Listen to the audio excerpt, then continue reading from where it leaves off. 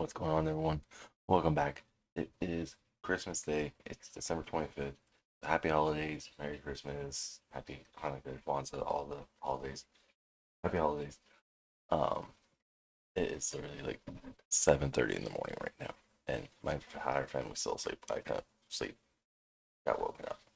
Um, so with that said, welcome back to day two of our week-long stream of 2Guys1Gamepad Season 2 Recap Video Edition.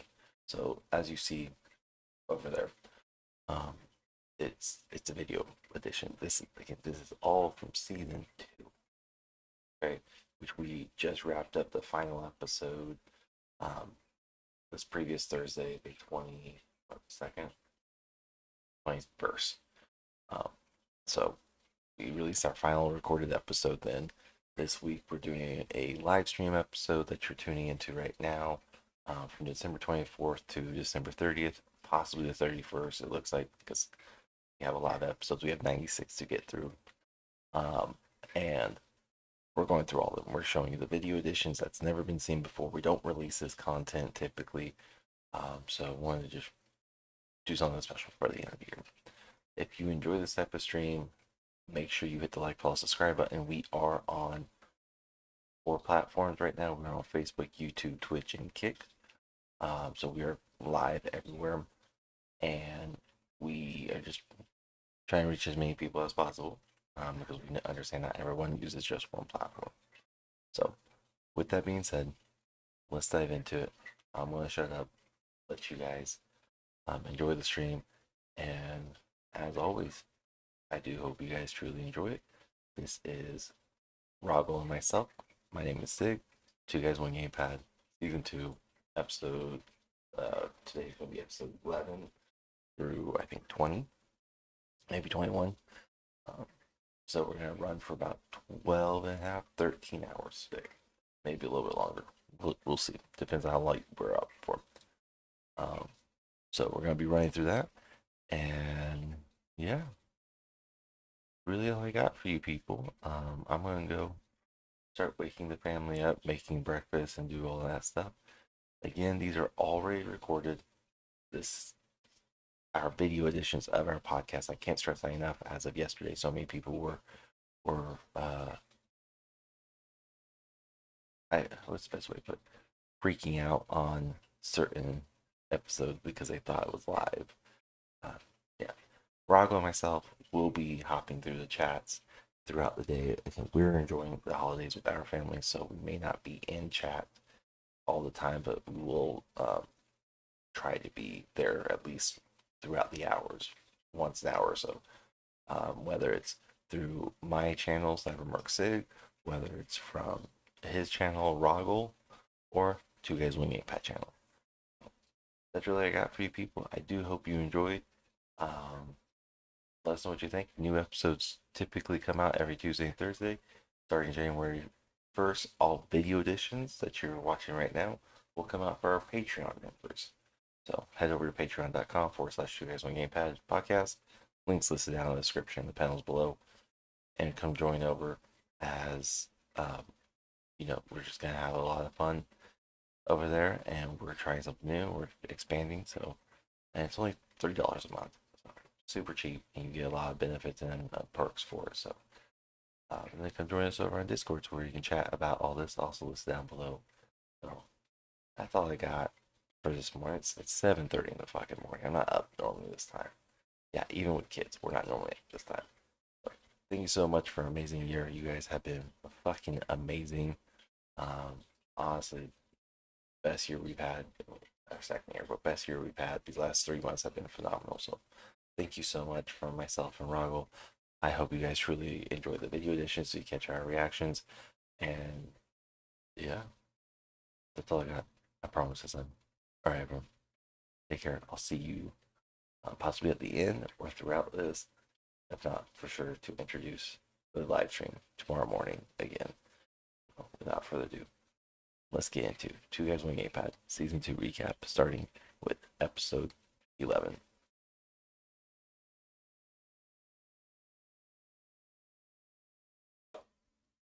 What's up, everybody? Welcome back to another episode. I am Rahgel, here with the Simplicious one, drinking his pink drink. My Sig, second one of the night. your second one. He's so grown up now. So good watching our kids grow up these days. So proud of you. You become half the man I thought you would be. It's okay. Or a It's what happens quarter. in the Air Force. Manliness is not taught in the Air Force. It's only frowned upon. No, but my ass looks good in this chair. Sure it Very, does. very comfortable with this lower lumbar support. Get up and spin around for us and let us see what you got. No, I'm okay. Let's not cancel this too quickly.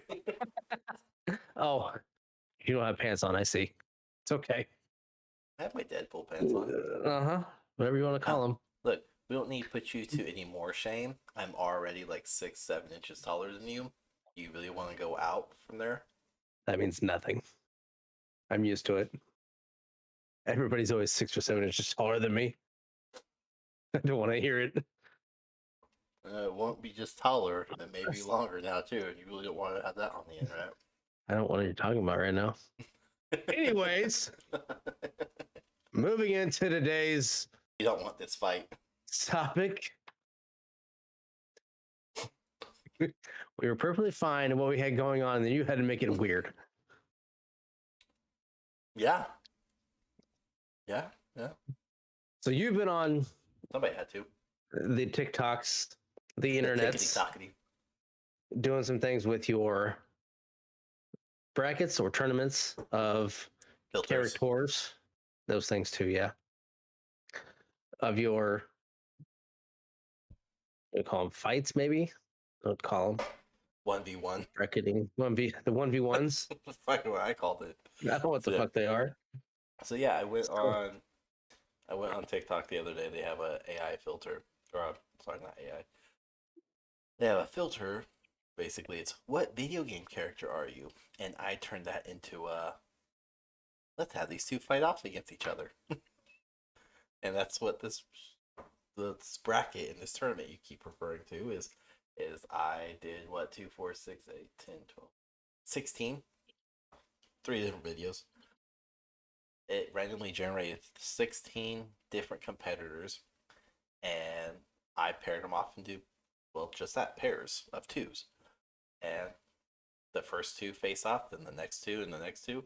And it's all types of video game characters from all types of video games. So I think this will be a good one, but in my head, I already have a preconceived notion of I think I know who's gonna win. I have a very good idea as well, so we'll see. Like which one or two may win. But yeah. So another tournament. And I love these. Just purely for the fact of the craziness. And this one is not like the last one where it was all pre-selected for us. It was purely, it's 100% random. I had no say in this. You can watch all of it on TikTok as it happened. I didn't re-roll or reselect. It was just, it is what it is. So like, thankfully we have, I don't know, Tails is a female. I always thought Tails was a female. I'm pretty sure it is. From Sonic and Sonic the It's a Hedgehog. guy. Tails is? Mm-hmm. I'm gonna Google search this just to ruin my Google In the show, he was I mean, the guy did his voice, but I mean, it doesn't really mean anything. But in the show, he was a guy. That's a boy, yeah. Mm-hmm. Yeah. Oh wait, hold on. Yeah, it's Tails from Sonic the Hedgehog is male, but the voice actors are predominantly females. So there's only been 2 males who have ever voiced him. Anyways, so yeah, we have one face-off that will be male versus female, but the rest are pretty equal fights. So we'll see. Okay. Yeah.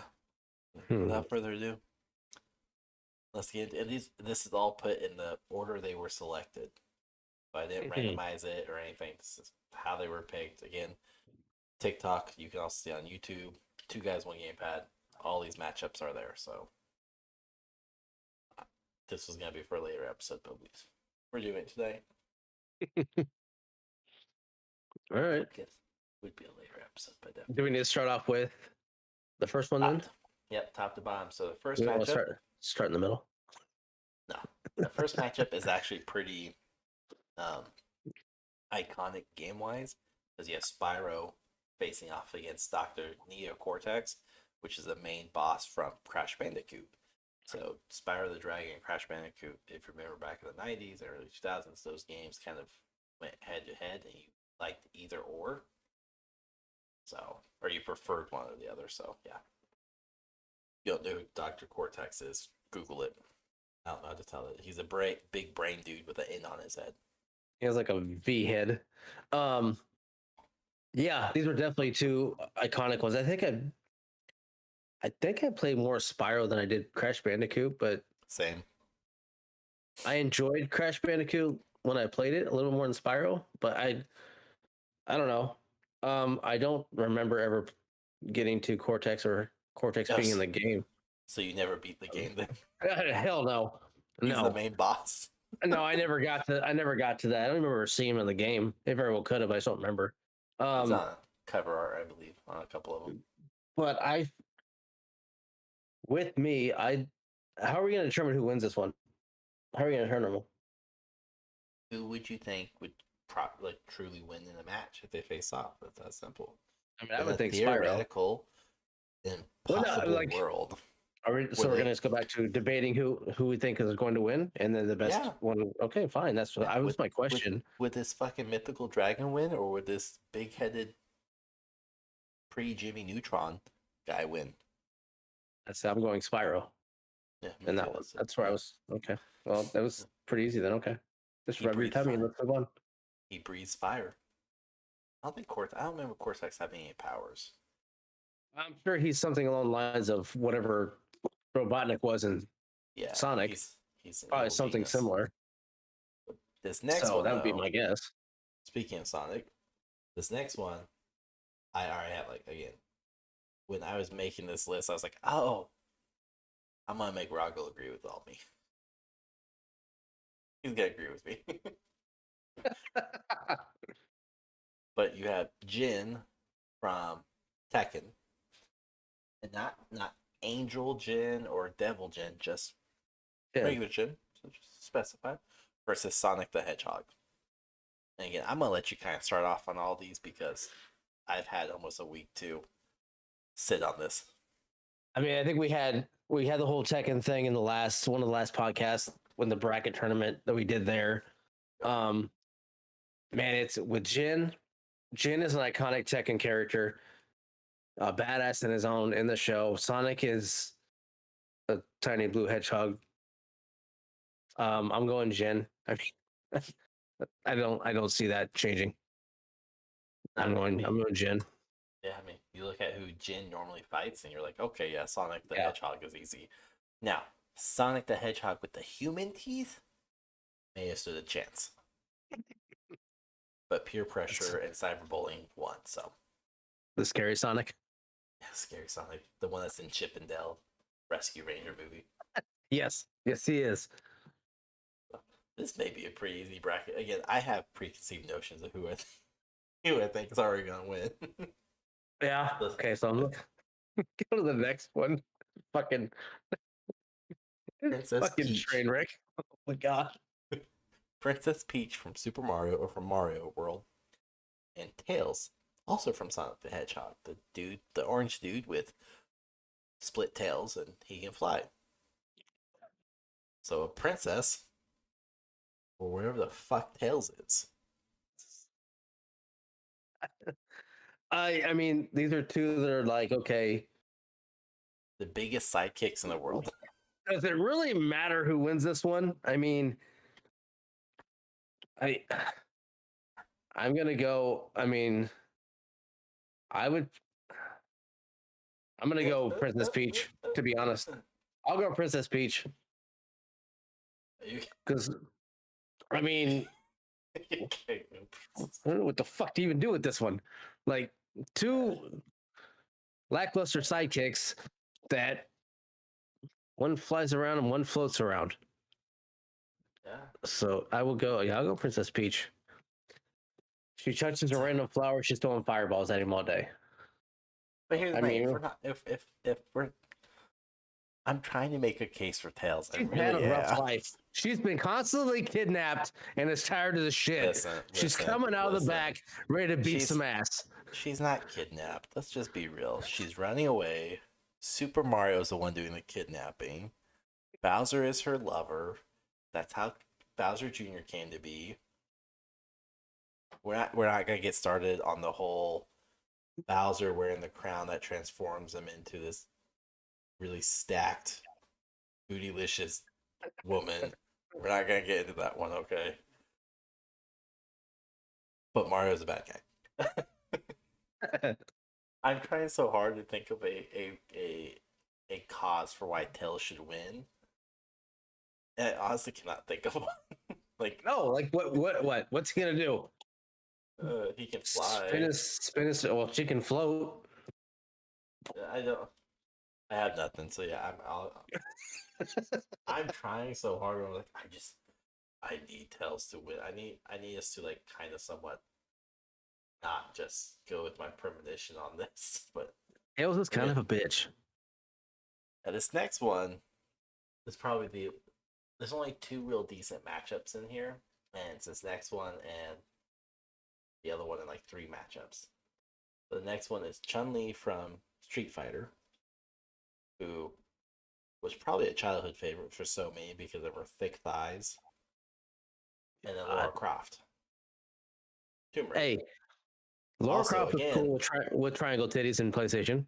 I get, but that was an error on the programming side. That literally the owner was like, "Yeah, no, keep it in. She looks better with big boobs." So, but again, if we're talking about a Street Fighter versus Tomb Raider, female version of Indiana Jones, probably more badass than Indiana Jones, honestly. So I would agree. I'm gonna let you pick and explain first, and I'm either gonna decimate you or just agree with you. I mean, okay, so look at the characters that Tomb Raider has to deal with in her game. I mean, she's got random shit. She doesn't have some big green, orange-haired burly freak that rolls at her, and another robotic weirdo in a sailor's cap with a cape on trying to kill her. I mean, Chun-Li's had a rough life. Chun-Li has, in her own way, earned her respects many ways through thick thighs or not, to do her own thing, beat ass, and pretty much. And Lara Croft, can jump from rock to rock and swing on vines and shoot guns. She's gnarly with the bow. She's gnarly with the gun. Like, she's a hunter. So stealth is kind of her game. Chun-Li is definitely a hands-to-hands fighter. Yeah, I mean, once you're out of bullets and arrows, and it comes down to it, are you saying Chun-Li could fucking kick those bullets and arrows away? Is that what you're really going at right now? Yeah, you never know. I'm going Chun-Li. If you cannot persuade me otherwise of going with no, I can't. I was just trying to make I'm just trying to make an excuse for Lara Croft. No, you can't. Not this one. I mean, this one's a lot more suitable than really any of them. Yeah. Anyways. Oh, this next one's another male versus female. I forgot. Yeah. Diddy Kong versus Coco Bandicoot, which is the sister or whatever of Crash Bandicoot. So yeah, a monkey versus. She's a fox, right? Yeah. Whatever. I don't know what the fuck she is. I think she's a fox, isn't she? She's kind of a. What the hell is she? I don't know. She looks like a female Tails, kind of, without tails. All right. Anyway, with this one, you have looks like 2 teenagers that are going to go at it. One with gigantic hair, and the other one with a baseball cap on. I mean, Diddy's been through some shit. Diddy has seen some shit. He's drowned a few times. Quite a few times. He's been thrown off of a railway in the caves. Yep. He can ride ostriches and frogs and swordfish. Yep. Yeah, I mean he's seen a lot. He's been through a lot. Been through some shit. And having an older brother of Donkey Kong, he's also been thrown into the kidnapper. Just been because of Peach again. Again, is he really the kidnap? Is he really kidnapped? Maybe she's just a whore. There's always that too. Thing for big guys. Donkey Kong was not tiny and Bowser's not tiny. Maybe that's what it is. So we're coming to realize that Peach is an easy woman. She's a whore. With this one, I think I'll go Diddy in this one. The man's had a rough life of standing in his brother's shadow. Coco can do the spinning thing in the shadow of her brother Crash. Like she can do that really spinny thing, that really fast spin. She can break open crates and she can destroy some TNT and survive, and she gets apples. Cool. I mean, apples versus bananas. Apples wins. They hurt more when you get hit by them. Just talking from experience. And she has a height advantage. But bananas will make your car spin out of control. Okay. Apples will kill your car. What's your point? There's no apples in Mario Kart. There is in the game that Crash Bandicoot's in with that race car one. That doesn't count. It was Super Mario Kart then. I don't care who wins this one. I thought Diddy would win because I was like, I don't remember Coco too much except in like one game. I just remember her being a nuisance. I don't remember her at all. She was, I believe, in Crash Bandicoot 2. This is when we first saw her. Okay. It's been a while since I played those games. I'm not under 10 anymore. I don't know. We can go. I don't know. No, fuck that. Diddy. You can't persuade me otherwise than Diddy. Not really outside of this one. We're really just picking the people in the top. If you look at the bracket, it's the top. Anyway. Well, okay. Next bracket. Really? That's gonna be the same fucking thing.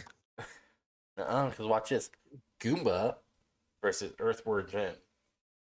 But Earthworm Jim's on top. They didn't know that if you didn't say that shit out loud. I did. Okay. Please, no, let me hear your argument for this one. Tell me how a Goomba can beat Earthworm Jim. Please enlighten me how an underbidden fucking mushroom with 2 feet, no arms, and gigantic eyebrows can come through and beat Earthworm Jim. Look, if they can take on Mario and Luigi and Yoshi and kill him in just one touch, they got the magic touch. Just touch your death and Mario dies. So does Yoshi. And so does Luigi. And everyone else.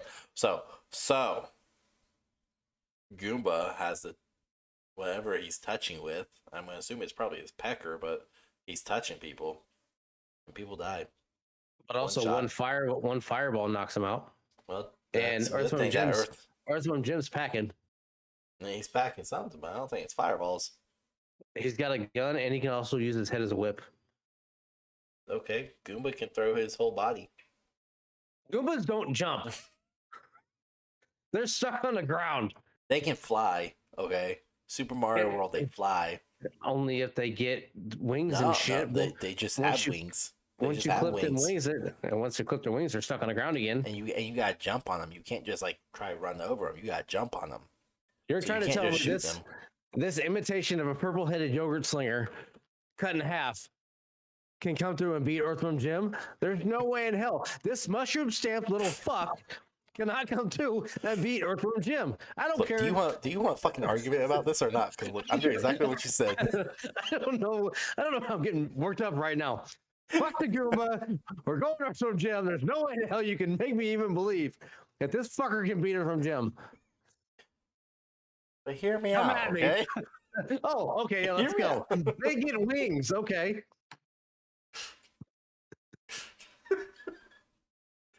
hear me out. Hear me I'm out. trying.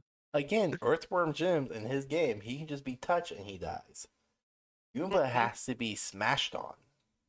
He has to be double stomped or butt slammed. Like he's not always dead in one shot. What kind of Wish.com Super Mario did you play where you had to jump on him twice? They had wings. What the first one took the wings, the second one killed him. Yep. But still, one hit and disabled him. It just made him from flying to ground. You still have to get him on the ground. Earthworm Jim's still packing a gun. Just saying. He could and a Buzz Lightyear body. Which, how's he shooting? He has no arms. He has arms. He is an earthworm named Jim. Earthworms do not have arms. They are a spaghetti noodle. He gets in the suit and he takes over. So what if Goomba touches him, he falls over and Goomba takes the suit. Now it's Goomba versus Jim. It's Earthworm Goomba. Then you have a live action Super Mario version right there of the Goomba. That's exactly what happened. They all went through and killed Earthworm Jim multiple times, and that's why they're not moving around like they were in the movie. The fucking 80s. Yeah. It really is. That's what happened. Look, I'm just trying to make an argument, okay? They jumped the Sega, killed Earthworm Jim, and came back to make that movie. Killed the Sega, killed the Dreamcast, just to return. Yes. All right. I'm just going to make an argument to make an argument. That's all I was doing because somebody said, make an argument. I want to see you try it. And I did. And you got worked up because there's some valid points, apparently. This one is probably the only legitimate matchup, though. Bowser versus Donkey Kong. And Smash Brothers, I'm just saying, Super Smash Brothers, Bowser wins. Mario Kart, it's a 50-50 thing. Mario Party, though, Bowser has better dice. So a giant turtle pissed off or a gorilla.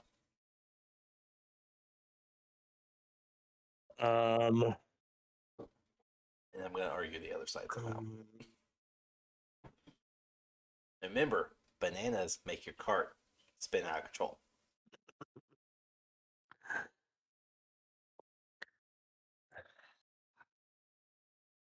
Now, size-wise, this is just like King Kong Godzilla. How are we doing this now?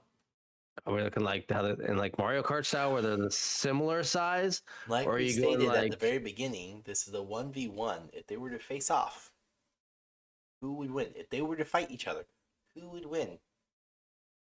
You can take whatever speculation, theoretical bullshit you want. Who would win if these two went mano-a-mano and fought? This is almost like a legit King Kong Godzilla style because... Oh, it's almost like they were designed after those type of people. Well, they weren't because they were out first. But anyways.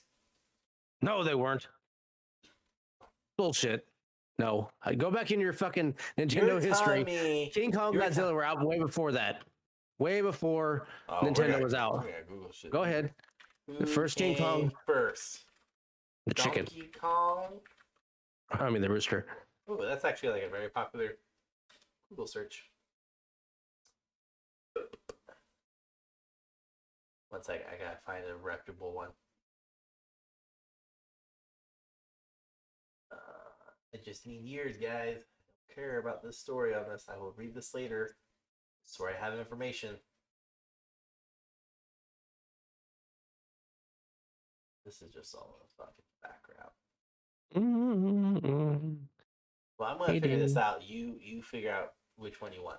I will bet that King Kong Godzilla, either one of them, came before Donkey Kong and fucking Bowser. I mean, there are, I believe, 1930s movies of King Kong. Yeah, but Nintendo started with a trading card company, so. Get fucked with your stupid cards and shit like that.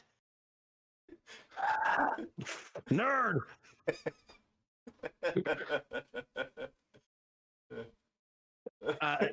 You're fucking. No, that was in like the 80s, though. It was not.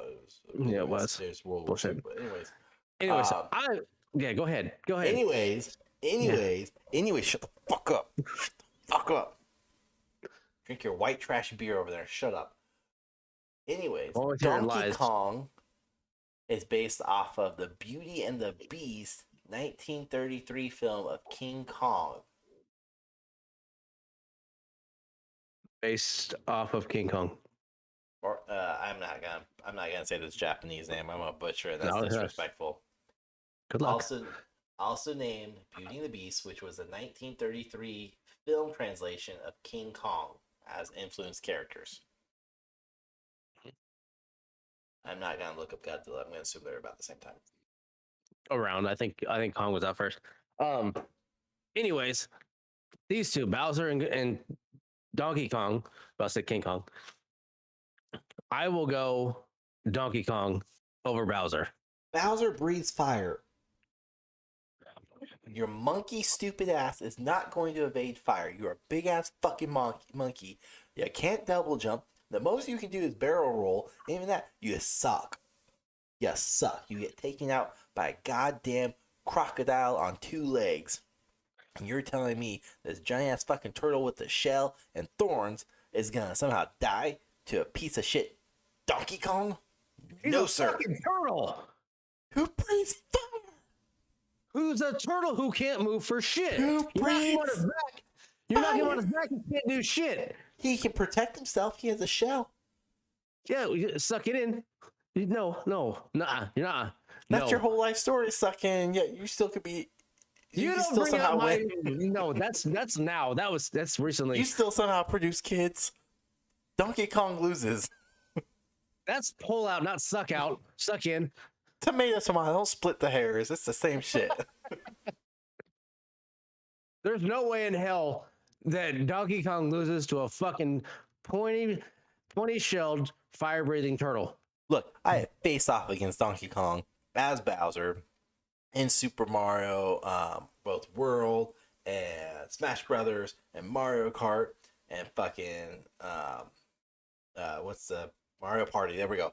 And Donkey Kong always fucking sucks ass. Always. Bowser. You shut your whore mouth here, okay, Princess Peach? Are you shut Donkey your Kong whore or mouth? Bowser? Are you Donkey Kong or Bowser? Bowser. Maybe you turn up the level, make it a little bit harder on yourself. They're on expert and they still suck. Take it off easy. And even when I played Donkey Kong a few times, his moves suck. He's like all the big guys in wrestling. He sucks. He has 5 moves. He's not good. How many Bowser games? He has a banana. Donkey Kong games? How many Bowser games are there compared to Donkey Kong games? That's not relative. That's not relative. Yes, it is. No, okay. Then all Super Mario games are Bowser games because Bowser is the focus of all Super Mario games because of the whore, Peach, is sneaking off to Bowser's castle. And then Bowser is losing property because that fucking plumber wannabe Italian piece of shit Mario comes out and rescues this 2-cent whore who can't keep her damn legs closed for Bowser's dick. She's not chasing after DK. She had 2 games with him, and she's like, he's not good anymore. Bowser all the way. She produced a kid with Bowser. What'd she do with Donkey Kong? Nothing. What kid? Bowser Jr. He literally says in Mario Sunshine, "That's my mom. I took my mom." You fucking read all this shit. All right, I will give you. Bro, I played Nintendo. I will give you fucking worship Nintendo. I will give you Bowser. Fucking horse shit. Spiky and fucking turtle. This is bullshit. Go ahead. Defend your somehow unevolved, unadulterated Donkey Kong. Unevolved. He has opposing thumbs. He's still unevolved. Or else he'd be a human. No, fuck that. You have way too much to even try and come at it now, so it doesn't matter. You have it set in your head that this fucking spiky shelled fucking turtle can come at me and beat Donkey Kong. No, It's okay. Yeah. No. No way. Make I'll give it to you. make a legitimate argument that your piece of shit monkey would He's win. a gorilla. He's not a monkey. He's a gorilla. He's a fucking primate, and they didn't evolve, or else they'd be us. You lose, motherfucker. Donkey Turtles Kong has been literally around beat forever. almost. What? Yeah. Donkey Kong is literally better. He can't even beat Super Mario. He can't beat Super Mario. He loses to Super Mario. Super Mario gets Princess Peach, and that's probably why Peach ran away. Because Donkey Kong can't even fucking protect her, except for Bowser can. Bowser also. No, Bowser keeps taking him, so clearly Mario cannot protect her and keep her, because Mario doesn't have a good pipe, and clearly Donkey Kong doesn't have a good pipe. And speaking of which, gorillas have the smallest penis when compared to body ratio. Documentaries prove that one too. You watch way too much weird shit. From the creators of Nintendo to monkey dicks to people stuck on islands completely naked. I want nothing to do with your Netflix algorithm, anything you have on Amazon Prime. I want nothing to do with this. And if your house is raided and they find even weirder shit, I would probably believe it, because you literally just said you watched a documentary on monkey dicks. Not on monkey dicks. I watched a documentary about primates. Okay, it's really old.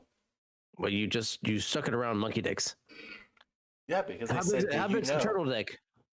Do turtles have dicks? Relative, yeah, they have fucking dicks, you dumbass. I don't know. I don't check. Relative to their body size, it's bigger than the gorilla dick relative to its body size. So what I'm saying is Donkey Kong could just whip it out and bitch slap.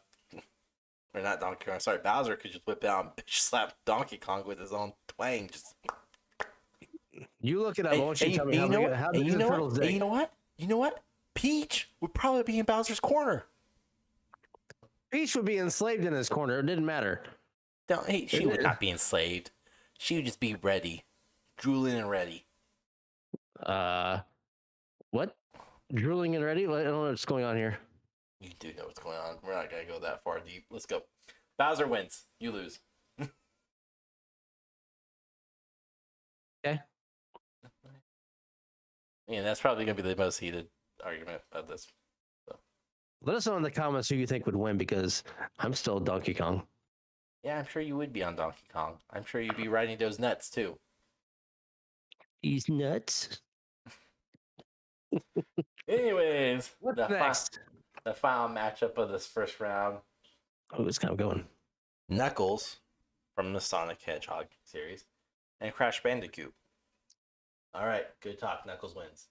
I'll let you make the excuse why Crash should win. I don't have one. Nope, you gotta make it. I made one for everyone else. He's a triangle-shaped body with shorts and tennis shoes and a weird haircut. He apparently has apples everywhere. I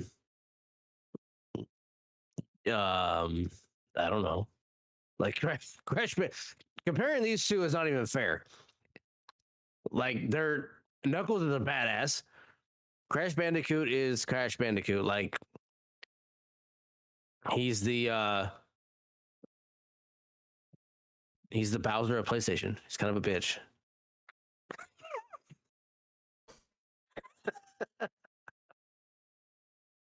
I don't have any way to even try and make an argument for Crash Bandicoot against Knuckles. I don't have one for Crash Bandicoot. That's the only reason why I wanted you to make a stand for it. And also, again, go back. The top one did win again every time. You chose Bowser just to keep that going. Just saying. I was trying to show some diversity in our bracket, but you had to fight for it. Don't you mention diversity in here. You are no better than the horror Princess Peach. You shut your whore mouth. All right, moving on to the next one. Do we go from the bottom up or bottom? That's what she said. Top down. That's what he said. Oh, let's just keep going top to bottom, because that's Okay. also how you read. I know that's a new concept to you, but that's how you read left to right. Top Why to they bottom. make movies. God, I hope you go blind. Fuck you. Sorry, I hope you go deaf, not blind. I don't want you to be able to hear the movie. I want you to just be able to see it, how to read. I'd fucking read it. No. All of it. Anyways, round 2. Spyro versus Jin.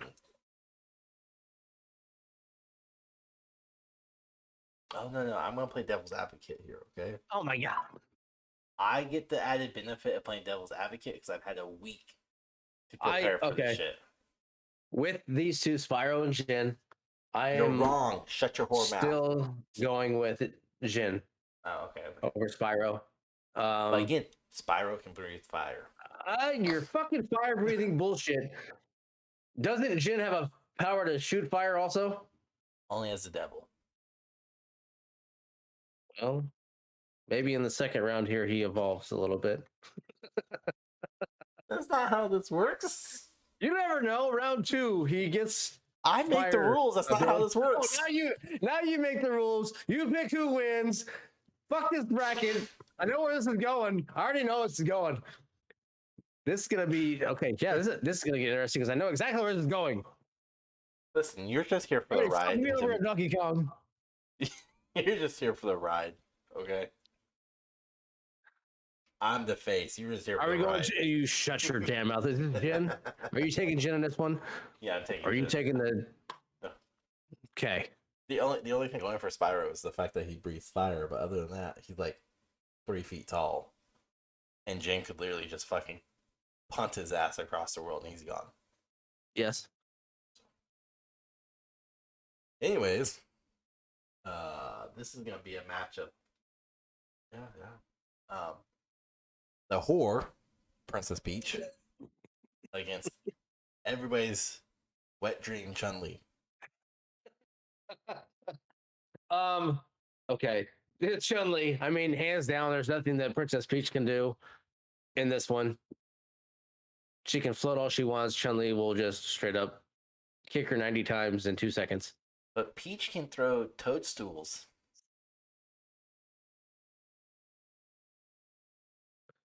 What was your argument for that against Lara Croft? Didn't need it. Oh, no, it was Tails. Never mind. She can throw toad. Who gives a shit? Chun-Li will kick it back at her. Yeah, but she can throw multiple ones at a time. So Chun-Li can throw multiple kicks at one time. Literally, multiple kicks at one time. Princess Peach can suck. Chun-Li can blow? I don't know where to go with this. I'm just saying, she may be able to tap out Chun-Li. No, you're not Chun-Li. fucking turning this. No, just no. Stop. I don't even know where you're trying to go with it. Stop. It's not happening. I had a whole storyline ready to go. I don't even know where. For the sake of our show, let's move on before. I ruined it with the wrestling top 5. Chun-Li for the win. Oh my gosh. Oh my god. We'll see if we made it to season 3. We'll see. We'll see.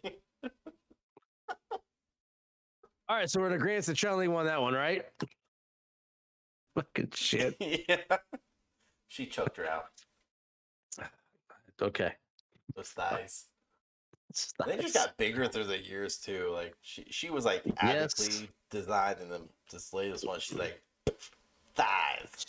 She worked out a lot. Look, she never skipped 8 days. She didn't skip a day. Anyways, next lineup: Diddy Kong versus Earthworm Jim. Go ahead. I take Diddy Kong in this one. But Earthworm Jim has a gun. Diddy Kong comes and from he's packing. Death from above, breaks the top, rips the earthworm out of the suit. Done. No, he's got guns. That's where I take it. Nope. Diddy Kong comes down, fucks him up, Diddy Kong would become a carpet or a wall mount. No way. Yeah. That hat. Diddy Kong. That Diddy hat Kong Jim was would wear. That hat Jim would wear. Yeah. Yeah. There's no way. No, Diddy Kong would win He it. has guns. Look, if Earthworm Jim can destroy a Goomba because of guns, he's gonna destroy a monkey. Diddy Kong has hands. So is Earthworm Jim. That's what you told me. Goomba didn't have hands We don't know that. to fight against it. There's no way. No. Maybe he was holding himself the whole time. That's why Diddy Goombas Kong are can so jump around fat that he can't trees, like hold it. dodging the bullets, So dodging can the rounds Earthworm coming Jims. at him. So can Earthworm Jim. What is Diddy Kong gonna throw? A fucking banana? Ooh. Yeah, smudge the covering. He can't see. Then he comes down, breaks it, rips the fucking. This isn't fucking Mario Earthworm Kart. out. This isn't fucking Mario Kart. That banana ain't gonna do shit. It's gonna smudge a little bit All of it's this gonna case. do is boost up his potassium level, and Earthworm Jim's gonna be packing some real heat then. He can't eat to his face mask. It's gonna cover his face mask. He's No, not gonna be able to see it. he doesn't have a face mask. He doesn't need a face mask. I feel like we're agreeing, but you're trying to argue with me right now. It's Earthworm Jim. No way. You think I'm sorry. Whose show is this? I think you're anti. Whose show is this? Oh, you're a fucking asshole right now. I think you're anti-primate. That's what it's coming down to. You hate fucking Donkey Kong. You hate Diddy Kong. Just because you couldn't beat the fucking games, it's all coming out now. So now you couldn't beat. You couldn't beat. I Donkey beat Kong. all of those games. That's why I hate them. Jr. They were way too easy. No, you're a fucking liar. They were anti-primate. easier. They were That's what it easier is. than Peach is on a Mario game. You're anti-primate. That's all it is. No, I see it as sucks. anybody sucks. with. I'm No, anti okay. you right now. Anybody that has opposing thumbs and a tail has no place in your book right now. Earthworm Jim has hands. You literally told me that last round. He has hands. Yeah, his suit does. So he has opposable suit thumbs. does. That's how he's able to do fire. You're trying to tell me that you think a Goomba should have beat Earthworm Jim? Yeah. You're get the fuck out of here. You just lost all credibility to this show, any ownership over anything. You're done. Sign it off. Night night. Bye, bitch. Again, Goomba, touch of death. Boop, he just pokes. Oh my Jim. gosh. Jim's done. I gave you Jim. Diddy Kong loses though. He has that tail. All Earthworm Jim has to do is grab it and lasso that motherfucker around, and Donkey Kong's dead. Or Diddy Kong's dead. Bye bye, Red. You're anti-primate. I'm anti you right now. Okay, Earthworm Jim wins. All right, Diddy Kong moves on. What? I knew you're an asshole. I told you I had to make an argument for you against you. I've had a week to think of all these theoretical fights. Yeah. And You literally have no life if you sit there and look at these and have scripted out each fight and each scenario. Hey, shut your mouth. I have ADHD and a lot of time to think at night. You're telling me you lay in bed. No, I lay in bed. I lay in bed and I go, oh, I'm about to fall asleep. And then my brain goes, hey, do you remember this matchup? And my brain goes, oh yeah, I do. And they start having a conversation and I go, what? I pay attention. I was like, yeah, that's a good point. Who would really win? Yeah, and that's one of those. That's the Facebook meme. I bet he's thinking about girls right now. Who would win between Diddy Kong or from Jim? Wrong. My brain goes on these rampants by itself. I don't sleep a lot. Told you. All right, next one. All right, so we have Jin versus Chun-Li. What? No. Fine. Bowser and Knuckles. All right, okay. I get to go first in this one because I want you to Go make ahead. your argument. Let's hear your fucking hard on for Bowser. Go ahead.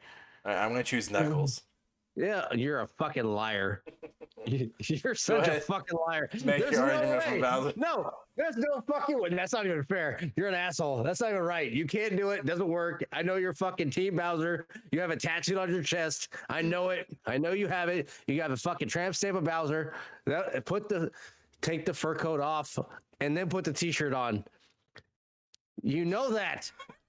T-shirt, then fur coat. It doesn't go the other way around. It goes the other way around. Always. You and your pepperoni nipples need to calm down. You're not gonna fuck me on this one and say, "Oh, Knuckles wins." No, Make it. You shut your whole mouth and listen. There's no fucking Listen way here, you fucking you're gonna slut. come You here make the and decision. make me go, "Oh, Bowser wins this one." When I fucking don't even want Bowser in this one. Donkey Kong should have won it against Knuckles, and I would have almost gone Knuckles beats Donkey Kong. But you know what? Fuck Bowser. Yeah, Knuckles wins. Moving on. All right, Bowser, good Next choice. round, you son of a bitch. Welcome to the fucking Sig picks everything and nobody likes it. Welcome to the Thunderdome, bitch. All right, so Bowser won. You think? This is horse shit. Oh man. Can't wait till the championship. Wonder who's gonna be in that one. I mean, we'll find out. This is an interesting matchup. All right, bottom to top. Oh, now we start at bottom. Okay, yeah, let's start there. Just to let you keep on raging about this Bowser thing. Please explain to me how Diddy's gonna win this when Donkey Kong cannot. Because you wouldn't allow him to, so therefore Bowser wins. There's no way. There's no way. I mean, I have no argument. You cannot take tiny ass Diddy Kong and have him beat your immaculate hard-on who is Bowser. Donkey Kong could not even defeat alligators who were half the size of Bowser. When did Donkey Kong fight alligators? Or crocodiles, where they are in the fucking game. A crocodile so much as in fucking Donkey Kong. And then that Super Nintendo game, Donkey Kong, very first island or very first world, he really has these jumping ass dancing fucking crocodiles. You're talking about Donkey Kong Country, not Donkey Kong. That's Donkey Kong still was fucking Nintendo. Donkey Kong. Hold on, not Nintendo nerd. Donkey Kong was Nintendo. Donkey Kong Country was Donkey Kong and Diddy in that one. Check the fucking TikTok. It's Donkey Kong from Donkey Kong Country. It ain't the pixelated 8-bit bitch from the regular Donkey Kong who can't hold down Princess Peach and beat a fucking Italian plumber. Well, just because he got leveled up and got a little more pixels and rounded out a little fur doesn't mean he still wasn't the normal Donkey Kong from the original one. And he's voiced by Seth, whatever his fucking name is in the new movie. Not Rogan. Rogan? No, it's not Seth Rogen. Yeah, he's voiced by Seth Rogen. In the new movie, the new Super Mario movie, Donkey Kong is voiced by Seth Rogen. So even look, they had to get some jackass to voice him to match his fucking persona. Luke is playing Bowser? I'm sorry. Are you going to diss Jack Black? Are you going to sit on here and say Jack Black is a bigger piece of shit than Seth Rogen? Yeah, one of a piece of shit, in my opinion. Fat fuck, wannabe comedic piece of shit. Seth Rogen's not funny. You don't like any of his movies? No, all his movies are fucking trash. I like Will Ferrell more than I do Seth Rogen. Start questioning a lot of things about you right now. That's okay. I question a lot about you, and that's just because you're for me. Start questioning a lot more, just even after the whole Donkey Kong Bowser thing. Anyways, Donkey Kong would not win. I'm gonna look. So I'm not gonna stop that one. I will do you one better. I will upload a CPU versus CPU maxed out on their hardest level of Donkey Kong versus fucking Bowser. And I'll upload it. And then when you see that Donkey Kong gets his primitive ass wiped left and right by fucking Bowser, you can shut your goddamn whore mouth, close the legs, and lay all that fucking stink ass fish smell out, and keep them closed. This is a family friendly show.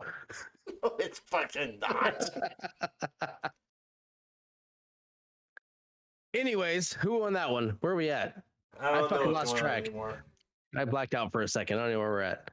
Oh, Bowser versus Diddy Kong. And then fucking Bowser wins. That was where we were at, Yeah, and then you no, fucking no, blacked no, out one no. weird. Shut the hell up. Explain this. How would Donkey Kong beat Diddy Kong? That's his own brother.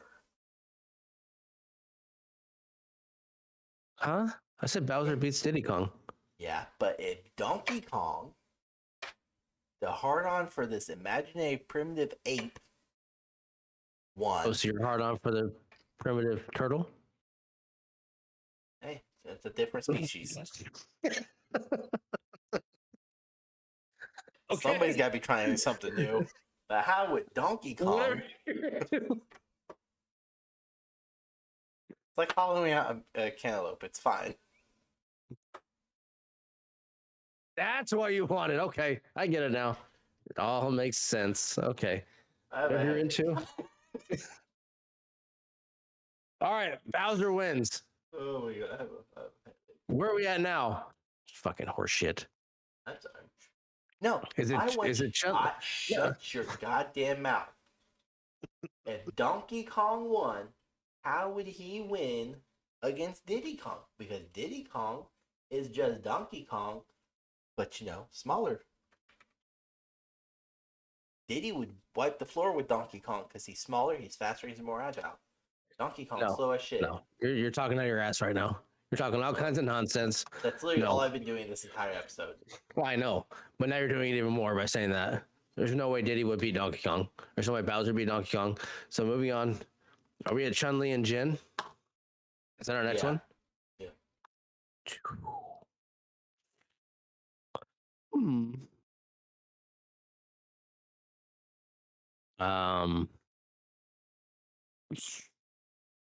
Damn. I'll sit here and wait. You may wait a little while because this one's tough. Depending upon who we settle on, will depend upon, or will honestly dictate who wins this.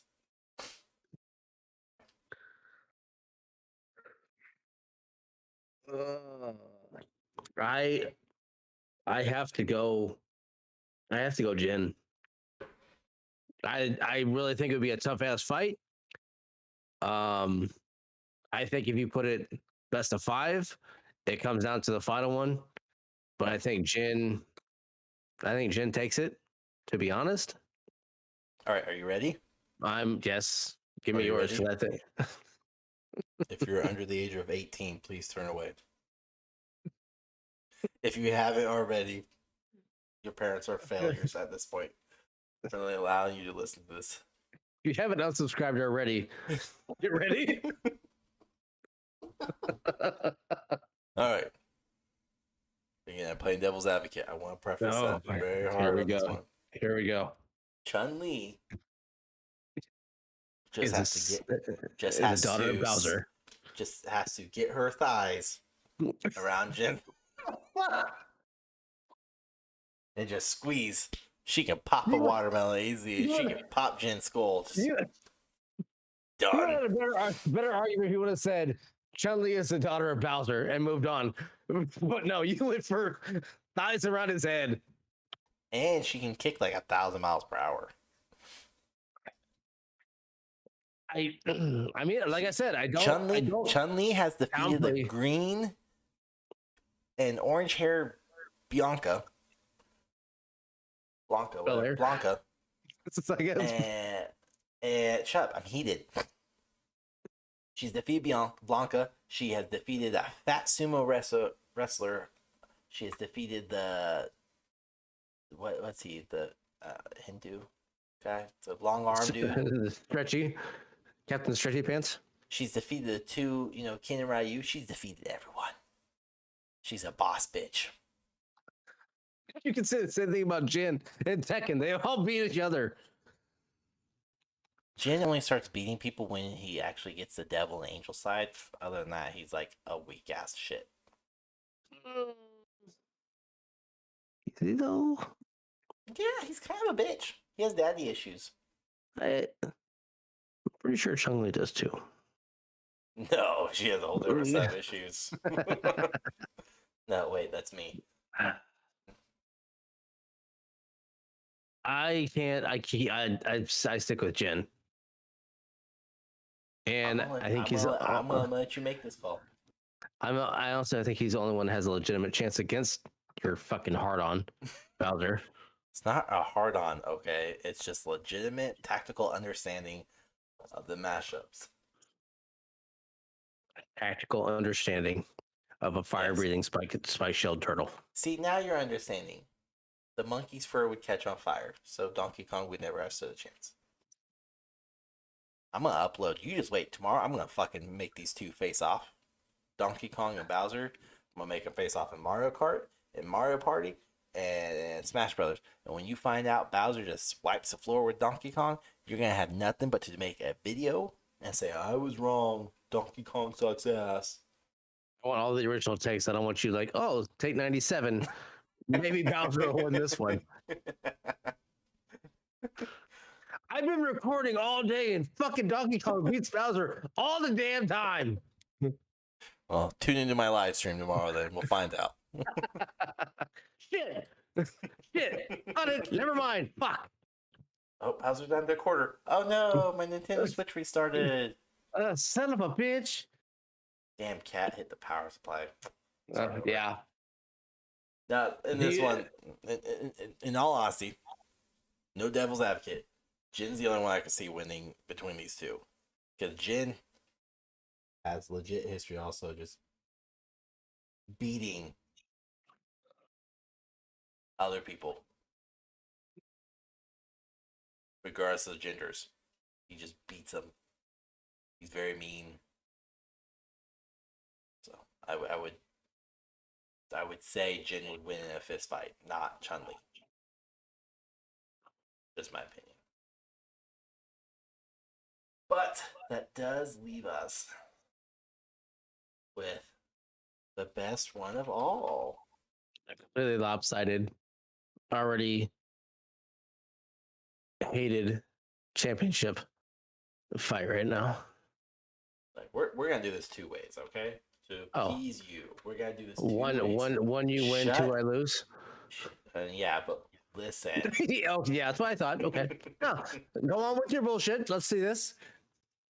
We will do this the way we both fucking quote win. We're gonna do Bowser and we're gonna do Donkey Kong because those are the only two who would have made it to this far on the bottom bracket. Agree? Agreed. Good.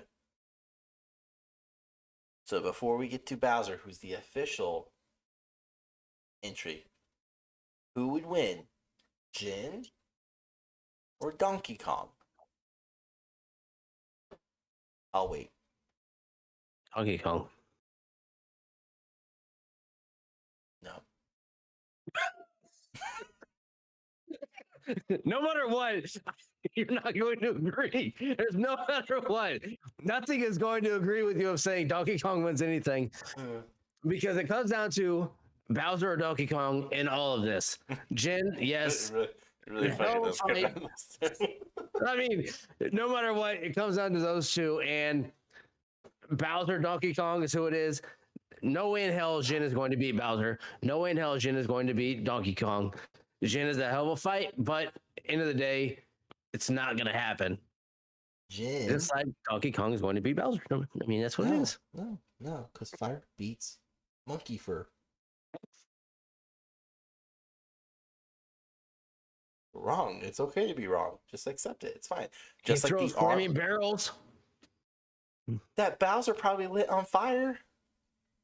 Either way, Bowser there's wins. still flaming barrels flying towards Bowser. And they're not gonna hurt And Bowser. turtles can't move fast. Fireballs never affected Bowser. Okay, never. You can spam that fire all you want, and he just sits there like, "Fuck your life." Anyways, no, Jin would be the right answer for all of these. Yeah, perplexing, what right? fucking I'm way gonna without change my stance. without even trying to evolve into anything else, which he wasn't allowed to. He made it very clear he could evolve.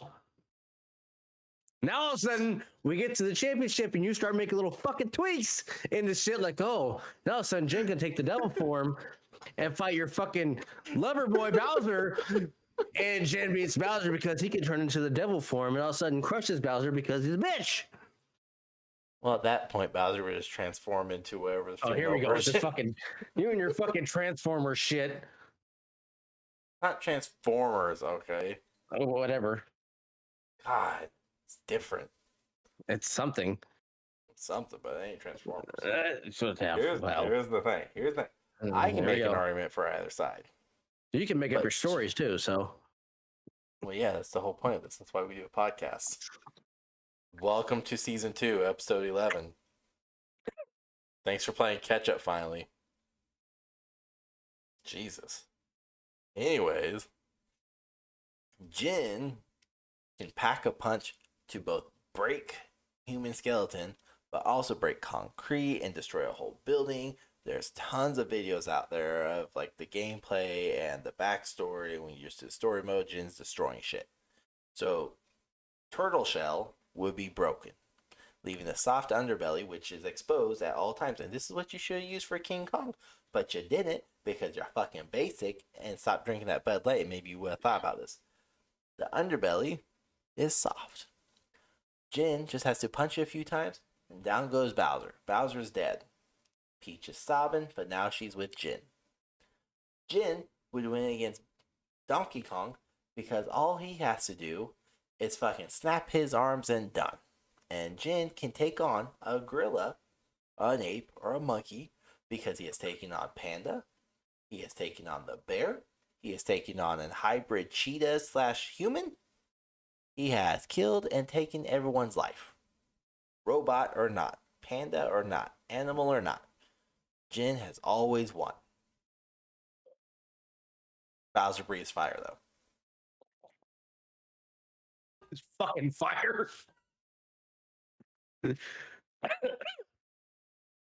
No. Just no. I want to hear you say it then. Donkey Kong wins. No. He's not in the final. He should be. Bowser should have been dead at the beginning. I don't take it. Donkey Kong is roasting over a spit right now because of the fire. Oh, shit. The fire. Even then, Bowser could flip upside down into the rotating thing with a spike and he would look like shredded chicken afterwards. Donkey Kong still loses. Nope. I still take Donkey Kong. And I don't, and in this one, I take Bowser to win it too over Jin. I don't see Jin winning this one. Because of the fire, right? Oh, God. Donkey Kong wins it all. He comes back from the dead. Zombie Kong comes back, kills both of them. Game over. You can't burn a zombie. Fucking eat a dick. Jin dies by Zombie Kong hand. He reaches down inside Bowser, fucking pulls his turtleneck out and kills him. And then he eats it. And then blows all over fucking Peach's face. He's gonna blow something over Peach's face. I don't think it's gonna be. No, I think it's gonna be Bowser though. Whatever he's got left. I saved one for you. So yeah, Bowser. All right. Yeah, you win. Oh, I win. Completely lopsided. Lopsided as fuck. It wasn't lopsided. Bullshit. Your face was lopsided. Now people say the NFL is rigged, which is bullshit, and this bracket was rigged. And that's not bullshit. This bracket was rigged from the beginning. You know the best part of this is the pure fact that I went into this originally. Was Bowser winning? Like, no. With DK winning. I was like, I'm going to see what Rahgel says, and based upon what Rahgel says, I'm going to have to play devil's advocate because I thought about this for a really long time, and I'm going to just make Rahgel look fucking stupid. You pissed him off. I'm gonna piss him off. That's the whole point of Good fucking job, because you did it. Dick. so you have to piss him off. It's the only Fucking way horse to swing shit. sides. I have to piss him off. I wanna-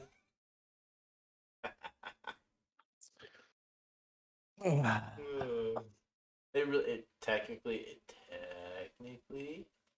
it really does come down to Donkey Kong versus Bowser, and Yeah. whoever wins that wins.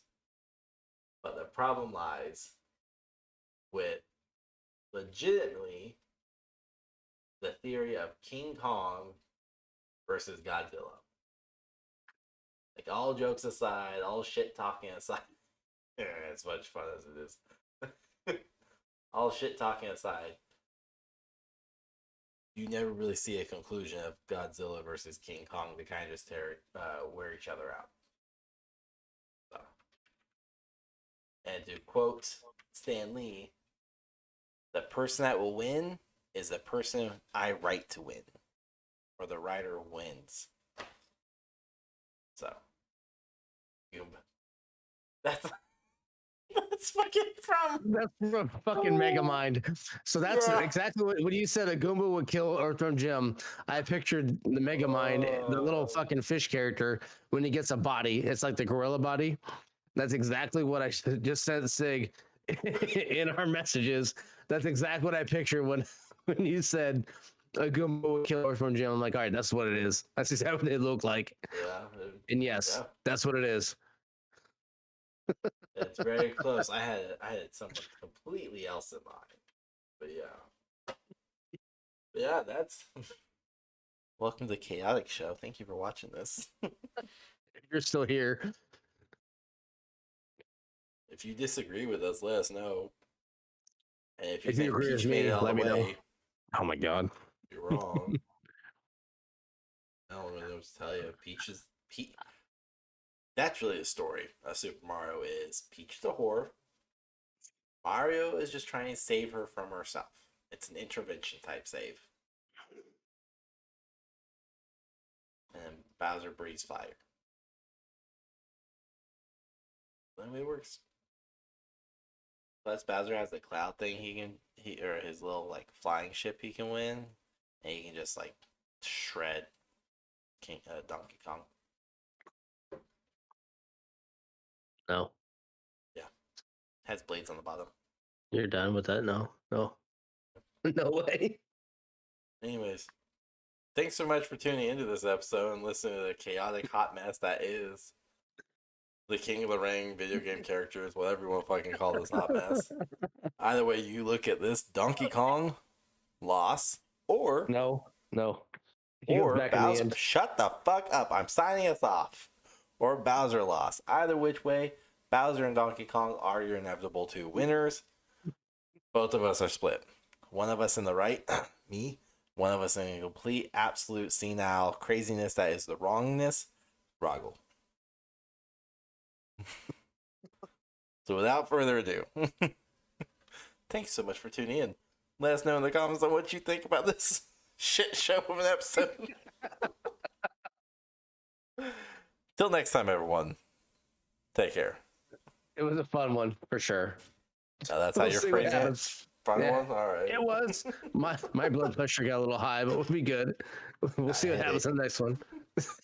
I don't know. We'll see. Till then, though. Bye, bitch. Welcome back to another episode. Is I, Sigalicious, Fergalicious, Fat Bottom Girl himself, acclaimed by Rahgel.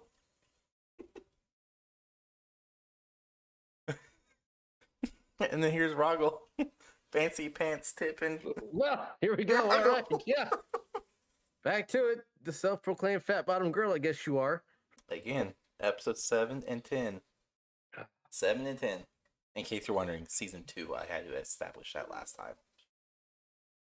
I forgot we're in season 2. I can't believe we're already. You're old. Shut your damn mouth. I can't believe we're that far into season 2. That's not treating me well at all. I wasn't expecting it to. It won't. Treating me like you do, abusive and mean. Not abusive. This is military, so you know this is like caring and sentimental. and Maybe. heartfelt. Everything I say comes from the heart. Just may sound aggressive and mean, but don't don't pick at it. You won't like what's underneath. Never know what you're gonna dig up, and it's never good. True. But with that said, speaking of digging stuff up, let's do something that we have not even talked, we have poked fun at, we have made jokes, and we have brought up multiple times through multiple episodes in both seasons already. And yes, that does mean season 1 and the current season, Rahgel, season 2. Okay? So, with that Okay, said, thanks. let's dive into this because I think it's gonna be hilarious. I think it's gonna be a good time. It won't be as fun as who should win, Donkey Kong or Bowser, but it should get up there. We'll see what happens. But what we're gonna be talking about today is none other than conspiracy theories. We I'm not getting over Donkey. Yeah, fucking Donkey Kong would have won. it wouldn't have, but neither here nor there. You lost the battle. It's fine. It's aired. You lost. There's a conspiracy against me in this podcast. I'm sorry. I mean, I'm when sorry, it comes to you're a baby video back games, bitch with the there's a weak conspiracy spine. theory against me when it comes to video games on this podcast. The bullshit that you spew between Tetris, Nintendo bullshit, and now thinking that Donkey Kong will lose to Bowser. It's all horseshit. Look, I'm gonna say this one last time. Bowser breathes fire. DK can throw a fucking wooden barrel. Oh, guess what? Bowser can catch it. But we're not talking about this because you lost. It's fine. Tuck your tail between your butt cheeks and let's move on. You lost. Get Put my onto tail it. in your mouth. You wouldn't know what to Get do on. with it. Some of us drink real drinks while you're over there drinking a bitch ass White Claw. Anyways, with hostilities out of the way, let's get Oh, there's into more to it. come. There's No, more to come. There's always more to come, always. We're not even going to act like it's a part-time thing.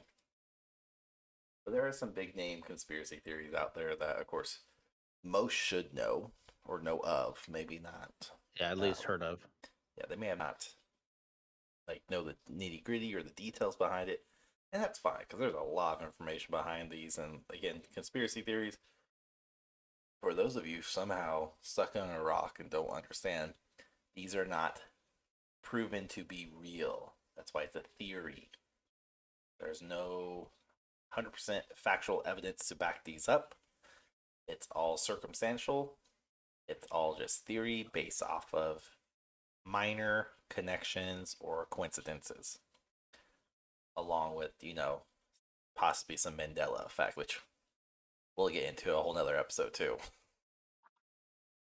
We're old and we got some Mandela effects between us. Yes. So, but with that out of the way, there's certain ones we won't be touching. I'm not even gonna bother talking about them on here, but we're gonna talk about one of the more infamous ones that still goes around to this day, and it's hand in hand technically. So two of the major ones right now is, and get ready for the shitstorm that's about to happen, and it's gonna be funny, is the moon landing was faked. And then the more current popular one that I still don't fucking understand how it's gaining movement and traction to this point, but flat Earth conspiracy theory, which I can say between the two of them, flat Earth is probably my more favored one to discuss or talk about, because I see and read all the theory, or not all, but majority of the theories out there that explain how the Earth would be flat and how the weight falls off and what's on the other side of the coin or the other side of the disc. Like, it's so funny. So I will let you pick which one you want to start off with. You want to start off with moon landing or flat Earth? Start with flat Earth. Let's get Alright. the flat Earth people going. They're called flat earthers. Yeah, those people. Very two-dimensional name. Nothing fancy about it. It was like, yeah, I guess. But I don't know. Like, do you believe it or not? No, Okay, because again, so we agree on that. I was hoping you would just for shits and giggles, but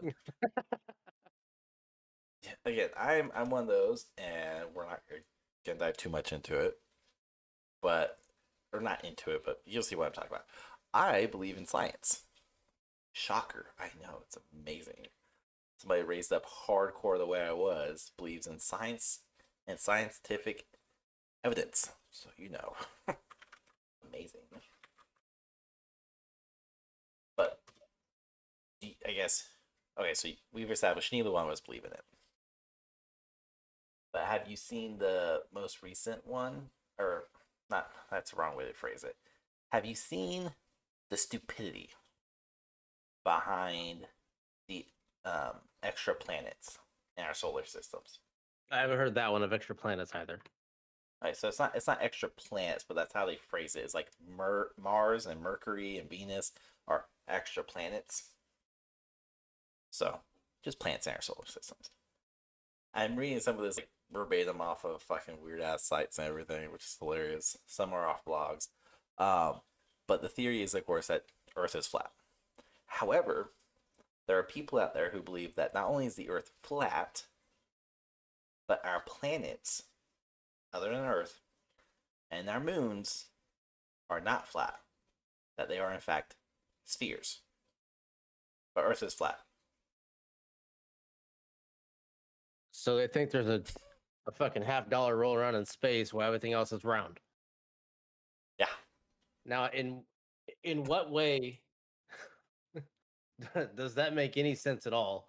Of Earth got stuck between two planets and rolled flat, while the other one stayed With round. the moon would also still be round. So our moon is round, our sun is round, all the planets are round. Earth is not round. So how are those possible? But the Earth is flat. How are those ones round, but the other ones aren't? Like if I could bring a flat earther on here without getting myself like put in a restraining order, it would have happened. But we know damn good well that would happen. Trying to figure, like, obviously, okay, water. Where does it go? Does it fold around to the other side and just keep flowing around and then go back around? Like, how Right, does so that make any there's sense? right again. I will let you ask all the questions. I will try to answer them to my best knowledge of what I discovered because I read shit like this for fun because it makes me laugh. I'm the one that reads documentaries and reports and everything like Nintendo or conspiracy theories. I read them all. I think they're hilarious. Yeah, Seriously, about that's your what reading of Nintendo. I had the Power magazine. Okay, leave me alone. Yeah, and then we'll talk about Tetris. That's hard. Never mind. Anyways, so there's multiple theories about the edge of the Earth and like how the water works and everything. One of them is it's an ice wall, so there is no way for water to circumvent the edges. So we have Game of Thrones style. Kind of. But on these ice walls, there are government officials, not military, because they don't want to classify them as military, but military-esque. Think Blackwater. You know, they're guns for hire, but they're not. They don't associate with the military, but they are military. Yeah.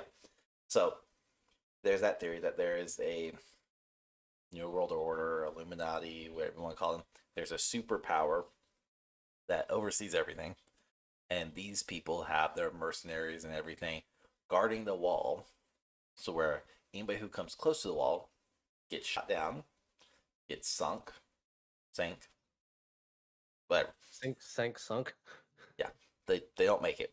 They eliminate these people. That's probably the most like interesting one.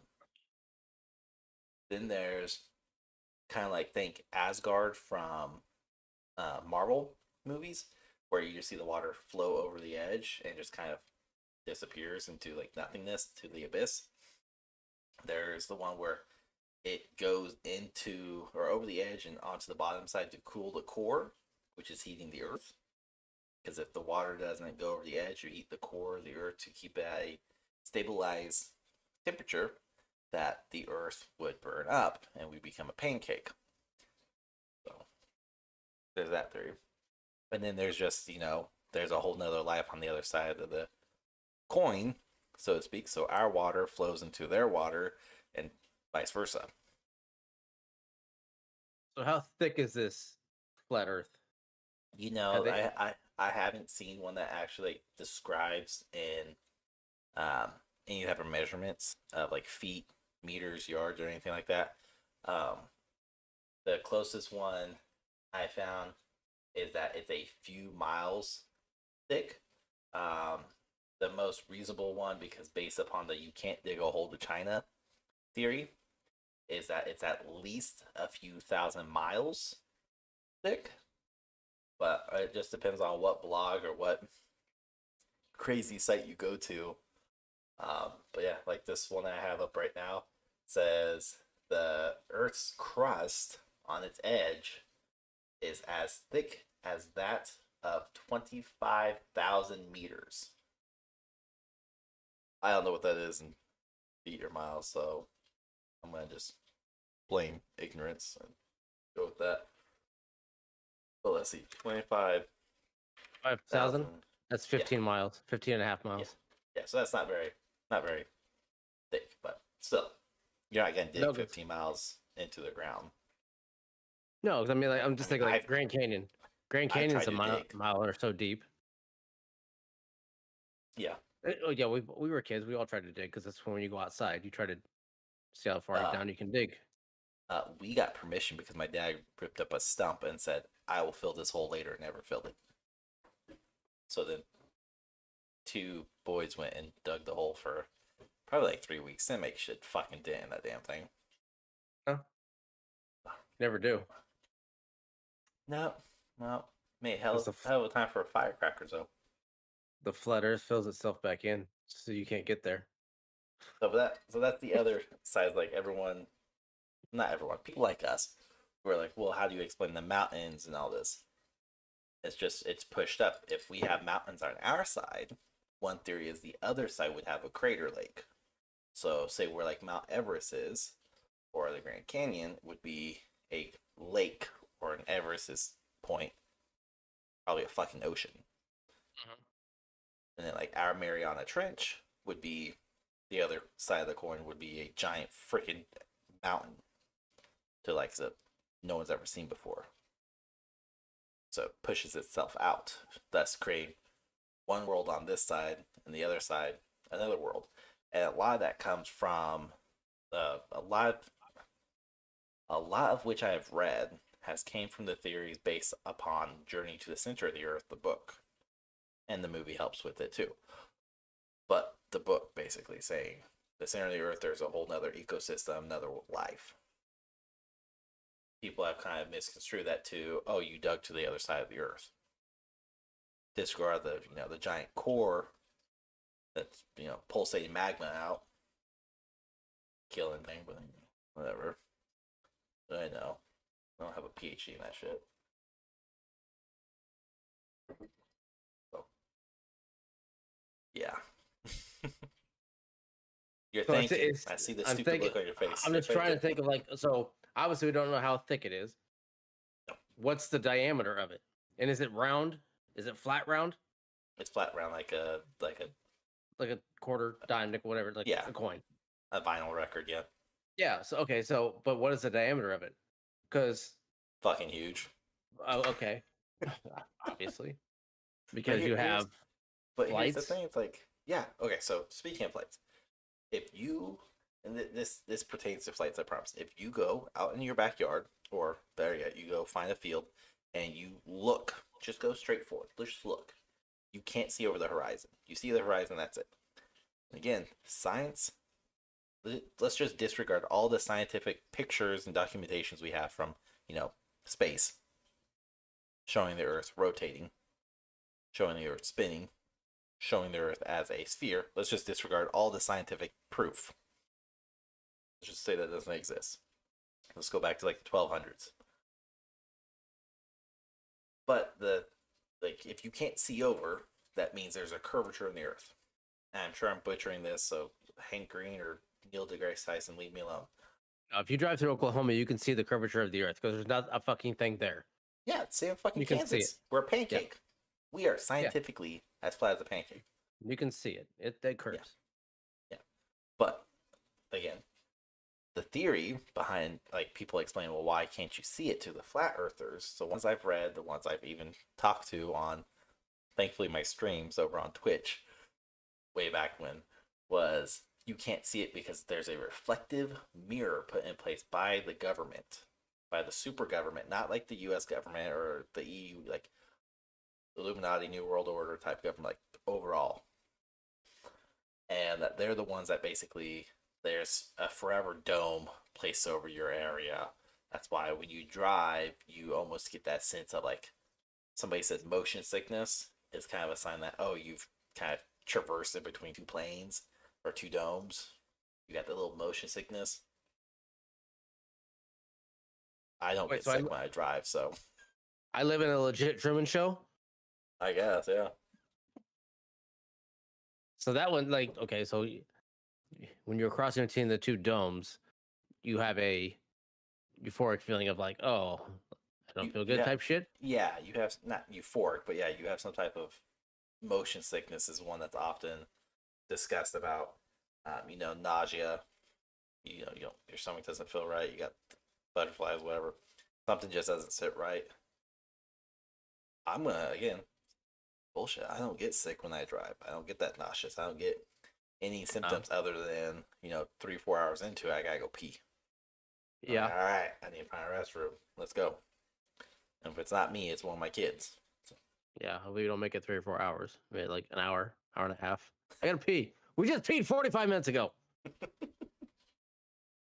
You have a pull-up on. I don't need it. Tough shit. Grab a bottle. But so yeah, there's that one. Honestly, like we're not going too deep into the flat Earth theory, just because this one could go like fucking all goddamn night, like literally all night.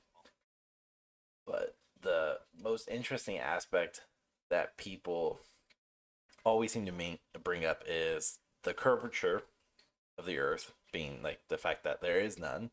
So there has to be something to explain it. So it's either giant mirror, giant dome, reflective surface, you name it. It's probably a theory out there that the Earth is surrounded by an ice wall is the most popular one, along with it just kind of combines in the other world's ocean. And that one's, quote, backed up by kind of think of Columbus when he was sailing the ocean blue. And it's like, oh, they didn't know the Americas were over here.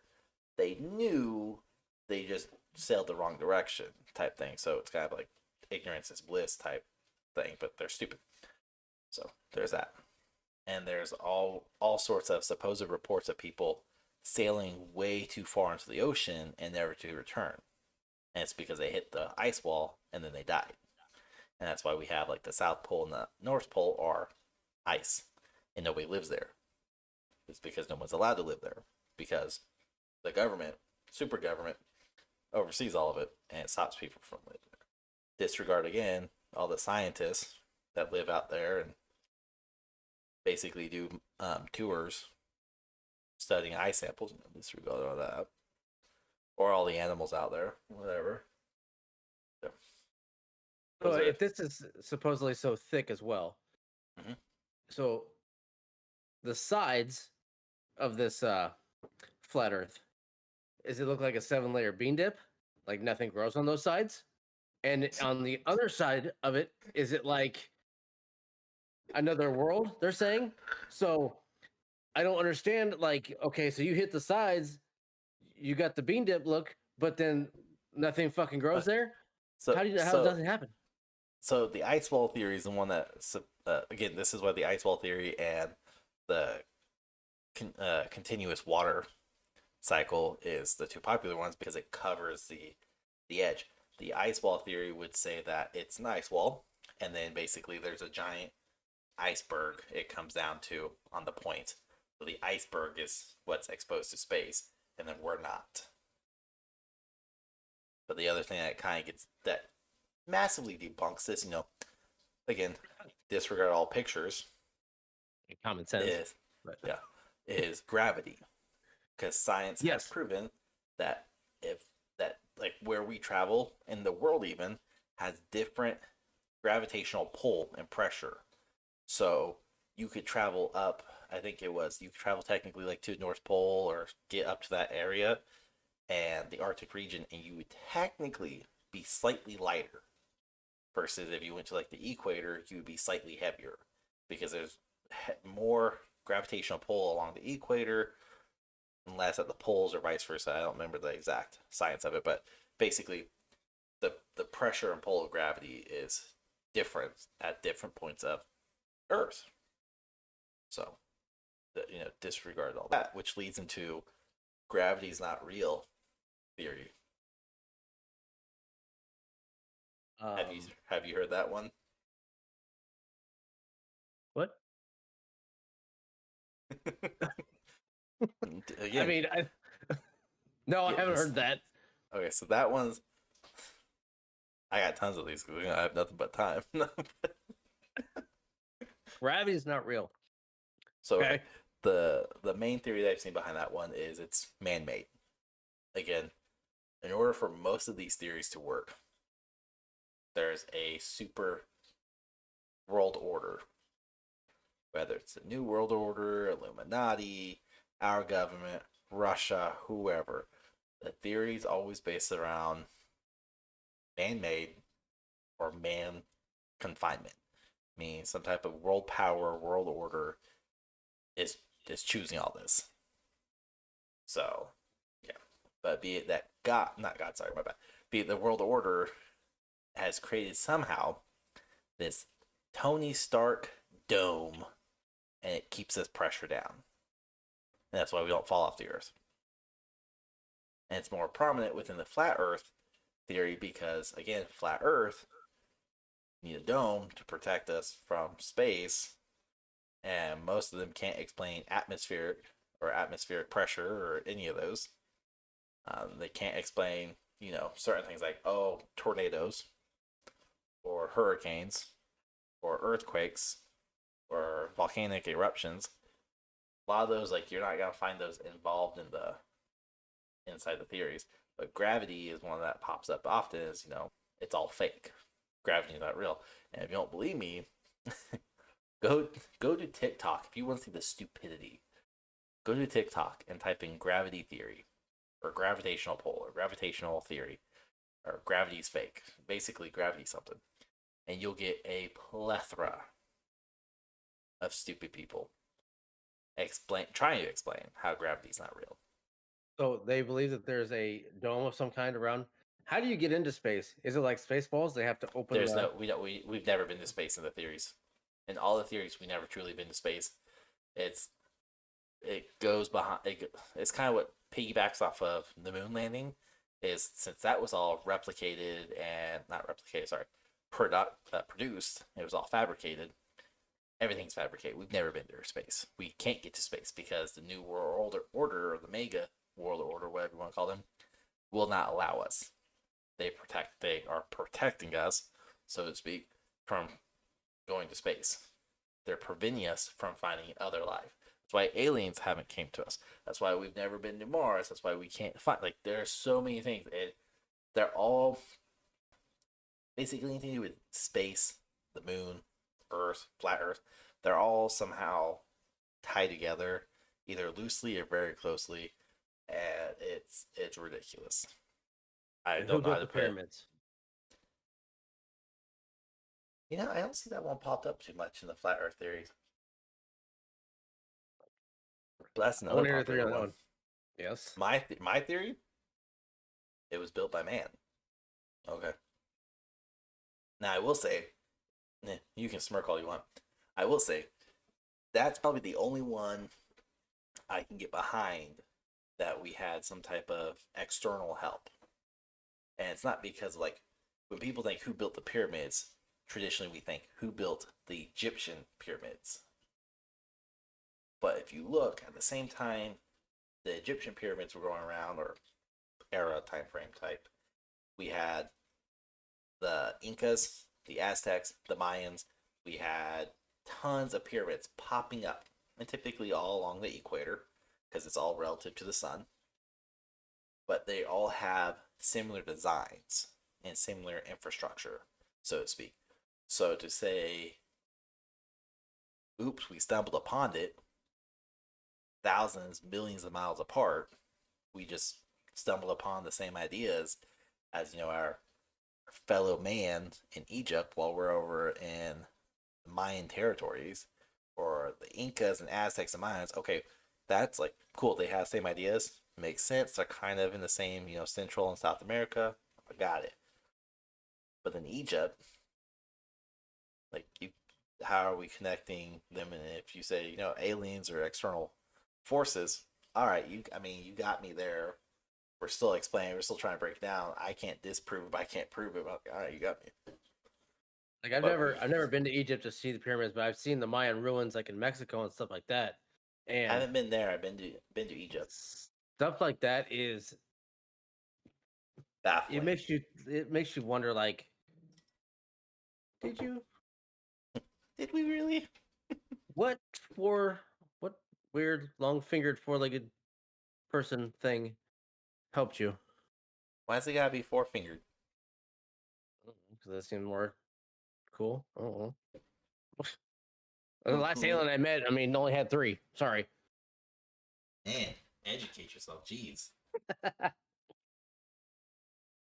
But I will say I do want to go see like the Incas, the Aztecs, and the Mayans buildings, because I've read books, I've seen seen documentaries, and those always look amazing. It is fantastic. Definitely cool. I've been to Egypt because I wanted to see the Great Pyramids. Amazing. Lackluster compared to like what you see, because a lot of the videos and photographs you see are typically that of like days gone by, eras gone by. Yeah. Not what we see traditionally nowadays, which is more of a, like, if you go, there's definitely cities around it, not like smack dab around it, but you can see the pyramids from the cities and you can see the cities from the pyramid area. Yeah. It's just very touristy. It's not as, oh my god, it's so cool, but still just breathtaking. But that's one of those, like, to a degree I can believe it, because there's too much similarities, there's too much of just weirdness that you can't like definitively say, oh, it was just a pure coincidence that we're all evolving at the exact same time, the exact same rate, discovering the exact same tools, the exact same methods, the exact same pulleys and levies. Like, that doesn't happen. And it's not like people were fucking sailing across the ocean at rapid pace or in a fucking jet and saying, hey, look, my pharaoh just made us build this pyramid. This is how you do it. Mm-hmm. Like, it doesn't work. Like, it doesn't work like that. Maybe they did. Maybe it did.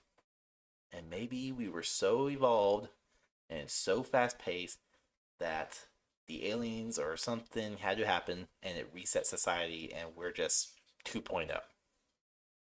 Or I guess the theory is technically we're like fifth or sixth version. Mm-hmm. If you will. Yeah, so which is why we don't have full records of shit that's happened BC. Yeah. Which is also another interesting theory. I don't know the technical name of it, but like this is why we don't have records or perfect records of like before Socrates and Plato and all them. It's because, again, something cataclysmic happened, wiped us clean. We had to re-evolve, start over fresh. And we started over. New things happen. We hit peak of intelligence, peak of evolution. And then something or someone, it's a reset button. because it kind of leads in the simulation theory, which is keeps me up at night sometimes. Not gonna lie. That's another in a one that's simulation just world. that's just another one that's like it's a little too. And birds are spies. Oh my god! Look, look. All right, I have 3 fucking brother-in-laws that believe that shit, and it's not just like, huh, they believe in it. No, like they believe in it. There's a lot of people who believe in it. Oh, I know. No one I personally have known until I married into the family, and I'm like, ah. I disregarded all of it because like y'all heavy fucking druggies and alcoholics. Disregard the moonshine drinking, but heavy alcoholics. I don't know, I'm trying to figure out the the fact that I know we've kind of gone down a different route outside of flat Earth, but It's I mean all it all kind connected of though. ties together. So I mean, with the bird shit is so far out there to think about it. But if you wanted to believe it, I mean, obviously birds are fucking everywhere, and being in the Midwest, and I don't know, obviously everywhere else, but the geese that are flying is a way for Oh, information to be transferred back and forth with the the migrations. Cobra chickens. With the geese migration, I mean that's a yearly movement But of information. but geese aren't the alien birds species that migrates. So there's dozens of them. I'm not an animal science expert. I married one, and she won't be on the podcast, but she won't be a part of it. But there's that theory, but the most predominant one with it is like pigeons. Pigeons are like that. I think that's kind of where it started because I do believe, I think it was the U.S. did create for espionage and spying. We did attempt to create a robotic, or we just tied cameras and tracers to pigeons, letting them fly, kind of like we did with rats back in World War II. It was bombs, let them go, they blow up enemies. Because it's a rat, it's just gonna run. Like trench warfare was so bad, and same with like dogs. Dogs were sacrificed. So I think it's all just kind of got misconstrued, or there's like a fragment of truth that has just blown up into this big fucking crazy shit of birds. Look, it's not a fucking weather balloon or anything like that, but it's you can't disregard all of them over the world. But pigeons were the big one, and then it has evolved to like geese. Crows are another one I often see because crows go away from like here in Kansas, anyways. We don't have a lot of crows during the summertime, but we have a lot of crows during the wintertime, and they are the size of a fucking toddler. They're huge. Yes. I will not hit one. I will fucking stop my car and let that bastard just walk across. Because if I hit that sucker, it's gonna dent the hell out of my car. Now, squirrel, maybe. We'll see. We'll see. My kids are with me. I'll pause. I'll stop because I'm not dealing with that fallout. But the birds were the one I can't get behind. Like, can't get behind. No, it's definitely an odd one, but I can see like the pigeons. It makes sense of they're like, oh, and they're everywhere. They don't care. They'll come right Not up to you. one When fuck. no, One fuck to be given by we're those in Vegas, and I got buzzed by one, and then buddy of mine he got almost hit in the damn shoulder by the same damn one, and it was like, what the fuck's this thing doing? And it just lands right in front of us and looks at us. Like, what were we talking about? Yeah. I don't know what we're talking about. It's listening to us. It's following us. But the funniest thing, like, and I've had this legitimate conversation or argument with my in-laws, with my brother-in-laws to be specific, and the one of them came down around Christmas time frame, sadly, and he literally was like, "Hey, you see that pigeon? You gotta be careful. They're watching you." Again, if you know my background and what I did for the military, pigeons are least of my concerns. Not worried about them. I'm more worried about that balloon we just shot down than I am this pigeon, because I'm concerned. But anyways, I was like, look, they're not like, you can't fucking believe that's really a robotics. Like, there's no way. Well, yeah. It's like, you understand. Take a camera, take your webcam, take a camera, shine a light into it, and look at the reflective property of it. Or, hold up a camera to a camera and look how like it looks. There's key features and properties that are just like, oh yeah, you're clearly looking at a camera, or you're clearly looking at something with a mirrored lens and a concave feature behind it. If I remember, I get this mixed up, concave and convex, but you look at that. Look at the fucking bird's eye, and it's just black. There's no real reflective property to it. It's soulless. There's nothing there. It's just space. There's so many things to disprove it. Let alone, you're telling me we can fucking mass produce fleets of birds. But my car repairs are going to be fucking expensive because that's a limited part. You're telling me the part for my transmission is going to cost me $6,000 because it's only made by one dealership over in South Korea, but we have all these fucking birds with special engines, special parts. Fuck you, no. Bullshit. But that would explain why the eggs are so expensive now, though. Same. Eggs aren't expensive here. I mean, they're like what, $4 here, or 4.5. We're at Ish. 3.5 right now, so. Yeah, I mean, it's not like crazy here, but I'm sure outside of the Midwest where we raise chickens, we it's probably a little bit higher. I mean, completely sidetracked and side note, but I just found out the biggest egg plant and egg production plant is out west in Kansas. And it just Really? caught fire or something like that. Yeah, I was very impressed when I saw some news about eggplant caught fire or was on fire, whatever. A fire happened. And like, this is the largest production of eggs. And I was like, oh my God. Kansas, what? I'm sorry. I know a few things about Western Kansas, and eggs is not one of them.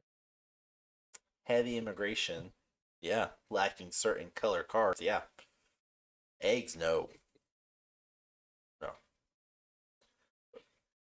But the bird theory, can you get behind it? You brought up, can you get behind it? Because you sound like you'd be that type of person. Arm and dumb grunt. I can entertain it. I don't believe it, but I can entertain it because I'd like to see how deep somebody could get into explaining it and trying to defend it. But do I think it's real? No, I don't. But I think it's an entertaining one. If I didn't loathe them so much and despise them so much, I would have all three of them on it. And let Birds them, or people? people. I would let them justify and defend their points. But I don't want to. I don't want to do that to myself. Fuck everybody else. I don't want to do it to myself. No, the bird one is the bird one. I think is just kind of more of a comical one because it's more comical than Flat Earth.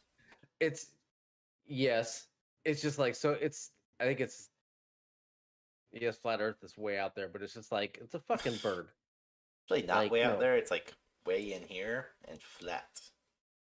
So I don't. Yeah, I don't know. It's just like I don't. It's just comical to me. The bird thing is it's comical. I mean, I can't. I think it's hilarious. I do. But it's one of those kind of like Flat Earth and so many others. It's funny and enjoyable to talk about and discuss. But the moment somebody crosses that threshold and starts taking it a bit too serious and get a bit too argumentative over it and start taking it too hard, that's when things kind of hit the fan. And I'm like, you need chill. I'm not saying I am super fucking intelligent, but I do know how to research. I do know how to find legitimate versus fake. I do know how to understand the difference. And most importantly, I believe and trust in the science, which unfortunately cannot be said for massive amount of people. And for anybody who's like, oh no, majority of people, no, majority of people do not believe in the science anymore. And that's after recent 5 years. Yeah, 5 years almost. Science has kind of been shunned. And I think that part's like haha type funny. But the science is there. It backs everything up. It backs the Earth is round.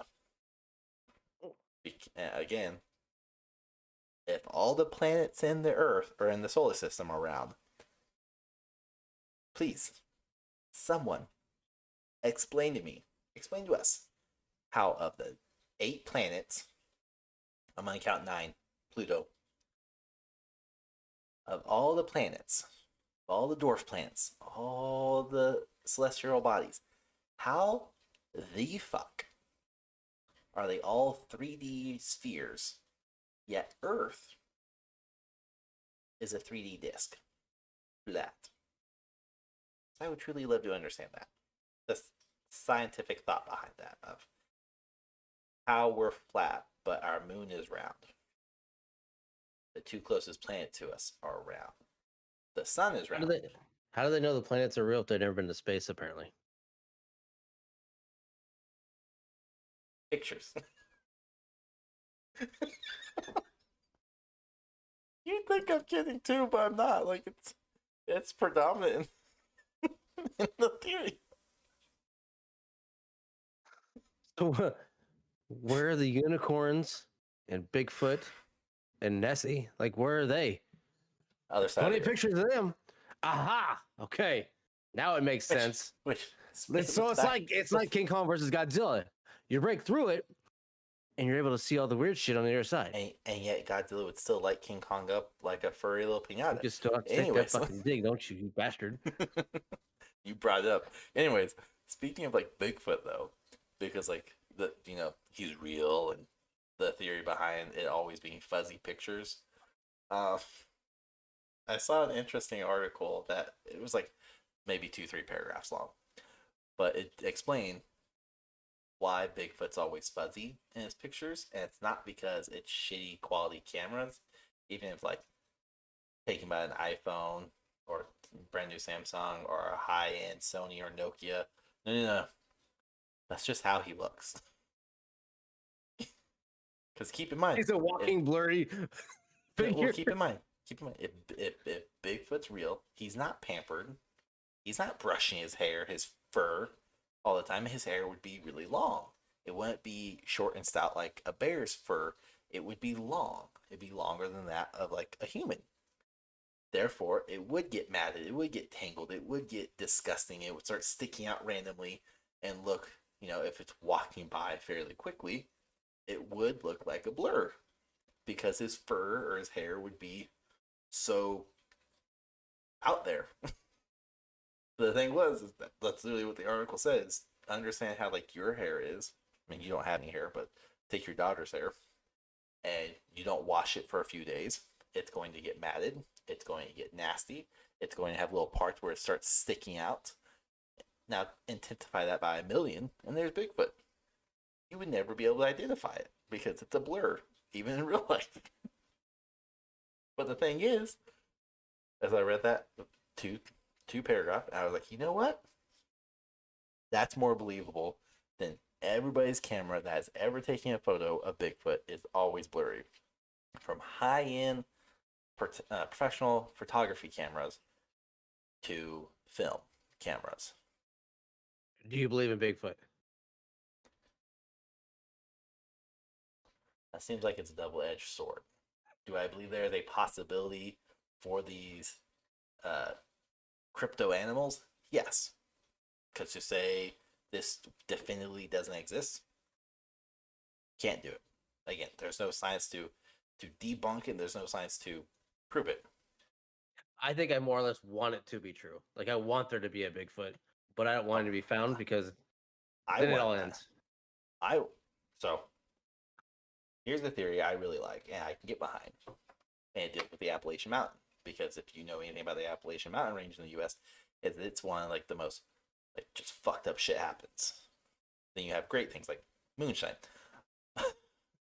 but you have it's like deemed one of the most haunted places. It's deemed one of the most paranormal places. It's deemed one of the most extraterrestrial places.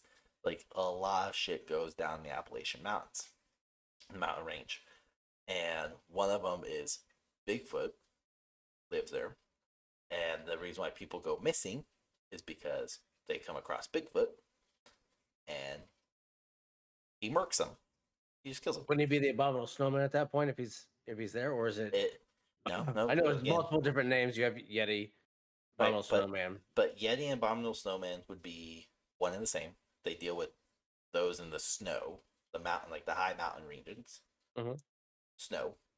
Bigfoot, and I was assuming that like, yeah, but well, there's also non-snowy areas. Yeah, but yeah, it would be those. They're the same family, basically. Evolutionary speaking, one and the same, just different. Distant cousins. Yeah. But yeah, they just kind of got killed, and the reason why there's no bones to be found is because they have evolved strong enough teeth that they just eat the bones. But again, it so they consume the dead. Yeah, but the thing is, like, so many people go missing every year in the Appalachian Mountain alone. There's so many paranormal events that take place where like something's moving or a tree randomly falls down or something gets thrown. Fucking Bigfoot. I'm just saying. Like, I also want all these mythical creatures, not mythical. I want all these crypto creatures to be real, because that's just amazing. Not Nessie. Nessie's one of those like, please don't be real type thing. I already have an issue with the ocean. Don't need an issue with lakes. And I like lakes. I don't like the ocean. So, but again, Nessie's another one of those that's believable because it's the plesiosaurus. Cool dinosaur, very possible. I mean, can't say it's really not possible. Sharks have been around for fucking ever. So, and I know it's a lake, but there's also depths of the ocean that we're never gonna see. What did they say? How much of the ocean have we explored? Like less than 20%? I don't even think it's that high, is it? It may have been that high now. Oh, I thought it was like 10. But yeah, I mean, when we were growing up, it was shit ton. Oh no, we have roughly 5% of the ocean has been explored and charted by humans. The rest, especially the depths, are still completely unknown. That's as of 2022. So, I was way off, so not 20. So 5%. And you're telling me that there's, and one, we have lakes inside the ocean, which is fucking cool. Like, I don't know why that's, like, to me, that's mesmerizing. But, so you're telling me there's no way in hell, no way, that Nessie's not real. That, here's probably the more popular one right now, Megalodon does not still exist. There is no way all these super ancient ass creatures aren't still around. And yes, creators came down, destroyed Earth, wiped out dinosaurs, Frost Age, wiped out, got it. Cool. But again, 5% of the ocean, roughly 5% of the ocean has been explored. 95 has not. So, how much of the Earth is covered by water? What, 70%? Is it something like that? I believe that's what it is. It's something like that. There's a high amount of it because it's 70 to 80%. I think is covered, and 71%. only covering 5% of that, and that's, I'm assuming, close around, within what, 20 to 50 miles off the shore. I mean, I don't know how far out they're going, but you're talking way out in the middle of fucking nowhere and shit like that. Good luck. Titanic was in the middle of nowhere. Well, you know what? And if her fat ass got off the door, DiCaprio would have survived. Another theory, but you see James Gunn has came out and said no, she couldn't have let him on. There's no physical way they both would have survived on the door. The door would have went under, and they both would have died. She could have tried. If she truly loved him, she could have tried. So they both She would have. No. Yeah. Somebody had to tell the fucking story. Nah. Wasn't that good of a story, anyways. Who knows? It's out in theaters on Valentine's Day, so again, Of course it is. not like promoting them or anything. Just I saw the ad. But there's like, yeah, we've definitely like strayed from the flat Earth. But the thing is like that the animals, the extinct animals, or the legendary Nessie, that's another one. Like, I love seeing that argument on social media where people are like, well, if you believe in flat Earth, well then explain, do these creatures exist? How do you explain travel between the oceans? Because if this is all real, then hell, fucking legendary creatures like Nessie must be real. Loch Ness or Bigfoot must be real. Mothman must be real. I love when Mothman gets introduced. All these creatures must be real because if flat Earth is real, everything's real. Because if flat Earth is man-made or government-made, then everything else is government-made. So it's just one shitstorm after another. But some theories, like I said, are somehow believable. Other theories, like flat Earth, are so far-fetched and so discombobulated with statements or ideas or concepts that you're just like, make it make sense, please.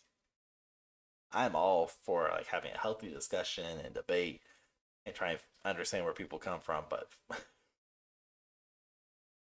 when you can't stick to your own theory and your theory changes as you discuss and understand new material, it's broke. It ain't real. So, just my thoughts. But wouldn't it be a conspiracy theory episode, though, without talking about the ultimate one? Aliens. Roswell, specifically. Area 51. I mean, Area 51. The fact But that you, one, it I mean, exists.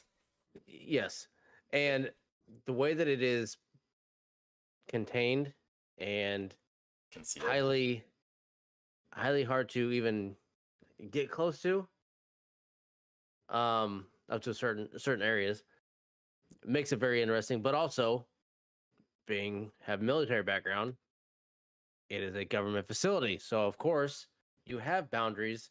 If there's places here in Iowa you cannot go to because there are military facilities, you will get a gun pointed at you if you go to the wrong spot. Well, hell, like, it's most military bases have a perimeter set around it that if you're just walking in it, you're going to get approached fairly quickly and asked, what the fuck are you doing? Yeah. You understand this is a government official base and you need the fuck off the land? It's not a pretty one. You need to get the fuck out.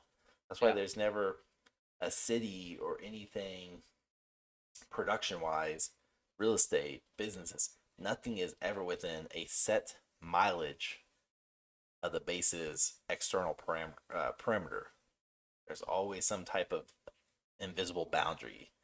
And then there's the base walls. Like, you ain't getting that buffer zone. And if you do, you're not going to stay in there for too long. And that's why, I mean, I was excited about, was it last 2 years ago when the storm Area 51 was going to happen? I was like, oh, that was pre-corona. Was it? Okay. Whenever that was going to happen, I got extremely excited because I'm like, oh yes, all these idiots are going to go. That so hard. Are going to go and they're going to get fucked up. I'm like, yes, this is going to happen. I'm going to love this. I'm going to sit here and I'm going to watch this like a fucking movie. And it's going to unfold. And I'm going to laugh my ass off and love every bit of it because the entitled idiots that think that they can go anywhere they want, say whatever they want, do whatever they want to do, and go here and just get straight fucked up, and then they pussied out and had a party that barely anybody showed up to. I don't even think they had a party really. I mean, I think Yeah, no, nobody showed up to it. yeah, but that was gonna Everybody be was one of those ready. like everybody was gonna lie, or not everybody, but it was the peak of Twitch. That's really the best time to remember, is because Twitch was starting to like become very popular, was starting to become very very relevant. Tim the Tatman wasn't big yet. Pokemon wasn't big yet. Like it's all pre them, and there's so many people who are like, I'm gonna stream it, I'm gonna live stream it to Twitch so everybody can see this. Nobody did it. It was the biggest letdown, and that was one of those like, I saw all the social media, I saw all the hashtags, all the pages create for it. I followed them all. I was following all the hashtags. I was like, I want to watch this. I want to watch all this shit unfold. Like, don't think people understand how, even like, let's just take the government side. You're not gonna get close to people's house too often, let alone a desert. Like, Yeah, they're gonna see you coming. they have nothing to do. No, I They mean, are- and they're They are waiting for this to happen. There's people who literally have been doing nothing but twiddling their thumbs on patrol of the base, going, "Please, God, please, someone, let it happen. I need you. I'm getting rusty over here. Let me see.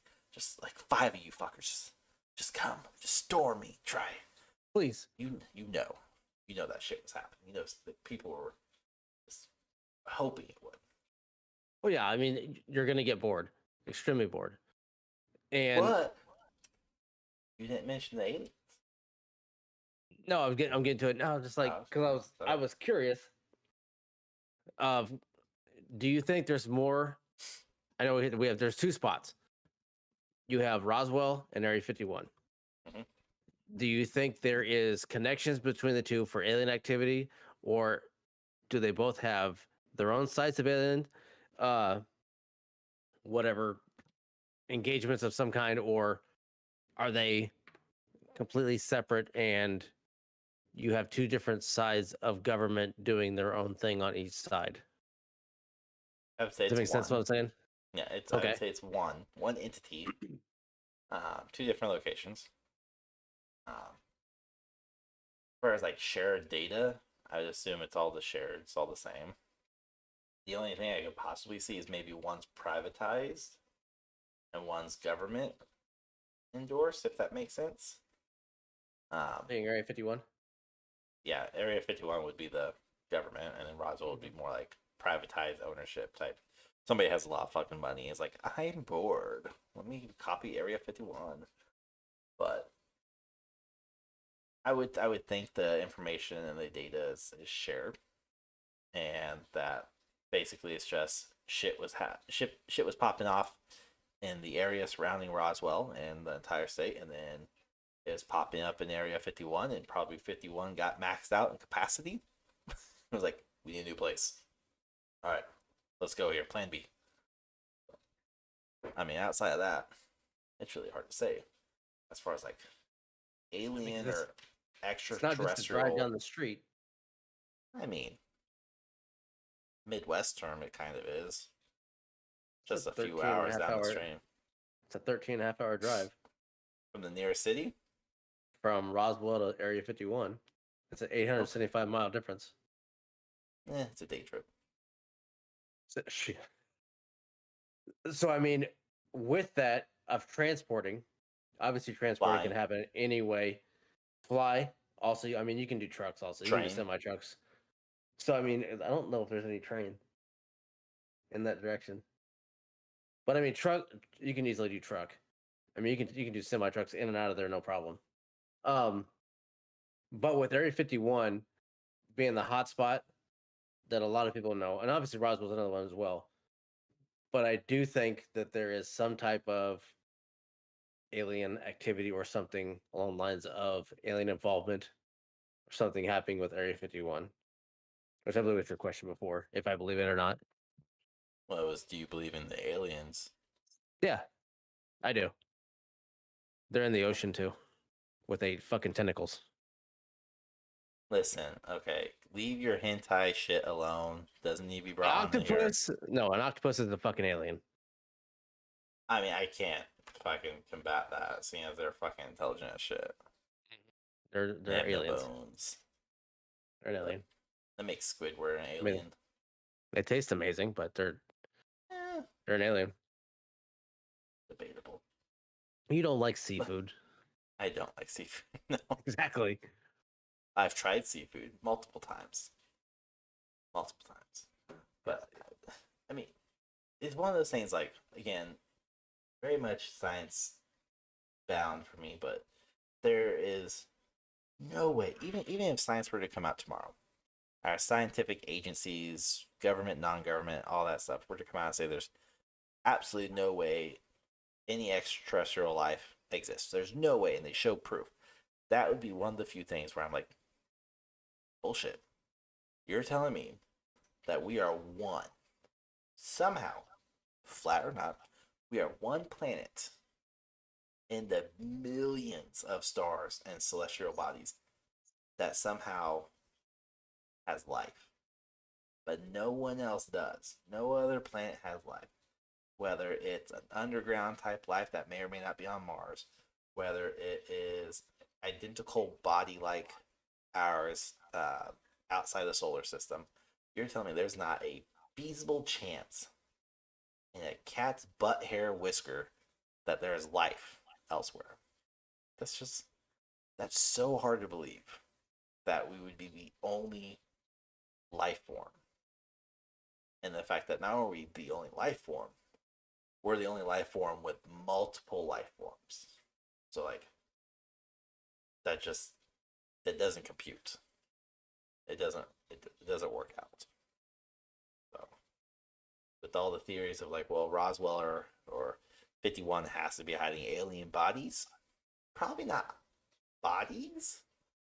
I would assume they probably decomposed, maybe slightly different than ours. But I'm sure they had to have some type of like craft, tech pieces or whatever. Maybe they have the secret to how the pyramids were all the same, and they don't want to tell Yeah, us. I have a hard time with spaceships. Believing in the spaceships. Aliens, I can believe. Spaceships, I have a hard time buying into. Like I fell into a big conversation about meteorites, meteor Okay. showers, stuff like that. That is Are them you talking falling about in. the theory? They could. I mean, there could be a theory. I don't know. We were So, so talking the, about one night. so there Uh, there there is a theory that meteorites Mhm. and comets, all that, are the spaceships, and it's how they travel to and from. Um, but again, the theory kind of stops with it impacts Earth, and now they're stuck. So how does it leave Earth? So yeah, I just looked at it as a rock form of some kind crashing into Earth, and they're inside of it, like Superman, stuck inside of it. That's what I would think of more. Like I have a hard time believing like the spaceship style. Now I'm not 100% against it, but it's just I have a hard time more believing in the spaceships than I do just aliens in general. even though we have ships that travel space. Yes, the way that the way that they've made it sound of like, oh, it can just kind of come here, skirt this way, then gone, type stuff. I have a hard time with it. Would it be cool? Yeah, but I mean, we're starting to the have fact that we've never seen one up debatable. close. I mean, yeah, I know. I'm talking up close of like, I mean, it can fall into the Bigfoot style again, like up close documentation of it. I mean, I've seen the documentation or the documentaries of the alien files and all that stuff. The interviews of the what was the big one? The autopsy, the alien Yeah, autopsies and shit like that. Creepy as but shit. but here's the But thing though, like I'm trying not to ridicule you about the spaceship comment. I'm trying so hard, just not murk you on it. But again, these would be a species of life form that is so highly evolved and intelligent that they have developed this, and we're just not there yet.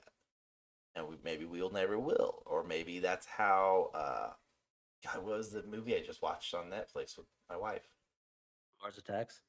No, it dealt with aliens and or not aliens, but the human race, and basically like we evolve so high and we get taken over by something we built. In the movie, it was an AI structure that took over the world, and then we had to leave Earth or leave our first Earth to come to this Earth. And it has the guy from Game of Thrones, a fat pudgy guy. He's in it. That doesn't narrow it down. It doesn't. I just can't think of the name of the movie, but I'll think of it. I'm sure by the end of it. But we're talking about like aliens so evolved that they would have created this, and we're starting to see it. We're starting to have drones that can take, and even bigger aircrafts that can take a vertical lift off. We have drones that can literally scoot side to side with minimum tilting, and we literally have ones that can forward, back, straight, left, right. That's fine, but I mean it's not too far fetched. The only thing that kind of gets me is the design of like some of them where it's like, oh, it's a disc.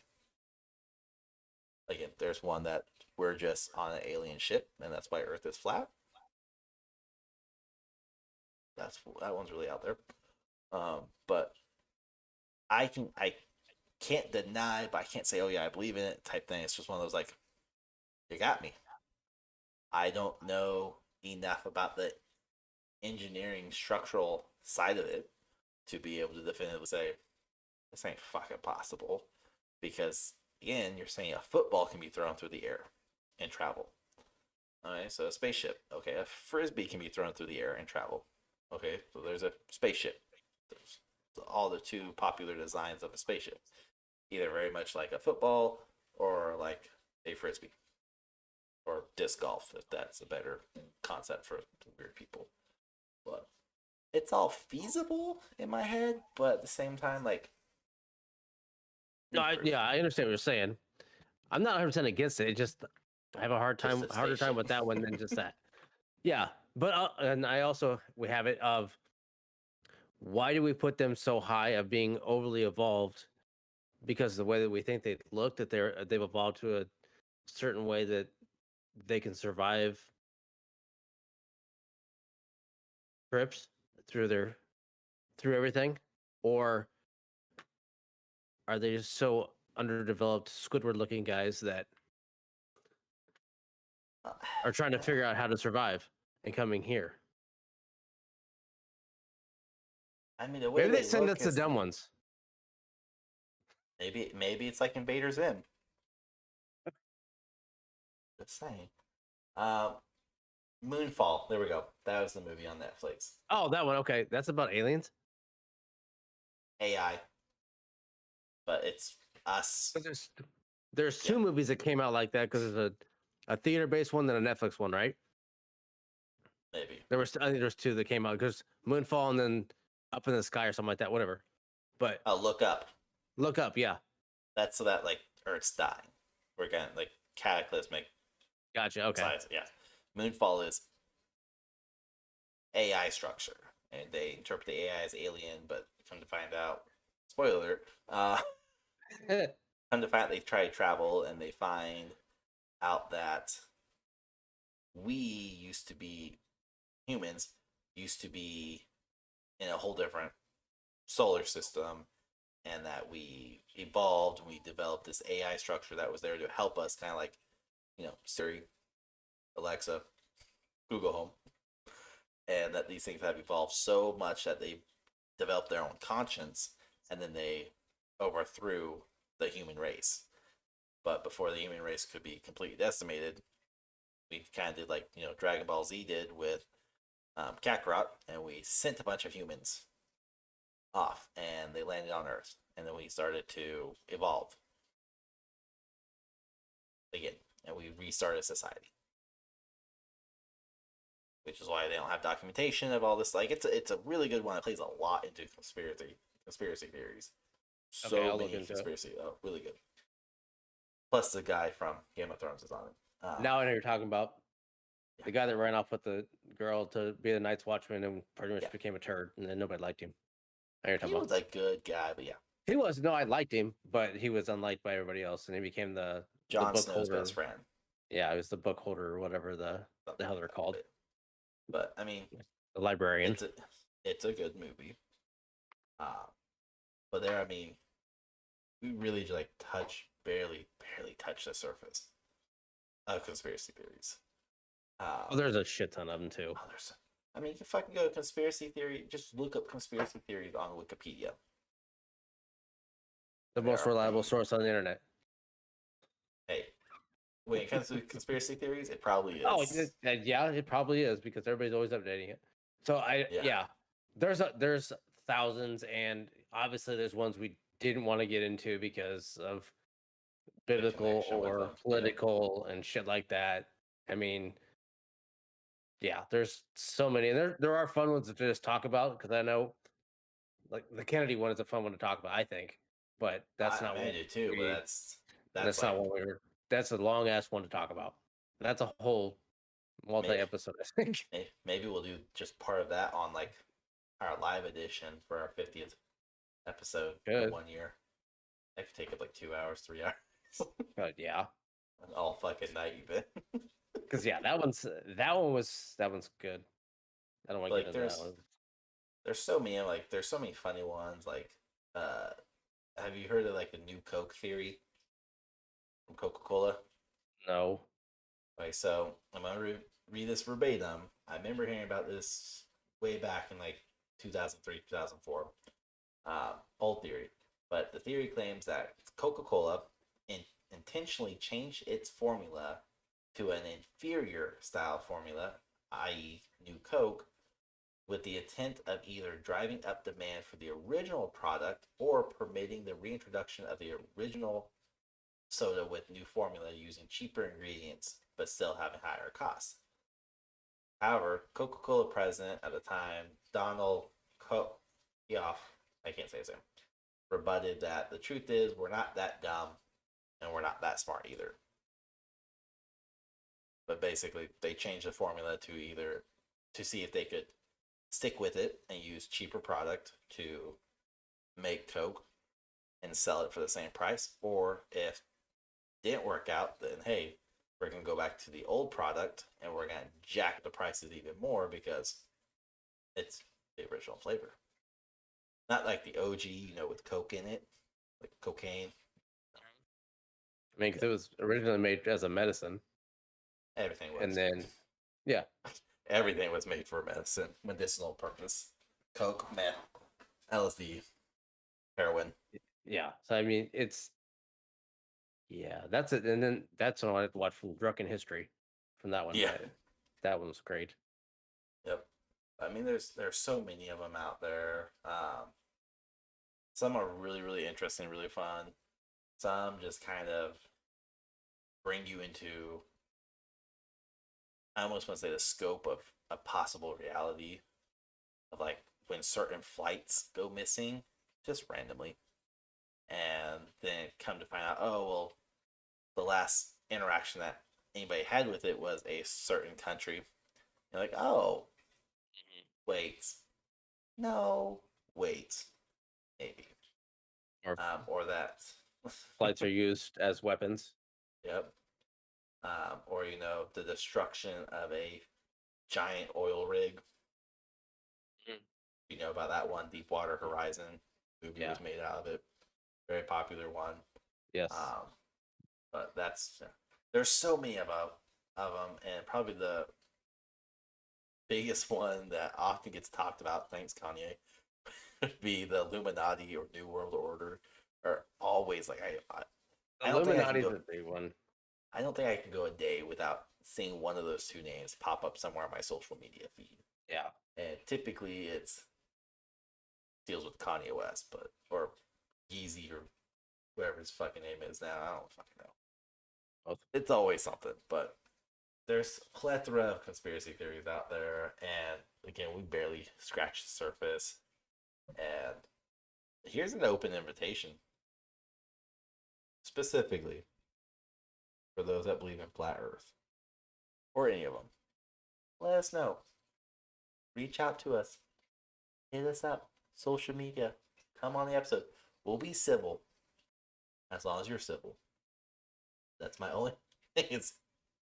I match energy with energy, which is why some of these episodes, like last week, is so hostile. Because Rahgel gets hostile. Because you lie. I'm sorry, your monkey is not the Your fucking your fireproof. hostility, your hostility brings it out in me, and your lies. You just amped up. But anyways, always welcome to come on and openly discuss. But other than that, we're gonna wrap this up. Thank you so much, everybody, for tuning in. Do really appreciate it. New episode every Tuesday and Thursday.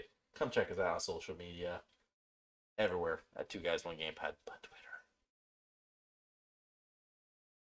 Come check us out. Let us know what you think. That's all I got for you, people. So, here's Rahgel. Nope. Okay. Bye. Wrap it up. Flat Earth isn't real.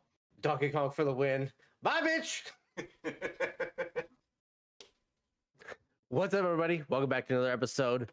I am Rahgel. I'm gonna keep it nice and clean and simple. Here with Sig, the baby back bitch. I was hoping you would say, "I am Rahgel. Hear me roar." I was hoping for. No, I kept it nice and civil. Yeah, call me a baby back bitch because Donkey Kong lost 2 weeks ago or a week ago, whatever it was. 2 episodes ago. Why you gotta bring up old shit again?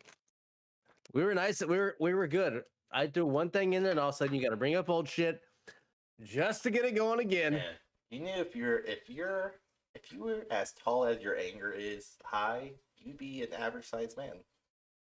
If you had depth in jokes like you're thin as your hair is, could go this way. That made no sense. You don't need to understand what I said. No one understands what you said. No one ever understands. And it's fine. Because this episode is one that has often been requested via YouTube and mentioned, and we've even talked about, oh, we need to do another one. And you're kind of in the blind here. Can you guess what I'm talking about? The OnlyFans page has started. Look, we're not doing that, okay? I'm not desperate for money yet. The feet pics. Feetfinder.com doesn't need me just yet. No. We are going to do Would You Rathers. Aha, okay. And what's even better is you don't have the list. Fuck. I had the list. Fuck. And why do I have the list, you ask? Because this was fucking impromptu. And we didn't have anything planned. So we're doing this. And that's what's happening. So we're going to try to keep these, not the responses. The responses will not be PG. There's nothing PG that we do at all. But the questions will not be of any extreme sexualization, political, or religious, just like last time. By extreme sexualization, I mean like those questions of like, would you rather have sex with your mom in your wife's body or your wife in your mom's body? The only way to have them to switch is by having sex with one of them. Who are you having sex with? We're not doing those type of questions. Nobody needs to live with that trauma one way or another. Okay. No. So we're not doing that. However, let me see how many questions I have. All right. So we're gonna do this kind of easy. And numbers. Spin the wheel numbers. Let's do that. So this will go right along with the people that think they can fight an orangutan and win. It's very comical.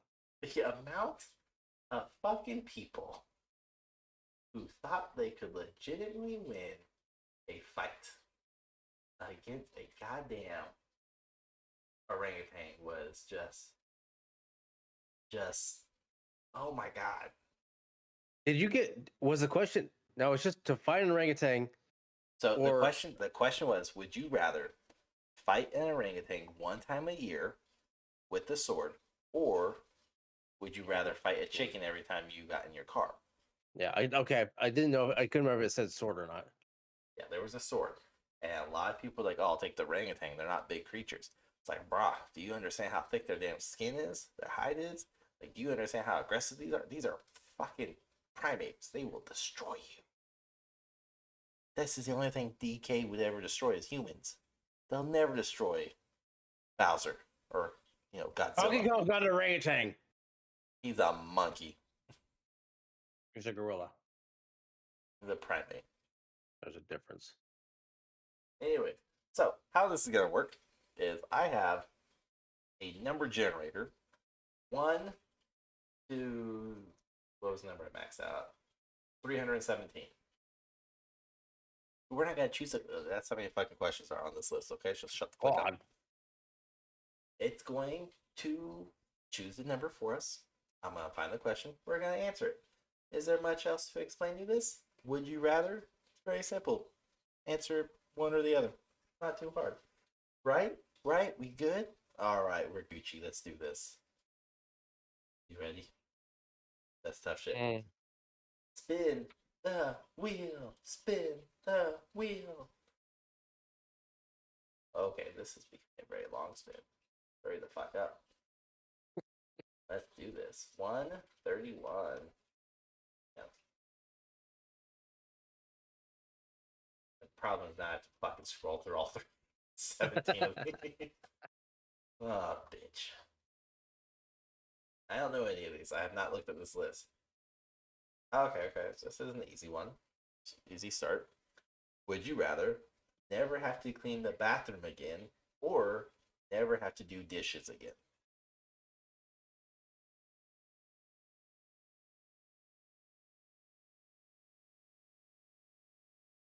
I mean, does that mean that like the dishes are always clean, the bathroom's I don't always know. clean? I would assume so, but one of them's never getting cleaned again. I would rather have kids. Sounds like they're cleaning it then. I would rather not. I'd rather not do dishes again. Oh yeah, same. 100%. Cleaning a bathroom doesn't bother me. Hate fucking dishes. They're never ending. I mean, the bathroom can stay somewhat clean. I just did the dishes this morning, and I already have to do another load tonight. Yeah, it doesn't end. It's fucking just stupid. Can't wait for my kids to get old enough to do dishes. I'm perfectly fine just eating off fucking paper plates. Sorry, I am too. My wife is not. I am perfectly fine with that. I will throw a fucking dish in the trash, the paper plate in the trash. Plastic fork, plastic spoon, plastic knife, call it a day. I don't care. Now, if I'm eating like steak and shit like that and I need to cut with a legit knife, yeah, I'll do that. Fine. But no. I'll just double up on the paper plate. I'll get the fancy paper plates. No, I will not. I will not enjoy ever doing dishes. Yes, we have a dishwasher. Oh, and I have still hate them. But there's stuff that I have to clean by hand. I mean, pots and pans you have to clean by hand. You fucking have a dishwasher. So glasses you have to clean by hand. Yeah, that's true too. Yeah. So I mean, yeah, there's stuff that has to be done by hand, and it gets old. I hate standing there and doing it. It's tedious. It's fucking boring. And like I even listen to music, and that's how I cook. That's how I do most of my work. I listen to music. But dishes just suck ass. I'm a texture person, so like I anything that feels super slimy or gross, it's really the only way to put it. I'm always like I have an adverse reaction. I'm like, nope, don't know what this is. I don't like this. No. But at the same time, I was also raised up. You rinse your dishes. Yes. My wife was clearly not raised that way because she'll just toss the dish in the sink and they're like, you need to rinse these off. It's fine. Just put them in the dishwasher. No, because I got to touch that. No. And if I got to touch that, I'm going, like, I have an adverse reaction, and it's not funny. I mean, it's kind of funny to her because she's just like, you're retarded. You're 32 years old. Grow up. And you're 30 years old. Fucking rinse the dishes off. No, I would rather clean the bathroom And there's only like 3 things to clean: the sink, the toilet, and the shower. Done. Okay, cool. We get the floor too, but Eh. It doesn't look dirty. It's fine. I'm not sticking to it when I walk in, so we're good. Yeah, we're fine. Look, I'm not saying it's as immaculate of a bathroom as like those in basic training that got cleaned every 3 days. No. Yeah. But it's also not super sticky like a bar. Oh hell no. There's not pee stains or random yellow spots. No, it's clean. Yeah. I wouldn't eat off my floor, but it's clean. I would eat in the bathroom, just not off the floor. Where I draw the line. I think we're in agreement to this. Yeah, you heard it here first. Sig doesn't eat off the bathroom floor. Not very many people do. I mean, don't think. would you? Maybe flat earthers do, but I don't think I do.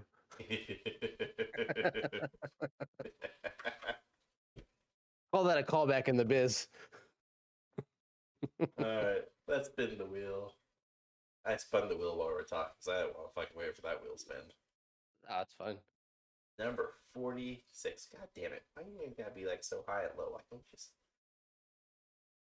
You hit Control F46. No, because there's a lot of 4-6s on here. Yeah. Anyways. What? That'll find the first four. I'm sorry. You have Donkey Kong's dick in your mouth. If you could politely get it out. You're coming in broken and stupid right now. All right. Would you rather watch a movie with no snacks or drinks, or have whatever you want, but the movie volume is always just a little too quiet or a little too loud? Watch it with no snacks, drinks. No. I'll watch it with nothing to drink or eat. Do I still get my subtitles? That's not in it. Your audio is low. No, you cannot fucking add anything or subtract anything. I will gladly sit there and not eat or drink anything. Probably make it through a movie better if I didn't eat or drink anything. Yeah. Yes, it would be tough. I'm honestly torn on like, but I have to unfortunately agree with you because of the pure fact that you eventually just get used to it. Yes. Whereas like a little too loud, a little too soft, you're not gonna get used to it. The way I got used to a little too quiet is I have subtitles where I don't wake up my kids. That's the most reading I get, other than these random articles and shit. But at the same time, if it's too loud, bugs the shit out of me. Won't watch it. If I'm not at a movie theater and like my TV's too loud, instant piss me off. Food or drink. If it's a movie, okay, I'm gonna cool, watch it. Can be whatever. as loud as I want. If it's a movie they're watching, I don't want to hear. It's gotta be turned down. No, there's a certain volume it has to be at, and it has to be on the even number or 5s. But yeah. Psychopath. You know what? To be honest, you're a fucking psychopath. If you listen to anything on like an odd number, excluding 5, if you're one of those people who just like crank up the dial or whatever, like, oh, it's on, whatever, you're a fucking psychopath. I don't have numbers on even mine. Number. I have a sound bar, so I can't tell what it is. I have a sound bar, and it has numbers. It goes all the way up to 100. I've tested it out. And after about 30, it's extremely loud. No, and it would also help me of I don't get to like, quarter in the movie. It's like, Dad, can we have popcorn? Oh, Dad, can we get ice cream now? Can we eat this? Just sit down and watch the movie. We're watching a movie right now. I don't want to have to turn this hour-and-a-half movie into a 3-hour movie because I have to get up every 45 minutes to get you a snack, get you a drink. Pause it because you have to go to the bathroom because you can't miss part of the movie. Exactly why I don't take my kids to movie theaters because I'm not gonna. Oh, this is at home. At theater, it's different. I'm just saying that's why I don't take my kids to movie theaters, is because I don't have the patience to be like, okay, let's go to the bathroom before the movie starts. Okay. 20 minutes into, I gotta go pee. No, you don't. I gotta go pee. No, you fucking don't. Dad, listen, if I get from this movie seat, I'm leaving. It's not like we're not gonna go be like, I'm fucking leaving. I'm getting my refund. I'm leaving. Okay.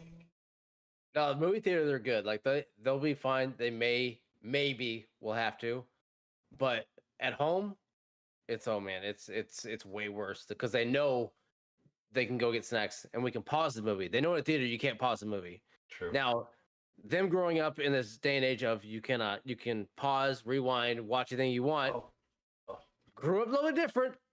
You had but I commercial got you. time, and that I was got it. you there. I got you there. Because I recently came in and we have Paramount Plus now. Because my kids really been in, like, they've been wanting to watch Paw Patrol, SpongeBob, Nickelodeon. I've been wanting to watch Invader Zim and Fairly Odd Parents. Neither here nor there. All Nickelodeon. It's on Paramount. Shut up. Good shows. Fucking Rugrats is on there. child. But anyways, I got the cheapest package, which comes with commercials. Not just like quick commercials. No. 2-minute long commercials. And of course, my ass sees a commercial like, oh, time to go pee. Time to go Yeah, get I food. mean it's just that it's built into you because of the way you were raised. My son, on the other hand, is like, Dad, next. Like, now we gotta wait. SpongeBob. What the fuck is this? So we gotta wait. This is horseshit. So it's so interesting seeing them like be frustrated, but then like go over to Netflix. It streams constantly. Yeah. And Paramount and Discovery's the only ones like 2-minute ads. Discovery's a 5-minute ad, by the way. That Yes, pisses they're me long. off. They're extremely long and annoying, But and still- they're frequent. Oh yeah, they're like inopportune times too. Mm-hmm. It was like, I think I was watching. Oh, my wife and I was watching Dr. Pimple Popper, and shut up. Fucking weirdo. I watch everything, man. Cartoons to naked people on an island to somebody popping shit on your body. What is wrong with you? I also watch lots of Food Network. Okay. That's I But mean that's just me. That's just me. My wife and I watch all these shows together, and yeah. we're watching it, and they're trying to explain what this cyst or whatever was on this person's face. And it was like the size of a fucking softball. And she's going to talk about it and just cuts off to a 5-minute ad. I'm just like, really? Really? You could like, they're built in with commercial breaks. You still see it. Yeah. You're telling me you can't just line up your commercial to line up with the commercial break? Is that like Yeah. that irritates me where I'm just like, oh, hold on. And then when the commercial break is supposed to come, then a real commercial comes. Like, you fuck. Like, Yeah, they have natural Piece of breaks shit. in the show, but then they fuck it up and throw it in, or like 1 or 2 minutes before the show actually ends, or there's a climax right towards the end. Oh, throw a 5-minute ad there, you motherfucker. Like, no. Paramount does it right before the credits, so you watch the whole show, commercial credits. It's like, really, are we okay? Anyways, we both would go without snacks or drinks. That's what we got. Yes. All right. The next question, number 161. Oh, easy. Would you rather ask for help with a difficult task or figure out how to do it yourself? Figured out how to do it myself. Absolutely. That's how I became a graphic designer. Yeah, just Taught figure it myself. out.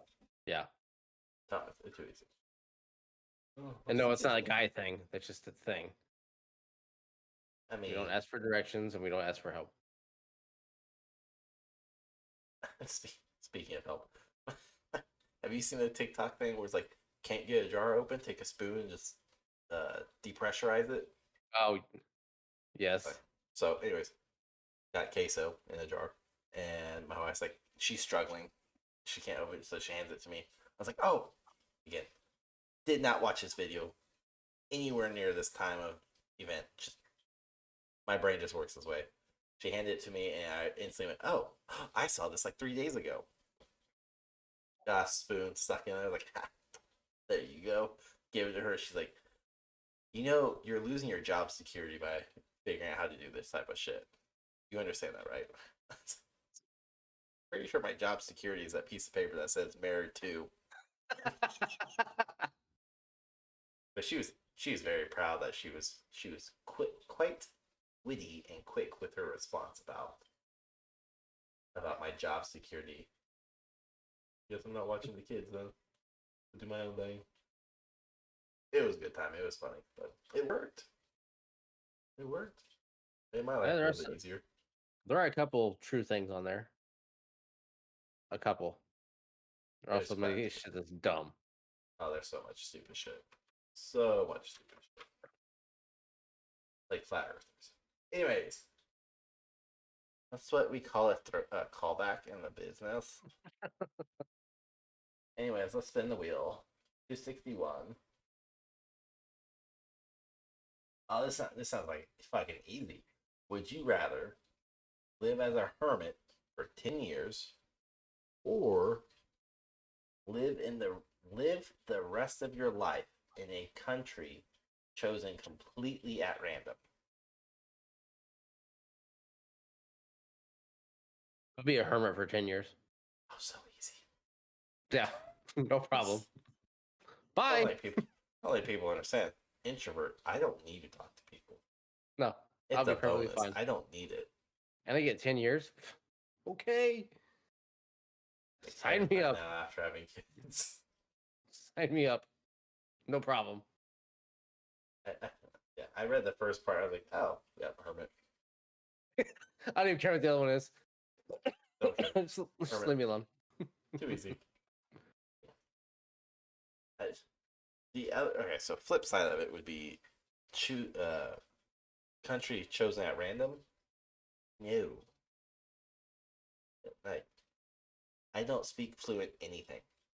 I barely speak English fluently. You guys just throw me in another fucking country? No. I'm good. No, that'd be rough. I prefer life. I was like, unless it's Australia. I was like, no, everything's trying to kill you there.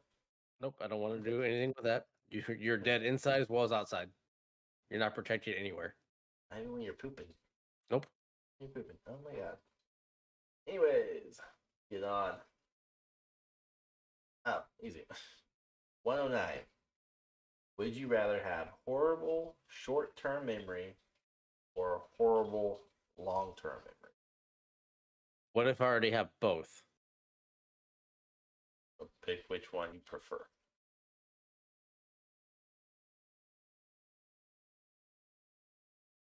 Which one is which? Is short term you can't remember. Long Short. See, already. I forgot the question. What was it? Basically, short term would mean you can only basically remember anything that's happened within a set amount of days. You have a hard time doing recalls to like last month or last week or anything in the past. Whereas long term would be the other one. You can remember everything from a long time ago or only past a few days, but they won't really remember.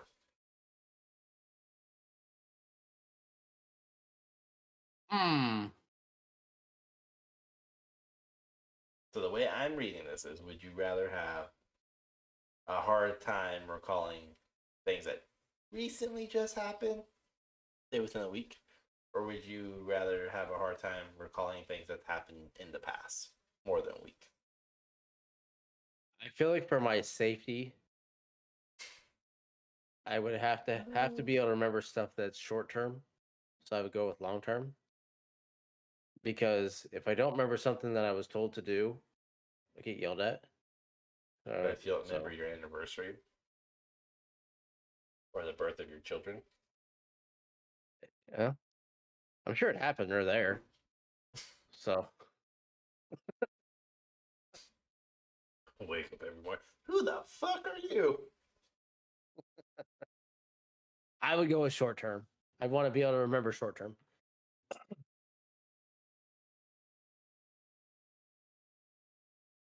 So I guess I take the long term. I knew what you meant. I don't know. I like my long-term memory, so I guess I'd rather have short-term issues. So would you eventually remember the short term stuff if it hits a certain time? Like, oh shit! Back in 1996, she asked me to do this. Joke's I on you. That's how forgot. my memory is right there. Exactly. Oh shit! She asked me to do this 2 months ago. Fuck. What if she Think remembers? remembered? Yeah. I don't want to ask her though, because if she happened to forget, I'm good. Yeah. We won't talk about it. It never happened. I don't remember it 'cause it happened. My excuse every time. All right. We may change it. I may have to find harder ones because these all seem pretty easy. I should have vetted these questions. But random number wheel thingy. The number 95. Which again, I think we talked about this one before. But would you rather never be able to eat meat again or never be able to eat vegetables again? Glad we both agree we'd rather never be able to eat vegetables again. Yeah. I feel like that was a question last time. I did too. That's what I was just thinking about too. Because I was like, this sounds familiar. I don't know who. I mean, it's already proven you can't. Being pure vegan is not good for your health. Just the facts. Don't fight me. Oh. All right, last one of this batch. I'm gonna find a different one because these are way too easy. Way too easy. All right, it shows number 112, and it is: would you rather have unlimited sushi or unlimited tacos for life? Tacos. Tacos. That's it. Tacos. That's also for my safety. That's not even for my say. I hate sushi. Yeah, that's seafood. No, I would. Yeah, I'd go with tacos. See. Yes. Nope. Tacos. It is very easy, very simple. All right, and now we're just gonna choose them completely, legitimately just at random versus the wheel because I don't have these numbered anymore. These are. Oh man, my face just got lit up. Ooh, you want to do ones for couples? All right. Would you rather be infamous in history or instantly forgotten upon your death?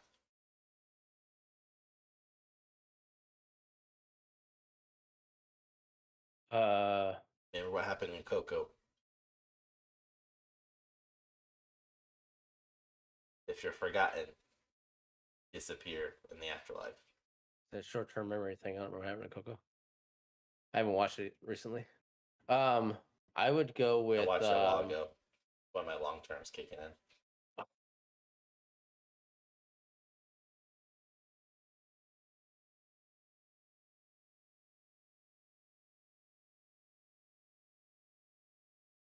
Damn, I don't know. That's a tough one. Probably. That's a tough one. Yeah, because I want to know what I'm being infamously remembered for. I take Because- infamously. Always. I don't give a shit what it's for. I don't give a fuck. I mean, yeah, I guess being I would go remembered. infamously. Yeah, I guess I would go infamously. You remember, don't care. I mean, I'm not around to get shit for it anyway, so. It's fine. You're being remembered for infamously forgetting to do shit around the house. I am living that life now. Yeah, so you're fine. Yeah. So the way this question reads to me is: would you rather live in the U.S. or Europe? You'll understand. Would you rather never have a life without air conditioner, or never be able to use deodorant?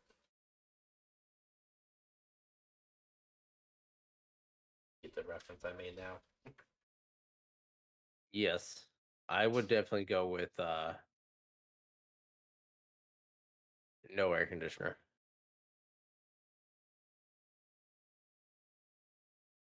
Same. I've been through that life already. Living overseas, I mean, granted, for so long I wouldn't be able to smell myself anyways, but you can smell other people. So yeah, That's no, I would go disgusting. with I would go without air conditioner. So, kind of like, what the fuck is that? Anyway, sorry. Sidetracked. Any objects? So many. I mean, so here's the thing. Not be able to use deodorant, you will eventually become used to your own. Yes. I'm gonna just switch it up. I'd rather just have AC.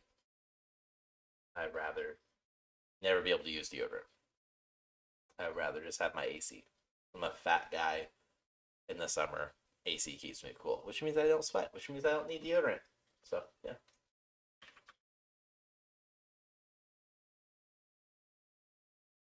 No.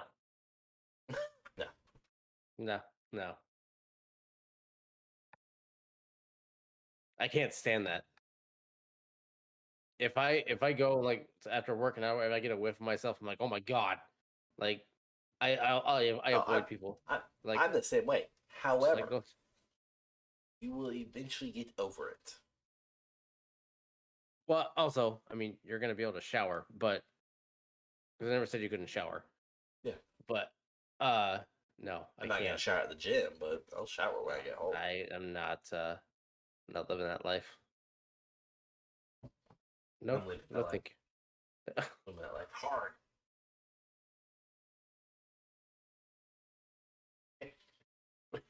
Would you would you rather have to kiss your dog or kiss your grandparents? Kind of kiss are we talking about? Where what's so difficult about this? I mean, I would rather. I would assume a kiss, a legit kiss, not a peck on the cheek type. Yes, like kissing your wife. Oh, dog. I'm not doing that to my grandparents. That's kind of like I mean, they're dead, so it'd be kind of weird. But you know, yeah, not weird if you're a necromancer. kind of odd to having a Chihuahua or a Bulldog because one's gonna swallow my face, the other one I'm gonna have to lick his entire head.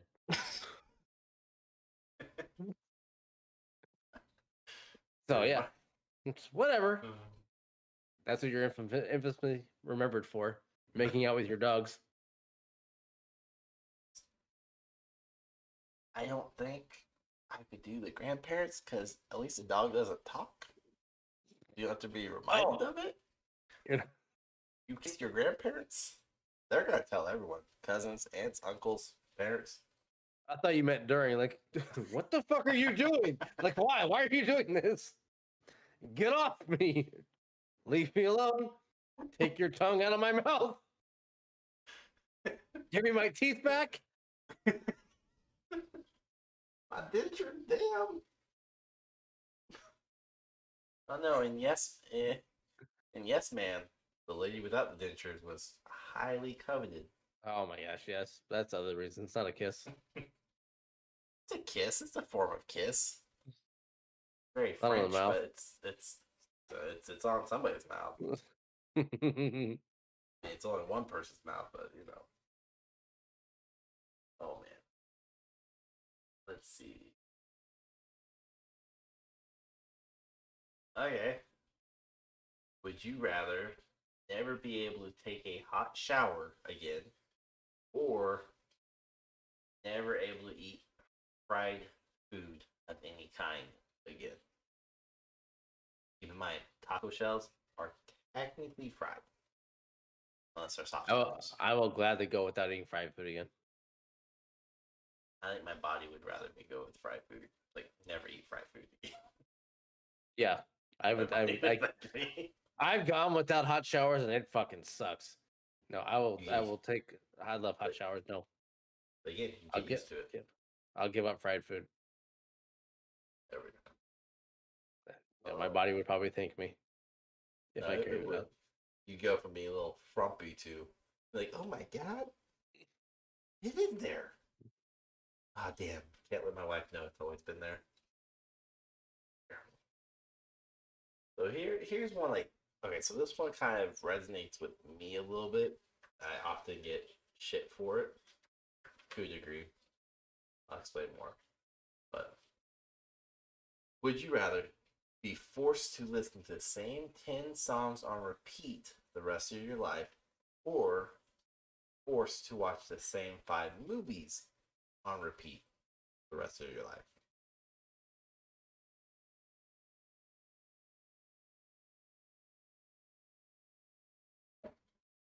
So again, I'm living that life now. Yeah, but this time you have say on it. I would have to go.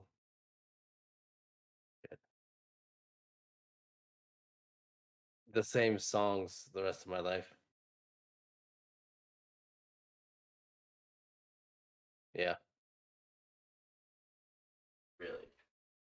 Yes. That would allow me to be able to watch any movie I wanted.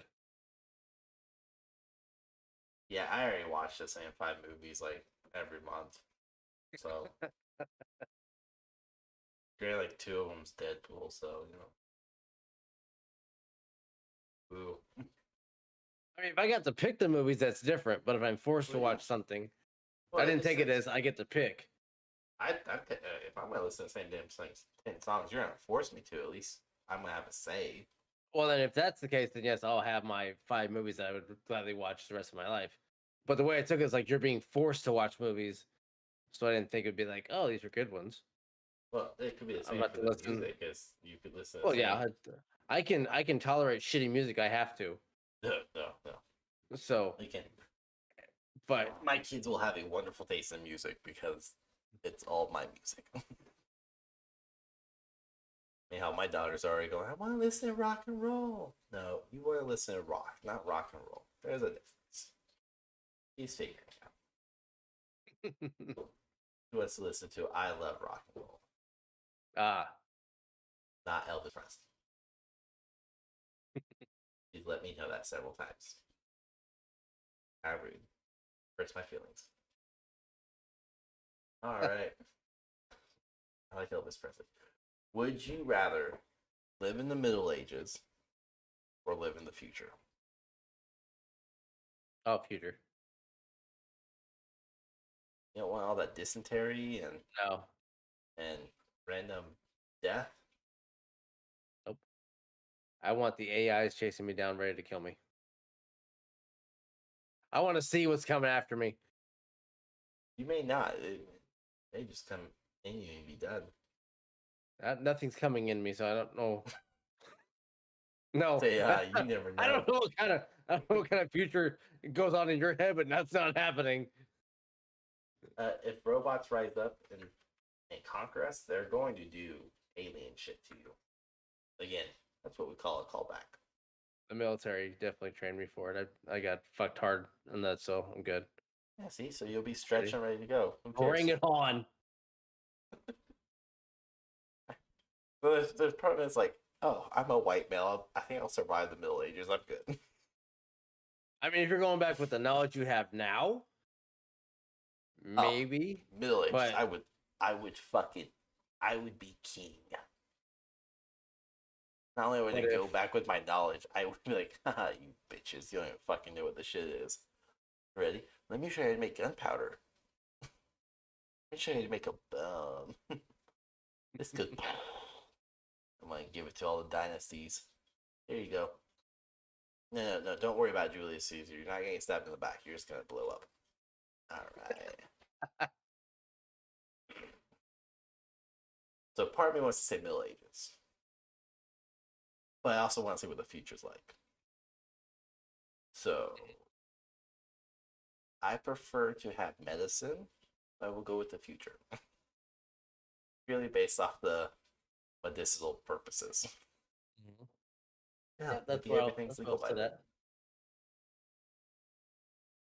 Would you rather lose all of your memories of your childhood or lose all of your memories from the last 10 years?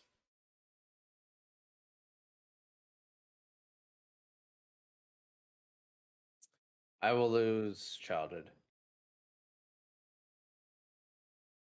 Yeah. Because I've already forgotten. Not me. I have great long Again. term. Living it now. I can't remember shit. So, yeah. I mean, I would rather lose my childhood memory. I'm fine with that. Yeah. Not a great one. Not terrible. Not a great one. Last 10 years, however, yeah, that's the encompassment of my entire relationship with my wife. So probably not the best thing to lose over the last 10 years. Yeah. Really don't want to be waking up and be like, who the fuck is this beside me in bed? Dad? I'm not your dad. Get the fuck away from me. Weird little gremlins. Let's do one. This seems like, okay, based off your memory, we'll give you the opportunity now. Would you rather have good memory at all times or always be able to learn a new language very easily?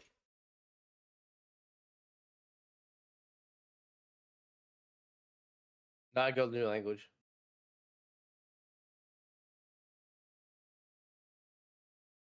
Because you're like, I already have shitty memory. I'm done. Whatever. Yeah. I want to know how to order food, cuss somebody out, and figure out where the hell I'm going. That's where I would be at with that one. Business deals. I Yeah. become an interpreter. Make bank. Done. And then forget Too where all your easy. money's at. I'm married. It'll be fine. Oh, so you know your money's gone. Never mind. So It's fine. Alright. So these are deemed. This next batch is deemed weird yet hard. Okay? Yeah, not my choice. I mean, they're I'm choosing a question. you are picking them. The website lists them this way, so whatever. Anyways, would you rather have to hunt for everything you eat or only be able to eat McDonald's for every meal? Oh man. I feel like 10-year-old me is just screaming in my head, McDonald's! McDonald's! Look, 20 years ago, McDonald's was completely different and yes. cheaper, but yeah. Damn. I mean, even now it's still good. Maybe my I kids have ruined it. No. I don't like their no, chicken nuggets anymore. I think they're shit. Wendy's is better. I'm not a big fan of their burgers anymore. Again, Wendy's is better. Freddy's is Oh, better. you're fucking Fettuccine crazy. No, Stings. Wendy's is fucking dog shit. You're dog shit. You and your Wendy's is DK are dog shit. And say I fucking Wendy's McDonald's with is that dog stupid shit. fucking clown. I think it's your fucking Kansas shit is dog shit. I would have to go. What was the question again? Oh, McDonald's or my food? Sounds like short-term memory. I had a moment. I'm not gonna lie, I was like, "What the fuck was the question?" I would rather hunt for my food. But man, McDonald's is right there. It's close. There's a McDonald's like 2 Like, blocks away. It's close. I'm close to saying McDonald's, but I would rather hunt for my food. Yeah. And there's part of me like change your answer, but no, I'd rather hunt for my food. Is that your answer? Yes, there's part Is of me. that your that's saying final no, answer? Yeah. I guess so. Okay. If we get to hunt wherever, or if we're hunting like right here where we live, and there's guaranteed bounty, I will hunt. But there's not a lot of like things I'm gonna hunt here in Kansas unless I'm gonna cross into somebody's field and try to take down a bull or a cow. Like it's not happening. I would take hunting as long as I can hunt anywhere I want or have the animals here to hunt. You have deer.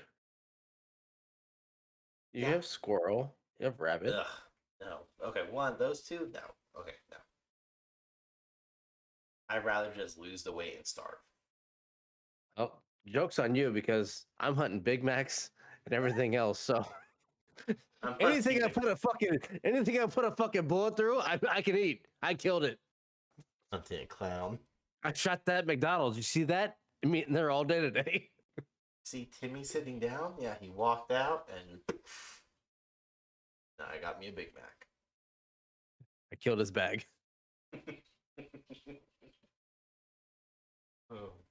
Oh, there was one of these I was looking at. Damn it. Here we go. Would you rather glow pink every time you see somebody you're attracted to, or glow bright red every time someone annoys you?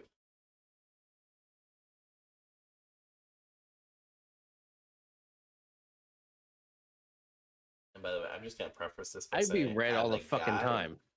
as a guy, this is really nothing different than our teenage years, just a color.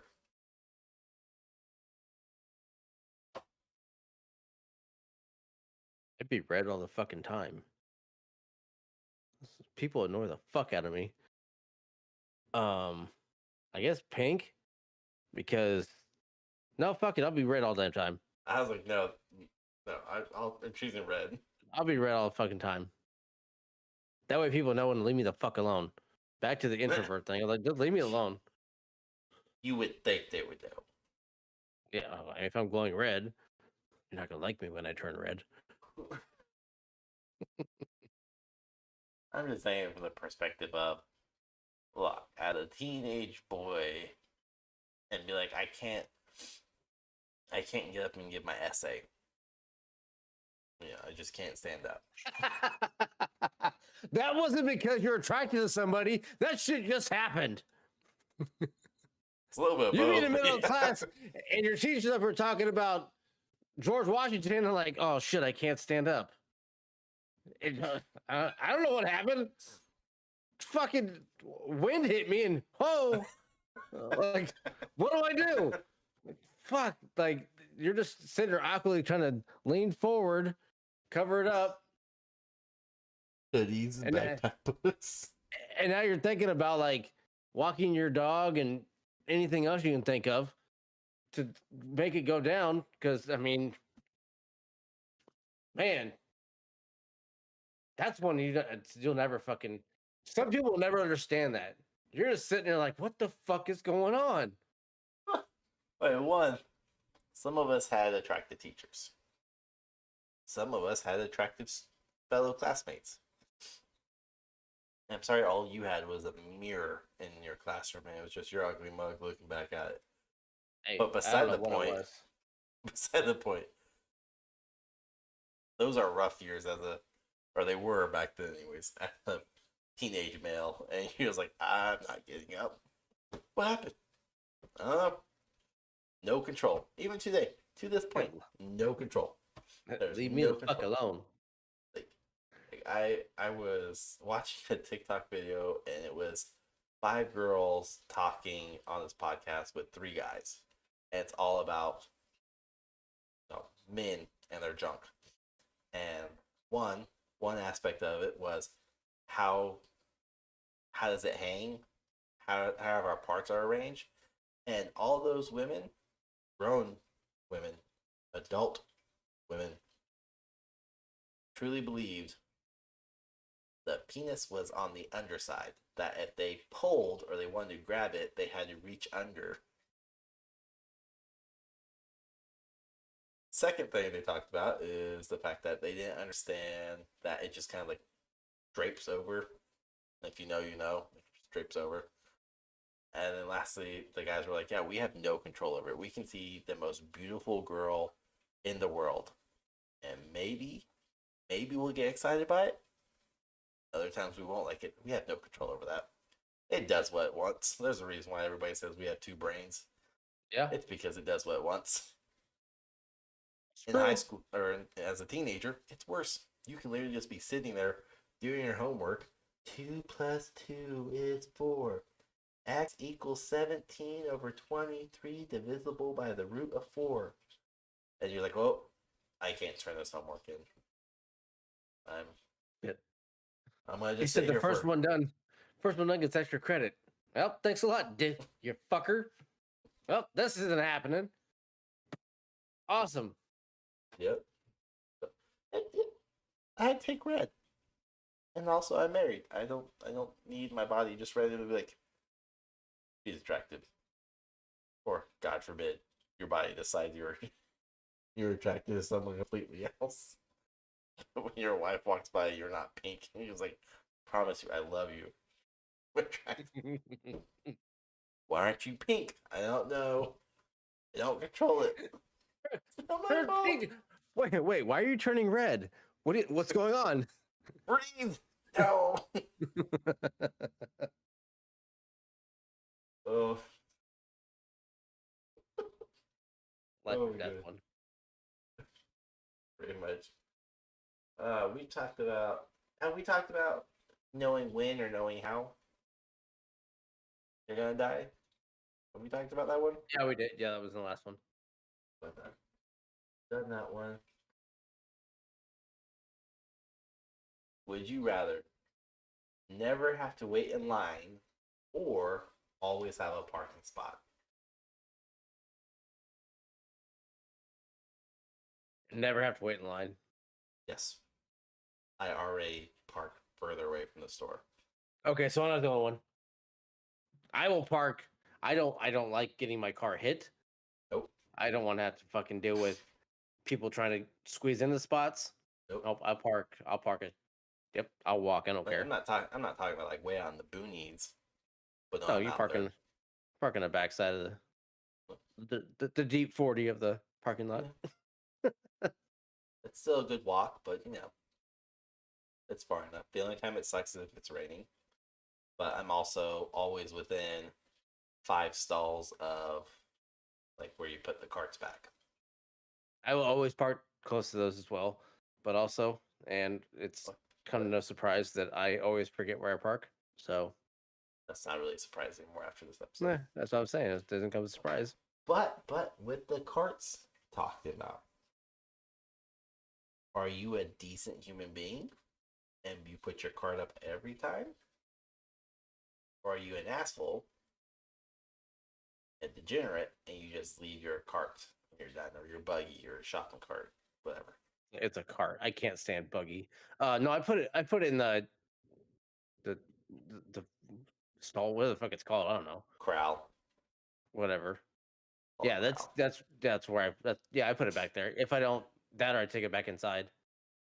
There's I know a when I huge got study back around from people who like if you don't put your cart up, it speaks volumes of like your personality, your behavior, who you are as a person, versus those who put them up. I think it takes more of a test to just like throw it to the side of like, okay, I'm gonna put it over here. But I know when I got back from like deployments, I don't know why, I'd always take it back inside. I have no fucking clue why. I would take it back inside. If I was And it's on very odd. base, I took it back inside. If like off base, no. Yeah, I don't know why. But it only lasts for like a while. And it was like, I don't know why I did it, but I take time and I take it all the way back inside. Now, Just had to make sure you're not a total piece of shit. maybe that's what it was. I don't know. But again, it's like you miss the small things when you're deployed because obviously for a year you're not doing that shit. So it's just the being able to enjoy doing the shit like that again. Maybe I have no idea. But no, I'm not waiting in fucking line. I can't stand lines. I have to stand next to people that want to have random conversations I don't even care about. And you can't like walk away from it because you're in line. I mean, you can, but Yeah, then I have to stand back in line again to get what I want. inevitable circle of doom. Right, here's a interesting one.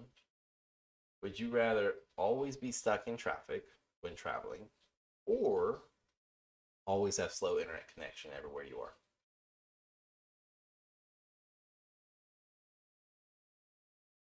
Man, both those are frustrating as hell. I can go Man, first on this one if you want, just purely based on childhood.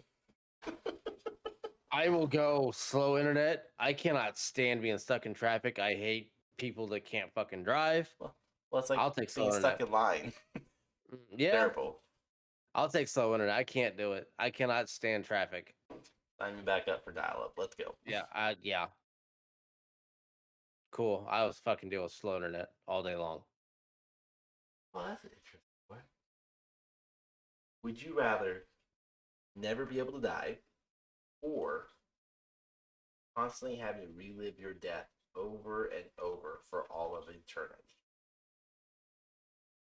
I'll never die. Easy. I don't see why this was deemed a hard question. Because I mean, what it's kind of pretty person easy. wants to constantly die over and over? I mean, the side of the coin the other side of the coin I can kind of see of why you would say relive your death over and over. And that is solely because you're gonna at least see the people you love constantly. Whereas if you live forever, you're gonna have a slew of partners and loved ones and families, which means you're always going to outlive everyone. And I'm taking this also as like you're not aging. Because that would be really mean to be like 900 years old and be a decrepit little fuck that's stuck in a nursing home for the last 700 years, 800 years, 900 years, whatever. But then it gets really weird where you still look like you're 35, but you're married to this 80-some-year-old person. And your children look older than you. You're like, no, it's okay. I never die. Yeah. In which case, do you pursue a relationship? Or do you just say, nope? Okay.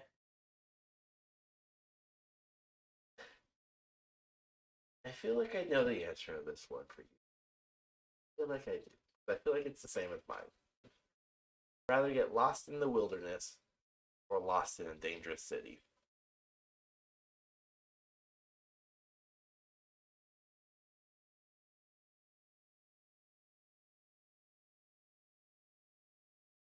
I mean, either one I could find my way out. I mean, I get lost in the wilderness. It'd be fine. Lost in a dangerous city. Think like Detroit. I mean, Chicago. I probably have being who I am, I probably have a better chance of living in the wild. Lost. Yeah, I'll go in the lost in the wilderness. I mean, so I'm going to take it. I still agree. But I'm thinking about the perspective of there's nobody else I have to deal with. Yeah. So I'm okay. Because technically speaking, most animals will stay away from you. They don't actively hunt humans. They may come over, try to figure out who the fuck you are, what you're doing in their area. But as long as you're not showing any signs of aggression or trying to actively kill them, you should be fine, in theory. Humans, on the other hand, we're stupid, we're selfish, we're egotistical. You look at me wrong, you may not be around the next day. So, Oh no, hold on. Let me think about it. No, I will go. I'll go dangerous city. Take that back. I'm not getting lost in the fucking Amazon. No. I've seen Nick and Afraid. I'm good. No, fuck that. Nope. No, thank you. I'm not dealing with any of that shit. Give me a fucking city. I'll get lost in the city all day long. Nope. Never mind. Take it back. Give me the fucking city. I'm not dealing with that shit. Rainforest, Amazon, swamps. No fucking way. No, thank you. I'm not dealing with fucking anacondas and shit like that. No. No way. Nope. No, thank you. I do not want to get. It could have been the Appalachian Mountains. You could have seen Bigfoot. I'm not Maybe freezing to death. another That's throwback. cold. That's cold.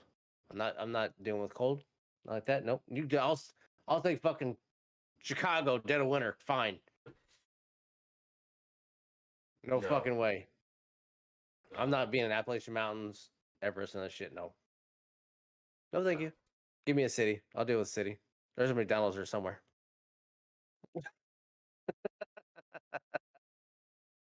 Whoa, why McDonald's?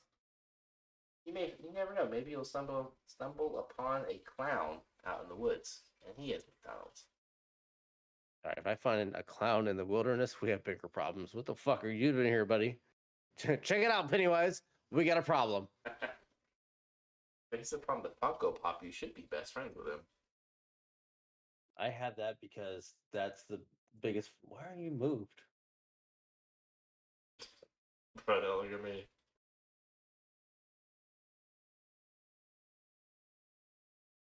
Weird. That was my biggest fucking fear growing up. That's why he's there. Conquering my fear by now looking at him awkwardly because he moved. Weird. I fucking hate clowns. So that, what, it was 2013? 13, 14, or 15 when the clown crisis was going on through the US? Oh, yeah, that people were fucking being chased by that shit. Yeah. Man, that's yeah. Did that terrify you? Did No, you guys I actually wanted have a that. clown issue? No, not around here. We never had it. I kind of wanted it too because I wanted to be able to just legitimately run one over with the car. Like he was chasing me. I didn't know I hit him. My bad. Fuck you, bozo. And all I can see is the report is man ran over clown at party at park. He was chasing me. Dude, he was doing a fucking magic trick for the 5-year-old. He was in the middle of a park. You hit the merry-go-round before you hit him. You weren't there. You didn't see the Tommy gun he made out of fucking balloons. He pointed it at me. I felt threatened. So when he chased you. So I squashed him. Okay. Fuck you, clown. We'll do a few more. I hate clowns. I'm gonna have to remember that because now I got shit at the store. From my brain, anyways. And the best part is you won't remember this fucking conversation in like 2 days, so it's fine. I'll remember tomorrow morning. We'll see. You may. It's clowns. You remember you don't like them. I'm gonna write it down. Sig's gonna fuck with me with clowns. Does your wife know about that? Oh yeah, she does. Yeah, she knew about it a long time ago. I made it very clear, very fucking clear. Oh. Okay. We'll do. Let's see. Do a couple more. Would you rather have no knees or no elbows?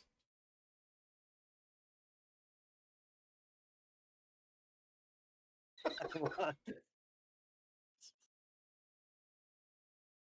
oh damn. I want no elbows. I want to be able to slap somebody with no elbows. I don't know why this first thing came in my head. It's being able to rear back, my hand slapping my back, and then swinging it again forward like a catapult, just wham, and then just spinning it. Well, keep in mind the part where you're spinning like at the elbow it wouldn't do much for you, so it'd be a straight arm, and you're gonna spin it like this. Oh shit, that's true. It is straight. So there's nothing about like it hitting the back. It would just be. I don't have flexibility in my arm, but it'd be just like this. Oh, I was thinking. Yeah, that's your elbow. I guess if you say, fuck that's you. your elbow. But I guess, yeah. All right. I get, damn it. I was thinking like, it's a bone and a big gap and then a bone. And I know, which is why it made it so much funnier that you weren't realizing what was going on. Now that you explained it, it kind of took the fun away from it. Like, No, do you have bars for arms or bars for legs? It really just took the fun away from you. The description. I don't know, because then you're stuck like this. Or you can't, you fucking Frankenstein walk. But you can kick people. Yeah, but you can't walk upstairs. Sure you can. You're just gonna look Bullshit. stupid as fuck. Yeah. Well, you're gonna look stupid as fuck doing this shit too, going upstairs. Hug me. You're either it's good, you're fucking flying, you want a hug, or you're at attention. Which one do you want? There's no fucking in between. But you can't run if you don't have knees. You tell me how big of an idiot you're gonna look like running like this. You don't have to. Just stick your arms Yeah, behind right. you. Okay, Mario. I'm not Mario dynamic. dumbass. Mario runs like that. Mario's arms actually move. But before he was behind. Do you really want to challenge Nintendo on You me? fucking nerd. I hate you. You're not gonna win this. You don't win DK. Just shut up and color. I'm gonna piss off a lot of anime people.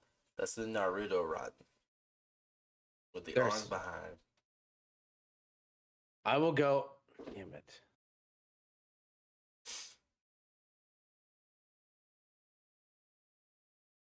I will go with.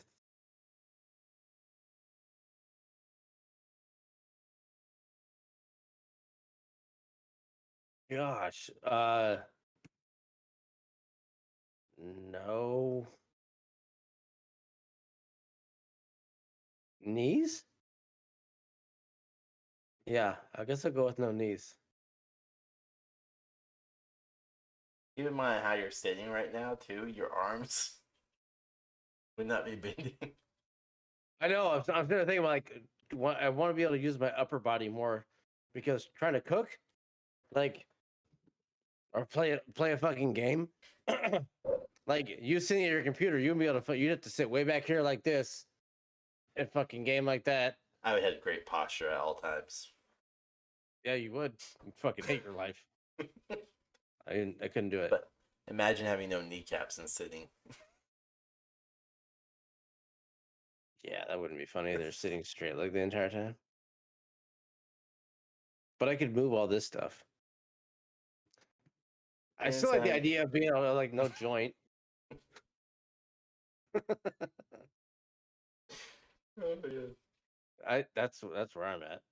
The no joints. All right, well, elbow or knees? Which one would you rather not have? I'm going knees. I would rather not have knees. I'm gonna go with elbows. I'd rather not have elbows. Really? Yeah. I want to be able to run. I want to be able to walk properly. I want to be able to sit down, especially, oh man, I just threw a whole wrench in my system. I was gonna say, I want to be able to sit down and, wipe my ass when I go poop, and then like, yeah, how you do that one? Yeah, yeah. Good luck give with me a that. bidet. How you Bidet, gonna I'll drink just buy or a eat? bidet. There we go. How you gonna drink or eat? Get a bidet for that too.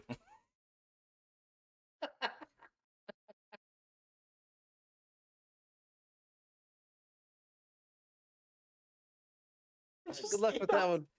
Yeah. Uh-huh. But they pulling it in there. Just gotta step on it and just try to bend over and get into the. It's fine. It's fine. Got it. Wow.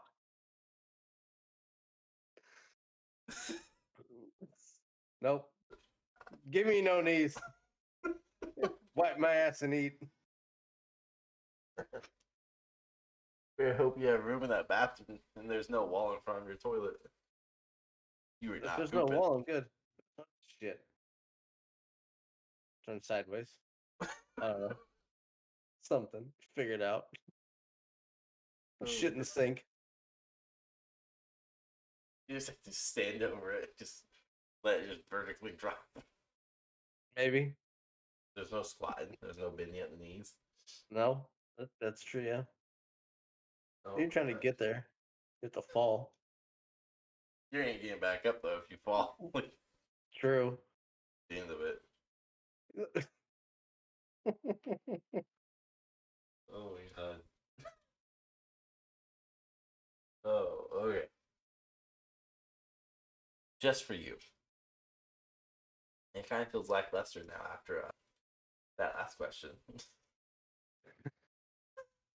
Would you rather be 2 feet shorter or Okay. Can't afford that one. or 4 feet taller?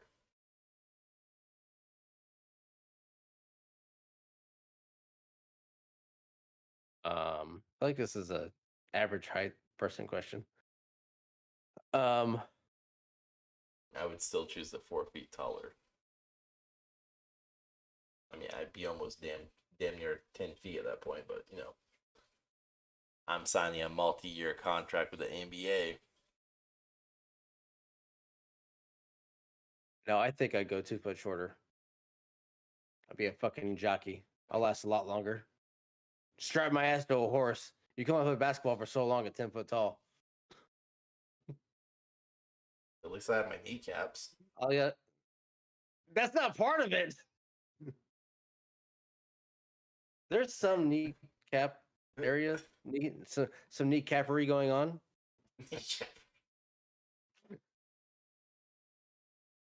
Nope, let me run around with my 2.5 foot tall ass.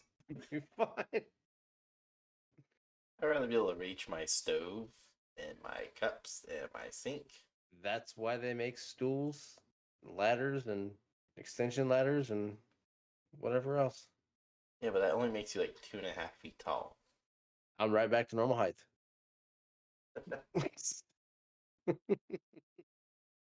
Joke's on you. Not just Good yet. luck. Good luck shitting while you're licking your kneecaps. Hey, they say to get the best poops for your bowels is to basically be squatting really low. Your knees should be up by your nipples almost. So, hey, 10 feet tall, I'd be looking like that. Looking like a crane sitting down. Anyway. Oh. Here's a good one. I've seen this one so many times. Hold on. Gotta compose myself to ask this. Is funny. Would you rather have knives or fingers or penises for fingers? Sorry. The immature side of me came out really quick.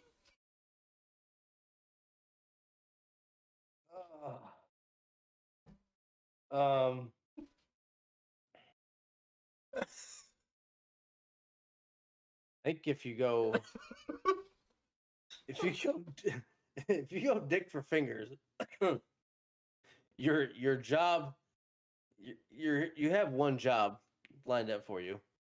Technically, you have 10. You'll be remembered infamously when you die.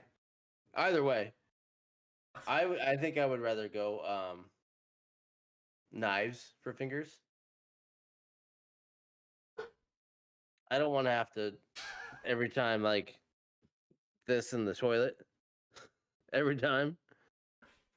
I think, okay, I agree with you, knives. But I'm thinking about how mine works. Like, I don't want to have to worry about just randomly like, oh, I have no fingers today. Oh, I got big fingers.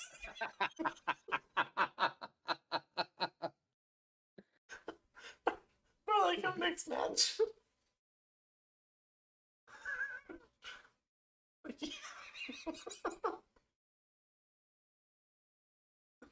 Like maybe your thumb is having a good day, but your index isn't.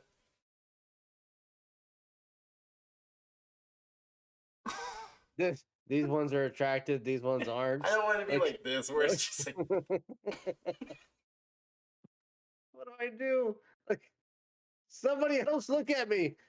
I need to pick something up. Help me, please.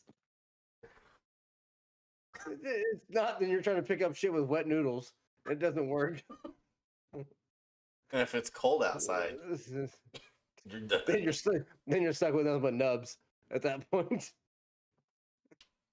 Shit, I can't pick up anything. Oh my god.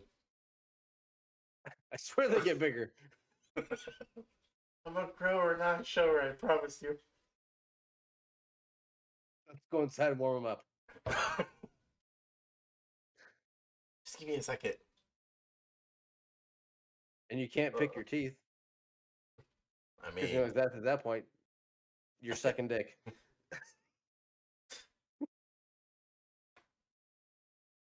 oh my God. Alright. If you wipe your ass and slip, does that make you gay? No? It's your Bye, hand. baby. Did you enjoy It's your it? hand. It's your hand. Well, just if you're gonna use that analogy, when you touch yourself, it's your hand.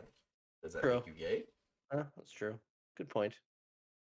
Which you would not be able to do if you had penises for fingers. Challenge accepted.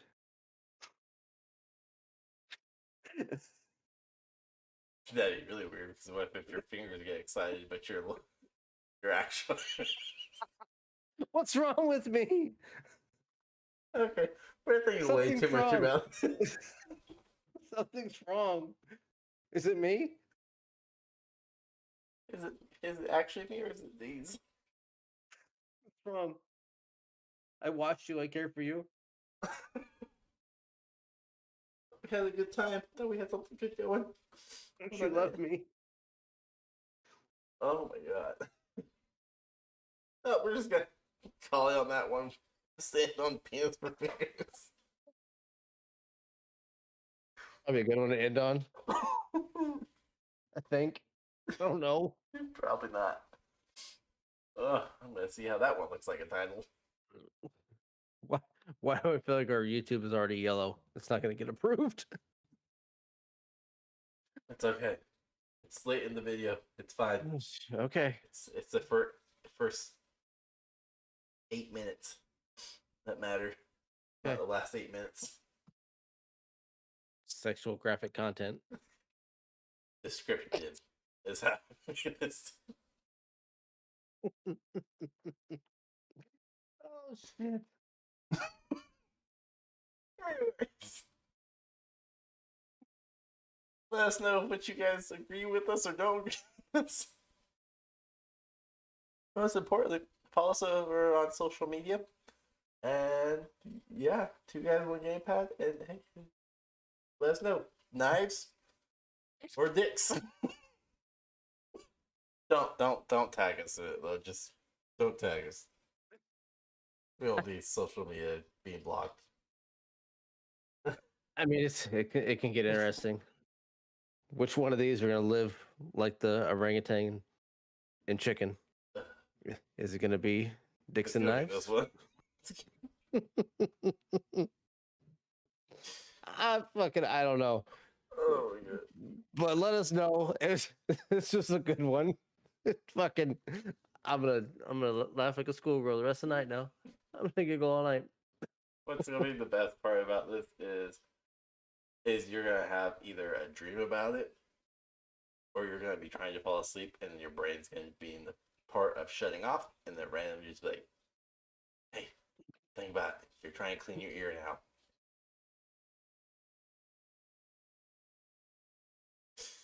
Or you gotta pick your nose and you get excited all of a sudden, like, there's a lot of bad. Yeah, just a lot of bad. Just think about moments. the handshakes at work. You go in limp, you come back stiff. I'm sorry, that doesn't mean anything. It puts a whole new meaning to a hand job. Yeah. But hey, on the plus side, there's a lucky girl out there, or guy out there for you. Maybe not. You need to wear mittens, but you still have to explain why you have fingers sometimes and you don't other times. Be weird. Notice how I focused completely on one side, not the knives. Because knives are easy. Edward Scissorhand did it, so easy, done. True. You show me Edward penis fingers, and we'll have a talk.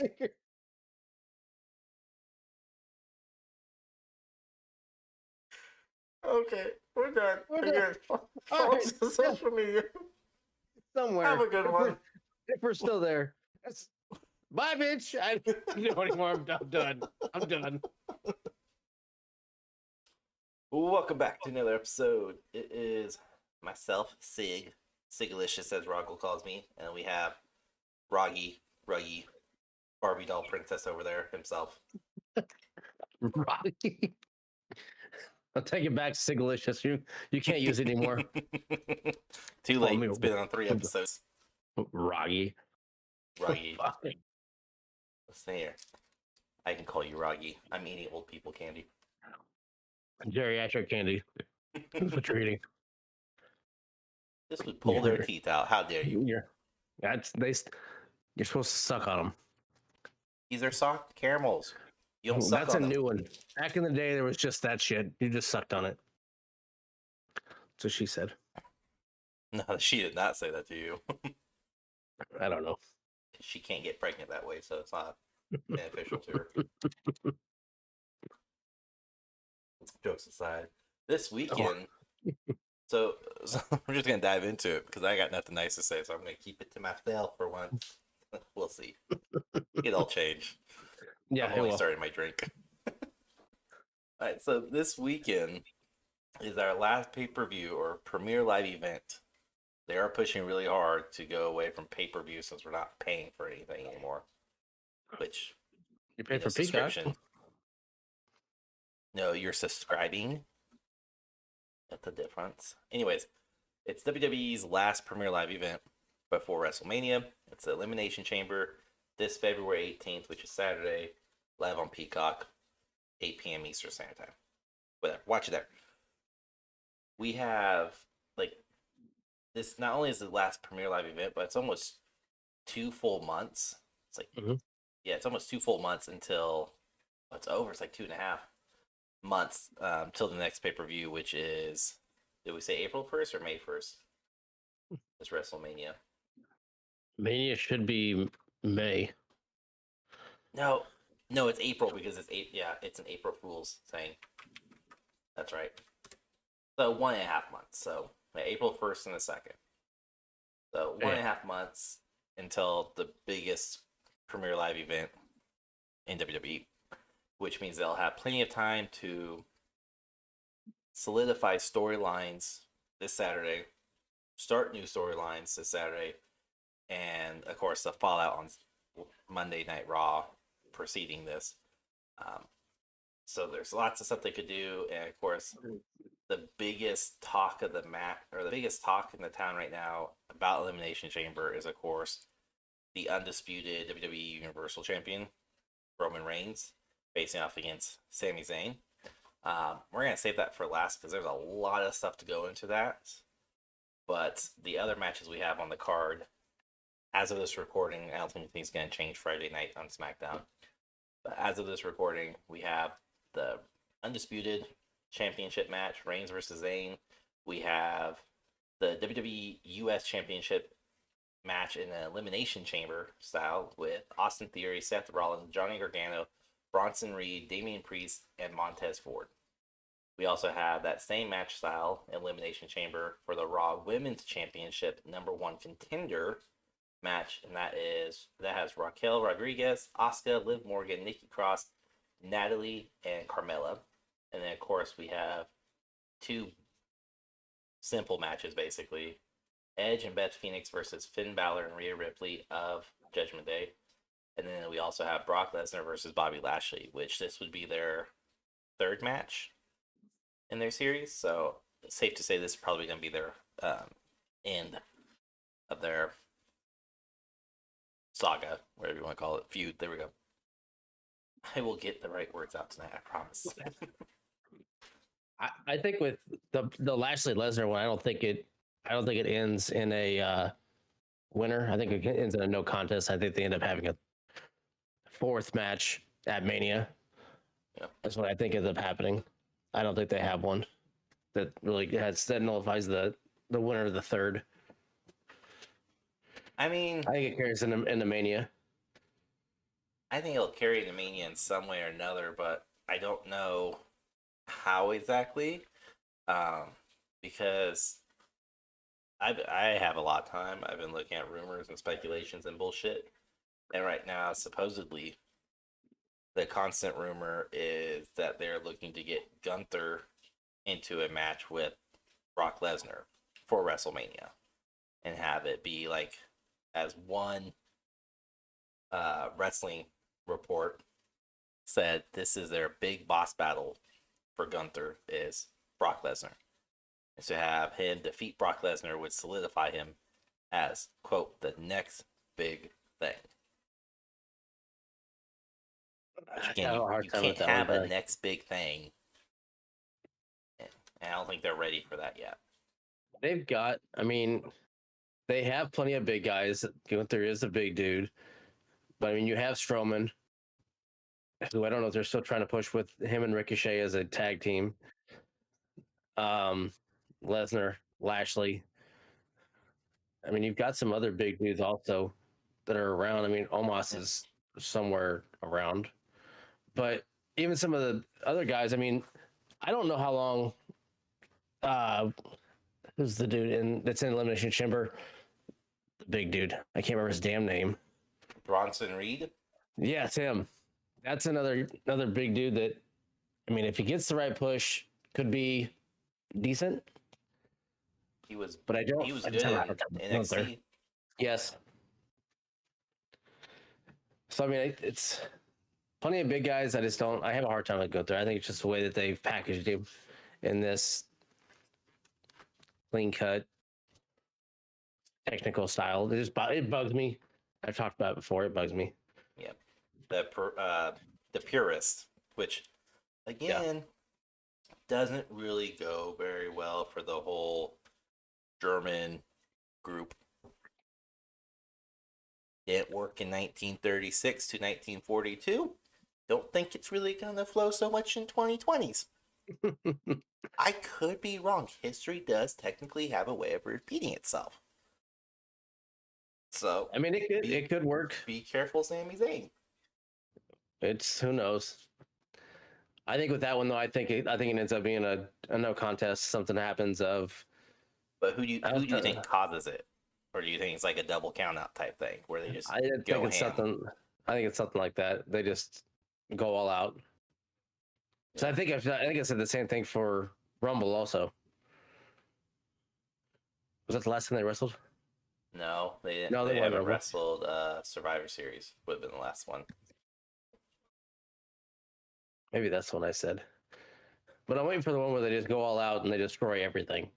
Which, I mean, that's how they should do it, or at least they should have like a no contest where it's really just the two of them putting on a great in-ring show, letting it spill outside of the ring, and then just going ham on each other and just beating the ever-loving shit, destroying the tables, the barrier, and all that, and even like disappearing to the back, and just have it be no contest, and that leads up to this epic showdown between the two of them at WrestleMania in like a street fight or a Hell in a Cell match or something with that nuance of we're going to come find them, but we're also going to put them in such a deadly, not deadly, but dangerous match, whether it's Extreme Rules, TLCs, Fall Count Anywhere, wherever fancy name they want to give it. But throw them in that's where it could just be pure chaos and let these two behemoths that should have fought well over 10 years ago are just now getting to it, but they're making the storyline work very well with this. So I agree. I think it'll go to WrestleMania. I just don't know. I don't see how they're going to do it without just doing a very foreseeable, double count out. Darn. So, which would be kind of boring unless it's a tear the house down moment. Yeah, they took it outside the ring and did something like that, and then one is standing over the other outside the ring, counted out that way, but one's standing while the other one is down in like something kind of like how they used to do with Raw. But they did Raw style of like Attitude Era. I mean, not Raw style, but like Attitude Era. They would have like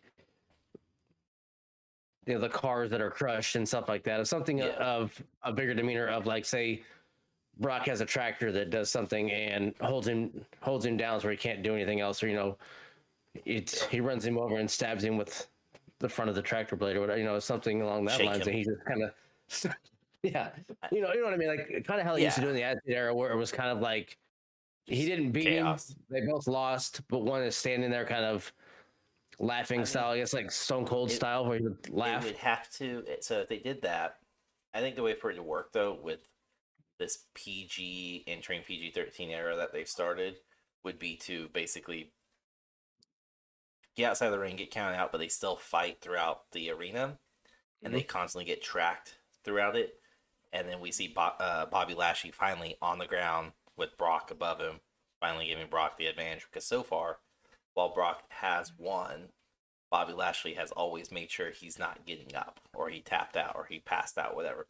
So it's time for Lesnar to get that final aha moment, or fuck you, whatever you want to call it, and make it where there's a need for WrestleMania of, well, neither one of us won, but I got the last laugh. And then Bobby Lashley's big thing right now with this whole storyline is, I say when we fight, I say when we do this, because I've beaten you every time. I've made you quit. I've made you pass out, whatever it is.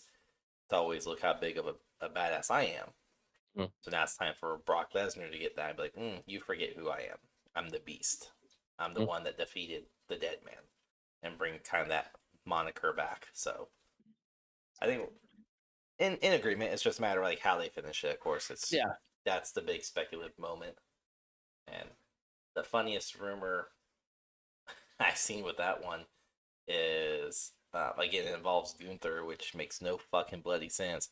But Gunther costs Lesnar the match, causing Bobby Lashley to win, which then leads up to that feud. But again, that's not a good finish between these two monsters. It doesn't make sense for that to be the fallout.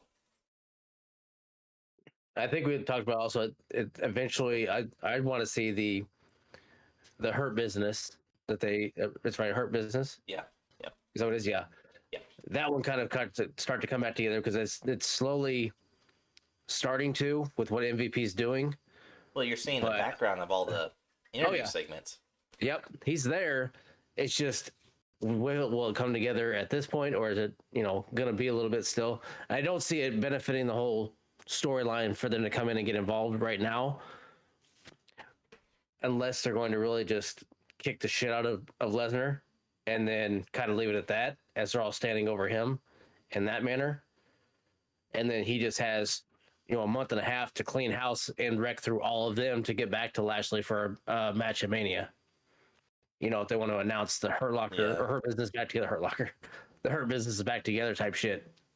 Yeah. So that's another thing to keep that going. But again, that puts a lot more presence on Lesnar having to be around for the next month and a half, and we know damn well that he's limited on appearances anyways. Yeah, I mean, they're going to chew it all up real quick. Yeah. So, but I don't think Hurt Business will come to play by any means. No, I don't think so either. I want to see it at some point. Yeah.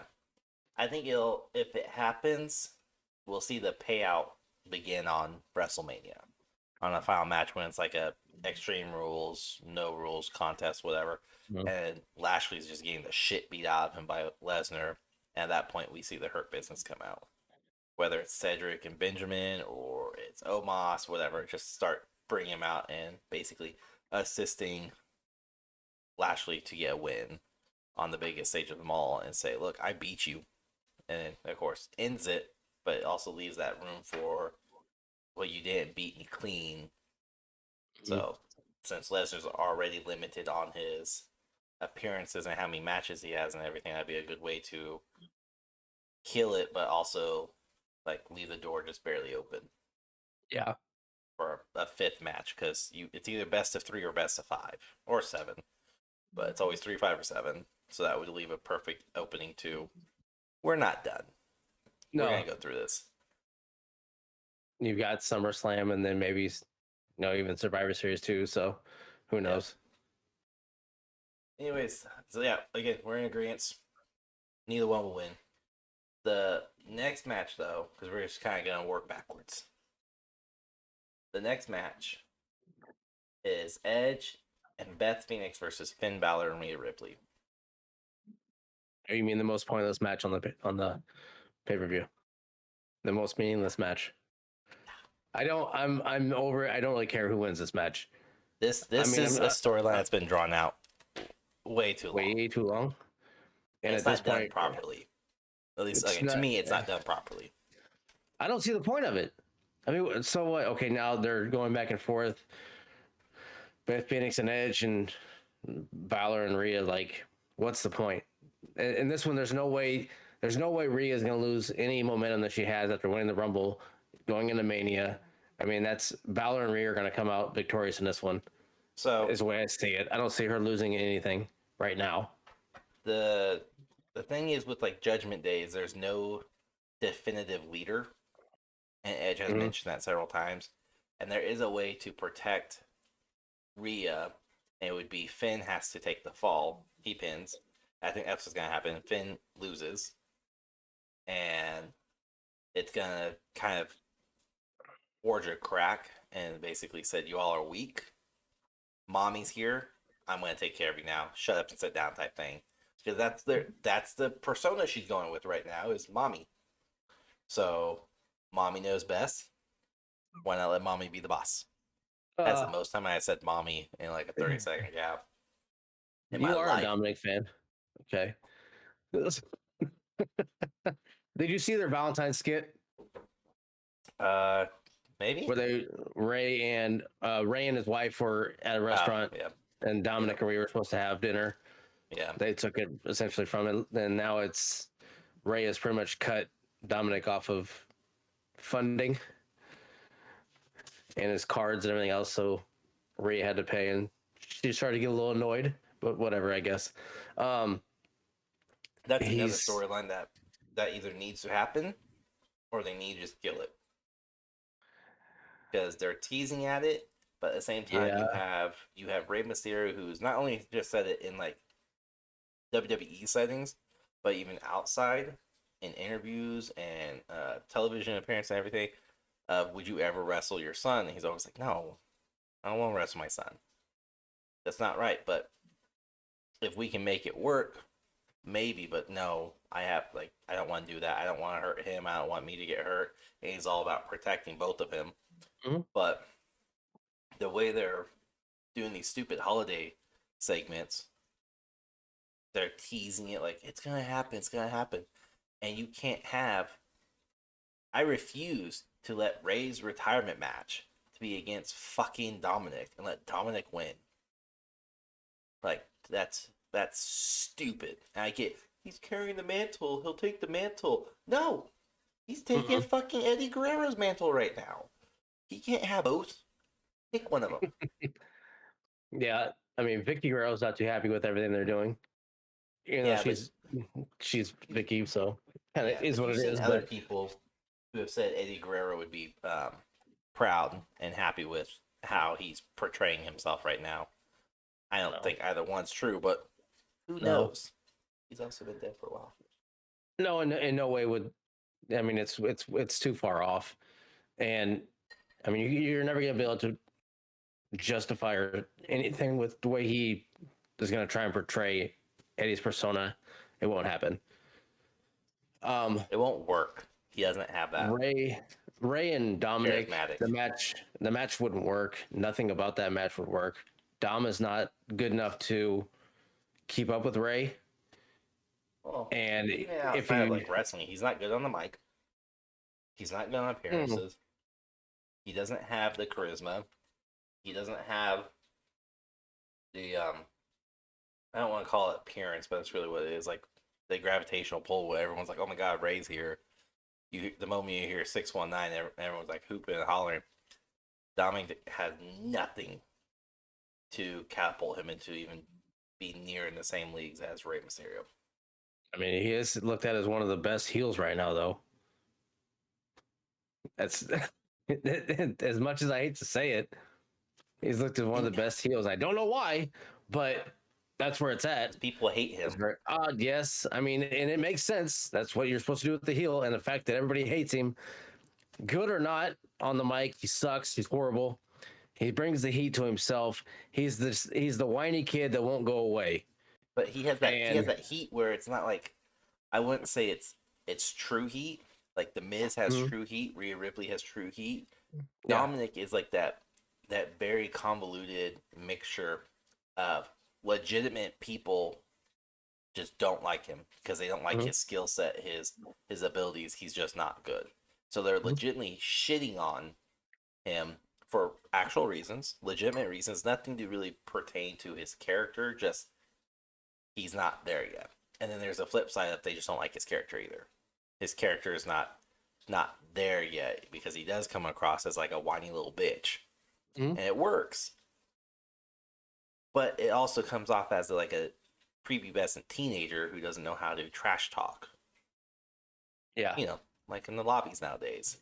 That's So it's just ridiculous. And he's one of those, yes. like, I've said this numerous times. I think we've agreed on this numerous times too. Is he needs to go back to developmental, whether NXT or legit developmental, and just have a solo run there and hone his craft, get a little bit better, and not be in this hodgepodge fucking faction of Judgment Day where there's no true leader, but Rhea Ripley is really dominant, Mhm. but then Finn Balor's on a whole nother level that he hasn't been at since when he won the WWE Championship before he had to lose it the next night.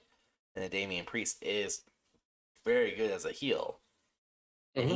he's I would say he's good on the mic when he remembers his script or his words or whatever. Because he has had He's got me so mad I several can't think weeks. straight. He's had several weeks where he's fumbling on the mic, Yeah. And and I think a lot of that it was looks on bad. Edge too. That whole the thing between them and Edge, and when Edge is just like shut up, he said to Dominic, but like Priest couldn't even get his shit straight.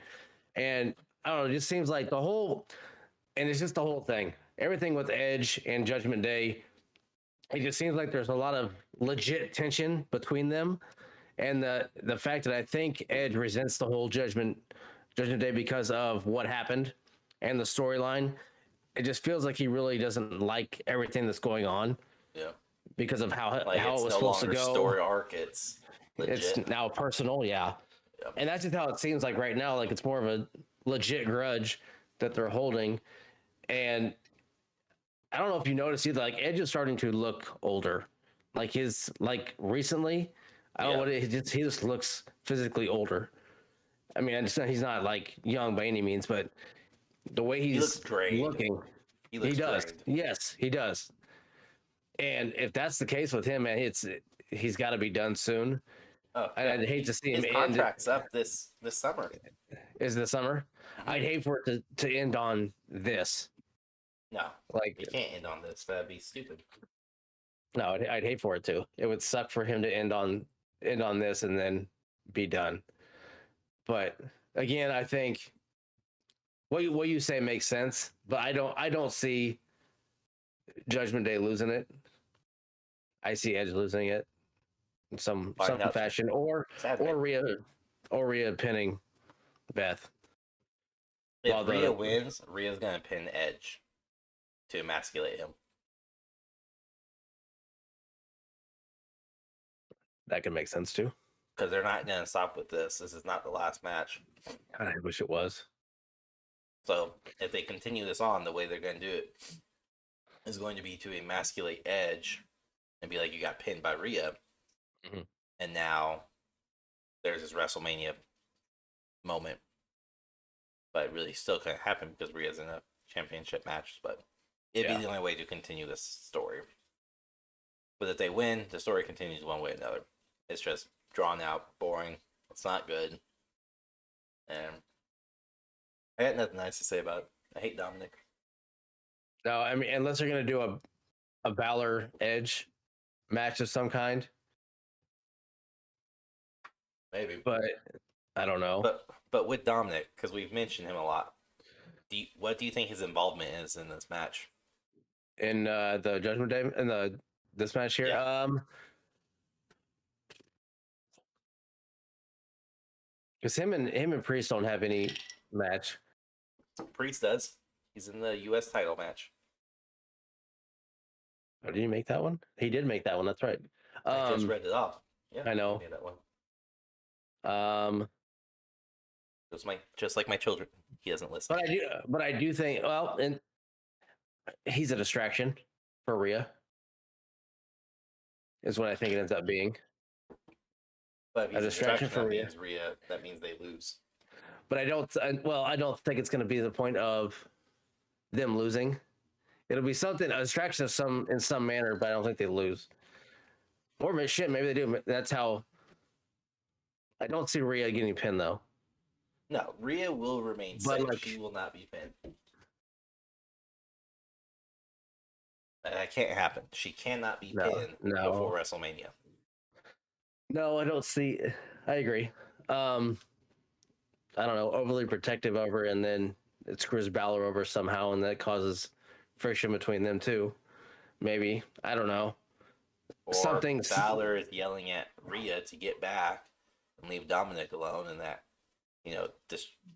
Dominic distracts Rhea, Rhea distracts Balor, Balor gets pinned, done.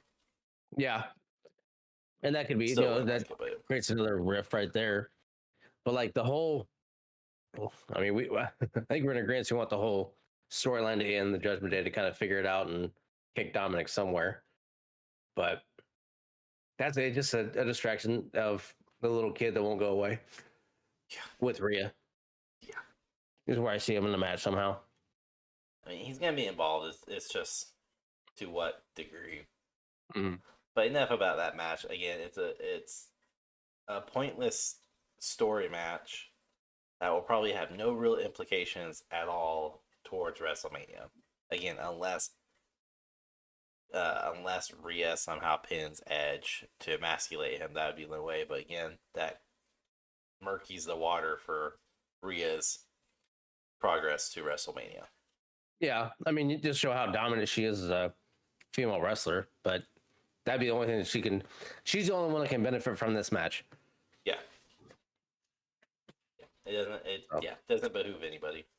No. So let's move on to this one. I will say I felt got robbed of a very good potential start. And that is a Raw Women's Championship #1 contender elimination match with, again, Raquel Rodriguez versus Asuka versus Liv Morgan versus Nikki Cross versus Natalie versus Carmella. I say they got robbed of an interesting start because on Monday Night Raw we saw Becky versus Bayley versus Bianca, and if either one of the two won, and if Bianca did not win, whoever won between Becky and Bayley would be entered into the Elimination Chamber match, making a triple threat at the beginning. That could have been such a potential catapult moment to increase and make Elimination Chamber a little bit more interesting. Now we have more than 6 people in the chamber. We have 7. 3 are going to start the match out, and it's going to be just an all-out brawl from the get-go versus these 2 are going to just kind of fight back and forth slowly and methodically until the first chamber opens, and then it all goes to hell. So I personally think they've screwed that up by not having Becky or Bayley. I don't care which, preferably Becky, but have one of those 2 have entered in the Elimination Chamber and make it a triple threat just to be a little bit more interesting and to separate itself even more from the men's chamber match. That's going to start the same way. Yes. I don't know. I don't see a whole lot in this match as much as they're trying to push the women's division. They're doing a great job at doing it, but I don't see. No, they're going to do a good job on Raw. SmackDown's women's division has been very underwhelming since Ronda had the title, and now that Charlotte has the title, it feels very, it's just Very stale and stagnant. Yeah, that's where it's at, and that's where it's going to be at until WrestleMania. Rhea ends up taking it from her. She better take it from her. Yeah, I mean, I think she does. Out of these, I mean, there's a lot of good wrestlers that are in this one with Asuka, Liv Morgan, Raquel. I like, There's three good ones and then three fillers. yes. I mean, I like my favorite one. I hate Carmella. I can't stand her. Same. Natalia is like Past her extremely prime. old and has some weird ass outfits that she keeps coming out in. Well, Um, she hasn't captured that moment or whatever. She hasn't captured the audience very well, either as a heel or a babyface. She never hits with the audience. no, She either comes out very whiny and like, I did the heart dungeon. I was the last one. I deserve this. Or she comes across very obnoxious, peppy go lucky. Everyone's like, shut the fuck up. We don't give a shit about your cats. Shut up. So she's there. She's annoying. And I get they're probably going to give her the title at some point before she retires just to say she had it and be done with it. Even if it's a she has it, Money in the Bank cashes in on her. She'll have the title before she retires. And then Carmella's a joke. she is. And Nikki Cross is a Wish She's version weird. of Mankind, which Not reminds me even a of. Wish. That's an insult to Wish. Insult.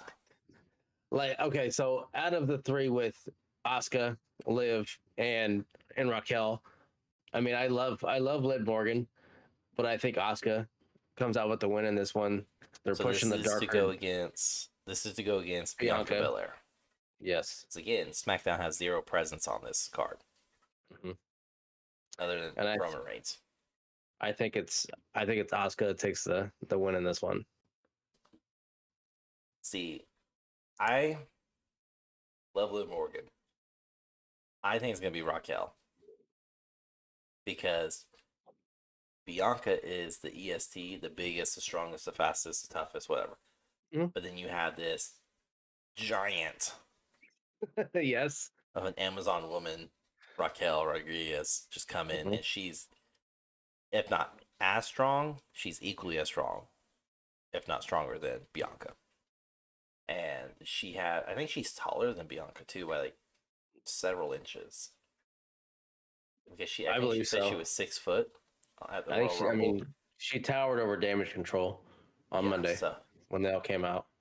well, EO and um, Dakota are really tiny people to begin with.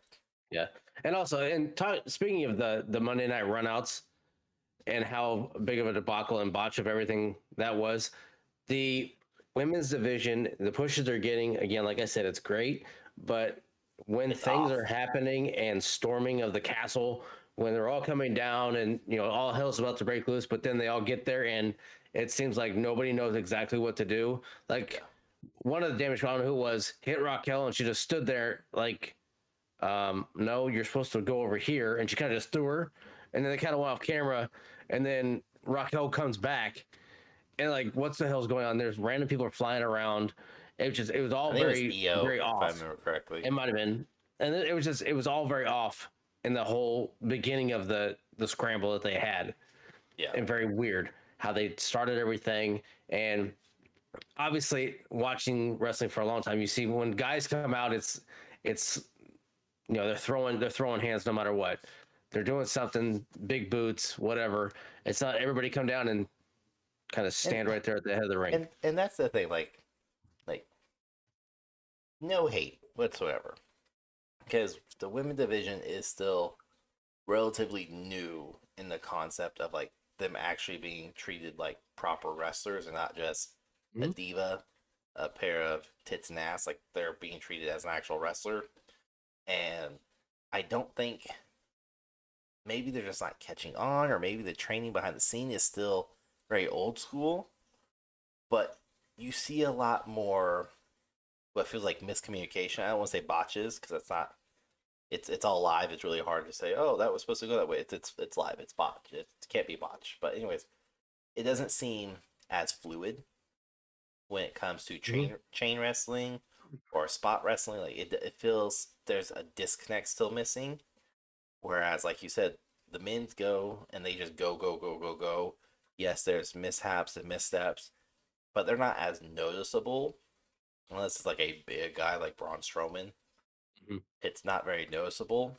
Whereas the women, like you pick up on it really quick, like you said, where Raquel got hit by, I believe it was Io, and she kind of just had that look of, that's not supposed to happen. That's Yeah. not where we are. It feels very heavily scripted, like WWE used to be before Hunter became in charge, or not Hunter, sorry, before the last like year and a half, where they stopped doing very heavily scripted and they just let them kind of go out. And then Hunter definitely pulled the reins back on that, or pulled the curtains back and said, "Here you go, just stick to these Yeah. keynotes and make it work." And it just feels off in the women's division. It's And a lot of it's timing.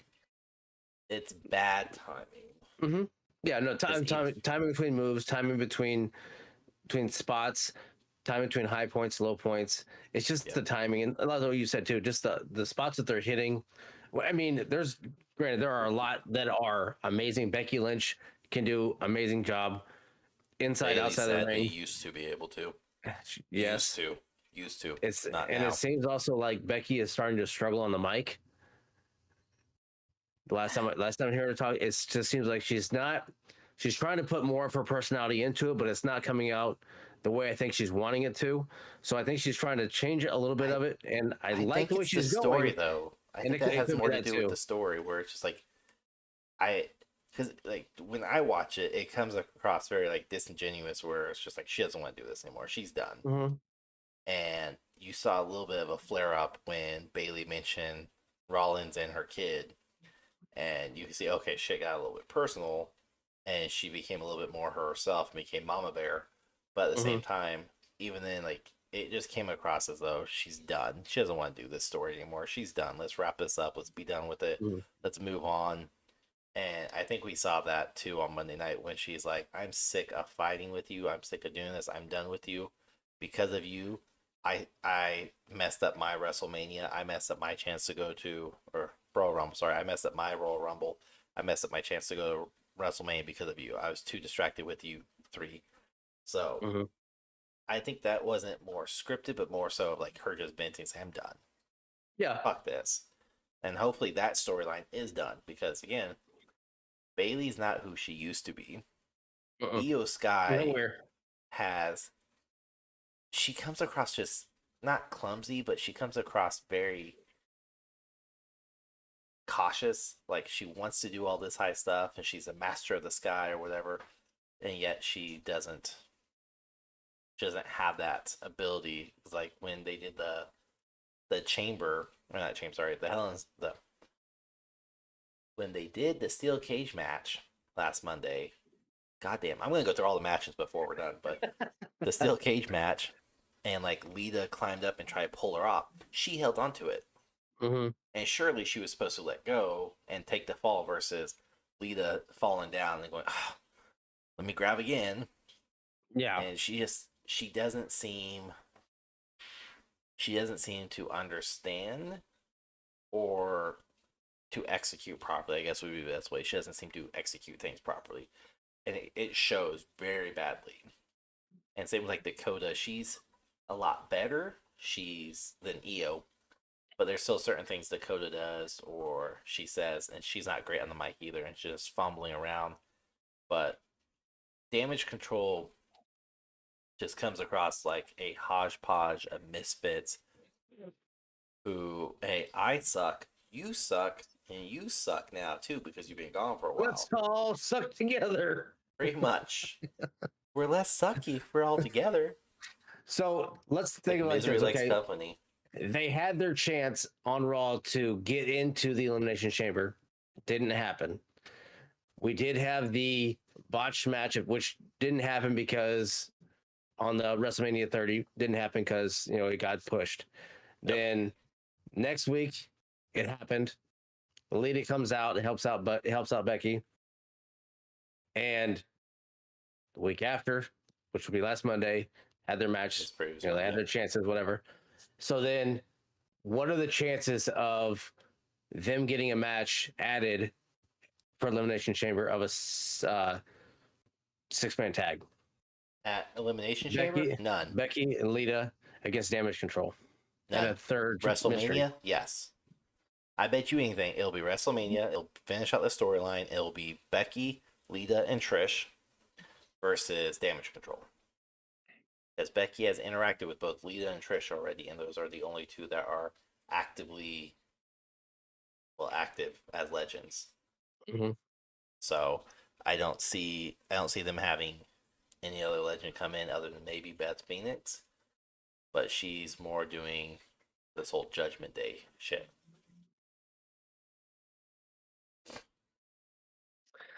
So kind of like Judgment Day. I hope it ends.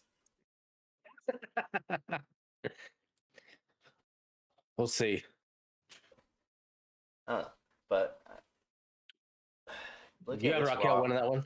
Yeah, I have Raquel. Okay. Again, it makes more sense to have a powerhouse moment. But I can also see Asuka winning, but she's also like they're still building her character up, so I think it's too soon for her to be pushed into that type of moment. I think she'll have her moment come SummerSlam. But I think Raquel will win the Elimination Chamber, and she will go on to hopefully put on one hell of a match against Bianca at WrestleMania. Hopefully. I think Asuka will be able to put on a better match than Raquel would. Oh yeah, but Asuka's been very like if you watched the couple matches she's been in, and even like Royal Rumble, she doesn't seem up to par to where she was even before she took a little vacation away from WWE. She seems like to have a little off step at all. Doesn't seem as fluid. So it could just be me and trying to like look back at how dominant she was, and now she's kind of like going through the motion type thing, and now that she's back, she just seems off a little bit. And we don't have her full character development yet. But they are pushing the darker side of her, which I like. So hopefully that'd be a good one for her to go with. So we'll see. I want Liv to go, but the problem is if they have Liv win, and she beat Ronda, so she should in theory beat Bianca, but they're not gonna do that. But Bianca is babyface, so technically Asuka's really the only one that's set to win. I'm still banking on Raquel, and Raquel's kind of been on that fence of babyface yet heel. Like she's been bouncing back and forth, so I think Raquel will flip to heel and kind of just attack Bianca and be like, "You're not the baddest bitch now. I am." Yeah, I mean she'd have to go heel in order for her to really even have a match, because you're not gonna have two baby faces go at it. No. So either way, Raquel or Asuka is basically what we're saying. But we would prefer Liv Morgan. Yes. But again, she's not a babyface or a heel. She's Lita 2.0. Yeah. So she's neither here nor babyface. Watching Bianca lately, she's getting a little bit cockier. She has a little bit more of swagger to her, and I can easily see her going heel at some point. I don't see her while she holds the title of switching heel. Would it be cool? Yes. She could do like I think her name is Jade over in AEW, who's been the TNT Women's Champion for fucking 400 plus days, and I believe she started off as a baby face, but she quickly turned heel after getting the champion of just going, nobody can beat me. I'm undefeated. Like, what the hell? I think they could do that with Bianca and just basically have her come out and vent her frustration of there's no one here. I'm done. I've beat them all. I've laid them all to rest. Like, what more is there for me to do? Do I need to go take a vacation? Do I need to go have a baby like Becky? What needs to happen for me to finally get some competition? And just take digs at everyone and let her go heel. And it could work. Yeah, I just don't know. I don't know if they would do that with the amount of reaction she gets from the crowd. It doesn't get booed hardly ever. I think if she was to do it right, if they had the right person, the right babyface come in, or Liv Morgan or whoever, and her to dominate that and then turn heel, in that fashion, it could work. It just takes the right baby face for her to use as the turn. And then Yeah. I think that's where you bring in Becky at some point for Becky Bianca Yeah, because they've only faced off at some point. 2 times. Becky won, then Bianca won. Mhm. I guess they've had Yeah. 2 matches. Yeah. I think that's one that would be great to see. Would be another Bianca and Becky match. They put on a hell of a show. Mm-hmm. I mean, not the first one, because she got defeated in like 3 seconds, but Yeah. neither here nor there. We'll see. Yeah, let's the next match, which is an interesting one. The WWE US Championship Elimination Chamber match again with Austin Theory, who's the champion, versus Seth Rollins, Johnny Gargano, Bronson Reed, Damian Priest, and Montez Ford. I say this is an interesting one because Dawkins did not make the chamber, but Ford did. Mm-hmm. So, are we going to finally see a push for singles run with Ford? Because there's been we've already seen the cracks go inside the Street Profit of Dawkins gets pinned and Ford is pissed and he just sits there and he's visibly angry, which would be a good turning point for Bianca too. Bianca gets upset because her husband's being mistreated, so treat my husband better or else type thing, and let Ford go heel. But I think this match alone will have implications for the Street Profits. I think this will either set up for a solo run, or we will start seeing a split of the Street Profits, or possibly joining Hurt Business, not Locker. God damn it, Hurt Business. It's hard to not say Hurt Locker. Yeah, I was like, Hurt Locker. No, that's not it. That's the movie. I mean, with this, I'm hoping is a great match. There are some guys in there that I don't understand how they got in or why they're in it. Like Gargano, I don't understand why he's there, but whatever. I understand why Bronson Reed is there. He's a big ass dude. I think. I mean, yes, he is a filler, but I think he's a decent filler. Would you rather have Baron Corbin in there, who essentially is probably going to be cut in the next 6 months? I mean, the dude is getting done dirty. They can't figure out his character, and no, they did. They figured out with the Lone Wolf. They need to go back to that. His two characters or his 2 gimmicks that hit the best with the audience was the Lone Wolf and Sad Corbin. I fucking hated Sad Corbin. I did too, but the thing was it hit off really well with the audience. And even somebody from WWE even mentioned it too on a recent interview or leak, or whatever, where they're like, "Yeah, that's what's going on, and we haven't been able to nail down Corbin." Well, yeah, because he's fucking turned out to be he's like Doink the Clown. Hey, I mean, yeah, he's kind of like Hornswoggle actually, where he has all these little different gimmicks. He's got potential, but I don't think he's gonna be another Dolph Ziggler who gets to that point but doesn't go past that point. Yeah. He has potential. He can put on a great match. It's just his character is not there. And if they want to go Lone Wolf again, I would have him not only go Lone Wolf, but I'd have him go after Gunther. Because they're both big ass dudes. Well, I mean, it would make sense. He would be a formidable, as Lone Wolf, he would be a formidable opponent for Gunther.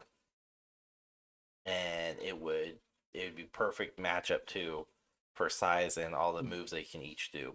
Because Corbin has, as much as I hate the dude, he has a range of movements. He's not like Omos, who has, here's my 5 moves. Yeah.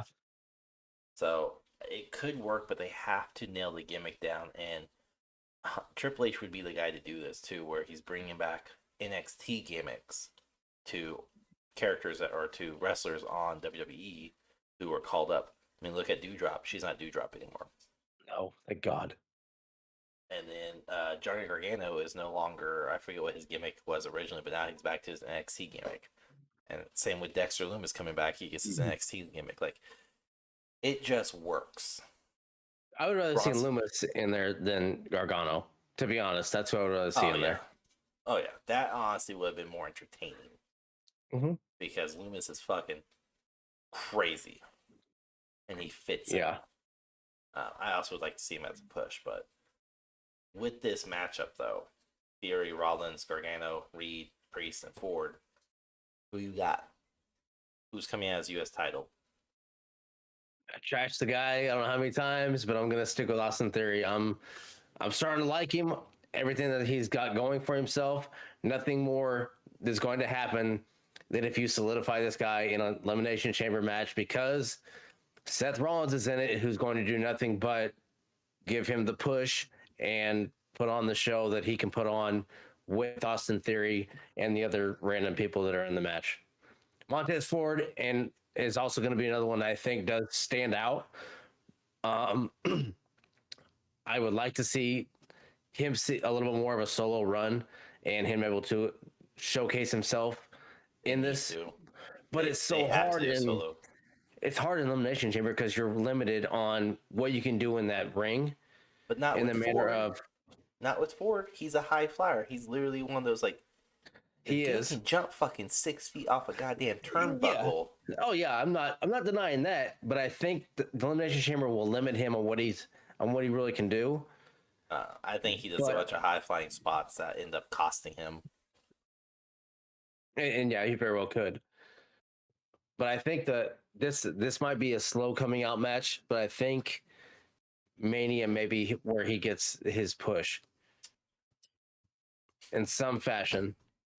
Because I think it'll start to happen, like you had said, where they start to see the rift in between the Street Profits and Montez Ford starts to get his push. And I would like to see it come down to those three, because I think those three, or even, as much as you may not like him, I think Bronson may have a factor in it too. It's not that I don't like him. even- He's just not there. He's another Otis, kind of. I mean, they're almost the same. Underneath Vince's regime, yes, he would be another Otis. Underneath Triple H's regime, no. But I think the final four will be Theory, Rollins, Priest, and Montez. I think those are our final four. Priest also. Yeah. My thing is, I could see all four of them winning.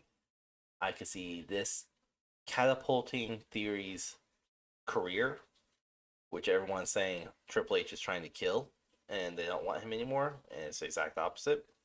Mm-hmm. But I could see Theory winning and just catapulting himself into a sub main event on WrestleMania. Yeah. Or possibly even main event, because if Zayn, well, I mean, it wouldn't matter because the undisputed champions are just that. They're undisputed. They're together. So there's only going to be one night where they have this match. So U.S. title is going to have to be a main event, if not like kickoff type thing. It's going to be a big deal. But this is going to be Theory's ticket, or I can see Rollins getting it, and again, continuing the feud between Theory and Rollins. Overplayed, overdone, but they do have some of the best matches for Theory. Priest would be interesting purely for the fact of he has a title before anyone else inside Judgment Day. And now he kind of goes, I am the champion. I'm the one. I do all this because I have the title. Yeah, I think the fact that if it is those four, and the sad thing is that that's an easily predictable final four, and I don't think that'll be it, because when it's easily predictable, it never happens. Okay. Somehow anything in the last 5 years underneath Vince. Yeah, I would like to see those four. I just don't see Priest being in there. For some reason, I see Gargano being one of the final four.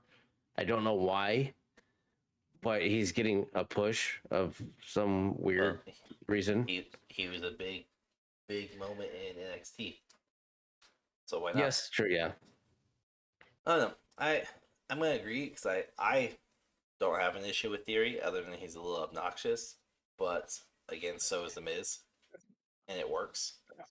And this is from my understanding and everything I've read, is Theory is going to basically replace John Cena. That's how they're pushing it. Is Theory is going to replace John Cena. He's going down similar routes as John Cena, because John Cena was very much a heelish dick, and then he flipped babyface, and he has this amazing career now.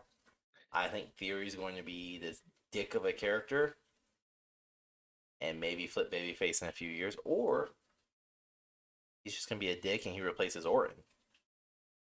Because they have to replace John Cena and they have to replace Orton. And Orton's coming to the end of his career if he's not already at it after this injury. Yeah. So I know. I mean, Theory's already done you need the a staple. Yeah, you do. And I think as much as I hated the guy coming in, I think he does have potential. I mean, I did. I hated him so much. Oh, we have episodes, I know. I hated him so much, but he grew on me. He has potential. He has the look. His ability in the ring is good. He's already trying to steal the tagline of the champ is here. Yep. I'm like, you need to not do that. Like, come up with your own shit. You're not Cena. I don't want him to get sucked into that because I do like him. It's too And late. He's already said my time is now. And I was I like, know. that's literally fucking John Cena. You know, unless he's wanting a Theory Cena match because They're there's working on it. I mean, if that's gonna happen, cool, and that's the passing of the torch. But gosh, I don't want him stuck in that Cena The shadow. persona because like Cena got very, very gimmicky and very, very annoying, and him trying to go heel on a lot of things didn't work. And I don't want him to get stuck in that because I do think the guy has a lot of potential. As much as I shit talked him before and hated him before, I've seen it, and now I believe before it. anything before the last 6 months. Yes, and I mean the whole Vince push that they had, I was like, it's stupid, but again, it worked. Vince is known to fuck around with characters and fuck around the whole stories, and it's to his whims. And Triple H has done an amazing job fixing that. I think Theory is a prime example of the difference of Vince versus Triple H. And everybody is like, oh, Triple H is burying Theory. No, he has to fix Vince's fuck up of, you're my prodigy. Oh, so not Drew McIntyre from 11 years ago? No. He's not the... Oh, yeah. Okay. Oh, you're his daddy. Oh. Oh, he's the snitch. Oh, okay. Like... Yeah. There's just a lot of stupid shit. Maybe it's just because he grew a beard. I like him. I don't know what it is. He grew the beard more and became kind serious. of bad. Yeah, maybe. I don't know. People take you serious too if you had the beard. I can't grow it. It grows in like patchy. We'll Doesn't see. work. I'll give you till November. Stop shaving now. We'll see you in November. Okay. Yeah. Right. No, Nope, the 3 not little happening. whiskers on your chin. No, it'll come in all white trash like Joe Dirt style, like patchy, shit like fine. that. You'll see That's whiskers hanging from my chin like this. Yeah, man. But no, I mean, I agree. I think Theory's gonna take it. The only other person, I don't see Rollins needing it. He has no need for this 3rd championship reign. But I don't know what's going on with him. Did you see the fucking gigantic space boots he had on? I mean, I did notice that Lil Wayne was wearing them too. So apparently it's a thing to wear these stupid gigantic fucking boots. I've stopped concerning myself with his outfits because I'm just they're ridiculous. He's still wearing the fishnet shirt. I was like, come on, Yes. stop. I don't know what he's doing. I get it. It's annoying, but again, he doesn't need this because he's getting ready to feud with Logan Paul. So that's gonna be WrestleMania, and it would be so fucking dumb to have Rollins win, face Logan Paul for the U.S. Championship, and I have a feeling because again, Logan Paul hasn't actually won a match. No, he's a highlight reel. Well, they won with him and the Miz won. The Miz won it. I don't like the Miz. But either way, okay, fine, I'll rephrase. He has not won a solo match. But anyways, it wouldn't he's due for a win. And the way a lot of people are talking is he's going to be in the title picture. Because he's proven himself against Reigns, so why not let him face off against a mid-tier title? But again, if he faces Rollins and Rollins wins the chamber match, that means it's going to be a U.S. title match that they more than likely would give to Logan Paul. Because the dude's going to go out everywhere on Impulsive and market it. He's going to hype up the U.S. title like crazy. He's going to hype up his future feud with whoever. Because the dude's fucking good at marketing. I will give to the dude. Look at Impulsive, his podcast. Look at Prime. Anything he touches. Look at the Suicide Force. Anything he touches is just, it blows up. Good or bad, it's in the limelight, some means. And it would be a good way for WWE to get the pop and to get eyes on the product, because now Logan Paul has a championship, and now he's going to actually maybe wrestle more than just a pay-per-view. Sorry, Premier Live event. So, again, I mean, we'll see. I think it'll be Theory. I want Ford, though. I will say that. I want Montez Ford to win. And for this to be a test run of not only him as a champion, but a test run for his solo, and have him go against Theory and lead up to a feud at WrestleMania between him and Theory. I Yeah. don't think it'll happen, though, because the rumor is Theory's going to face off against John Cena at WrestleMania. Being a champion, though? Yeah. And there's like speculation is it'll either be a championship match or it'll be a retirement match. I'm assuming it'll be a retirement match because I don't see any point being a title match in any way. Well, they could pit against both. They could make it both. Say, I win, I get your title, you win, I leave WWE. And then it's a legit passing of the torch. Yeah. Which, I mean, it'll work either way. The Rollins Logan Paul storyline would be awesome too. I would like to see Logan Paul around more to wrestle more and less on everything else that he does to legitimize himself as a wrestler and step away from everything else. But I don't think he's done boxing yet. I think he's got one or two more he wants to do. He's been called out by some bigger names. And just like, I mean, him and his brother both get called out all the time. His brother's a fucking joke. Oh, yes, he is.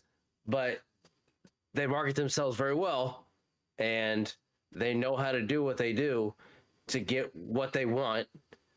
I mean, you can't deny that, the fact that they've done shit in the manner of what they've done. Yes. Jake, no. Jake has the coattails of Logan. We'll do a whole different podcast about that. But Jake is nothing without Logan. But Jake has, I will say at this point, legitimized himself as a businessman to do what he wants within the fighting community. When he teamed with Anderson Silva to create a fighters union for you mean that the part fixed of match? That, I mean, fixed or not, and I'm not saying that all his matches are not fixed. They're all very sketchy. But if he's legitimizing himself to have businesses in a manner of helping out fighters and stuff like that, that's great. Yeah, I'll give him props on that. I don't care about the whole. I mean, the people he's fought are jokes. Yes, I mean, other than Silva, Silva is he's not a boxer, but he's a legit mixed martial artist, and I will give it to him. He's a hell of a MMA fighter, but he's not a boxer. No. He's like, I believe his fighting style is like the Brazilian jiu-jitsu. Yes, I mean he's from Brazil. Yeah. So I mean, yeah, he's not a stand-up sling and bang style guy. Yeah. If you want to change it to now, and even in their match, the whole contract was Logan Paul loses, they're going to go to have an MMA match, which was not going to fucking happen.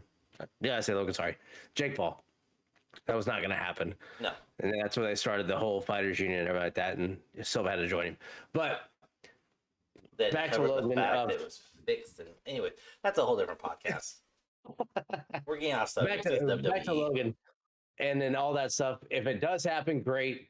If like I've said, Theory walks out with this one, setting up, like you said, WrestleMania moment with Cena, which will make probably one of his Theory's biggest Mania moments of the passing of the torch between him and Cena.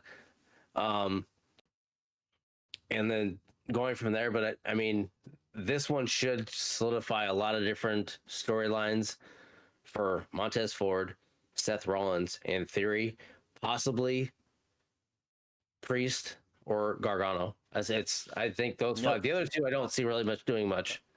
This benefits everyone in the chamber match. Theory will benefit because he'll win and it'll catapult his career even further.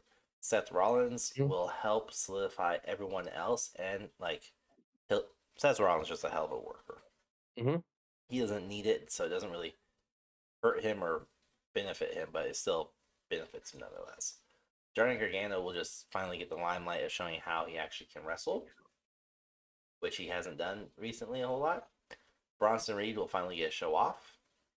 Damian Priest will finally get to show how dominant he is without Judgment Day. And Montez Ford will be able to show that he's a legitimate single run competitor versus strictly tag team. So no one truly loses in this match, as far as what it's going to do with their storyline progression for WrestleMania or their career in general. So it's going to be a great, hopefully a great match. I don't see it being an issue really anywhere except for the fact that if Ford pops off and it gets a good reaction, that's the end of Street Profits. And maybe that's the WrestleMania moment it's Ford versus Dawkins. Because they split beforehand. They only have a month and a half to do that, but yeah, feasible. I don't see them getting their own Mania match, so it doesn't really give it I don't see that being a Mania style match. If they face off against the Usos again and they lose, the last time they lost against the Usos, that's when Ford sat down on the mat and he pulled away from Dawkins, and it was clearly he was pissed off at Dawkins. So it would make sense to lose again and be like, you keep costing us this match. Stop, type thing. And break up. So it'd be interesting.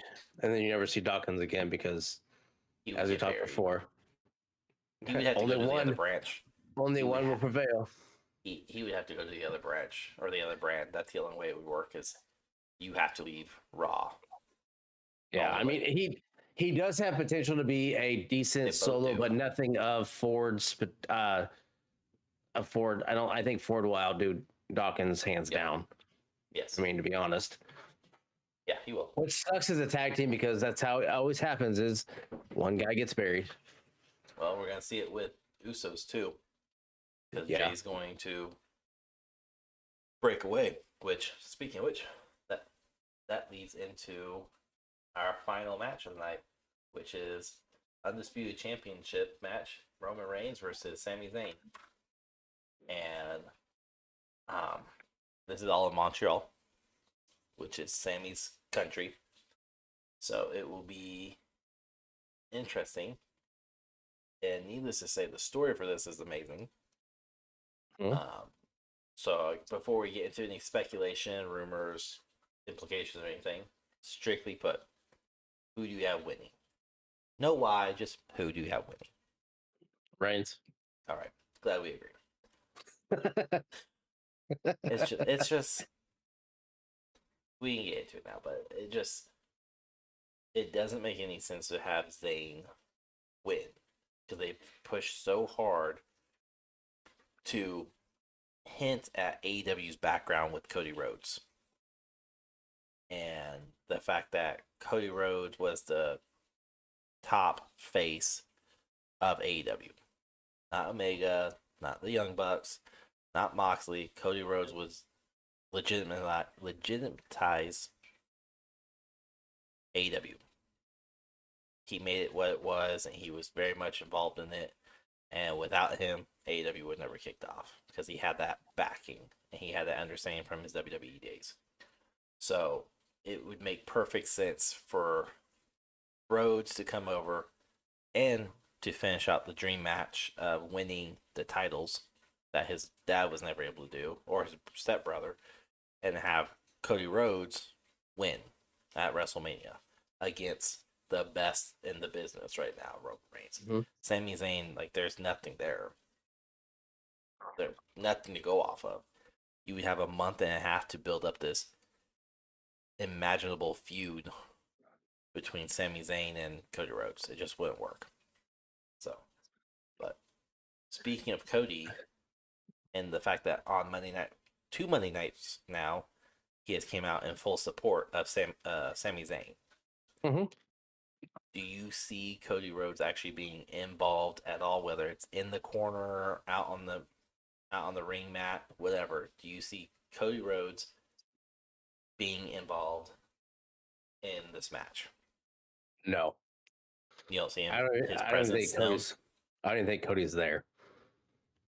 No, I see no point of Cody he'll be coming there. out. I don't think He'll he'll just even be at there. I think he'll be at the end, and he'll either. I think Zayn will lose, and Cody Rhodes comes out to basically save Zayn along with KO, and he'll just lay the smackdown on Roman Reigns and get the upper hand real quick. So the way I see this whole match going is obviously Bloodline coming out. You will see at some point Jay will be there. Jay will end up screwing over Sammy in Really? a super kick of some way. It's something of along the lines of Jay severing the support that he has because blood is thicker than water. Yes, he called That's him not a the brother. phrase, but okay. I know, but he's called Sammy a brother, something like that. But him and Roman are family, and by him screwing Sami Zayn over is going to set up, and like you had just said too, of either Cody or Kevin, one of the two or both, coming out will set up Sammy and Kevin and KO against the Usos at Mania for the tag titles. And now, however this match goes, I see Reigns winning it, and I see Sammy Jay screwing over Sammy in some way.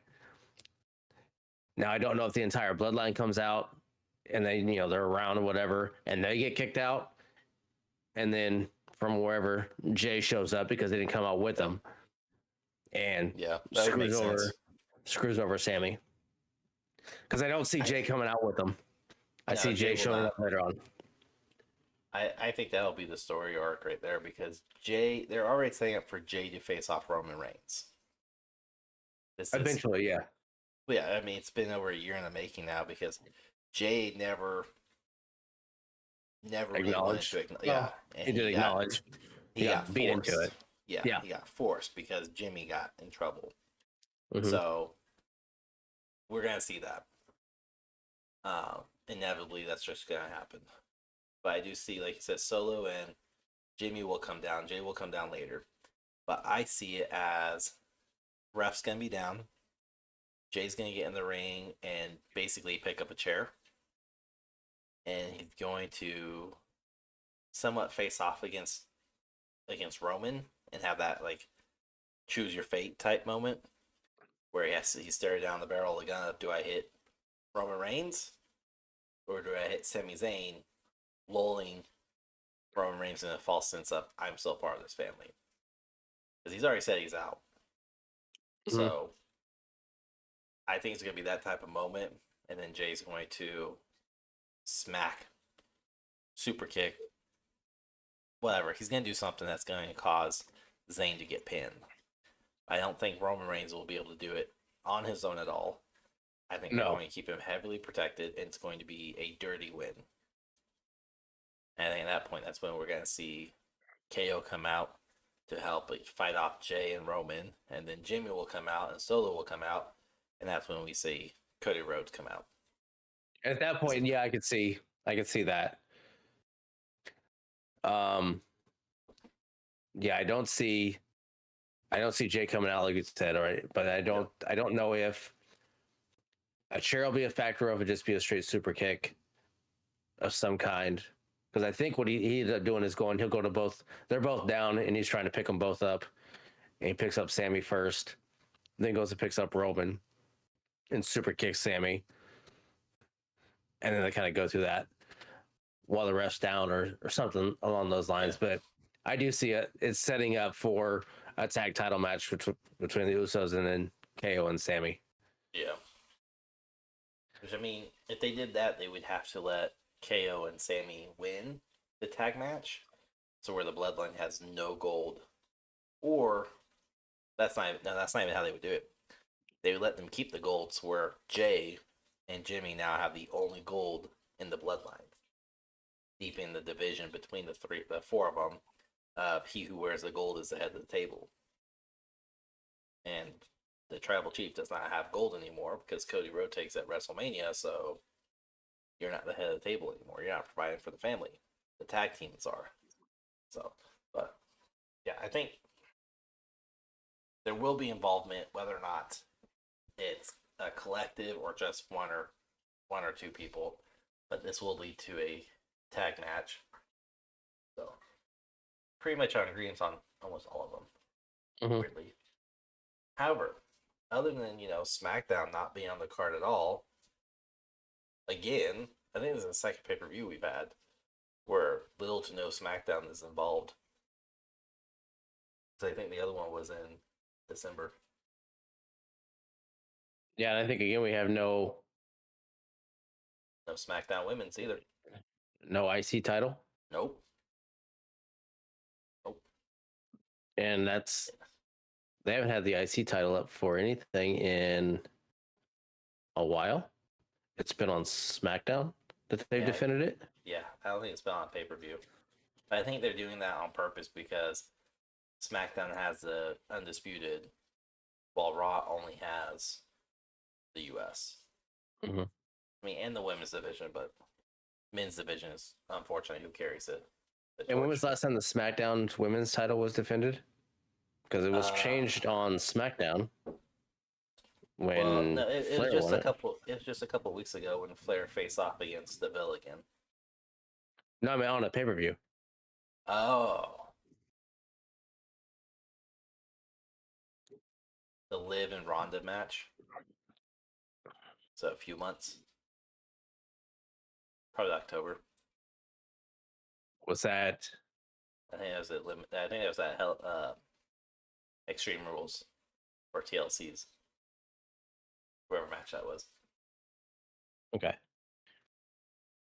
So since late last year,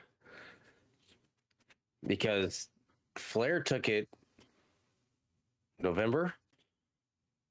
I feel like on SmackDown, not on pay-per-view, which she just came back and demanded a match and then won it. So they clearly were just waiting for her to come back and to get Ronda out of the way. Yeah, so Extreme Rules is when the last time the women's SmackDown champion was on the line. Okay. And that was in October. And so I'm assuming that Mania they're going to have every title. I would assume. No, the IC won't be on there. That's fucking dumb. But they don't. That's how it's going. I don't. Probably. I don't know why they're dogging out IC title so bad. IC wasn't on last year's either because Ricochet had the IC title last year, and he lost it to Gunther on SmackDown the night before, wasn't it? Yep. That's right. So that is not too far-fetched. No. However, the last thing we'll talk about before we wrap this up, Bray Wyatt. He seems to be he seems to be in a interesting spot now where like that slow burn leading up to his match against LA Knight, people were hyped, but then people started to get bored, and now people are pissed off and upset about it. And there was one saying that we'll see an appearance at Elimination Chamber, Bray Wyatt's next opponent. Basically, he's gonna find somebody, but it has to be somebody on the card. So how would you go about that? Who the fuck would he? Who on the card would he even? I mean, right now, LA Knight was the best one he's had, and probably the best one he's going to have for a while, because who like Priest would be the only one. that's what I would Day. think, but it makes too much sense to have a. I mean, you know what I mean? Like It's too logical. It can't. It makes too much sense for that to work, unless he went after Montez Ford.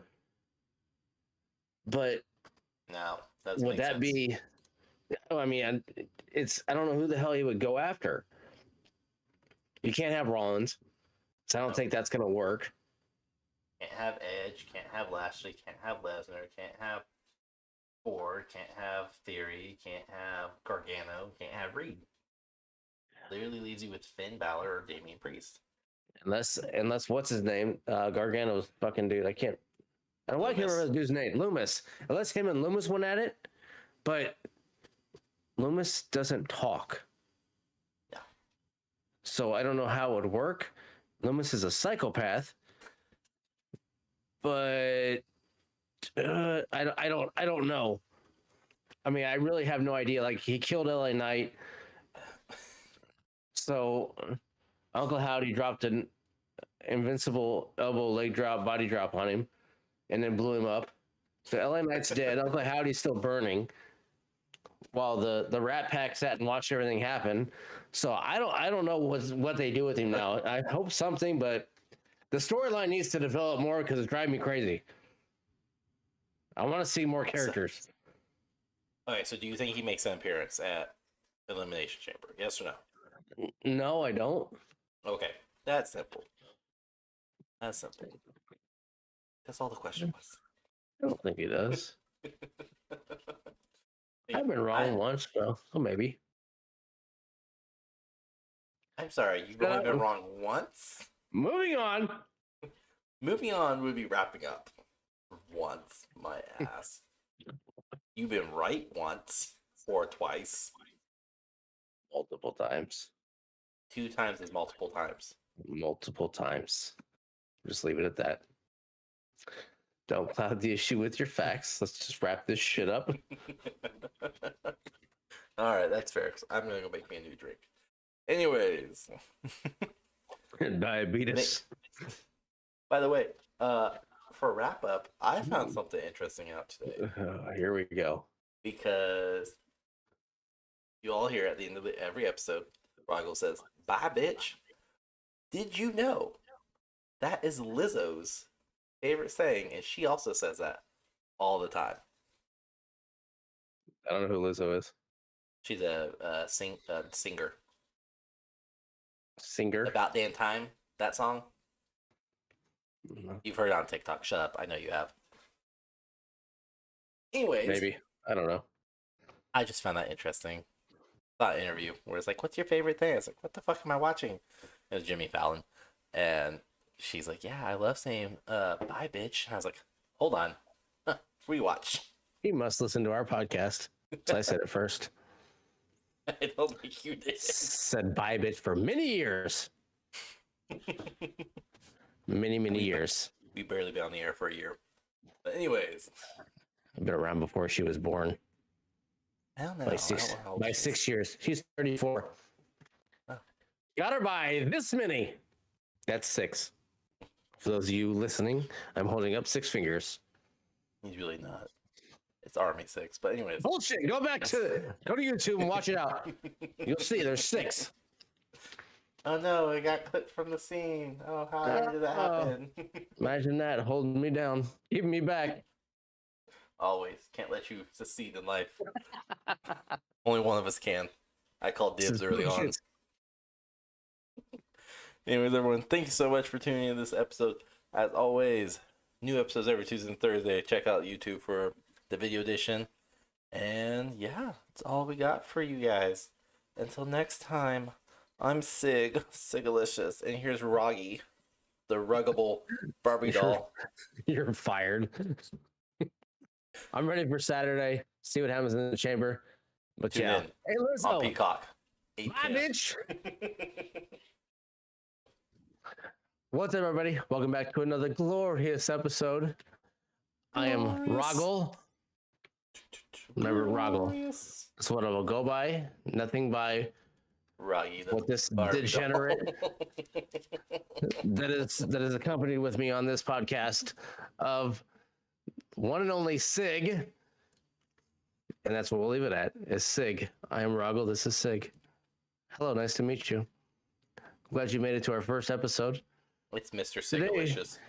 Today we're going to be talking about how to drive a car and some other things. What the fuck are you smoking? Okay, That's maybe not not. what we agreed to. We agreed to piss each other off. Apparently, Some that's what we've been questions. compared to. A few people that listen to the podcast compared us to a very argumentative couple on TikTok. And, I don't see it. I don't see it. I don't understand it. We don't argue. We debate. You don't understand TikTok, or you don't understand the video? Well, I mean, there's times where I don't understand TikTok of how I ended up on the algorithm that I have at certain times. But no, sometimes I don't understand what people are talking about. We don't argue, do we? Shut up. Nobody asked you. I think for the most part, what we're going to talk about today, some of the, would it be a pet peeve or preference of, I don't know how to really explain it. We tried looking at these some questions up, and we fucking can't figure out how to Google this shit. We tried. No, it's like I can look it up directly what I'm talking about, but I don't know what it's categorized as. Yeah. So what he's talking about is like these are very controversial questions, or these are questions that have controversial sides, would be the best way to put it. Mm-hmm. And it's going to be like, what goes first, milk or cereal? How do you get ready for the day and put your shoes on? What was the other one? Fucking forgot. Peanut butter jelly. Yeah, peanut butter jelly. What do you do with the knife? Cold or room temp beverages, and yeah, the toothbrush and toothpaste scenario. There's a few of them, and of course, if we think of more, we'll definitely add it. Otherwise, we have hypothetical questions to bounce off of, because that's what Google gave me. I guess I look at it as like pet peeves, I guess, in a way, or just like the way shit should be done. Like, we'll just start off. I mean, the basic one of the biggest debates. It's all over the place. It's okay. There's that one. I was gonna say cereal, but okay. Toilet paper. Let's start with toilet paper. Okay, let's get the shittiest one out of the way. Toilet jokes. That's so refreshing. Are you an over/under guy when it comes to the toilet paper? Oh, on toilet paper. I'm so glad you specified whether or not it was toilet paper or not. So with toilet paper. What over/under are you talking about?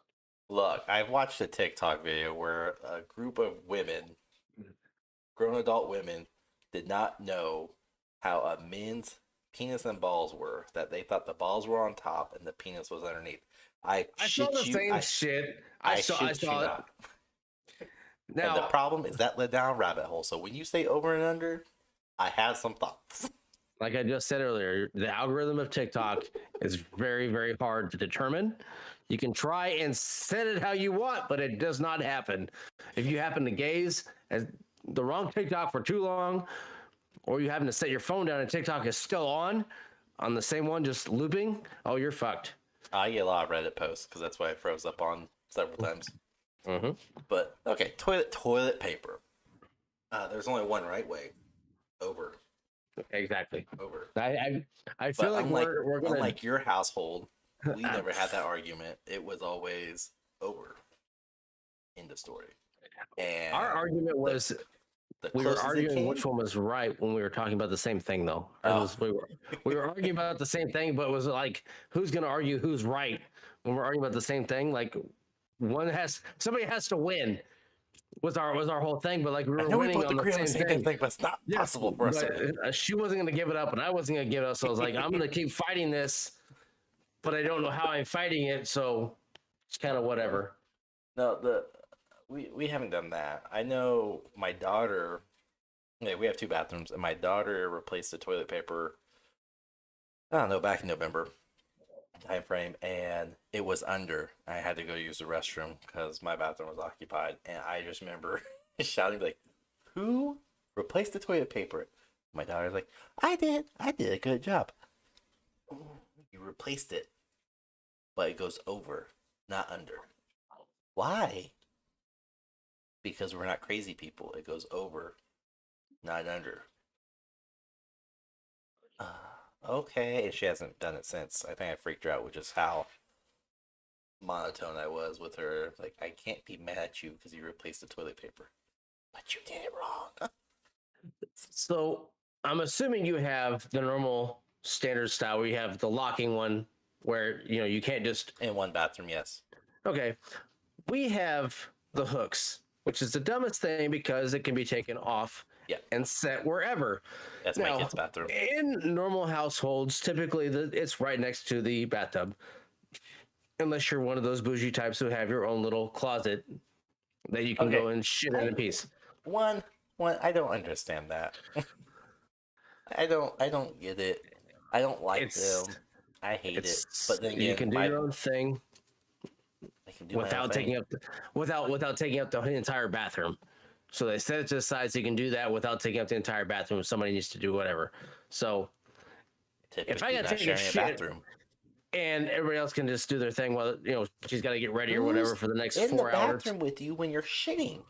Nobody. That's what I'm saying. It's like if then you why have does it need to be in a closet? I don't know. I don't have one. So why are you defending this point? I'm not. I'm just trying to think. I'm being logical about this. But anyways, you're fucking army. You ain't logical. If you're the normal ones that have. Right, that's my fucking train of thought. Of the toilet right next to the bathtub, shower, whatever. Okay. In ours, we have the combo, the bathtub shower combo. Okay, and we have these stupid hooks that the toilet paper goes on, or we have the toilet paper holder that has its own little hook on it that you can put it there. But some people choose to take the toilet paper off of that and then set it somewhere that doesn't make sense, like on the side of the bathtub, when that somebody's going to kick the fucking thing into the bathtub when the shower's turned on, so therefore you're stuck with a wet fucking roll of toilet paper and you gotta throw the fucker away because you're not going to reuse it. And I'm not a psycho. I don't use waterlogged, wrinkled up, rehydrated toilet paper after it dries out because it's like wiping your ass with cardboard. It doesn't work. Not doing it. Okay, so if that shit gets wet, it's going to the fucking trash. Thanks a lot. We just wasted however much they cost. I don't know, but I can't stand it. I'm about to put the shit on lockdown. I'm about to put a fucking log chain, put it to wherever it needs to go so they can't take it off, prison style. You're stuck with it. It's not moving. But no, that's what I deal with. You take your own toilet paper when you're in prison, by the way. Never been, so I don't know. Mine's going off of documentaries. You very well could. I don't know, but that's the chaos I have in my household right now. Of where do you set it? You set it back where it needs to go, or do you set it somewhere where it's going to get waterlogged and ruined? Now, to be fair on that part, like in our bathroom, my wife's in my bathroom.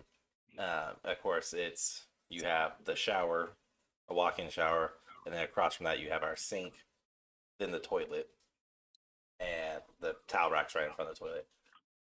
But there's been times where like my wife will have used a rag or whatever, and she'll lean it over the edge and just barely touches the toilet paper, and it soaks half the toilet paper, like on one side, and it's just all the way through. But I don't catch it in time until like I'm mid-wipe. I'm like, ooh, why is that wet?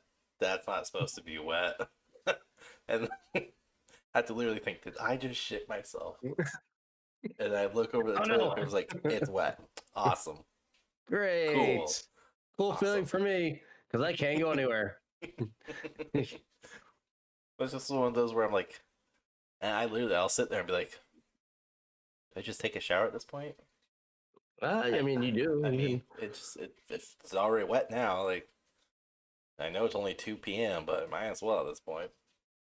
But it's just, yeah, that's the closest that we can got. lead into another one. Sitting or standing when you wipe. This is another psychopath thing. Well, no, because it's a double. There's a double one because there's not only do you sit or wipe, not only do you sit or stand, it's do you wipe front to back or back to front. That's the bigger question that I often see asked. Who the fuck goes back to front? Because I want to know who's scooping. You're not Okay, so- scooping anything.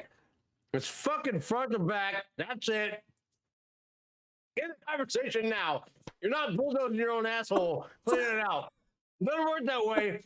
There's no scoop and toss. It doesn't work that way. You're not wiping your ass right across your balls to do any of this. It doesn't work that way. Next question. We're done with this one. I know where to go with this shit. No, this was one I saw on not only like a podcast, but all over TikTok last year.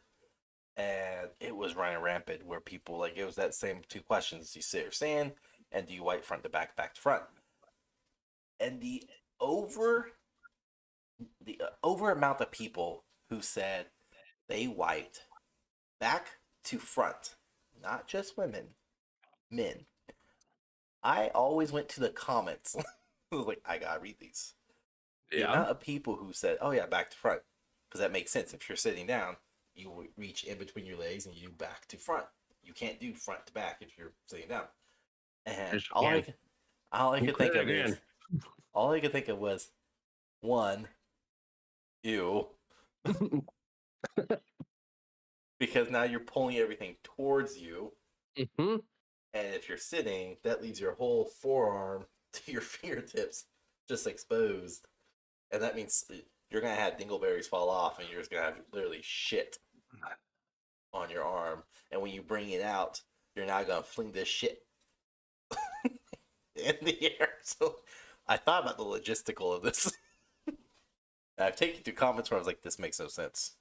Like, why would you do this? No, why? This Yeah, why makes no would you? sense. No. So, but that's the bigger question. It's front to back, back to front. Sitting and standing is not as controversial. It's more of the wiping method.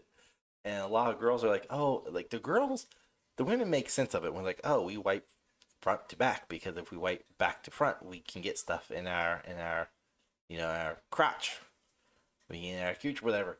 And guys are like, oh yeah, I wipe front, I wipe back to front. What about your balls? Do they get dirty? No, I wash my balls. After you poop? Like that's not a. Do you have a it's not a bidet that thing. just goes? I mean, at that point, you're not wiping, and that will. I mean, I'll give kudos to France or whoever came with the fucking bidet because it's amazing. I don't know why we don't have them here or We do have Japan them here. whoever. Oh, we do, but they're not like a common thing. They're not as No. common They're still faux pas. as they are over there. Like it makes perfect sense. So hygienic. Like, I mean, I've seen. It's weird as fuck at first. I will say that because I've been on Yes, several it's of them. very weird. But I will not buy the ones that are the makeshift ones because no, there's no turbojet ever invented when bidets were created. Nothing says, "Oh, here, let's give you an enema and blow your eyeballs out." No, it's a gentle. It's supposed to be a wash, I'm ready for not a anal now. cleanse. Yeah, it's not a cleanse. It's a wash. You're not supposed to go in, clean your soul out, and walk out feeling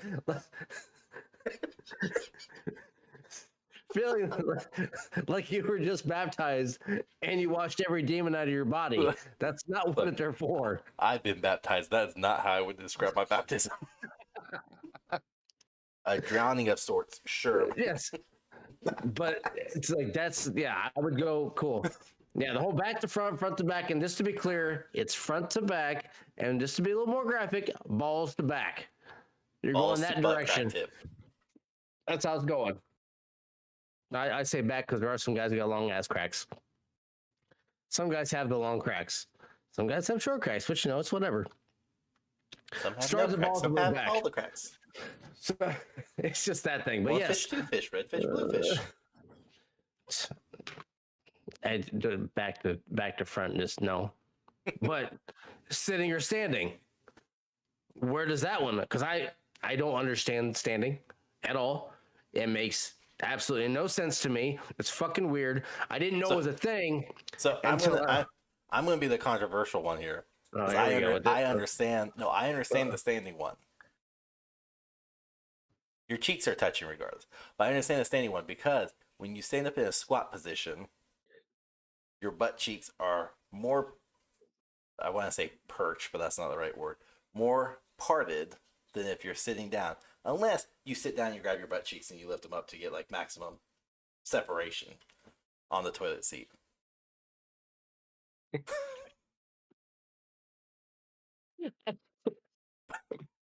You can't tell me you haven't done that. I've never sat down and grabbed both my ass cheeks and pulled them apart so I can get maximum separation, like I'm ready to drop Hiroshima out of my asshole. I've never had that one. Now, I've had to adjust because, like, I got some movement, something's going to happen. We're going to have to bear down on this one. It's coming out no matter what. No, there's definitely been times like after working out, like mostly overseas, because the toilet's a little bit smaller. But I remember working out and just being like drenched head to toe and try to sit down, and all I could feel is like me sinking into the toilet, like my butt cheeks, and then I'd be like, oh, okay. So I grab my hip and I like pull the cheeks out a little bit. I'm like, oh, there we go. Okay, that I know I'm separated. I could do it. It's just like, okay, it was like a constant movement because I could just feel my butt cheeks go whoop inwards. I'm like, oh. Things are pinching, nothing's moving. Trying to poop, and I can't do it. So that makes sense. So I never just walked up to it like, okay, let's grab this one. This one spread down. Never done that one. It's not that way. No, it's like you're already sitting, and you're just like, oh, let me just a little adjustment. Let me adjust. Okay, that I understand. Okay, now you standing up and going, pull left cheek, pull right cheek, and spread and sit down. An asshole flop.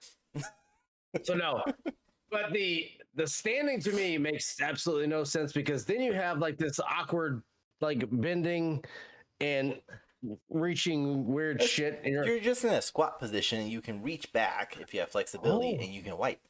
Oh, you think so? But I didn't know this was a thing until I was in basic training. What? In 2000 and the fuck did I join? Let's not dare ourselves. Let's not do this. We're not going down this rabbit hole. Eons ago. Anyways, we're in the fucking latrine, and this dude is taller than shit. He's standing up and looking over the door, talking to us. I knew he was shitting before, but he's talking to us. And you kind of see his head, like he's here like Kilroy, and you kind of see his head kind of shift one way, and then it shifts the other way. I'm like, what are you doing? He's like, I'm wiping my ass. I'm like, the fuck do you mean you're wiping your ass? You're standing up? Like, that's not a thing. Like, sit down. You're going to hurt yourself. Sit down. He's like, no, I stand up. I'm like, you're fucking weird. For one, like, how does this even happen? Like, how do you do this? He's standing straight up and just leaning.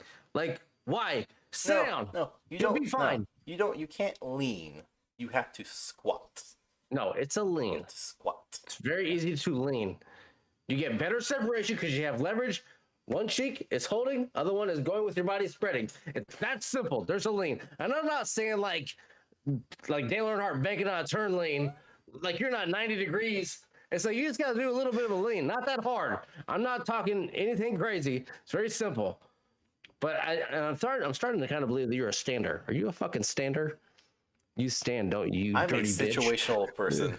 You're a situational. As hairy as you are, you might be a Yeti. I have no idea if you're pulling peanut butter out of a shag carpet right now. I don't know what's going on down there. All I gotta say is I'm not that hairy. I've been on a cruise ship where there was a hairy man contest, and I looked like I waxed compared to the top 5 people.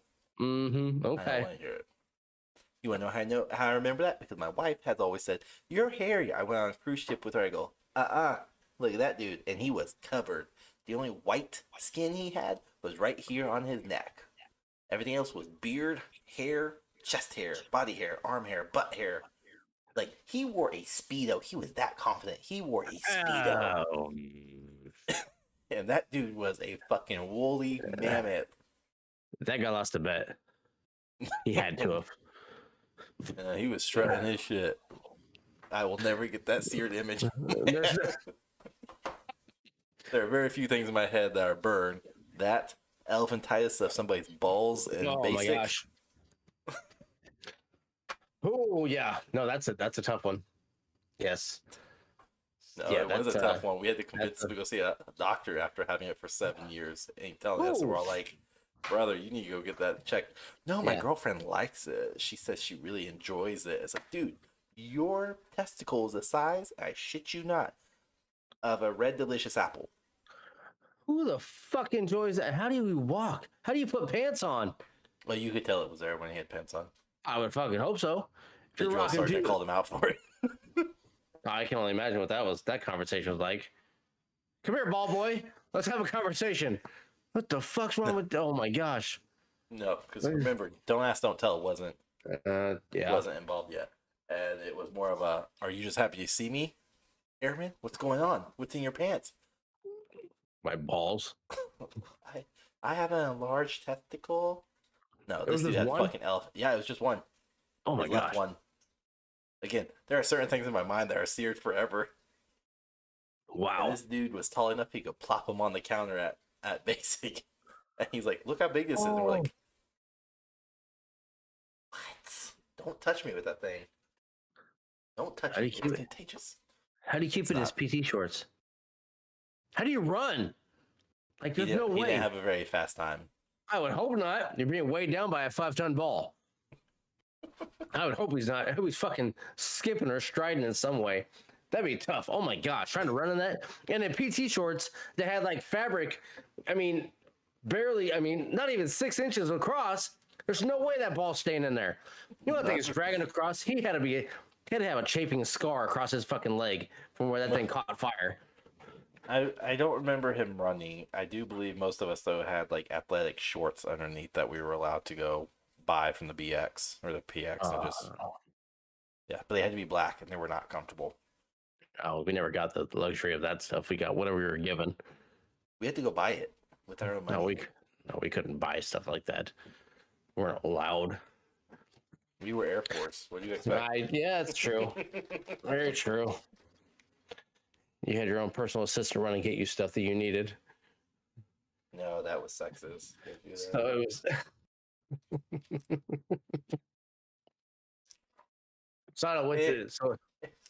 Anyway, back on the subject. Our long debates of shitting, which we tend to keep a long debate on those for time to time. But moving on. The next big one was milk and cereal. Which comes first? Answer. There is only one right answer. I'm gonna let you answer. Which goes first, the milk or the cereal? And by God, if you say anything outside of cereal goes first and then the milk, you're fucking wrong. The cereal goes first. No, I agree with you. Okay, however, my wife does milk than cereal. Why? How? No, it doesn't go that way. And does she drink the milk? No, she reuses it. What do you mean by reusing? Like pours it back in the container? Oh God, no! Like she gets another bowl of cereal. Okay. And depending upon cereal, she may or may not drink it. Same with like me. I either will drink the milk if it's flavored, like Cinnamon Toast Crunch, amazing milk. Yeah. Fruity Pebbles, no. No. Loops, no. Oh, love the cereal, but I don't like. But that is the only time when is acceptable to have milk before cereal if it's another bowl. But that's not initiating the breakfast routine. Exactly. But also I have to add more milk to it because there's a certain level, cold factor or temperature that I want the milk to be at, and warm is not one of them because typically warm dairy products. What? The flavor of the milk changes to me by the temperature of it. And how slow are you eating cereal that your I'm milk not keeps saying out long. I don't. I'm not saying it's like fucking room temperature. I'm saying it's not as cold as it is when I started. So if it's colder when it starts, it's better. I enjoy it more. So I would like to put a little more in to make it a little bit colder. Okay, That's but why I do that. How do you pour your milk in? Like, do you have a quantity level, or do you just kind of like splash it and you're done? Whatever there is there. That goes per cereal. I'm not the one that I won't. No, I just don't put a little bit in. No, Okay, so it's I don't until put much in because I don't like soggy cereal and not a big fan of milk to begin with. and it will depend on the cereal, but mine is pretty much until the cereal starts to rise. That's when I stop. Uh, And at that point, you have, in my opinion, the best ratio between milk and cereal because it's about the same thing and it starts to rise enough to where it becomes buoyant. But then sometimes I have too much milk and I'm like, fuck, now I need more cereal. But it's not a bad thing. I enjoy cereal. Cereal is very good. it depends But on the cereal. it depends. And yes, I don't like all cereals. There's some that I grew up on that I will not ever touch again. One being bran Such flakes. a- I would never fucking touch a bran flake ever in my life again. Corn flakes. I will not eat cereal. That cereal, I will put it on stuff as far as Okay. frying. No, now hold on. Corn flakes or frosted flakes? Corn flakes or corn flakes. Frosted flakes or frosted flakes. They're They're both two made different out of things. corn. They're both made out of corn cereal. They're both But corn they're cereal. way different. No, one They're just way has sugar different. coating on it. Exactly. That's way different. How are you? You of all people would know the difference between that. Between Now, sugar coated shit and not. Are you gonna let me finish my sentence on this one? I don't know where you're going with this yet. Well, answer my question. Regular corn flakes or frosted flakes? Do I like frosted flakes or corn flakes? Yeah, which one? Well, frosted flakes I like better. I'm not a fan of frosted flakes either, though. But I Okay. would pick that over corn flakes. Oh, you don't actively pick out frosted flakes? Fuck no. Okay. No, How just do like you I eat don't your pick out frosted flakes? with a spoon. No, I mean like milk or anything else on it. Where the fuck are you going with this? Because milk is the only acceptable answer. I don't know what fucking jungle juice you're dropping on top of your frosted flakes, you fucking weirdo. Not jungle juice. Let's hear this. Say orange juice, and we're ending the fucking podcast. Say orange juice. Say it, you bitch. Say orange juice. If you say water, we're never doing a fucking podcast. It will end right here. If you say water anywhere near cereal, we're done. We will end it right now. Okay, so one, cool your fucking anal jets for a second, okay? You and your Barbie doll top, chill out. Here's the thing. The fucking Barbie doll top. You're Roggy, the Barbie doll. Shut up and go on with your story. I don't like cornflakes either. I don't care for frosted flakes. However, I will eat frosted flakes under one condition. With honey on it. With honey on it. Just honey. Well, no, it has like milk. It's like regular like cereal milk, but then I drizzle honey on it. Same with Honey Nut Cheerios. You put more honey on Honey Nut Cheerios? Yeah, they're not very honey. E? That didn't sound right when I said honey E. So that's why I just stuck with honey. I didn't want to sound like I belonged in the army. You know you do. I don't. I prefer my You- comfy chairs. You just weren't drunk enough when you went to MEPS. That's how you Wasn't. made it. I wasn't 21 yet. You're absolutely right. I was 17 when I went. No, That was your fault. Yeah, it was. No, because like I got a lot of shit for that. I think both with my wife and with my family. Every time somebody sees me like that's a wrong motion. You think, huh? All right, well, I'm sure you just want this to like it. drizzle on honey on my frosted flakes or Honey Nut Cheerios. Honey Nut Cheerios though, I also put like I'll pinch some sugar because it's a very bland. I don't think Honey Nut Cheerios is very flavorful or sweet. So I put more honey, more sugar on it. Going trying off to of become your diabetic. I mean, I believe that. going off of your eating habits, I do believe. I honestly have a hard time believing that you buy Honey Nut Cheerios over Frosted Flakes. All the time. I have kids. My kids absolutely love Honey Nut Cheerios. If I Yeah, have I have my a hard time. ways, it's like Cinnamon Toast Crunch or So then, what? Tricks, but only if it's a fruit shaped Tricks, not this round spherical bullshit Tricks. That's how it should be. Fruit-shaped. No, it should be the round fucking original Tricks. The I'm tired original, of the original Tricks were fruit shaped. No, they were not. They were fucking round. They were like cakes. They were fucking round balls. No, they were that's bullshit. new. That is new. No, it's not. That's how they Yes, it were. is. Nope. Bullshit. They've always been fruit shaped. No, they've they have not. always They've been round. been shaped like them. No. Nope. When I grew up, they were No. round. They were round fucking No. balls. Yes. Your mama bought you some off-brand shit. No, it was fucking round. No, because they It was just brought round in the last they 10 just years, and They that brought was it the back. big thing was everyone's like, oh, they got rid of the cereal that was shaped like fruits. What happened to Tricks? Is this a Mandela effect? Yeah. No, that's Yeah. how it used to be. It No. used to be fucking round. No. Yes, it used to be No. round. Yes, it used to be No. round.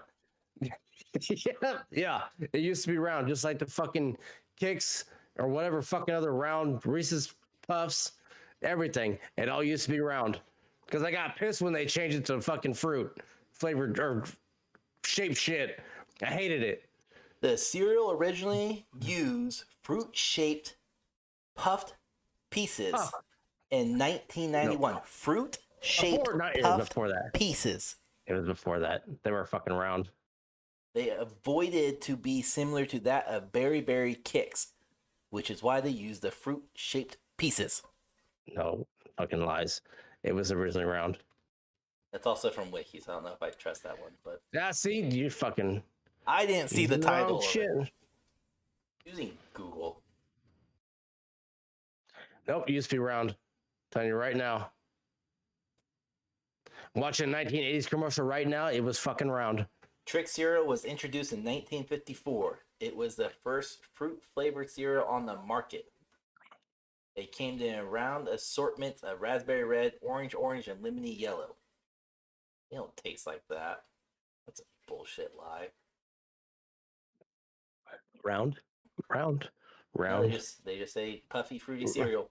They said round. You even said it. You said round. Yes, you did. They were originally round. And then they became the bullshit fruit shaped color. They've always been fruit shaped. Shape. Nope, they have not. They were puffed. Have a Mandela effect your ass on this one. All right, so give me your top 3 cereal right now. That's not fair. It changes week to week. Nope. Top 3 cereal. Fruity Pebbles. Which one? Oh, that's pretty Pebbles. No, because that's one of the Cocoa Pebbles. Never mind. No, you're not gonna find chocolate anywhere on my list. I don't do chocolate. Okay. Cinnamon Toast Crunch. And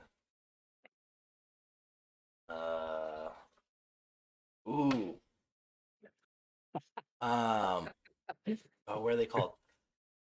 I'm gonna sound so fucking old. This doesn't help my case tonight. Honey Bunches of Oats, vanilla with the clusters. That specific one. Fucking bougie bitch. No, frosted. Sorry, they're frosted vanilla. That's what they were. They were frosted Yeah, vanilla. of course, they have to be frosted. To Oh, feed they your were so fucking diabetic so- side. They were so good. I bought I only found them last year, and I bought every time I went to the grocery store, which is like once a week, I'd buy them, and my wife would end up eating them too, so I had to buy double. But they were so damn good. I don't think they make them anymore. I can't find them anywhere. And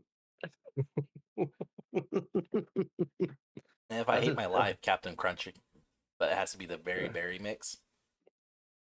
Okay, so my all-time favorite cereal is the Captain Crunch peanut butter. Oh, that's a Those good I one too. absolutely love. Those are my favorites. Then his and again, Reese's Puffs. I fucking love. I have a But peanut butter one's addiction. better?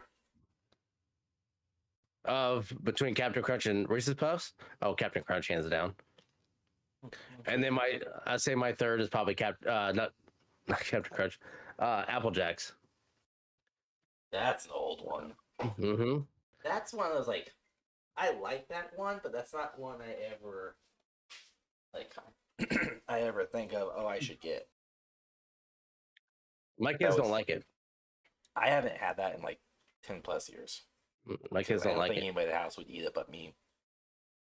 So Now I am very close on Lucky Charms. Is like one that's right there with it. So that's almost my third, but that's close because of the marshmallows. So good. no, okay. So here's the thing: Lucky Charms used to be on my top 3, easily. Used to be. Here's the problem: is whatever happened in the last like 5 to 8 years, where they just started throwing marshmallows and everything, marshmallows and Fruity Pebbles, marshmallows and Cocoa Puffs, marshmallows and Tricks, marshmallows and cinnamon. Like it fucking killed it for me. I was like, I don't like this anymore. This is overdone. It's overplayed out. I don't like it. But yeah. Yeah. And the marshmallows, they get smaller as well. They used to be bigger. Yep. They got smaller and they were not as good. Now, Halloween time. Fewer too. True. Halloween time, I do enjoy the Count Chocula and the blueberry. I didn't know there was a werewolf. Yeah.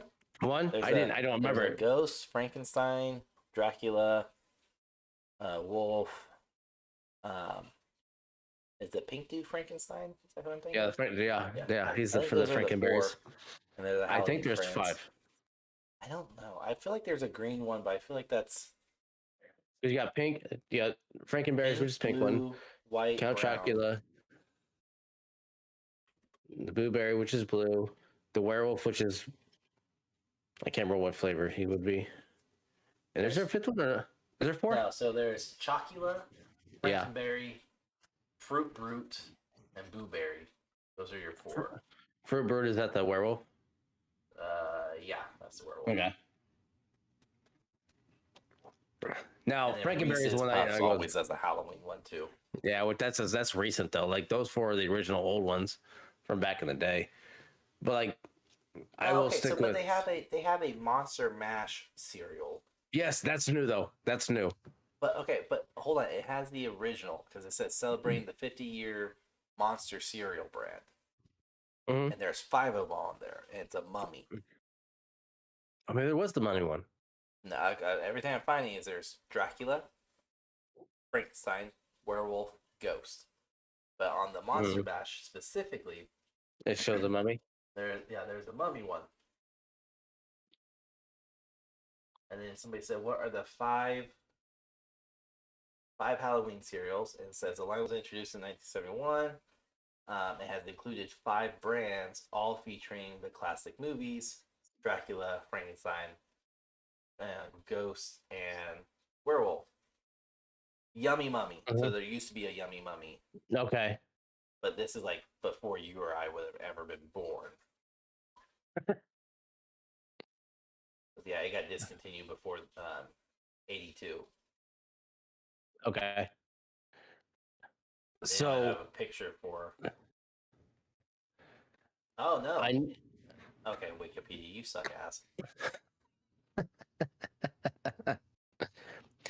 It got brought back in 1988, discontinued 92. This is the fruity Yummy Mummy. So the mummy one. Came back in 88, discontinued 92. Relaunch in 2013, got discontinued same year. All right. They competed with Lucky Charms. Okay. Now, I know we started off talking about fucking like pet peeves and shit like that. I feel we're going like a cereal. We talked about fucking toilet paper right now. Down the shit hole. So. Do you remember some of the old school cereals as we were growing up? The ones that like Ninja Turtle cereal that would last like maybe 30 seconds in your bowl. Yeah. And then it became a mush paste with marshmallows. Based cereals, yeah. So like Ninja Turtles. We were never allowed them. No. No. Do you remember the Super Mario one? It was a dual bag. Yes. It had 2 bags. I didn't say they were good. It was a dual bag. Yes. It was, and they would open separately, and you could do I can't remember what the other. It was Super Mario and something else. But looking at some of the old cereal, there's like ones that I never even heard of, and then ones that I completely forgot about, like the berry mix. That was the only Kicks one I liked. That was the Kix one. That's the one I keep trying to get my wife to let me buy. She said, "No way, we'll eat it. I'll eat it." No, you won't. You're probably right. And one that I think they should bring back is the Rice Krispie Treats cereal. Oh, like the little cluster balls. Oh, Yes. so good. So that was one. The waffle crisp. Waffle crisp. Oh, yes. That was good. We'll get back French, on subject. I promise everyone. French This Toast is a Crunch. rabbit hole. I Yes. thought that's still around. It's in select areas from what I've read. Okay. I was like, I know we have that at Hy-Vee because I've seen it, and my kids won't buy it or won't want it. So, Cinnamon buns. They were shaped with cinnamon rolls. yeah. So that was another one, and then Sprinkle Spangles, which I wouldn't fucking touch because that's disgusting. They're like stars with sprinkles on them. Remember the Millennials? What were the Millennials? I don't remember that one. Cheerios that came in 2000 for the Millennium Oh, because we're old. No, I don't remember those. Dino Pebbles, which was their first attempt of introducing marshmallow to the cereal. Yeah, those flopped. I remember my buddy having the Ninja Turtle cereal. It was not good. No, it was not good. It was not good at all. Oh, Wheaties run at Dunkel Balls. I'm sorry, what'd you say? Dunkel Balls. They were puffed, a puff style Wheatie that had like basketball lines drawn on them. No, we didn't do anything Wheatie based. I never saw Reptar Crunch. That was an old You one. You don't remember Reptar Crunch? I don't remember seeing it. I know what it is, but I never remember seeing it. That was the one. Like we were. I think we got my mom to purchase it one time while my dad was on TDY. Well, we thought he was on TDY. After his retirement, we found he was deployed to the Middle East, and we didn't know it. All right. And intelligence. Oh yeah. You remember the Razzle Dazzle Rice Krispies? Are those the red, white, and blue ones? Colorful ones, not white, but I guess white. Are they Red, blue? green, blue. Okay. Yeah.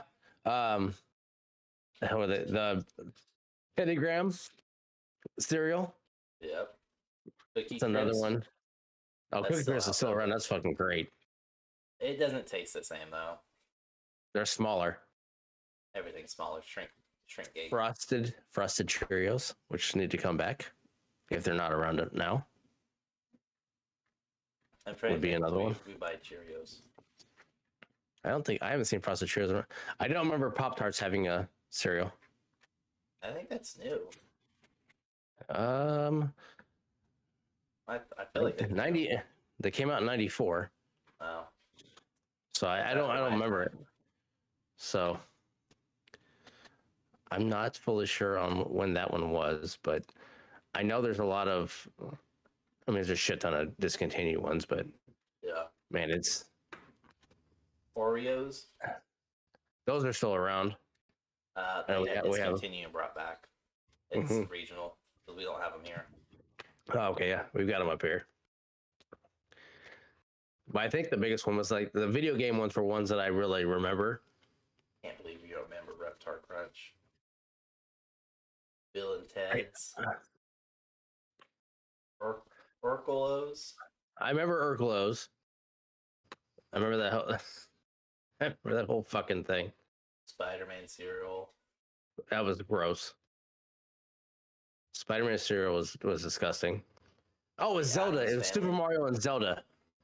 That's what it was. I just remember my friends had a Super Mario box of cereal that we would eat on the weekends after staying the night.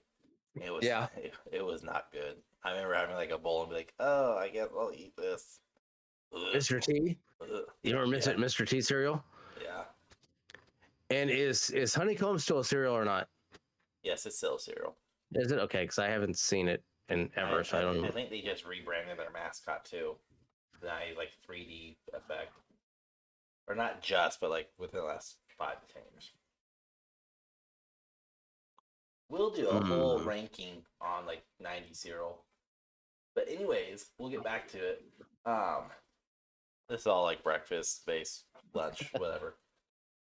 But we're still in the kitchen, so peanut butter and jelly. So when you make a PB&J sandwich, you use one knife, and not talking like use one knife and clean it off. I mean like use one knife for peanut butter, and then stick in the jelly, or do you do jelly first, peanut butter first? What do you do with the knife? If any of that makes sense, because I'm very lost in my own head now.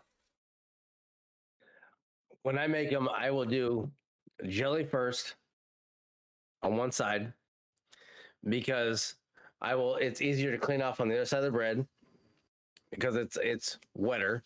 And then I'll clean off the other side and I'll go peanut butter and smear it on. Do you put it on 2 different slices of the bread, or do you smear peanut butter on the? No, you can't. You cannot put it on fucking jelly. I would fucking beg to differ. I know people. No, I don't doubt it. And don't come at us with that fucking goober dog shit because that stuff's disgusting. The shit that goes in good growing up. That was not good. That was disgusting. Oh my god, goobers was nasty. That was my favorite thing growing up. Oh my gosh, it was so gross. No, I go jelly first because it's easier to clean off on the other side of bread. And then I go peanut butter because peanut butter is fucking sticky and harder to clean off. So I'll go jelly first, clean it off on the other side, and then go peanut butter on another fucking piece of bread. No, I don't agree with that one at all. I agree with like the 2 pieces of bread. But no, and this one has actually caused like a legitimate fight within my family when I was growing up. And by growing up, I mean like I was probably 16, 17 years old, and my oldest brother, who's 8 years older than me, was coming home to visit and got pissed off about this. I do peanut butter than jelly because it's peanut butter and jelly sandwich. There's an order of operations already put in place. Peanut butter, jelly. Fucking crazy ass dude. Anyways, no, I do peanut butter. I don't have a problem with peanut butter sticking to my knife, so I don't know what type of brand you're using, but wipe it on one piece of bread. And then I scrape the knife off into the peanut butter, so it definitely cleans it. And I stick it right into the jelly and spread the jelly into the slice. There's still peanut butter on your fucking knife. So, what do you use the jelly for? And I positioned this question to my brother too. Was what are we using the jelly for? And I can tell you, in my household, jelly got used for nothing but PB&Js. Now, what do you I use use peanut butter jelly. for? Peanut butter and jellies, s'mores for my kids, or just marshmallows or Rice Krispie treats.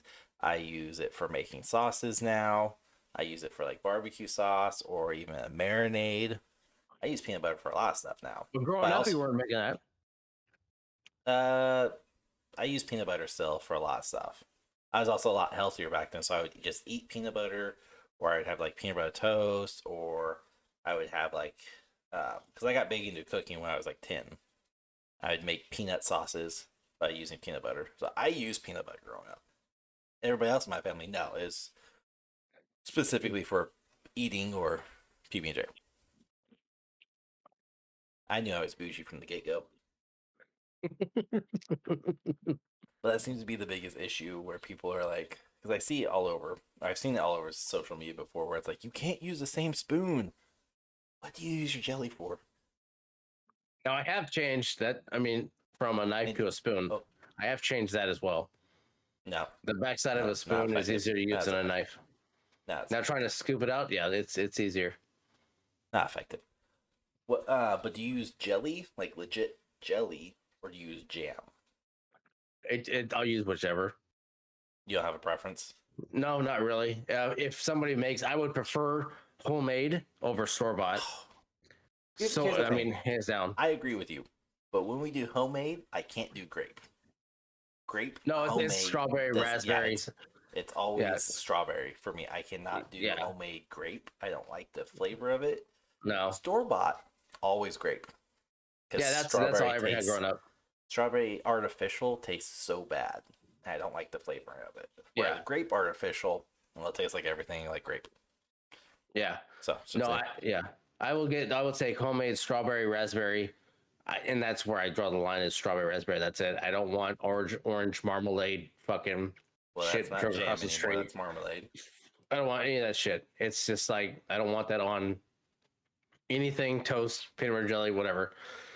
It's strawberry or raspberry, and then store bought grape. That's it. That's all I ever buy. Like, no, I want strawberry. Well, you better ask somebody to make it for you because I'm not buying it. And luckily, there's a family member that will make it. So no, that's where it goes there. Same. So now, are you crunchy peanut butter or creamy peanut butter? I don't care either one, but predominantly we use creamy. Okay. I don't I like. can't I don't have an issue with crunchy. I don't But like then crunchy. again, my dad always had crunchy. My mom always had creamy, so I don't care. It doesn't bother me. Now, creamy makes more sense. Crunchy is good to like nowadays if I make like a peanut sauce for a dish or even in like barbecue sauce if I need like a thickener, I normally will add a small scoop of peanut butter, but if I need to be really thick barbecue sauce, I will do crunchy because when you blend it up, then the peanuts just disintegrate, and then when it gets strained, it's still thick. Now you can leave all the remnants behind. But PB&J sandwich, we use creamy here, but I don't care either way. Now, what brand of peanut butter do you use? I don't care. So you're not Jif, Skippy, or there's also the Reese's one. Whatever on sale. Not Reese's. Reese's doesn't taste the same, but Okay. But if Reese's is on sale, I will do Reese's. Just bear through it. I like Jif. I've always had Jif. That's one I always stick with. I can't stand Skippy. I don't think it tastes good. But that's what some people tend to buy. I buy typically we'll do like Hy-Vee brand, or that Smart brand. Okay. We don't do Hy-Vee brand so much as the last 3 jugs or 3 bottles, whatever, of peanut butter. We bought it separated within a week. Like oil in it? Yeah. Like It, not just oil in it. We're talking like jar of peanut butter, oil, peanut butter. And it's a massive amount. So typically we do that Smart, which is their cheaper brand. Or who does honey roasted, the orange one? I think that's Jiffy. That may be Skippy. I don't know. Don't forget about Peter Pan, by the way. There's that Fuck Peter Pan. Fuck that. No, it's I don't even know. Do they still make Peter Pan? Yeah, I seen that Hy-Vee. Okay. No, the orange one is or yellow. That's Jif. It's orange. Yeah. Orange. Yeah. Well, yeah. It's Jif. Okay, That's the honey roast one. That's currently what we have in the house. No, But it was on sale. I'll be honest. I forgot about Peter Pan. I didn't like it either. I did too until I forgot about that. Was one. But that's one I grew up on in my household. Like my mom and dad bought Peter Pan. I have to go to the store now and see if they even have Peter Pan. I need to know now because I I'll completely make you a forgot deal. about it. If they don't have Peter Pan there, I will trade you Peter Pan or peanut butter for some Twizzler gummies.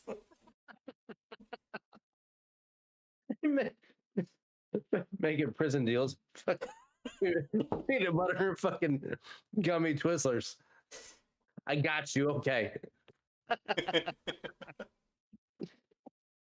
May have to Now throw I the need to Oreos know. in there too. I need to know if fucking Oreos. Oh, the Oreos, actual cereal. yeah. The cereal. Oreos, yeah. So I need to know if they have Peter Pan here. But while we're still in the kitchen area of these questions, well, I guess first, do you drink soda? No, I drink pop. Don't even fucking get me started on that shit. It's pop. It's It's soda not pop. fucking soda. Is No, its it's technical pop. name? Therefore, soda Pop. comes first. I don't want to hear your technicality bullshit. Same with your peanut butter and jelly shit. It's pop. It's pop. You go anywhere else, it's fucking Coke and everything It's only else. Coke in the South. Nah, only it's Coke in fucking the pop. South. It's pop. Anyways, Pop. do you drink soda? No, I drink pop. Okay, so you drink soda. No, I drink pop. I drink pop.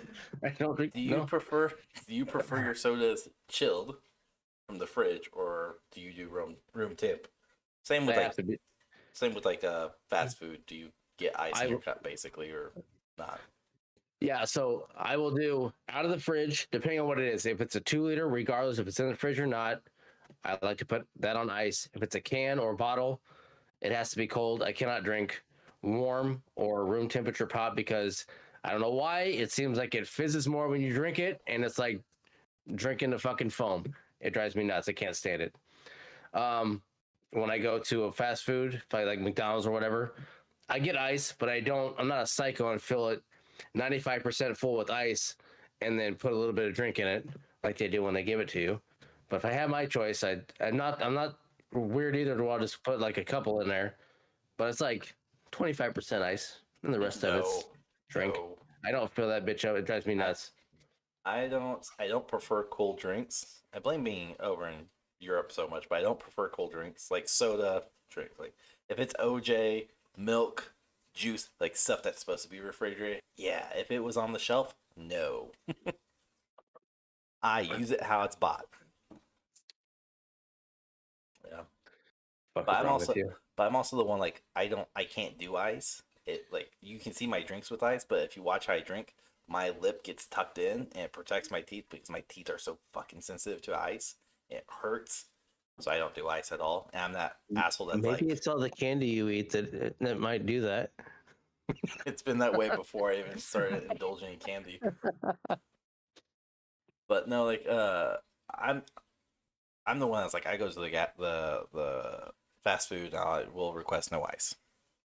And if it's McDonald's, they're like, of course, their cup, and they fill it up to soda about 75%. Like, oh well, you didn't order ice. I know. Fill that bitch all the way up. I paid for the cup. Fill it up.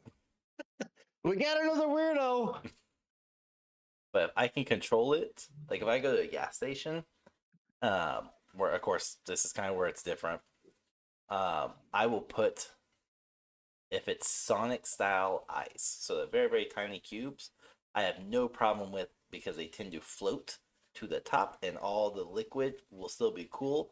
I don't have to interact with their ice with my straw and they don't come up. So I'm very particular about my situations. Where are you getting all this crushed ice from? You're sucking it from the bottom up. McDonald's here has shitty ice. Hmm. But other than that, I don't like ice in my drinks. I don't like cold drinks unless it was sold that way. Hmm. My European friends will understand. No, I get it. I understand. It's the same thing with beer. Like Ugh. beer is supposed to be drink at room temperature, and I can't do that. I can't do I mean, American beers warm if I drink them.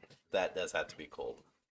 Because that's how the American beers were curated. yes. Now there are, I mean, even German beers here that are here They're are not true. They're not true good. German unless Yes, they come from Germany. that's what I'm saying. It's like they're not good Yeah. room temperature either. They're also not as strong as German beers either.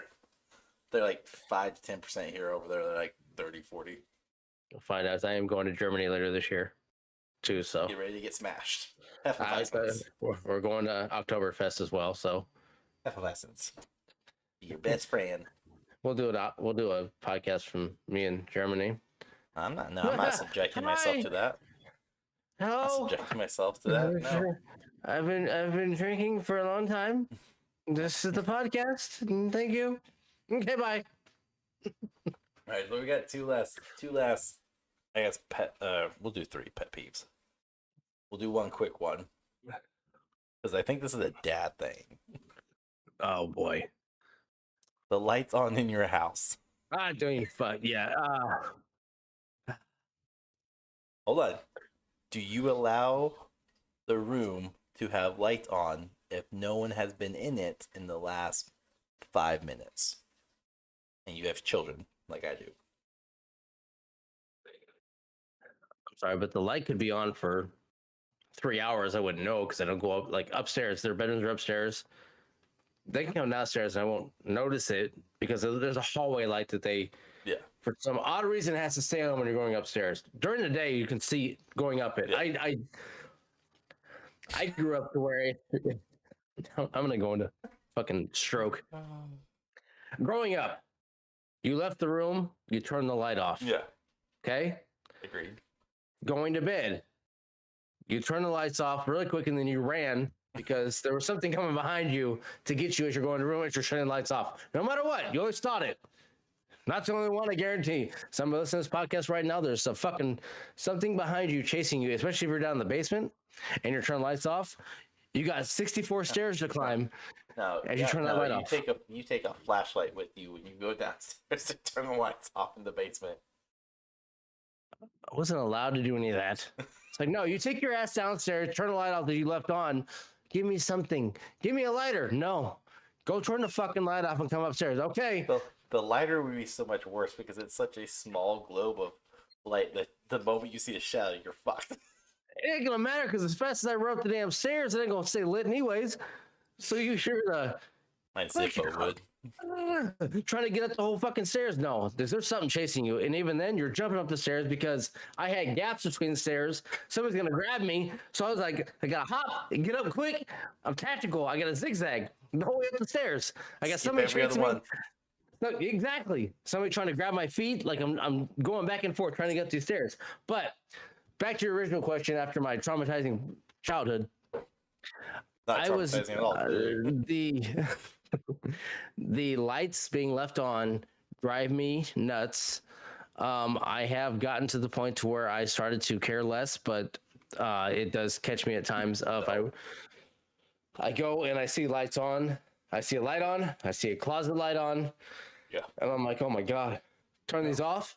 Please turn them off. There's no point in having it on. When you leave the room, turn it off. I am the only one in my household that does that, where I'm like, nope, lights need to be off. And if I had my way, and normally I do, all lights of the house are turned off. And like, even if we're watching TV in the living room, or we're like having dinner in the living room, because that's where our dining table is at, or dining room, whatever's at. The TV's not on. The lamp may be on, but we're talking about like minimum light. The overhead light's not on. Yeah. If I have my like minimum light, and now that springtime is getting ready to come and summer follows that, we just have our curtains and blinds open, natural light. But the lights are not on in my house unless they need to be on. Like this room, the only reason why my light is turned on is because I need proper lighting for this episode. Mm-hmm. Because otherwise, you can't see half my fucking face, no matter how white I am. So I look like a goddamn shadow of a ghost. But no, I'm the one that's like, my kids are, 5 and 3, and I'm the one's like, you need to turn the lights off. Okay. They run out. Go turn your light off. I came like, it's that and like chewing your food with your mouth open. I don't like that. That bugs me. That's not like necessarily a pet peeve. That's more of a trigger for an illness or whatever you want to call it. I may be autistic. Who knows? It sets me off very easily. And I'm the same way too. And that's the same thing with talking with your mouth full. And that's more or less, I think, of it was ingrained in you when you were growing up. You don't talk with your mouth full, and you close your mouth and you chew. And it's more or less you're building somebody to go out into the world and have normal etiquette when eating, and you don't want somebody. Oh my gosh! With their goddamn mouth shut. No, and it does. It drives me nuts, and we do constantly have to remind the kids of like, hey, close your mouth and chew. The smacking drives me nuts. I have to remind everybody. My kids, my wife. That's been a legitimate, like, I don't want to say like battle, but that's been one's like chew with your mouth closed.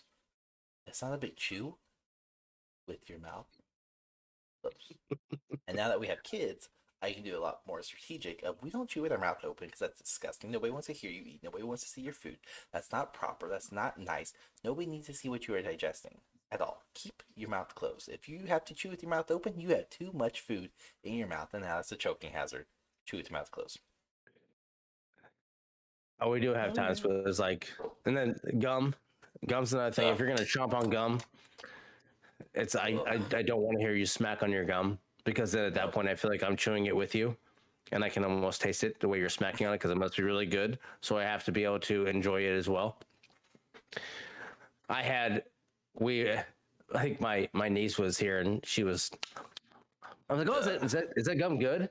She's like, yeah. I'm like, it must be, because I'm tasting it with you, because I mean, you're smacking so hard. I feel like I'm enjoying it too. That's an old saying too. Is that good? Yeah, Yeah. Oh, it must be. Sounds like it. yeah, yeah. It's got to be. I mean, well, you're smacking on it. But that's the funniest damn part though. Like, as I can give my kids a gumball, like a nerd size or nerd filled gumball, like that big. Mhm. I can give my kids that, and they don't chomp. I can give them ramen noodles and chicken nuggets like they had tonight. I'm in the goddamn kitchen prepping my own dinner. Who's chewing with their mouth open?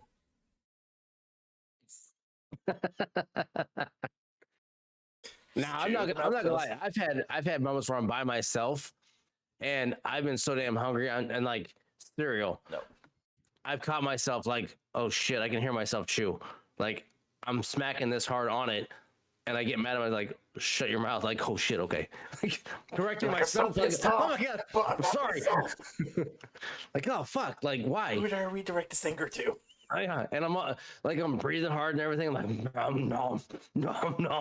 Oh my god, like calm down. Like I don't- it's just I don't think I've been that way since basic. Oh, Just scarfing and- everything down.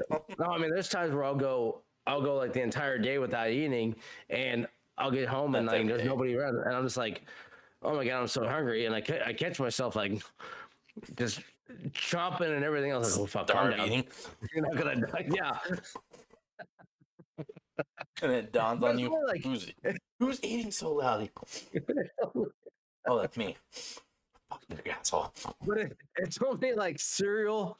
And the cereal's the main culprit because it's crunchy as fuck and wet at the same time. So you're crunching and smacking, trying to make sure that you don't have milk running down your chin and dripping off of it because you're trying to eat it so fast.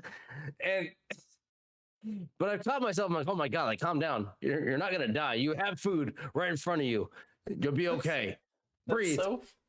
That's so funny for the pure fact, like, I don't do that because I have like either call it childhood training, call it grooming, whatever.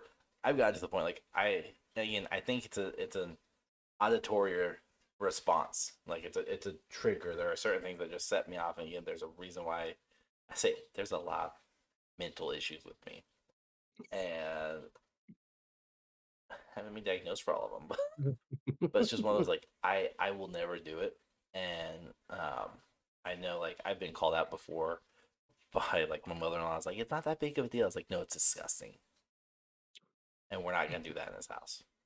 We don't chew with our mouth. What would you do if your dad said that to you? I shut my goddamn mouth and I ate because it made logical sense as an 8-year-old or a 5-year-old. Oh yeah, this is disgusting.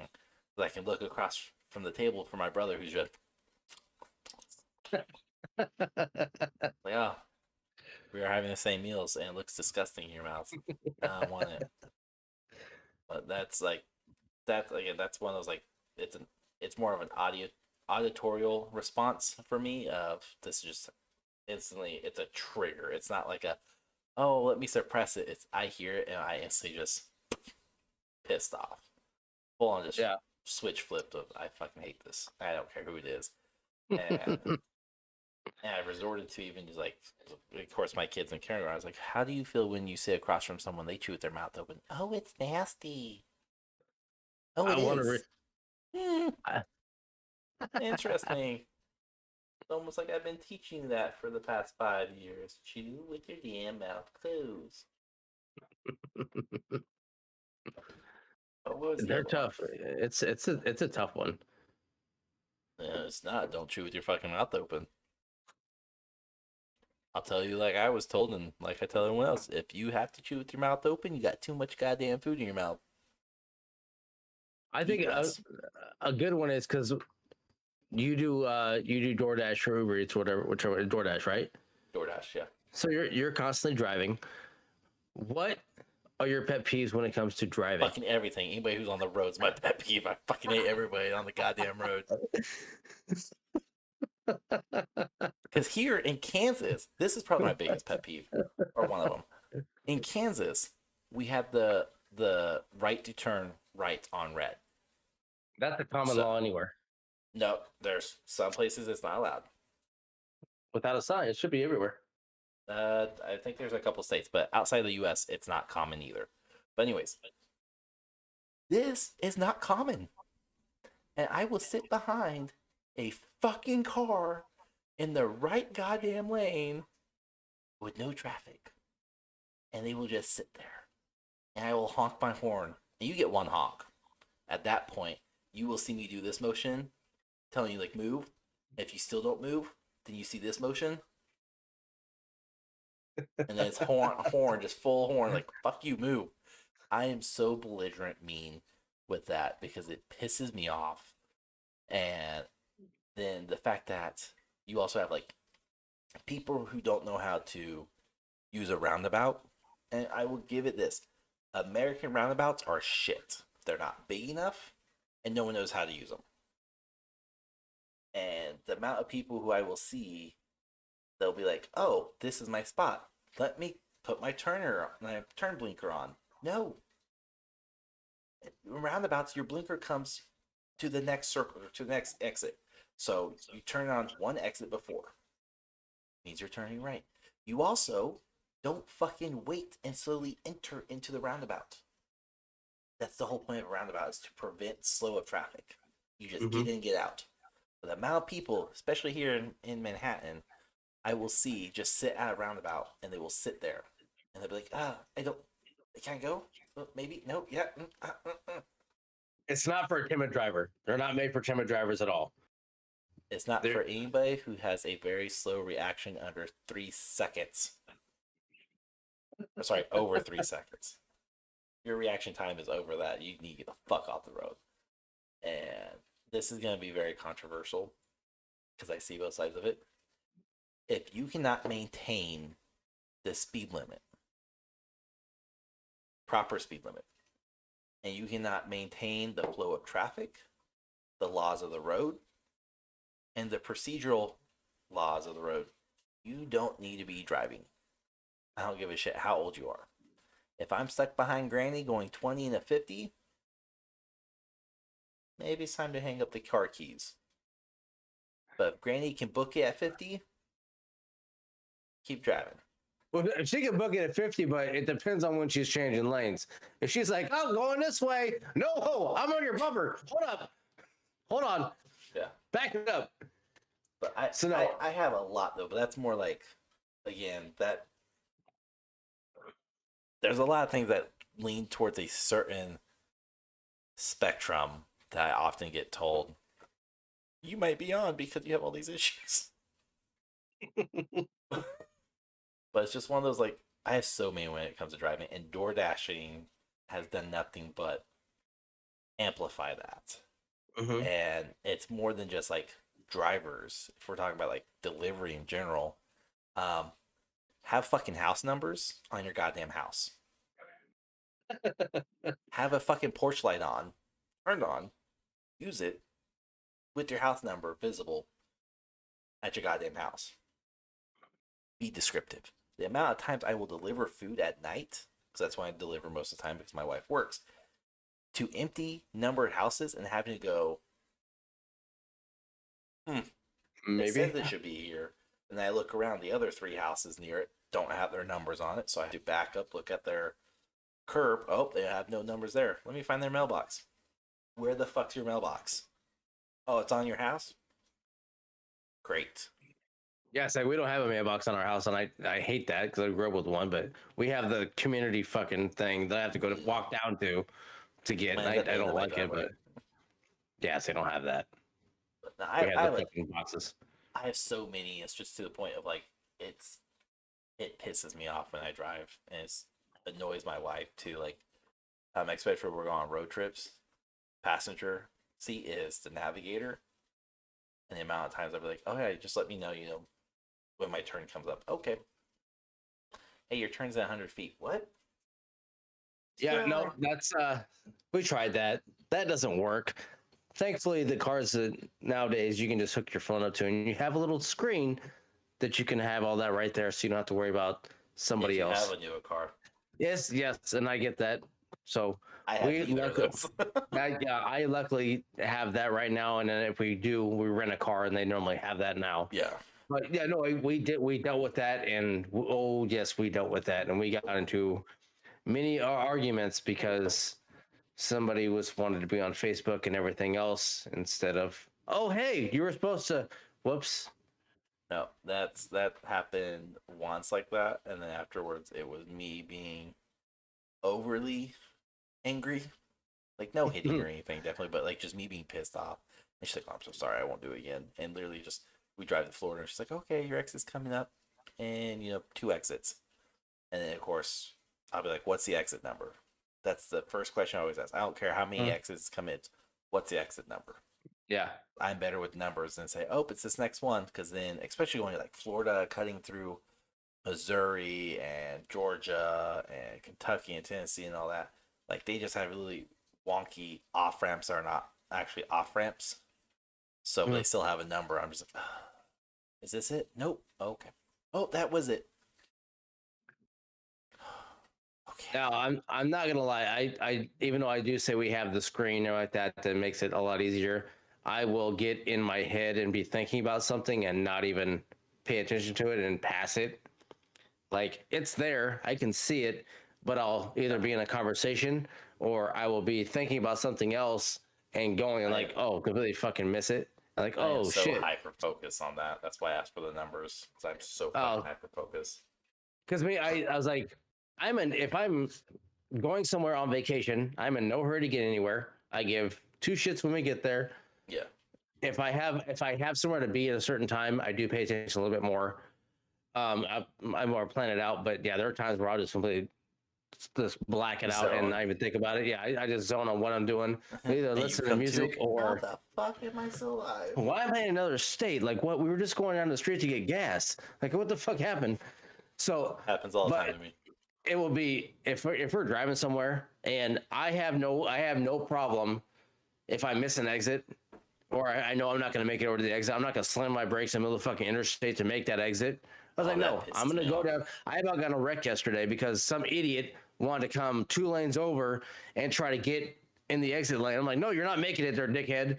So I went by him. He hit his brakes and made sure he cut over just in time to make that exit. I'm like, no, dude, just go to the next fucking one because it's not worth it. Like, I'll like, all right, I'm not going to make it. I'll go. But most people don't understand is like, especially like travel routes, is if you miss, exit 80, you can take exit 81 or 79, and you're going to be navigated back onto the exact same path.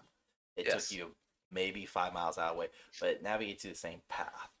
But like the whole people being in the other lane cutting in, like that shit pisses me off. And like lights, when it's like a dual left lane or dual right lane, and somebody's like, oh, well, the closest left lane, the inner left lane is packed. So I'm going to go to the far left lane. I'm going to turn left, but I'm also going to need to turn right before the next light. So I'm going to turn left and then quickly jam in this line full. Like that pisses me off. And that happens so much here in town because there's a busy street. Well, there's 2 busy street intersections. And when you turn left on one of them, boom, there's it's a food alley of just restaurants. And so many people will take that right turn lane, but they'll get in the far left, zip over, and then try to race you to the right lane exit. And then you have people like me, if I am door dashing in my little 2010 Elantra, that I don't give a fuck if you hit me. I'm going to total this bitch out. I got insurance. I will be the one that like speeds up. I'm like, hit me. I'm going to speed limit. You're not allowed to do that. I've had many times where people will like honk at me or they'll follow me. Like I had somebody follow me Monday night, and they followed me over to KFC, And Larry's like, "You're driving like an asshole. You could have killed me. I had to turn." It's like, "Oh, I'm sorry. Were you in the right lane?" "Oh, no, you weren't. You were trying to illegally merge into a clustered lane of which you did not have a right of way to. But feel free to call the cops. I'll wait. You're an asshole." Yeah. Thanks, Captain Obvious. I'm aware of that. Yeah, and there's merging lanes are another thing. If you have like coming up to our house, you have 2 lanes that merge into one. A zipper Okay. lane, yeah. Yeah, I mean you have zipper. Yes, zipper. People don't understand that zipper at all. One to one. Yes. And when I That's have, everywhere, though. if I literally have half a car length or more on you, or a quarter length car, I'm ahead of you. That's Yep. my fucking lane. I'm coming into it. So you better back the fuck off, or we're gonna have some problems. The ones that are probably the worst about that, and it doesn't matter if you're on like the primary lane that it merges into or the disappearing lane, but trucks are Semis, no or trucks. just a truck? Okay. Pickup trucks. Semis are not that bad typically, at least in my area. But pickup trucks, the amount of people I will see that will just like get bumper to bumper and they're like, "You ain't coming in. You can hit my truck." It's like, you don't want to because it's a zipper lane. And from a legal standpoint, I remember a cop telling me this because I got in an accident. Well, I didn't get in an accident. My brother got in an accident while I was in the car. And he was trying to zip in, and it was his turn. And literally when the cops came, they told him, "No, you're in the right. That guy has to pay with insurance because they had traffic cam to prove they were supposed to be alternating everything, and my brother's car was supposed to go first." And it's like, well, yeah, you're at fault. And I remember getting in trouble because I told my mom and dad. Shut up. Oops. So I mean, I think probably one of the last things when it comes to traffic is one thing that I deal with on a daily basis now, being school, is drop off lanes. The drop off. When you're dropping your kid off, it is time to tuck and roll, get the hell out of the car, Yeah. and go to Tommy school. and Sally don't need hugs and kisses after I the don't car. give two shits what your conversation you're having, what you're going to talk about for dinner tonight, or what your plans are afterwards. You're in a drop-off lane. You go to a certain point, the very beginning of where you're supposed to stop at. You have, and I give it to the teachers that are out there, like waving them on, like, "Come on, get up here, get up here. Yeah, come this way. Yeah, I get it. Come to where you're supposed to go. Stop, not where the kid wants to get out at, where you're supposed to go. Stop. Kids get out. It's almost like simultaneous, like all doors should open. Kids get the fuck out. You move the fuck out the way. The next row comes up. Pretty simple. I agree with that to one caveat, because like drop off, of course, sometimes it's busy, sometimes it's slow. Every time I've dropped my child off, and I don't drop her off a lot, most of the time it's my wife, because she goes to work and all that. But I will drop my child off, and there'll be nobody there. And there's this one fucking crossing guard. I will try to drop my daughter off in front of the school, and she just goes, "You need to go all the way down to the pickup zone, all the way down. No one's here. You gotta go all the way down." "Man, there's literally no one fucking here." "Izzy, get out of the car. Doors are unlocked. Get out of the car." "Sir, you need..." "Ma'am, I'm not fucking moving. You need to go all the..." "Ma'am. Bye, Izzy. Have a good day." And she's so salty about it. But then, like, pickup pisses me my off. gosh. That's what I do. Because there's this one fucking black SUV Subaru. I know who you are. Black SUV Subaru. And they will, like, they don't park in front of the school as if they need, like, pick their kid up early. No. They park in the middle of the pickup lane as though, like, where kids would come out and just hop in the cars. She parks right there. And she doesn't pull all the way up next to the car. She doesn't pull all the way up to the pickup zone. No, she stops right there. And then people file in, and they either have to cut in front of her and attempt to parallel park at times, or they just sit behind her. But either way, she just sits there. And there's people honking her horn, and she doesn't move. She doesn't move until at least 4 to 5 cars are in that lane, and then she'll move up. And she just holds everything up. And that, I don't do. that pisses me off, along with the same crossing guards. Like, you need to move your car closer. No, I need to see her wheels so where I can get out safely and not hit somebody's car. No, we gotta get maximum. I'm telling you, trust me, from a male's perspective, those 6 inches, not gonna matter. I promise you. You should know. Just saying. Like, No, I don't do. I don't do pickup like car pickup. I walk up and get her. I'll park. can't I'll park down the street and I'll walk up and get her. That's what we Can't have. you- That's what we you have. cannot park on the side of the street 4 blocks leading up to the school. Oh, so no, we're able to do that. So ours is the clusterfuck of a pickup. It's like it's not even designed correctly at all. It needs to be redone, and I need to shoot the person who even came up with it because it's fucking horrible. So we can park, and I walk up and I avoid all that, and then I just fucking come back and gone. So I didn't deal with that pickup. I can't do it. A circle, not a circle, but a very oblong oval, and it's the coming in lane is single, but then the going out is a double, so you can turn left or turn right. And the amount of people who will come into the school and then get into what's the left turn lane, they'll just sit there. Like, I need you to get your fucking ass to the curb so where I can turn left. Yeah. And like how narrow the streets are is the people who own the house across the street will sometimes park on the side of the street because they're allowed to. It's their house. But then you have all the cars filing into the school, and there is, I'm talking, barely enough room for my tiny little Sonata. Just squeeze on it. A bus will come through, and they will take up the whole aisle and make it so where everybody has to move. I'm sure they can't get in. But yeah. I will say this though, and we'll wrap this up because we're kind of on the travel subject still. What's your pet peeve on driving though? Your biggest pet peeve? My biggest pet peeve. We're on a rant. Like my biggest one is probably left lane driving slow, or changing lanes and driving the same speed. Get a ticket lane. Yeah. I mean, you're in the left lane. That means you're fucking moving. You're the fuck out the way. You're trying to get somewhere, or you're trying to pass the idiot in front of you. Now, if you're gonna get in this next lane and drive the same fucking speed as the person next to you, you're an asshole, an idiot, and you deserve for your car to blow up as you're driving. I will agree with that. The left lane is a speed lane, but here's the thing where I kind of like, where I personally have an issue with it. Speed lane 5 to 10 over, not 40 to 50 over. We're not racing. We're not on the Indy 5000. No, it's fucking 5 to 10. Still safe speeding. But the amount of people who will like, I'm speeding in a 30. It's a 35. I'm going 35, 40 miles per hour. And somebody just goes zoom right up on my ass. And they'll just sit there and blare their horn. Like, bro, you're going 80. You are not in my rear view. You're speeding like a demon. I'm now going to be the biggest fucking dick in your life. Oh yeah, because I'm going to make you go 40, or I will slow down to 30 and match the car next to me and just go cruise. Yep, I will do that. But if somebody does it to me, it pisses me off. Oh, absolutely. Yeah. Don't do it to me. I can do it to you.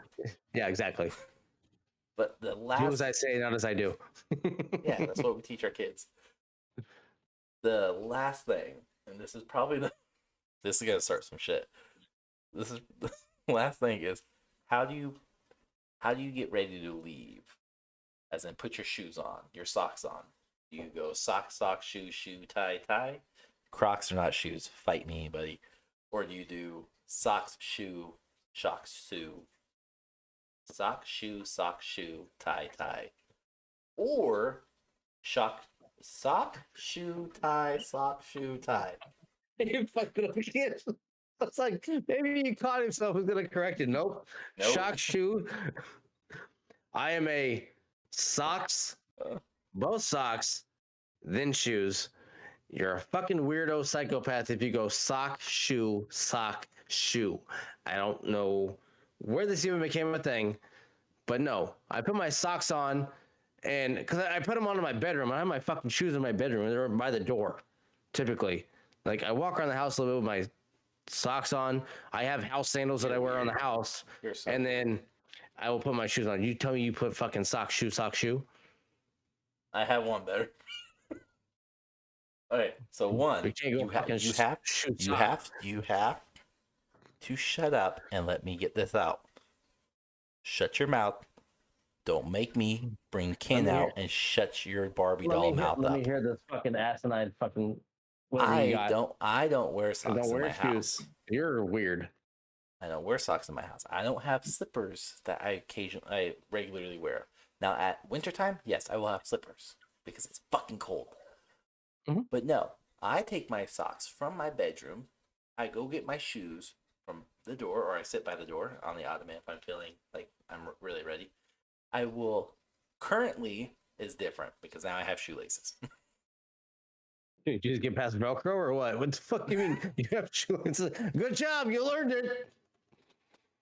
So I bought shoe ties probably like 2 years ago, and they're just like anchors basically. They can keep the shoes compressed in, and they work so much better than shoelaces. And they're just slip-ons. They make your shoe slip on. Anyways, so I would be sock, shoe, because I just slip them on. I'm already on that foot. I already had that foot up, done. I got some really nice Pumas this week. Not sponsored, but hey, if you want to sponsor me, Puma, let's go. I got some shoes and socks to rep you. Now it's sock, shoe, tie, sock, shoe, tie. Because it's an order of operation of getting all done You're on a one side. Fucking weirdo. I told you No, I have mental issues. sucks. And I have to, Oh yeah. no, It sucks. It has to be completed in the proper arrangement. I already have my foot up to put my sock on, so I might as well put my shoe on. I might as well tie it while it's up. And then I'll put my foot down, and then I'll lift my other foot up. I'll put my sock on, I'll put my shoe on, and then I'll tie it. I do not, and will not put my sock on, get my other sock on. Put my shoe on, no, that doesn't work for me. I don't like it. It doesn't compute. It fucks my whole system up. Socks are a whole part of getting dressed for me. Like it's like the socks go on. No, it's fucking weird. Underwear, pants, t-shirt, and then socks and shoes are very last. I will have my hoodie or my jacket on before I have my socks and shoes on. You have major issues if you have a coat on before you even have fucking socks on. Yeah. No. Yeah. No. I'm broken now. No. A coat on before you have socks on? Yeah. So I will, especially like right now, because I don't want to turn my heater on too high. I will rock a zip up hoodie, or I'll put a hoodie on, or I'll put my jacket on, because it's a comfy jacket. And I'll just lounge around with that, and like, oh, gotta go get my kid. Sock, shoe, tie, sock, shoe, tie. I'm not correcting myself. I fucked it up. I don't care. You get the premise. You're wrong. You're so wrong. You need to correct yourself in what you do with your life. No, in my You're so head, wrong. it's right. No, it's being right in your head. It's still wrong. You're still wrong. You're gonna put your sock and your shoe on tomorrow, and you're like, I'm doing this wrong. The whole fucking time you're doing it wrong. Oh, it's the exact opposite. Like, God, Rahgel's such a fucking moron. You're a fucking psychopath with your gigantic coat on, and then you have no fucking socks on, you weirdo. Who said it's a giant coat? You seem like the puffy type coat guy. Yeah, don't lie. That or a trench coat, you fucking weirdo. Oh, I need a trench coat. You probably do. That doesn't surprise me. I want one. Like Calm down, Columbine. I like how 2 different sites just came out. Mine went Matrix, you went to Shooter. Cool. They're both related. Are they? Oh yeah, they dress They were alike. able to dodge in Matrix. That's so fucked up. Hey, you brought it in. Okay, let's end it before we get canceled on that one because wow. Anyways, let us know what's your order of operations for those. Shooting or dodging the bullet. Which one do you prefer? Oh wait, we forgot. We forgot one. It will save it, I promise. Probably not. We forgot one. I can't let you Whichever know one it is, you're wrong. Toothpaste. how do you set your toothbrush up? How do you do your toothbrush when you brush your teeth? Do you do toothbrush, get it wet, put toothpaste on, and then put it underwater again? Or is it just toothbrush, toothpaste, start washing? Or toothbrush, water, toothpaste, and start washing? To be honest, They're I like- do all three. There's it just whatever. Oh, this is like one that I just saw get blown up on, I think it was Instagram and TikTok for 2 weeks. People getting all upset. I'll do all three. There's times where I do not like just toothpaste and then start brushing. It feels weird, but I've done it and I get over it because I get mad at myself when I do it. Like a fucking idiot. Water. So I'll start it. Then I'll put water on, then start again. But typically it's toothpaste, water, brush. That's how I normally do it. You don't get your toothbrush wet? No. You just raw dog that toothbrush in your mouth? It ain't No. getting wet. No, Toothbrush, it's not getting toothpaste, wet. water. No, it's not getting wet after you put toothpaste and then water. The water is going on the toothpaste. It is not penetrating the bristles of your brush, getting them moist It and goes wet for your over mouth. and around and under. What do you? It what do you barely goes understand? around. It barely Do you goes sit there around. and look at the water as it goes over? You fucking weirdo. Do you sit there barefoot with your fucking coat and pants on, watching the toothpaste and the water and everything going around it? No, it's typically just my underwear. I'm going, You're sitting there, fucking skid marked whitey tidies because you stand and fucking wipe and watching the water go around and doesn't hit it. You I have had the major cleanest fucking butthole in the problems. realm. I don't know anything about your butthole right now. It's sparkling. It shimmers and shines. I don't know what D&D lore you're in right now. I'm just telling. I may have ran a test on this whole toothbrush thing because it's water, paste, water. The bristles get wet and they're flexible, and you can put your pea size of toothpaste on it, and you just quickly run it out of water to just get a little bit of moisture added to the toothpaste so where it lathers properly inside your mouth. How small is your toothbrush that a pea-sized amount of toothpaste doesn't get your toothbrush wet? It's a small head. Kind of like what's in your pants. Regardless. I may be hung like a Tic Tac, but like the toothpaste, it'll still freshen your breath. It really won't because it can't reach in the mouth. Coming to Kansas, we're going to figure this out right now. Well, there you have it, everyone. Dysfunctional podcast episode. We got more, maybe. We'll See if you see. cancel us after that. After That this Rahgel made. horse shit that you have. The joke that I made, Yeah. you said the people calling I couldn't dodge it. It's me. No, I did not say Columbine. You said Columbine. I just said the Matrix. At least I said they the could same dodge. thing. I said them. No. No. Say it again. Semantics matter. Make sure Semantics anybody at matter. YouTube or anywhere else gets it clear what you're saying. Semantics matter. Yeah. Okay. I said the Matrix could. I didn't say Uh-huh. anything about Columbine. Mm. You made the innuendo reference. I did not. You took the implication. I did not. You clarified it. I said Matrix. And then I laughed. Because you laughed. You This is your fault. clarified it. No. It's all Rahgel's fault. Anyways, join us on the next episode as we don't get canceled again. We'll see. I'm pretty sure there's like 5 episodes we could, but hey, we'll see if we make it to 50. We'll try. Till then, everyone, take care. And here's wannabe Lizzo with her infamous catchphrase, Roggy, the ruggable Barbie doll. The what? This is mine before it was hers. I'm older. It was mine. So until then, hey Lizzo, suck it. Bye, bitch. Well, welcome back to another episode. Welcome back to another episode. We are here again. Shut up. Keep going, you're good. Shut up. You got it. All right. Well, that was a good episode. See you back next week for another episode. Jesus. Anyways, we are here with none other than a wannabe Ken doll, Rahgel. also known as Ruggy, Roggy, what do you want to call him? That was a compliment. Yeah, Ken Doll's just flat. Hey. Oh, I didn't know. No, that's wrong. Fucker. Smooth like the back of my calf, all the way down. No You hair, have no. just smooth. Oh, I thought you had no calf. You just went back your knee to your heel. All right. Well,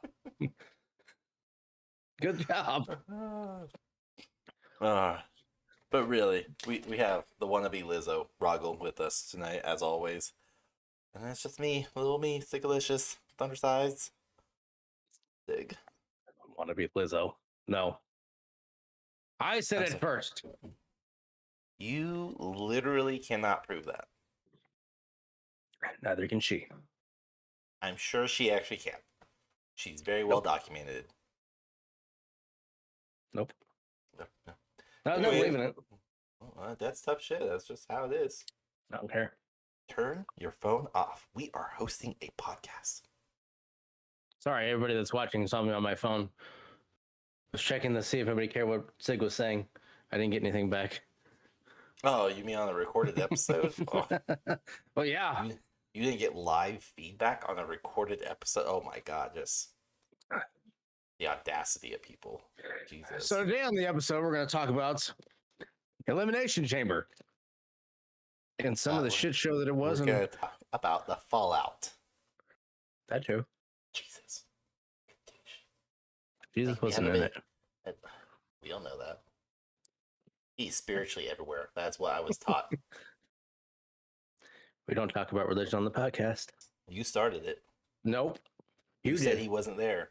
You said his said name. He wasn't there. You said his name. I say his name all the fucking time. Well, it's your fault. See? You started. Oh, it's your fault. You're a pain in my fucking ass and you're annoying as hell. I love you too. Even though last episode you called me an asshole like 5 times. I know this. I watched it back like several times. Now, let's talk about the elimination fallout as well as Monday Night Raw. Because I don't want to say there's a lot to unpack, but there's like a medium amount to unpack. That's definitely it's worth.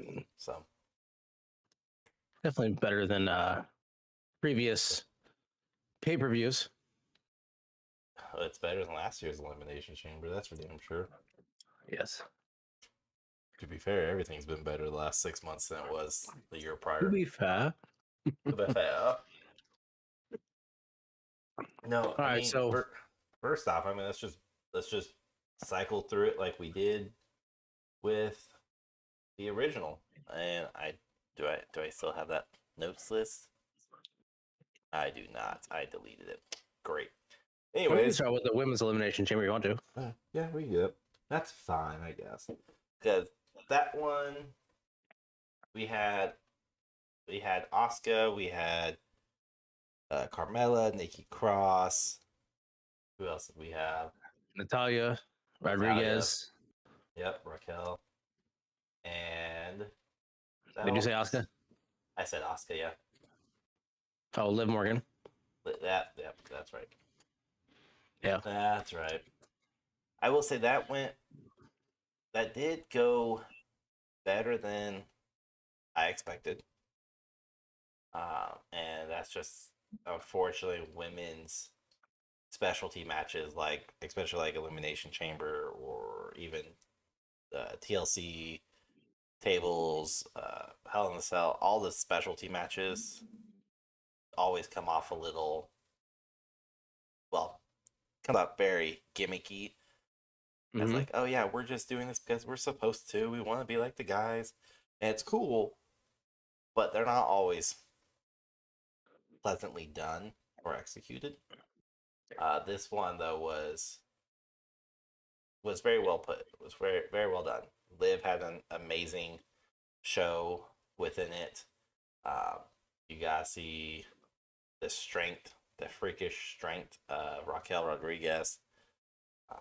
Nikki Cross got eliminated first. She was out pretty quick. But yeah. She helped set the tone of the match, though. the way that Nikki did with what she did of being tossed through the pod, kind of the shit that she did kind of helped set the tone of it, but then it kind of slowed down after she was gone. Because she's high strung and she's go, go, go, go, go. She's like a ferret on crack. I will agree.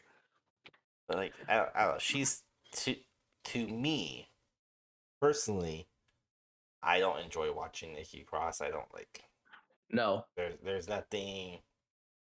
I mean, it's not like hate towards her. There's nothing fun or special about her gimmick and this crazy psycho bitch style mentality or gimmick is just, yeah. It didn't work when she was part of Insanity. I don't feel like it's working right now. And it's just her. So that's my opinion, though. I think there was a slight glimpse on Raw where they showed her. She opened up a tad bit with whoever she's been following around. I can't remember her damn name, but she said that she has all of her friends left her, and then ran off. So she's gonna start opening up or have some type of character development, involvement, or whatever. But obviously, nothing like that happened in the Elimination Chamber. But after she was eliminated, I believe they were down to, because I think Asuka was the last one to come out. Correct. So once Raquel came out, that's when everybody started kind of more or less being thrown around. Yeah. And then you could really see Natalya, for one, you can tell when watching her that her timing is off. Yeah. But And that's just how she's like. yeah. The last several years, that's how it's always felt. Is again, personally, that's all we're speaking from is from our perspective, our opinion. Is just she definitely seems like she's past her prime and has been for several years. And maybe it's just mishandling on Vince's part.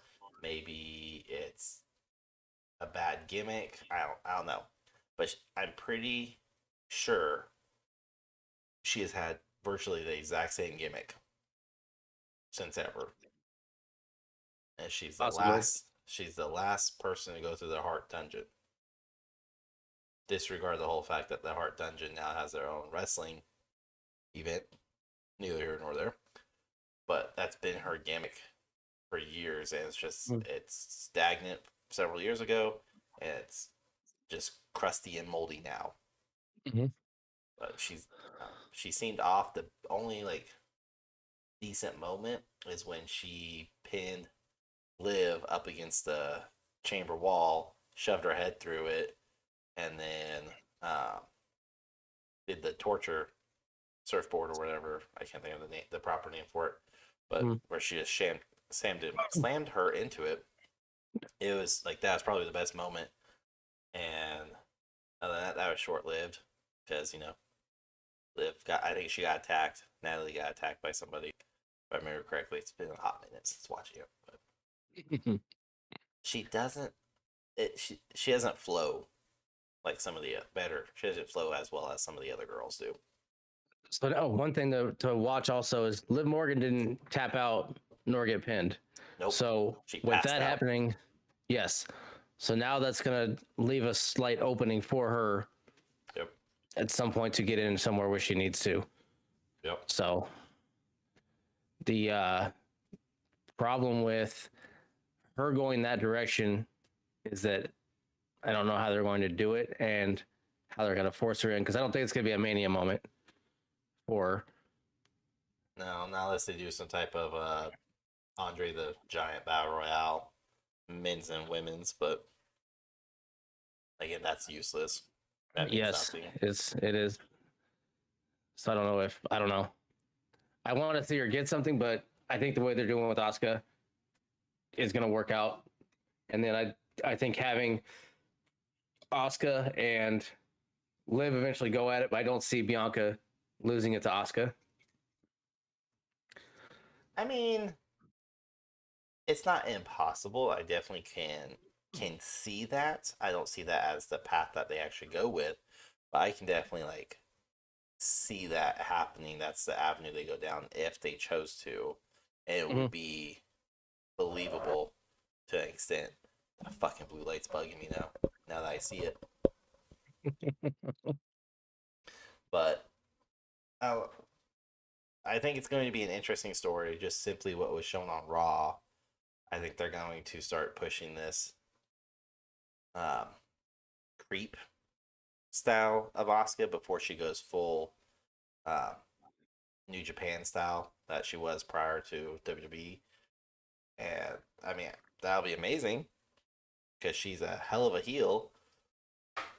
But I also don't see them letting Asuka not win at WrestleMania because they're trying to build her back up as this beast of a wrestler like she was in NXT when she was undefeated.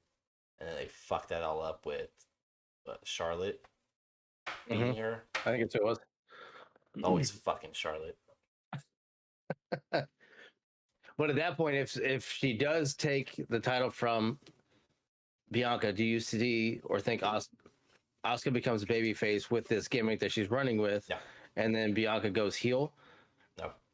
Because you're not gonna have to. I don't think two heels. Because Asuka obviously go into it being a babyface in some manner. No, Asuka will be a heel.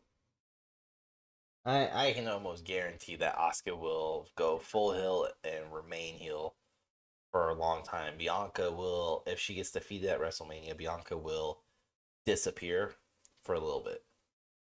She'll be written off with some injury or whatever, and she'll take time off because she hasn't had time off since being champion.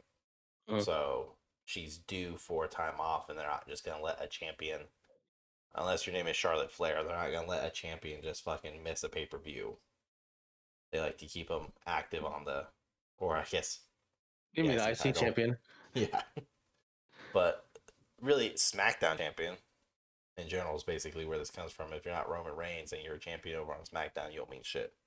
But I don't see them not giving to Asuka just purely because Bianca's not at that level of like Roman Reigns where she could miss a pay-per-view or two and be perfectly fine. It wouldn't hurt her gimmick. It wouldn't hurt the whole EST and WWE. But I think that moniker right there is what almost hurts her to a degree. When you have that moniker and then you miss a pay-per-view, well, now are you really the EST because you missed a chance to prove it on yet another pay-per-view? Whereas Roman Reigns can miss a pay-per-view and you're just like, man, that fucking piece of shit. Of course he'd miss he's a heel character. He's meant to be hated. So it'd be a lot easier to hate him as his heel persona than to hate Bianca, who's a babyface. Unless she was written off. Again, she wouldn't have the title. Yeah. But I mean, the whole Elimination Chamber match was about her getting to her. Yeah. So I mean, without being there, she still has the match about getting to her. Yeah. So, I mean, with Asuka winning that one, I mean, again, it wasn't a standout match in the way of like amazing. It was entertaining. It was entertaining for sure. They had a few moments that were like, yes, that was good. That was great moments. But yeah, for the most part, just it was a good way to start. It was a good way to kick it off. I will say, I think we pretty much called it on that one. We both said Asuka, even though we're like, we would love for Liv to win. Just let Liv win. She didn't lose. No, she didn't. She didn't win. She didn't lose. So that, like you said earlier, will be an interesting perspective to see how they build that one into a story arc. Because again, I think she was that same way when she faced Ronda's. She didn't lose. She just passed out. She didn't tap. She just passed out. So she's kind of building up that, I guess, a gimmick or reputation of if I can't win, yeah, I just make me pass out. I'm not gonna tap. You're not gonna pin me. You have to make me just die, for lack of better words. But it's interesting though because I keep looking over this card, and the only person we have not mentioned off this card, other than say she was in the match, is Carmella. She was there. She's a filler. Yeah, but that was like I don't like Corey Graves a whole lot because of multiple things. But the fact of like how he talks about Carmella, granted that is his like wife, and they play on that and everything. Yeah. It's an overabundance of annoyance. As he's no longer biased or even unbiased, like he's just showing his full heart on for this girl who's not a great wrestler. Never No. has been. And he like Corey Graves as a whole, again, opinion. I don't think he's a great announcer. He's not a great heel announcer. He tries. He tries so hard. And he's not good at it. Again, in my opinion, when he comes off as this heel announcer to counter Michael Cole, it's not like oh man, I don't like Corey Graves. It's just like, please shut up. You're not doing any justice to this at all. My friend, He's not the worst one. No, there's I would definitely say worse than him, but he's not the worst active one right now. between Raw and SmackDown, I dislike him the most. I I have no problem with the British guy on Raw. I don't like him, and I don't like Don't have an issue with him. He's not great. He's not great. Can't remember his damn name. The wrestler, Wade Barrett. I don't like him as an announcer. I'm not sold on him. I think Corey Graves is better than him. No. But I will say that he does have his moments of, you can definitely tell that he will stick with Carmella and go with anything he can to push her in any direction he can while he's talking about her, whether it be him calling her Mella, Mellow, or anything other random nickname he has for her. So yeah, I mean she's annoying. That's it. She's there. I mean, she's always been a filler since she's lost the title, and she's had that run with R-Truth. I think was probably the most impressive thing she's done as of late with the 24/7 championship. And even then, again, annoying. So. Anyways, let's move on from that one. From one shit show to another.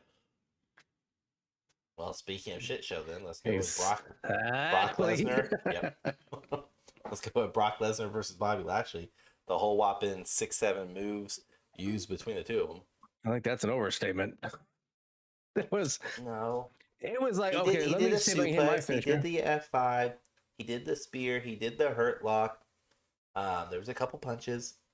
Punches don't count as moves. But that's that whole. There was a low blow. Match. I mean, I think everybody that I've read, everyone was left wanting, and they've been left wanting for the last 3 matches. And I think everybody has wanted exactly what we talked about the last episode and the last pay-per-view. And was it Rumble? Of these two pretty much just tearing down the house. I think we talked about it. And then we also had Crown Jewel. They had a match as well. Yep. And we said it each time. We want him to tear the house down. I mean, Lesnar literally did it with a tractor, but yet he is not doing anything. They keep selling the whole he went off script and shit like that. Like that's which is funny because like, as I'm saying that too, like he went off script. He wasn't supposed to attack. Blah blah blah blah blah blah. But then the flip side, I'm seeing just as many articles and reports saying, nope, this was planned. If you're saying it's off script, it's wrong. It was planned.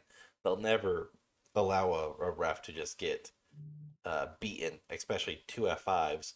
Never just gonna let that happen. They have to be in on it. Excuse me. And like that's annoying to do here a lot, but that was such, and this is gonna be an understatement. It's such a fucking epic letdown because these are 2 of the biggest titans within WWE right now, and probably within sport entertainment as a whole. Because I can't think of anybody from AEW or New Japan or GCW or AAA. Like I can't think of any 2 massive brick shit house guys like these 2, and yet you're going to have it result in like a dirty pin or he cheat. It's always a cheat basically. It's an incomplete finish, and then have this one end with a low blow while getting in the hurt lock. Which okay, fine, whatever.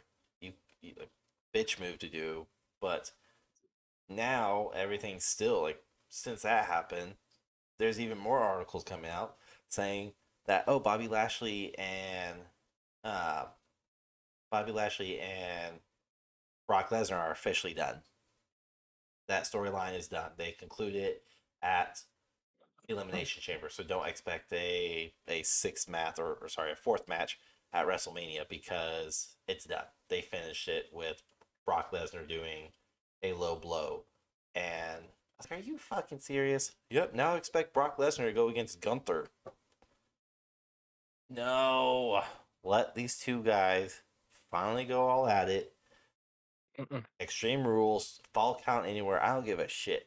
You have the two biggest behemoths in wrestling industry, and you're gonna just let them do basic bullshit. No, Nope. So you're gonna have Lesnar and Omos at Mania. that's not funny. Did you not see it on Raw? I wasn't a part of it. Not on Hulu. Oh, okay. anyways, So you again. didn't. So I guess you didn't see it. Yeah. MVP came out and talked. Of course, They he moved did. on from it, and Omos just pretty much challenged him.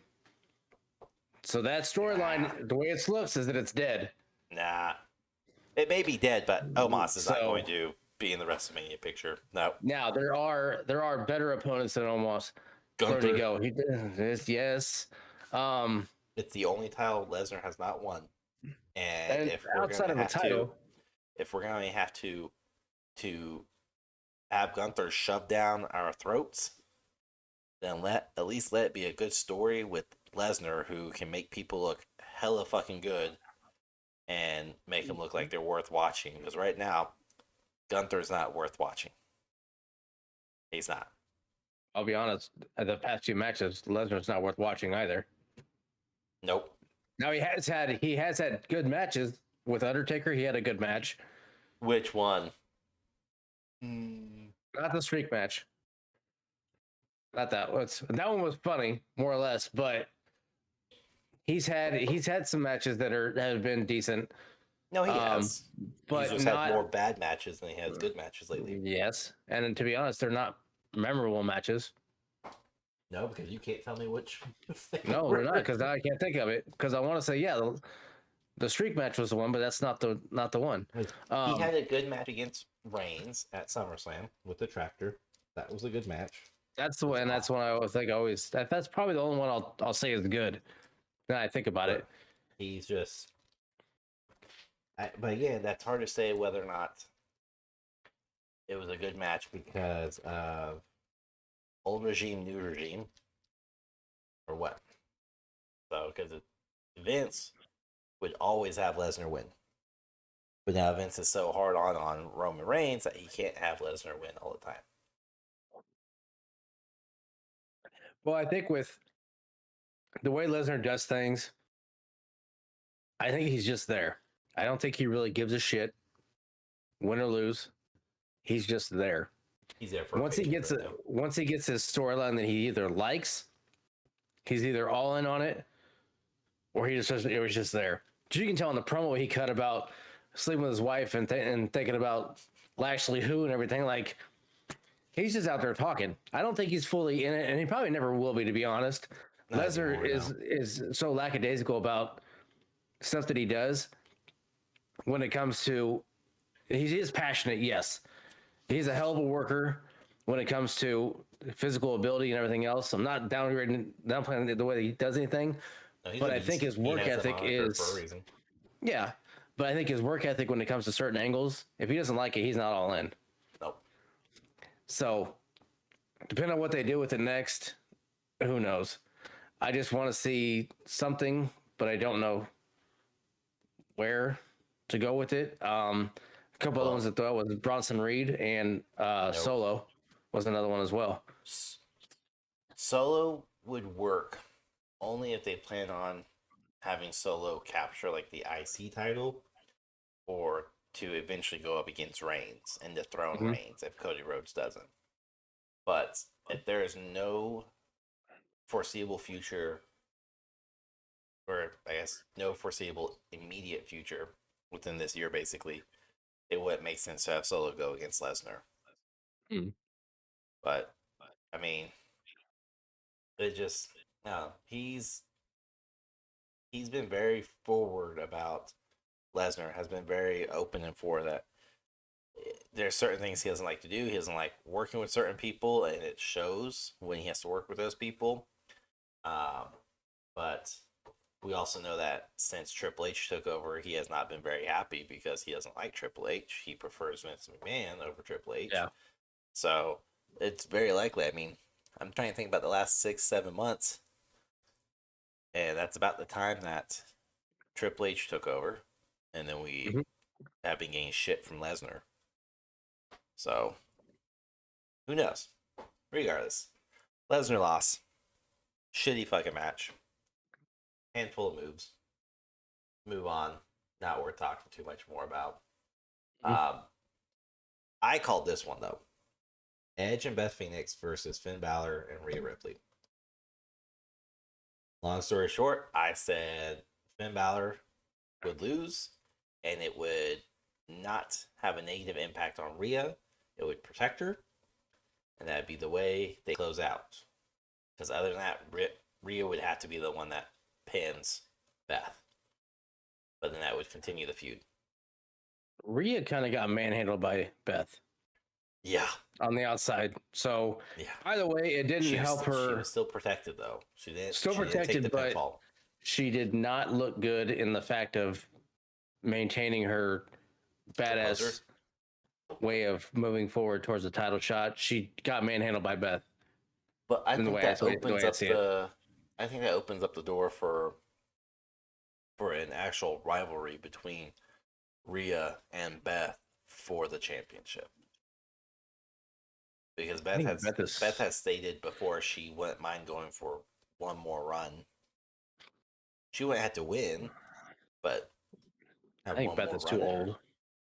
Maybe she, Really? yeah, maybe she can. I Really? think she's too old. Really? But yet Lita and Trish are coming back. We can talk about that one here in a second. But yeah, that's not. Yeah, that's fuck it. No, Lita does not need to be in any matches. I mean, just watching her walk around, she looks like, I mean, a single mom that's out there trying to relive her old glory.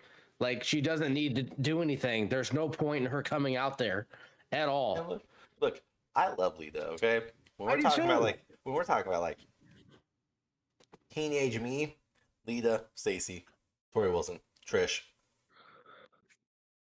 then my girls. Yeah. But here's the thing: unless she's been putting in hell of a work since the last 4 or 5 months, which she could be. Pairing her with Becky will make Becky do all the work, and it only strengthens the reputation that Becky will have and make her look like a total and absolute beast that she already is. And it's either going to make Lita look hella strong, because maybe she got another pep in her step, or it's going to be like Kurt Angle, and you're gonna be like, ugh, please stop. Please just stay retired. It's gonna. I mean, the fact that she's running around with these two gnats of women of damage control is one. She's gonna tower over them. I mean, you can see it on Raw. She towered over them. They Everyone are fucking tiny, towers over. and I don't think I've ever really looked at them, but like They're damage like control, you. They're tiny. no, one looks like a meth addict. Like she looks Dakota. like she's completely, yes, she does not look healthy. Like I'm looking, she one with the crutches, whichever one, I don't know. I'm Dakota. assuming that's her, but she does not look healthy. Like she doesn't. She looks like she's recovering in some way, but man, she just not. It's a very odd way to look at her because the way that she carried herself is unsettling, and they are very tiny, very Every very aspect, tiny. yes. So you look at it, Becky Lynch and Lita to go against those two. I mean, I don't see any way that you can say, "Oh yeah, they're going to come out and win this." Like, has Damage Control defended the titles recently? I was trying to remember when I was watching Raw if they had or not, because I don't remember them ever being in a pay per view. They may have done it on Raw or SmackDown or whichever one the brand they're part of. I'm assuming Raw. But man, I don't remember ever seeing them do anything. And they were listing off last night who they beat, and I'm like, I don't remember seeing any of these matches. But I don't remember the last time they defended the titles. Oh man, that's what I And mean. I even forgot they were a tag title, a tag champs. Well, they always. That's just how that title always is. Is no one remembers that title. Oh, let's see. Oh man. So they defended. Fuck you. They defended their championship on December 16th versus Liv Morgan and Tegan Knox. So we're 2 months past any title defense. Okay. 2 months. So no Rumble. Were they in? They were in the They were Rumble. not. Were they? They went up against Becky. Bailey, those two Right. went up against Becky, and she's like, "You guys cost me my WrestleMania moment because I was too concerned with making sure you three dotes didn't make it through." Very true. Okay. I know it's very true because we talked about it on that episode too. Yeah, I remember now. So yeah, and the third factor that they keep sending home apparently is Trish Stratus. She was there on Monday and was supposed to come out, but they had a change in angle, and she was sent home again.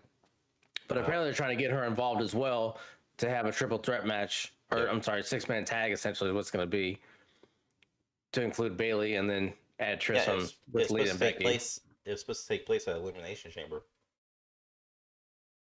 Okay, as I think it's what I brought up last week was that one, but I didn't know what the hell it was about. I didn't think about Trish Stratus until I recently read about it.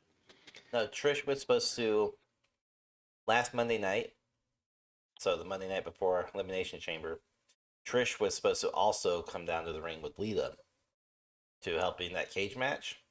Mm-hmm. So where it would set up a 6-female tag on Elimination Chamber in Canada, Trish Stratus's home, but she couldn't make it. She had scheduling conflict, mm-hmm. and then she got sent home on Saturday, and then she got sent home Monday, or sent home by she was I gotta be here type thing, not necessarily sent home. So, I mean, I think they may be just scrapping that. Or, who knows? I mean, if we're gonna bring back these legends like Lita and Trish, let them mentor somebody. Let them be a manager. They were good on the mic back in the late 90s, early 2000s. They're still decent on the mic now, but let them help people who, I don't know, suck on the mic. Yeah. Or just Asuka can't talk. Yeah, she's one of those people she's probably really good on the mic over other places, but her and even Io Sky. Yeah, that's what I mean. It's like microphones. It's not going to translate in the manner of to where it's like Pentagon Jr. Like I talked about before. Like when he speaks Spanish on the mic, it's great, but when he tries to do more and more on the English side, it doesn't come over or translate as well. Yeah. So like Asuka would need somebody, if she was to have somebody, she would need somebody like that to help her with promos and stuff like that. But she's but speaking of Asuka, that's a hard one to have a manager for, because it would have to be somebody who's very cocky and arrogant, but also respectful to the business, and it's just not a lot. But, it's tough. Yeah, I don't know. It's going to be Lita and Becky will get the championships. That's inevitable, unfortunately. It's already been mentioned that Io Sky and Dakota Kai will drop the titles before WrestleMania, so where they don't have to pull double duties at WrestleMania.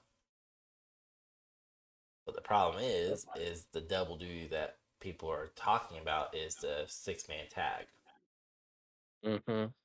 which would include the tag champions. So, would you rather have Damage Control pull double duty or Becky and Lita pull double duty? Becky could do it. Lita, maybe not so much. In her prime, maybe. Today, no. No, I don't think so. Well, I mean, she could. She may have limited participation in the match. You know, she could be laid out for half the match outside the ring, like But some again, people do. Well, that was like when Kurt Angle had his final run. Is he partnered up with a lot of people, and just he's not good singles. He was decent in tag, but he would have his flurry of bursts, and then done. So, with that now.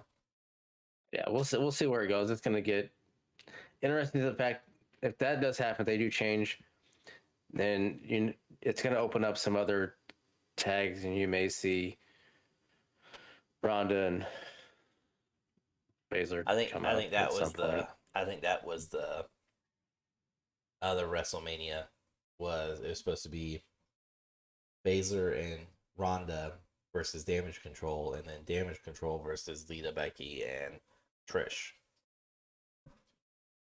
But they would have to drop the title before then, so they'll pull double duty. See that one? I like, to be honest, I couldn't take it serious of Rousey and Baszler against Damage Control, because that, I mean, to be honest, you have two badass women fighting two tiny infants at that point. Like, there's no way that would. I mean, in my head, it wouldn't make any sense, but That'd be like I've me seen fighting that. Seen, you. it makes dumber sense. I mean, the small people would always win, but it just kind of goes wherever. Who knows? But anyways, let's move on. We'll touch on all the WrestleMania stuff the week of WrestleMania, because that will be the pay-per-view that we do a week's worth of content leading up to it and after, since that is a very big pay-per-view. So, well, let's move on. Do we think Balor and Edge have a match at Mania? They will. He did attack him last night as well. So just not to leave that out. I know we kind of skipped to that match, but because the match wasn't. It's kind of there. Oh no! So no, let's double track. Okay, Edge got pinned 2-3. He was pinned. He never kicked out on time, and Beth did not save it. I rewatched that portion probably a dozen times because everybody's like, "That was such a close call." It's like, fucker. The ref lady goes 1, 2. Yeah. Son, get over here. Come on, run, bitch. Yeah. Come on. Dude could have counted like 7. Yep. And then Ed just kind of did his little, my shoulder got up, and Beth touched Phoenix or Finn. I was like, oh my god. Yeah. That was so poorly done. And there was there was more like that in other matches too. It's just, I mean, but to be honest, at that too, Edge being the vet that he is, he should have been able to kick out as well. He was so exhausted. All you gotta do is roll. I mean, he should have enough. You go work 10 minutes like that, and you try to go. Hey, let me just roll. Hey, I walked up the stairs. You can barely roll out of bed in the morning. Okay, shut your mouth. But I got out of bed every morning. I cry when I get out of bed because everything pops, twists, burns. But I do it. Sounds like a fidget toy popper. Yep, exactly. Like fuck. But, all right, so yes, we do agree. Balor Edge Mania. Well, it'll be Finn, Balor, Demon, because they've already started. What got leaked? Damn it! I was just reading it this morning. If they wanted to go with something about Demon got leaked. Finn Balor's Demon is slated for an appearance. I think that's what it is. It's based off of shows to come up. Yeah. Finn Balor's Demon was reported the Hollywood portion of it. Yeah. So, who knows? But speaking of which, Hollywood, because that's where the pay-per-view takes place. The Becky Lynch and Seth Rollins commercial. Look, one, perfect Joker. I don't give a shit what He anybody nails says. it. He nails it. Seth Rollins nails the Joker better Yes. than Joaquin Phoenix. I- And I don't like Joaquin His- Phoenix as a Joker to begin with. But He you has a heard great earlier. laugh, and his facial the features, cackle. his pitch, his delivery, everything about it was great. Perfect. And It was awesome. not gonna lie, if he is ever cast as that, It'd be I mean, believable. he might be able to do it. I don't know, but I mean, we can stop at that because I once she comes in, it kind of drives me nuts because it sounds like she's constipated the entire time. But that's like the best part though, is she has a really deep voice. And I she's know. talking to him. And he's like, "You okay?" He's made a couple, I forget what verbiage he used, but he said something about what's wrong with your voice? I like to be mysterious. It's like, She's like, I gotta go. I'm gonna be late for the man cave. I know we had a man cave. You wouldn't. I'm the man. Like, but all like, right. that was Okay. a good trailer or sneak peek, whatever you want to fucking call it, for WrestleMania. It was, Yeah, I liked it. I laughed probably harder than I should have. But it's again, good. Warner Brothers fucking hire Seth Rollins for the Joker. The dude could do it, but that was so good. I like that. Mhm. Anyways, that's probably the highlight of that week of the night. Actually, we have 2 more matches, so let's go to the men's elimination chamber. Okay. For the U.S. title, again, we had Austin Theory versus Seth Rollins, Johnny Gargano, Bronson Reed, Damian Priest, and Montez Ford. Again, we called this one. We said the final 4 would, in fact, be Theory, Rollins, Montez Ford, and Priest. Called it. Yep. I think Priest was in the final 3. So I think Priest pinned Ford. Yes, because Ford got knocked out. No. No, Priest was gone before that. Okay, Ford so yeah, Ford was. Ford It was was. knocked out. I mean, he sold it a little bit for what happened, but Dude's eyes were wide as fuck to the point of, yep, that was an impact. so But I will say that's a letdown. He only had 1 high spot. He was the one we thought would be. he needs to slow the fuck down. He came out Can't stop. and Can't did stop. about 36 crotch chops, That's and then excessive. went crazy. I mean, that's all he did. Like, he was gyrating and everything else. Like, he was overly excited and spastic as fuck to be in the match, and then just went crazy. Like, he just nothing. Crotch chop, and then like everything else. It was suck it, do a couple hits, suck it, do a couple hits. Like it was excessive, and I'm a big fan of DX. I'm a big fan of getting myself in trouble as a kid doing the suck it symbol. But even I was like, all right, we get it. All right, we get it. Stop. But when you're doing it, when you're doing it excessively fast and over, it loses everything you have going to it. Like, you don't need to, throw a couple hands, do it, throw a couple more hands, do it, throw a couple more hands. Like, no, you're losing it. And he looked He looked out of it. he didn't like it was he was way too excited to be in a singles match. I think he tried to prove himself too fast and too quick in the match. Now, the high spot that he took was great. Mm-hmm. It was pretty there's damn only impressive. Yes. There's one. But like I said, I don't think he could do too many in that match without taking away from everybody else. Who cares? Which is what I was talking about. Set That's him the up. thing. I don't think they can. I don't think he's can. ready. Oh, Yeah, it showed he's in ready that for match he's not mid-tier. ready. A mid, maybe, yes. Yep. But it showed in that match that he's not quite ready because he gets. I was just sort of excited with what was going on or what, but he just I think it didn't was seem nerves, ready at but that yeah. point. It could have been that too, but like that point in that match, he didn't seem himself. No, He but seemed you know- way too rushed. You know who did seem like a beast inside that damn thing was Bronson Gargano? Reed. Oh, I would say, yeah, he did, and That he walked dude around the fucker easily, carrying people and tossing them.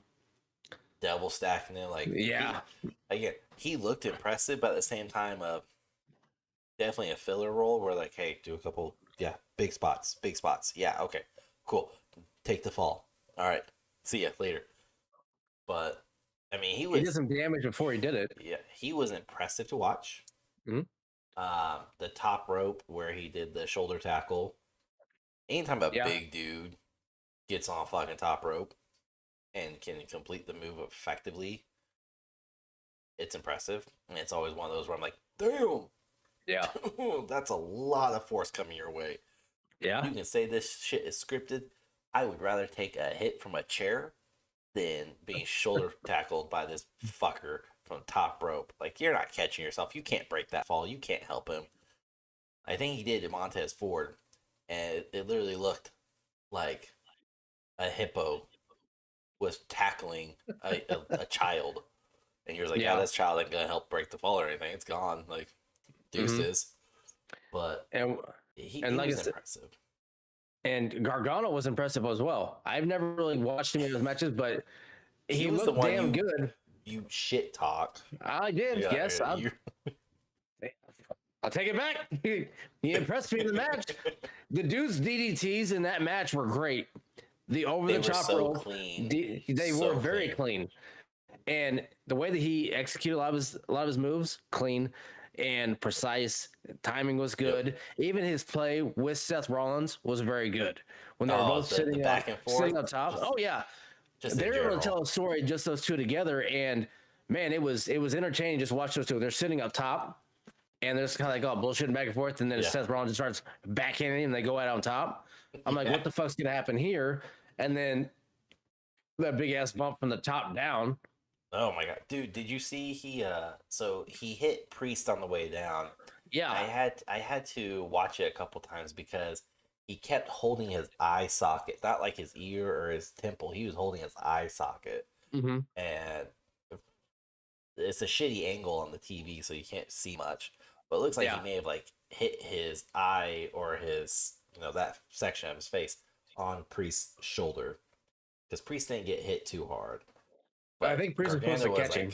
Yeah, or break his fall. He was holding his eyes, and I was like, oh damn! And you could tell it was super red right around here. Yeah, but he put on a hell of a show. He's definitely ready for like his mid tier push. He's not ready for main stage just yet. But again, Seth Rollins is by far the key figure in this entire match, regardless of Theory winning or not. Yeah. Rollins sold all of it. Rollins took all the spots. Rollins made all the bumps look legit, and he focused on everything, and he worked very well with everyone. And at the end, when Bronson Reed, or not the end, middle, Bronson Reed got a super kick party from Rollins and Gargano and Montez Ford. Like, that was impressive. That was very fun to watch. Because it's very much shades of the Elite and Kenny Omega. So it was fun. And it looked really good. And definitely, again, it protected Bronson Reed, too. He's still a brick shit house. He's a powerhouse. He's not going to go down very easily. But it made everyone else look good, too. So, again, Rollins protected and did all the story amazingly. But with Rollins, how do you feel about Logan Paul coming in? Because Montez Ford is passed out, knocked out, whatever. And they just left the cage open. And Logan Paul cost the match for Rollins. I loved it. It made perfect sense. Makes total sense setting up Rollins and Paul for WrestleMania.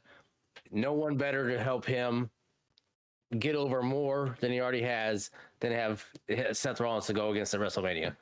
It's going to be probably one hell of a match. And the fact that these two are people that are outside the ring, can live however they want and still be exactly who they are, because Rollins eats, sleeps, and lives wrestling. Yep. He's talked about it in interviews, everything else. Everything he does is how he is, no matter what. Same thing with Logan Paul. He's got everything social media. That's him. No matter what, he doesn't change anything about himself, and that's it. These two going together, the promos hopefully will be good, and the story arc for them will be set up very well, and then a hell of a match at Mania. If not, maybe one of the best matches at Mania. I think it could be a show stealer. I think Mhm. it could be better than Cody Rhodes and Reigns, depending upon how that whole story goes down. Because again, we'll get into it in the next match actually. But I thought it was great. I didn't like the timing aspect of it. That it just felt so long to get Ford out of the ring, and then a minute or two goes by. Oh, here's Logan Paul. Versus, why didn't they just have Logan Paul jump the barricade and come in the moment it got opened up for Montez Ford rather than waiting the length of time they did? I mean, it's who knows. At Yeah, that point, I know. it's he may I know. he may have missed the spot. It's hard to Who say, knows? but it's fine. But I will say the dude does a hell of a lariat over the top rope, slingshot lariat, I think is what's called, where he flips over the rope and then clotheslines them. Just saying, and this has often been compared, especially to AEW. Hangman Page, that's his finisher.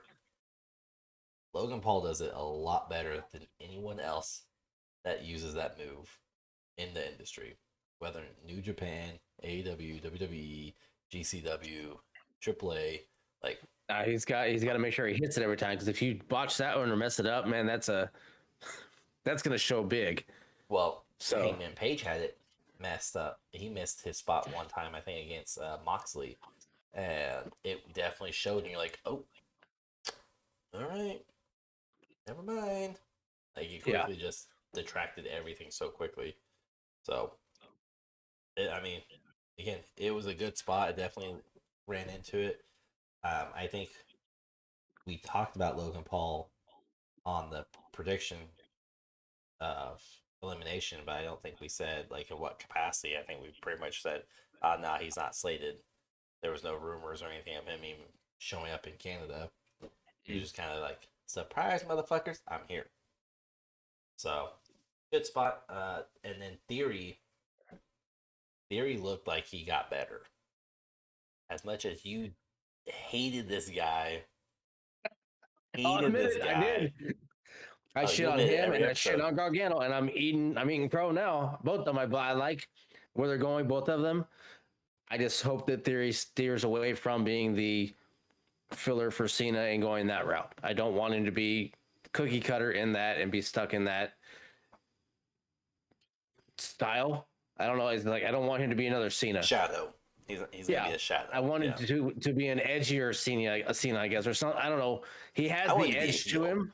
I want him to He be would the be great. heel Yes, that Cena never was or could never have and maybe obtained. that's what it is. Yes, and yeah, like I said, I shit talked and dogged out Theory a ton, Don't believe us? Go but watch all of the wrestling anything section on YouTube.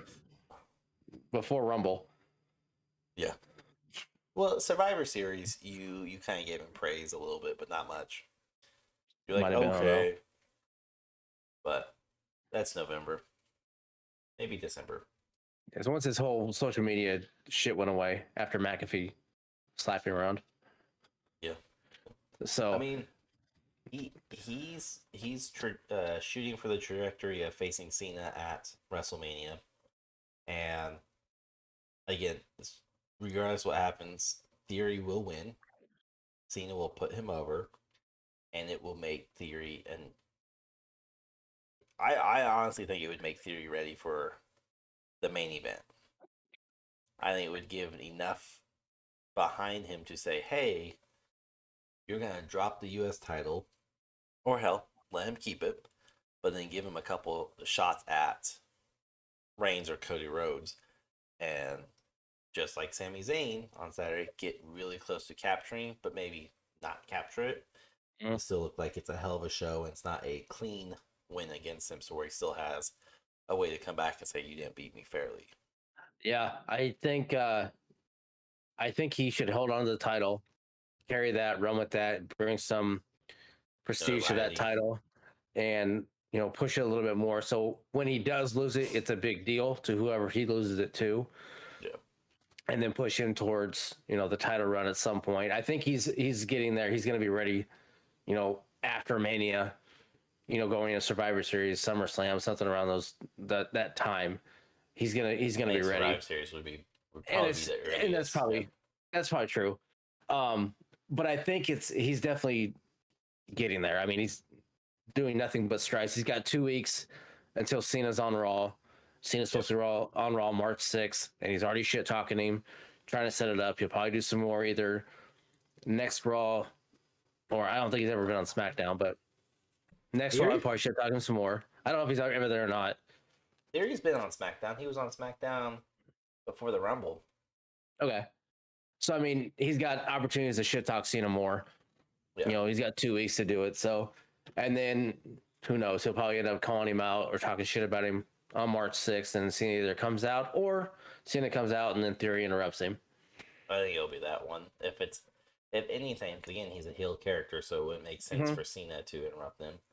But have Cena do his whole promo, Theory comes out, interrupts him, or to make it personal, attack him, use the AA on him, and then says, again, like he has been to everyone, you're the past, I'm the now, I'm the future, you're old, whatever. Yeah. The same shit he's been saying to literally everybody, and have him just use it on John Cena, and again, just beat John Cena down. So where the only logical response Cena has is, yes, I'll face you, and then have this micro feud go on. But it would really, I don't know, I haven't seen anything about Cena's schedule past WrestleMania. So if this is just like a one and done 6-week program, or I guess 4 weeks program at that point, it's going to feel really rushed, and they may not get the most out of it. And they have been teasing at it for like 3 months. But there's a difference of teasing at it, shit talking Cena, and Cena coming out, and he's been on Raw once, where he's acknowledged that Theory's talking trash on him. But again, it's different when you have Cena who could be on Monday Night Raw every week or every other week, occasionally, versus just these sporadic one-offs. So if it's a 4-week program, cool. But I think this would be one that would be good to have run through SummerSlam.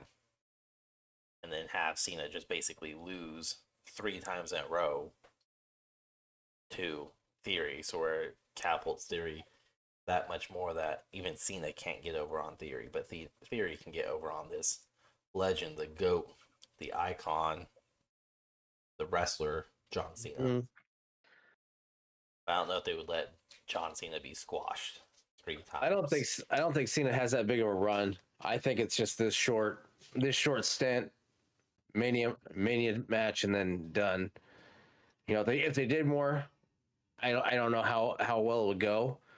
I just think they want to get the big push for Theory in a short amount of time to get him ready for something at some point. Because, and speaking of which, he can only go up against Cody Rhodes. Like we said before, they're not going to have a heel character go up against a heel character. So Cody Rhodes would have to win the title, or Sami Zayn. If babyface has to win the title, they're not going to put Theory against Reigns. No, it wouldn't work. So, yeah, we'll see what happens, because it definitely, like, the Elimination Chamber was great, and I mean one of the better matches of the night, in my opinion. I think better than the main event. Really? I think so. I would say they're close to each other, but I prefer they are. the main event. But speaking of which, that's the last match, so let's just get on to it. Where you had the undisputed WWE Universal Champion Roman Reigns versus Sami Zayn. And I've been reading this everywhere, and I couldn't agree more, even though I'm annoyed with it. But the fact that Reigns is probably the heel goat. He is probably the best heel right now, and probably of all times, because he not only did he come out first and soak Yeah. in the Sami Zayn adulations and chants and everything, and let them say "fuck you, Reigns," "fuck you," like what. The fact that this was a live show and there was people tossing up middle fingers, they were saying Oh "fuck yeah. you," "fuck Roman," and one, I pointed this out to my wife because she was watching it with me. Is there you could see many times where the camera would be like panning close to somebody, they toss the finger, they shoot away like nope, never mind. And they did Damn that. it. I think they did that probably like three or four times before Sami Zayn even got to the ring, and they just stopped zooming in on people Yeah. altogether. Like, no, we're done. Everyone's tossing the finger up. Yep. Eh, And everyone knows how the Canadian audience is when they know their hometown wrestler, hero, whatever you want to call it, is there. They back when they back them hardcore. Yep. I mean, it's always happened. Bret Hart, Yep. hands down. Edge, every time they're hands down. That's who they want. That's who they're all about, no matter where they are. Didn't seem to back Edge very much though. Not during like they his used to. match. They used to a lot more. Yeah. No, I know. I'm just saying. Because I was thinking about that too with the Edge match, where I was like, man, I mean, yes, they're chanting Edge, but they're Mhm. not like going fucking ballistic like they were for Sami Zayn. I think they're waiting for Sammy because they know Edge is old as fuck. They had to save their energy, conserve it. Yeah, I think so. And the fact, like you said, he comes out first, he sits there, gets berated. Everybody's chanting Sammy, fuck Roman, everything else. And they've pan over to Sammy's wife a couple times. She's just, there. And She is the way very that emotional. she helped with Rightfully it as so, well. but yeah. She helped with it as well. There were some times of when Roman and say Sammy came out, everything did his thing, and then the whole stare downs and just kind of the back and forth that they had. A 5-minute fucking stare down. Oh my gosh. Serve. Yes, I mean it was long. They took their time. They milked it. They milked it. It worked. But when my wife, who's not a WWE fan, is over here going, are they gonna fucking wrestle? What are they doing? Have they touched yet? Have they touched each other? I was like, no, they haven't. And even I'm to the point where it's like, okay, let's Yeah. go, Sammy. All right, we get it. All right, Yeah. so, just something, do something, anything, Yeah. poke him, do something, and he blows him a kiss. Roman Reigns, do something physically. Yeah. I thought it was drawn. I thought it was way too drawn out. Like It way was. too fucking long. They milked it. They took it for what they could, and I think they got everything they could out of it. And I think the fans kind of like at some point like, all right, I can't chant anymore. I'm hoarse at this point. Like, let's start wrestling so I can completely lose my voice when you do this. So I mean, yeah, it was a little drawn out. Well worth it because there was a build up. I mean, what, almost a year? In the 9 making at that months. point. Yeah, I mean in the making for this match. And they got it and it started off really well. The initial back and forth, once they started going at it, and it was good. I mean, Sammy got his ass beat for a little while. He had some high points. They involved his wife when he threw him over there by her. And even Roman talking to her. Like, he made it very clear what he was saying. He made it audible so you could hear what he was saying, and trying to tell the story even more of being I did it all for you. You turned your back on me, like that. This is what I didn't want this to happen. You made this happen. This And is like your that. fault. So yeah, putting it back on them, digging the heel persona in deeper for it. I mean, it was done very well. And man, I didn't see some of the things that I wanted. I wanted Sammy to kind of talk a little bit, but they did it very well as far as the head of the table style character and the not the peon, but just the guy that his helper, or not right hand man, but just somebody that was there to help out, screw him over. Yeah, I mean, it makes sense it was Jimmy of all people. Because like we've said, Jimmy came into the bloodline acknowledging right away. No Yep. issue. Jay did not. And this all started with Jay. And Solo has never truly acknowledged Roman Reigns. No. He has never said, "Hey, I acknowledge you." No, it's just he's quiet. He does the Arn Anderson type bodyguard where he's just silent killer type thing, but he's never acknowledged. So it makes perfect sense that they have Jimmy of all people, who's basically the cause for the bloodline too. Because if Jimmy didn't get involved with Jay and Reigns match over a year ago, or 2 years ago, I think is what they said, then there would be no bloodline. But again, it's all scripted, so in theory. But it's just one of those things like it worked perfectly. I wish there was a little bit more involvement. They definitely set up for Jay to go against Roman Reigns because it definitely looked like Jay was finally going to snap too and stab Reigns in the back. I'm glad they didn't go that way, the chair, because I was like, that's predictable. And I'm glad we got Shades of the Shields explosion with Sami Zayn. Seth Rollins hit Roman Reigns with the chair. Sami Zayn hit Roman Reigns with the chair. Cool. Let's not do Jay, okay? It's been a few years in between the first two. Let's not just make it a couple weeks before this one. Yeah. So. And then and then the spear that Roman dodged for Sammy to hit Jay with the spear and kind of knock him out of the ring, which then kind of will set it up in turn of how things kind of went down after that. Yeah. So I mean, end all be all. I mean, can we just address the refs though? They tried. That was another one of those matches. It was I don't want to say botch because again it's live television, and after listening like Jericho on his podcast and so many other wrestlers went nuts. It was like stop using the word botch. It's live TV. He hates the word botch, and I get it. I understand it because it's a fair point to say you botched it. It's live TV. It's only so much is scripted. I get it, but again, ref got knocked out. Sami Zayn pinned Roman Reigns for at least 8 seconds, and then Jimmy came out, interfered enough that Reigns was able to pin him, and the ref is just there. Yeah, he comes sliding in. Ref just fucking watch him super kick, hit the splash, and he's not gonna call DQ. Yeah, no, he's like, all right. I thought the same thing. I'm like, it was. See again, not botch, but that came across very just terrible. I'm like, really? This isn't believable, and that's the whole point: is to take this realm of fakeness and make us believe in it. But when you do shit like that, it just destroys the facade, the veil, whatever you want to call it.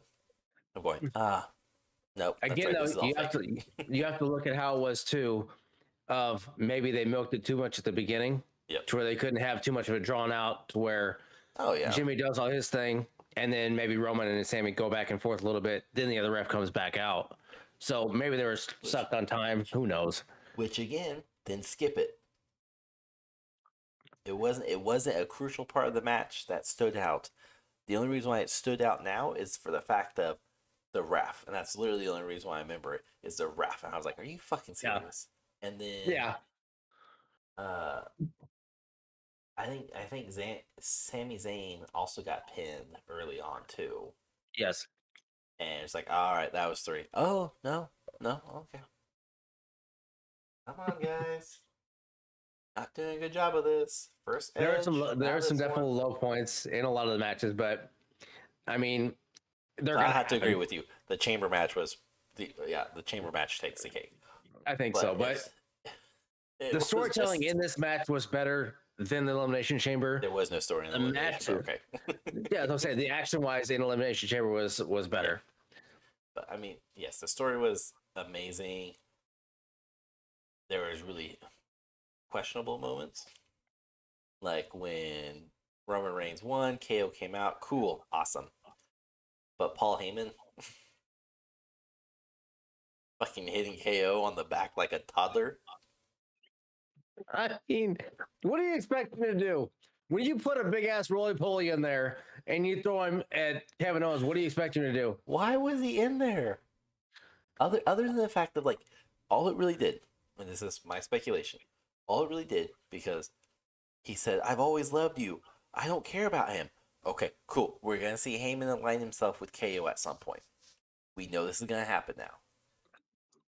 But now we're also gonna see a fallout again, like we discussed on the episode before this, with the predictions about Elimination Chamber is we're going to see cracks start forming even more within the bloodline. Sami Zayn left, Jay left. Now Jay's definitely like, he's not in there, but he's gonna stick around to do some damage. And now we see Paul Heyman slip up and say some shit that surely on Friday Night SmackDown he's gonna get held accountable for. Maybe not. Probably. Who knows? But that will lay the foundation for this whole implosion. Yeah. It was a good match, minus few questionable calls and moments and spots, whatever you want to call it. Yeah. But I did see somewhere that they are going to WWE is in the works to bring back Author of Pain, the tag team champions that were tag team that were with Seth Rollins when he was the Messiah. Mm-hmm. Rez and them. I forget the other dude's name, but Rez. And basically, we're going to see two bloodlines form. We're going to see one with Jay, maybe Solo, maybe Jimmy, maybe The Rock. And then we're going to see Roman Reigns' new bloodline, which is, in theory, from all the articles I've been reading, is he's going to have a tag title holder with him, which will be the Authors of Pain, because he's going to need people who won't stab him in the back, who won't think independently, who won't question anything. They're just there to dominate. So he's going to have the Author of Pain. He's going to have Ronda Rousey and possibly Shayna Baszler, which doesn't make sense to have Shayna, but Ronda Rousey, so he has a footprint in the women's division. And then he would have one more person to kind of hold on the mid-tier card, which maybe it's Solo, maybe it's not. But Umaga's son is also now making a run now that he's out of jail. So is he you seen him or not? The cops? He's he's signed by WWE, but I don't know where he stands yet. I know he's NXT, but I don't know if he's involved yet with anything. But yeah, he's supposedly around. Yeah, I saw.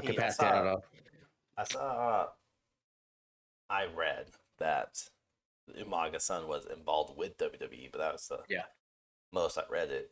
But who knows? I mean, it'll be interesting to see. Maybe he's the catalyst for the new bloodline. Possibly. Maybe he goes with Jay and Jimmy. I don't know. I don't see The Rock getting involved. I don't know if we'll see The Rock for a while. I don't think we see The Rock at WrestleMania. No. Maybe SummerSlam or Survivor Series, but I don't see him showing up anytime soon for anything. Survivor Series. I don't, but it's like in what capacity? Like just to, I don't think he acknowledges the whole bloodline thing. I don't think he wants anything to do with that. In my opinion, I don't think he wants anything to do with it or acknowledge it or anything, because why? Why does he need to? With what point is he going to do? Because he's very egotistical in himself. Yeah. I mean, if you haven't seen the show that he has, the Young Rock, that he's catching a lot of shit for. Oh yeah. And the way he's casting people, because The Godfather hates him now. Yep. The way that he's putting a lot of people, either weaker than him, shorter than him, or just an absolute joke of themselves within it. Yep. He's catching a lot of flack for it, and it's kind of showing the ego side of it, which he does. He's had an ego for a long time. He's been catching a lot of flack ever since Black Adam.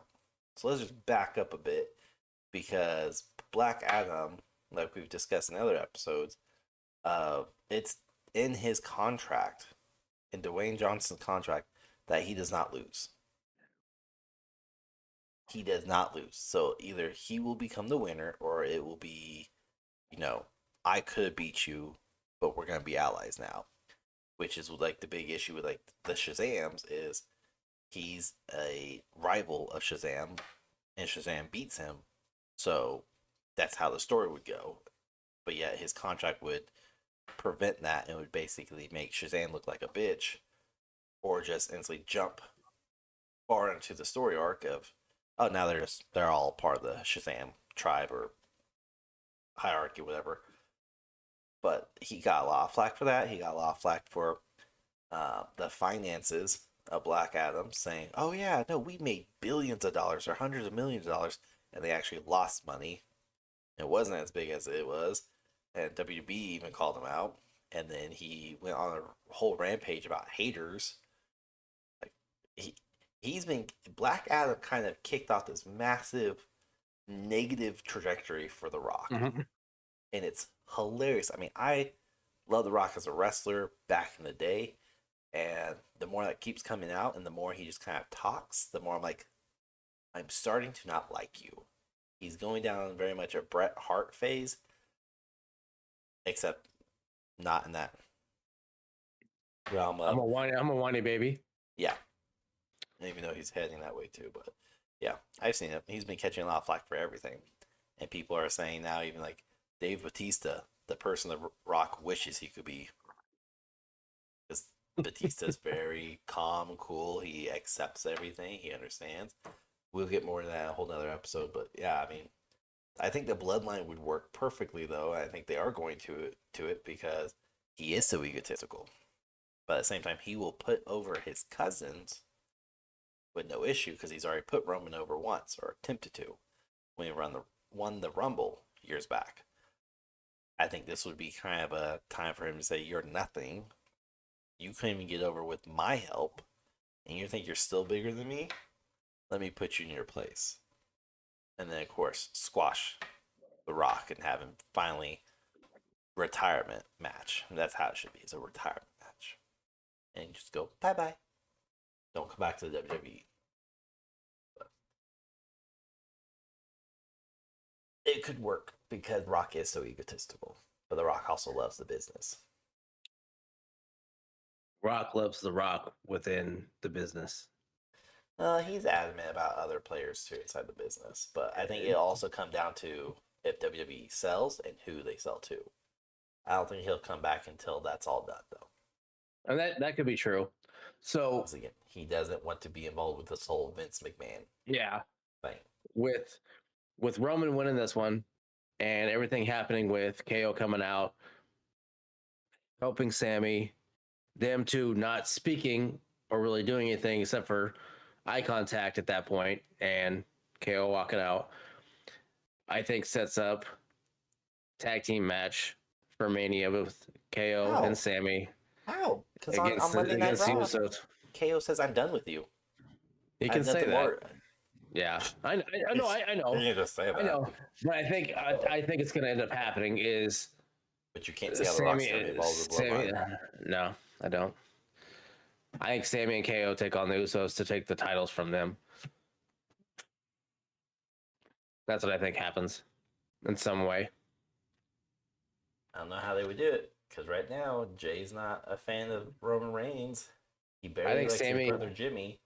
I think Sammy comes crawling back to KO in some fashion. I don't know. If that's how they do it, I think it's going to be set up to where Sami Zayn needs a partner at WrestleMania. And he's asked everyone around, and he's asked KO. KO hasn't responded, hasn't talked to him in weeks, hasn't been seen, and then he shows up at WrestleMania. But that would be the only way I could see it. I don't see them working together, period, without destroying everything KO has done and been through the last 6 months. Yeah, and I think it'll culminate to the point of those two being tag champions, and then who knows what they do with it after that. but Or are I they think they going have to to. be undisputed tag, or are we going to finally have 2 titles? I mean, fuck, who knows at that point? Again, I'm going to piggyback off of several WWE episodes of we don't need 2 tag team titles. We don't have a tag team division large enough between Raw and SmackDown to need Oh, two yeah, tag no. team titles. Even with NXT, we don't have enough within all 3 brands to have 3 tag team titles, let alone 1. And maybe the fact that those two take it from them, and you can unify it at that point, and they say unify it, and at that point or whatever. Because I mean, you have 2 guys that are not a legit tag team, but they're coming together to defeat one of the best tag teams right now. But they are a You tag team. unify Like, they it. have history. Yes, they do. Yes, but they're right now. Yeah. They're legitimate. They're legitimate singles competitors True. who can be Gotcha. tag team partners, but They're they're not going to defeat registered. one of the best tag teams right now. Yeah. I mean, So it makes sense, that's but one story would work. it would But also help with the cracks, too, within the bloodline of now the Usos don't have their titles. And then Reigns didn't come Roman- out to help. yeah, and then Roman at Mania Ooh. going against Rhodes. The way they could do it, and this would make sense, it would help with the storyline, would be have Reigns defend on night 1, Usos defend on night 2. Have the Usos get involved in Reigns' match. Reigns still loses. Doesn't matter for the outcome. But let's say he loses. The Usos defend on night 2, and while they are getting beaten, Reigns never comes out. Never comes out to support. Never comes out to help. Heyman doesn't come out to help. Solo doesn't come out to help. And basically just abandons them. And now they lose their titles too. And they go backstage and they're pissed off at Reigns of, hey, we helped you during your title match. Why didn't you help us? We still have titles. And kind of throw the whole, we've done everything for you over the last 2 years, and you can't help us even a little bit to keep the title, the only title the Bloodlines have, and build that pettiness between the 3 of them. It'll be interesting. What more I to think come, with though. I think with Roman though, I don't think he loses the Mania. I think he beats Rhodes. Are you going off the reports of Vince McMahon is telling Triple H don't pull the titles from him yet? Keep the titles on him. So that's a very predominant article. I think they want to have the 1,000 days as champion, because I think Mania puts him like 40 or 50 days away from being a 1,000-day champ. He was 903 at Elimination Chamber. Yeah, so I mean, he's gonna be right around there at Mania, and to go off what you said of being one of the best heels at a 1,000-day reign would be one hell of a story to top at that point and kind of set it off. But I don't think he loses it to Rhodes, because the company wants Rhodes, the people want Sammy. I mean, hands down, that's what Rhodes it is. has said he's okay with having Sammy introduced into a 3-way, which would be a perfect way to protect Rhodes, cap off Sami Zayn's story. But again, then Sami Zayn has to either pull double duty, which I don't think they'll have him pull double duty. So there's no tag team titles, which is honestly, this is more likely than KO and him teaming up. But have it be a triple threat. Sammy gets pinned by Roman Reigns. And maybe because Cody Rhodes hits his crossroads on him, Cody Rhodes then gets tossed out of the ring by Reigns, and Reigns basically gets a dirty win. And he beats Sammy. And now we have I didn't lose the match. I was costed the match by Sami Zayn and by Roman Reigns. I want my match. And that leads up to almost a heel turn for Cody Rhodes too, because that's what everybody's expecting too. Is he was better as a heel in AEW than he was a babyface. So, Which is funny. Interesting. Right now, he has the longest and the shortest reign. He's at 905, and his shortest was 6 days, which was when They knew they fucked up and they took it off him real quick.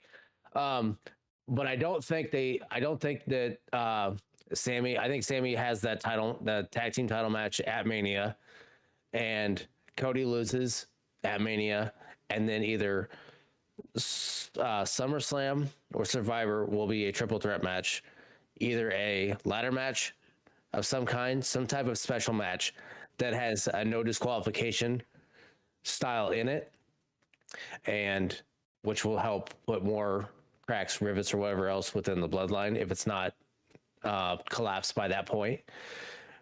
Because I think Usos lose their titles, Reigns retains, shows he's the dominant one within the group, which pushes Jay even more to want it at some point. But I don't think they put a title on Jay for a while. But I think at some point it's a triple threat match and some type of special match for Cody or Sammy to win it. And then they unify it at that point or split it again or what they want to do. That's his prediction. But mark it. And it's episode 16. Mark, that's his prediction. This is how WrestleMania is going to go down. It's either going to be what Rahgel says, which makes perfect sense, or it's going to be a triple threat match. Roman Reigns keeps it. I would love to see him lose it, but he keeps it, and that builds off a story arc for Reigns and Cody Rhodes again to continue on through SummerSlam. Reigns gets his 1,000 days, and then Cody captures it on SummerSlam, if not a little bit sooner. But I don't think the Usos will have a tag match on WrestleMania. I think kind of like the IC title last year, I think it'll be defended beforehand in some bullshit tournament or round robin or whatever. And they just won't have a match at WrestleMania. And I think it'll be a triple threat. Reigns wins it by an unclean finish. Cody Rhodes would have won it, but Sami Zayn basically is the weak horse and he gets pinned by Roman Reigns. And then there's the completely unlikely one, where it's a triple threat. Cody pins Sami. Reigns never lost. Reigns wins his title and immediately gets it back on Monday Night Raw or SmackDown or whatever, or the next pay-per-view.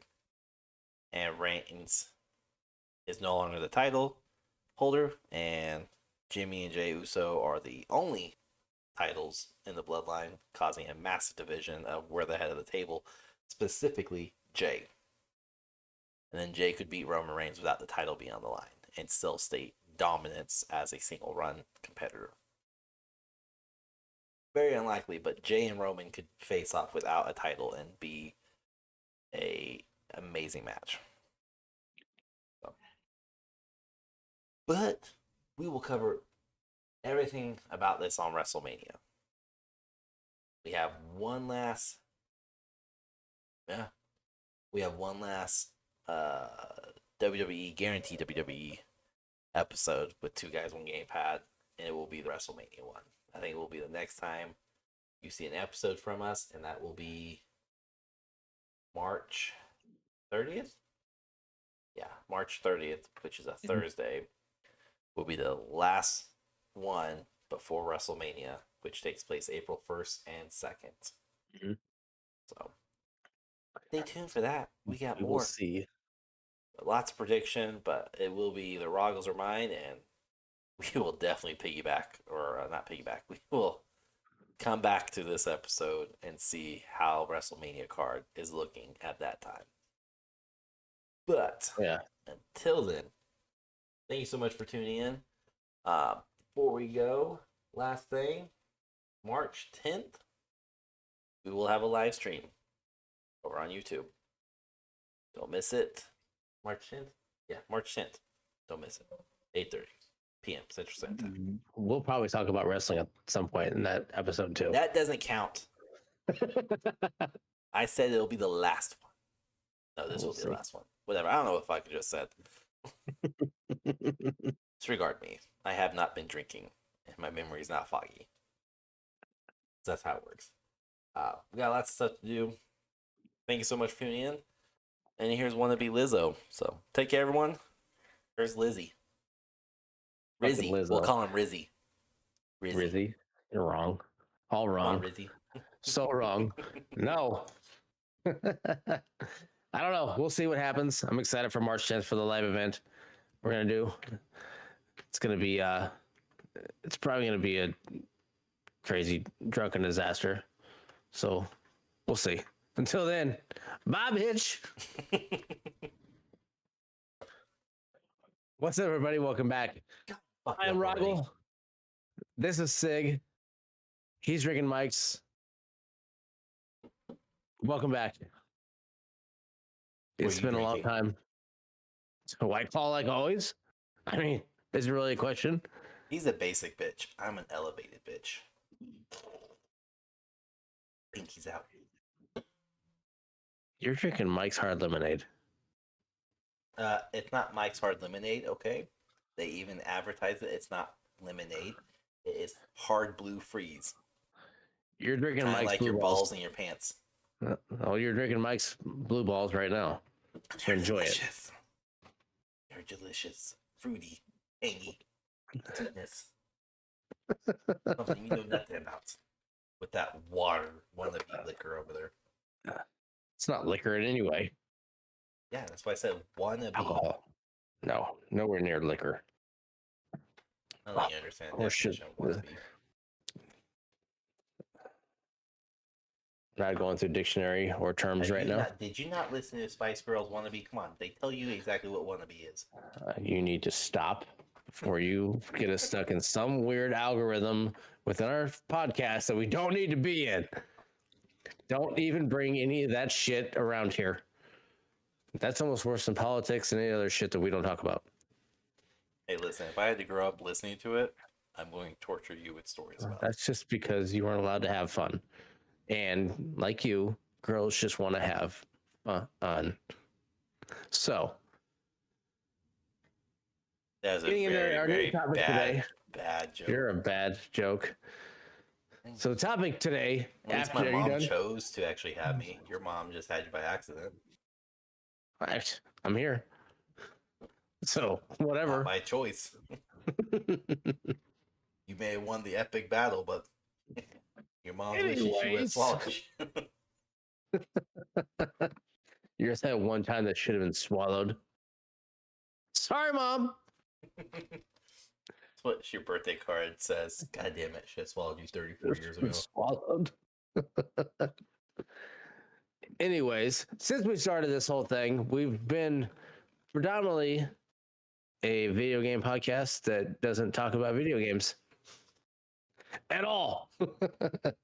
I think we have more wrestling episodes than we do video game episodes. Yeah. And I'm pretty sure I'm right. But I think with the new year, and being only in February now, we've had some decent games come out. Some hopefully good games coming out. Yeah, your In the favorite future. game came out, and it's even on the PS5, Boyfriend Dungeon. I know you Yeah. have it. I know you play it. You need to stop because you showed me this before we started recording, and I didn't think it was a real thing. You even sent me the link, and I was scared to even click on it. And then I clicked on it, and He didn't click It's on an it. He actual game. downloaded it. He saw it's it. an actual game, and it looks horrible. So I will not be doing anything with that game at all. He's not going to tell anybody because if he tells But- everybody, then it's public. He doesn't want his wife to know. Well, nothing to do with that Boyfriend Dungeon. That's a horrible name for a game. It really is. Just to be honest. So It really is. I think beginning of the year to now, there's only been a couple that have came out bigger name games. I I would say mean- between the start of the year to, let's say, March. Let's look in the future a little bit too. So like January, because I'm going through the list, and of all the games that came out, really the only one like I was excited for, and I actually played, was Dragon Ball Z Kakarot. They released the expansion to the game, so now you can play as Bardock's his story. So I was excited for that. Other than that one game, GoldenEye 007 coming out on the Switch and Xbox.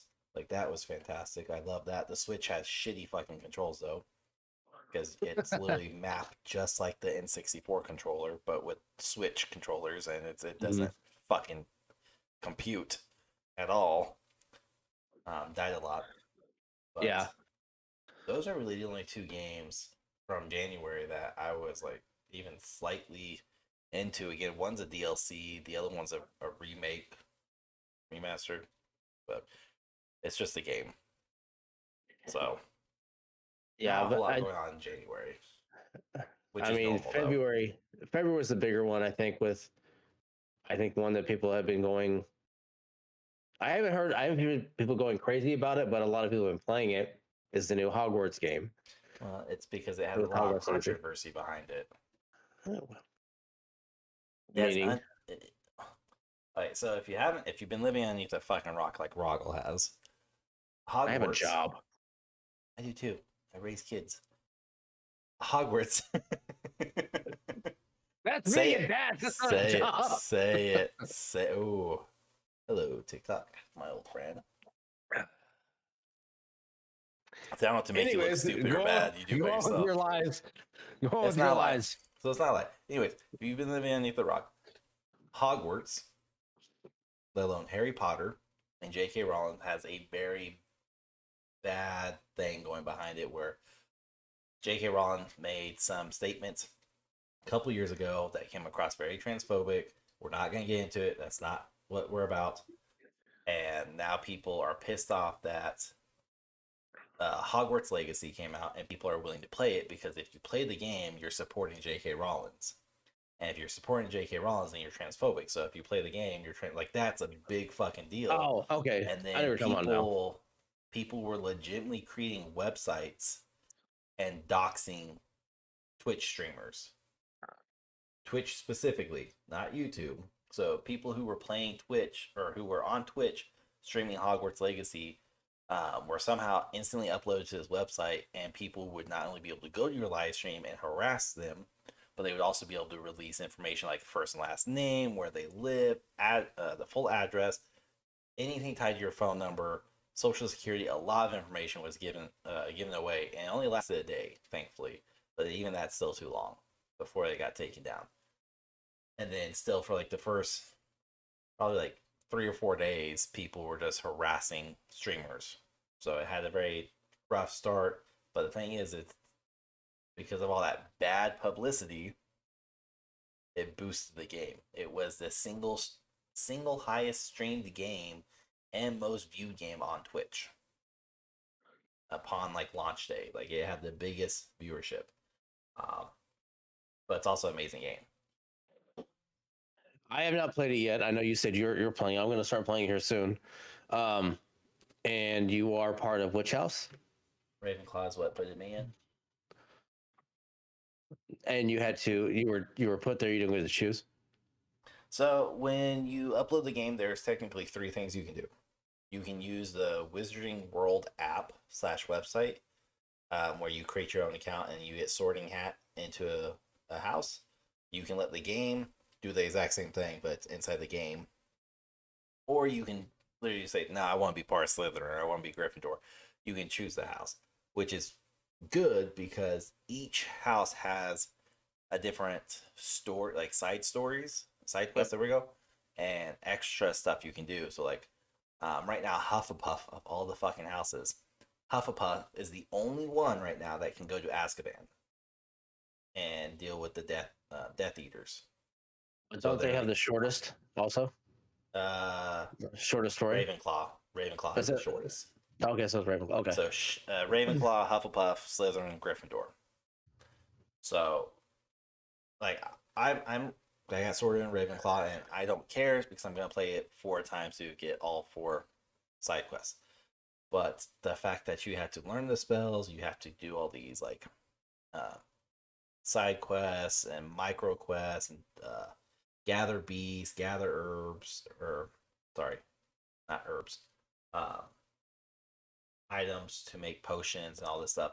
And each one gets to have an impact on your overall storyline. It's just like it's amazing. I have nothing bad to say about it other than the fact that they just announced, or not announced, they have just recently stated that they have no plans for future DLCs. So once the game is done, like that's it. And so that makes replayability kind of limited unless you're one of those weird people like myself who are like, oh, there's 4 different side quests. Let me go take all 4 different houses and play them all through again. Which most people at this point haven't been doing. They just complete it and then they're done. Yeah. But it is a kind of lengthy game. Fun game. If you're big into Harry Potter, amazing game. If you're not big into Harry Potter, but you like the RPG type game, it's fantastic. It's single player. You don't need friends or anybody on it. It's not multiplayer. It's just single. It's really fun. I think it is. And the combat mechanics are great. Which I think is why there's no push for a DLC. I think they just try and develop another game. Just make it a game in itself. You don't need fucking DLCs, all that stuff. Not every game needs DLCs.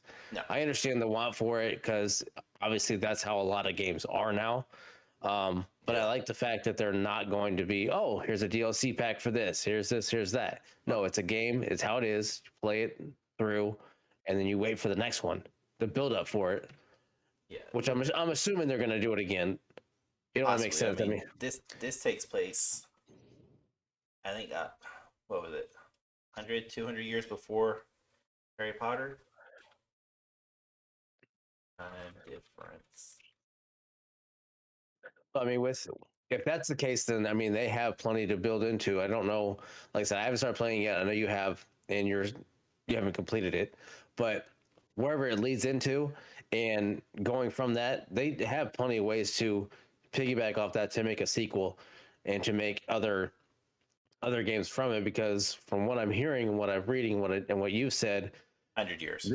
The game is light, and it's like that much. And even with the 100-year difference, that gives them plenty of storyline to build into. And I believe they're in the process of even filming another Harry Potter movie as well. First It Child. It's talked of. Yeah, it's either talked about or they're filming. I'm not sure which one it is.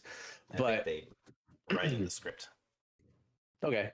Which I mean, at that point, still, they can continue with it. And Harry Potter is such a big enough world, they can continue to do whatever they really want to with it.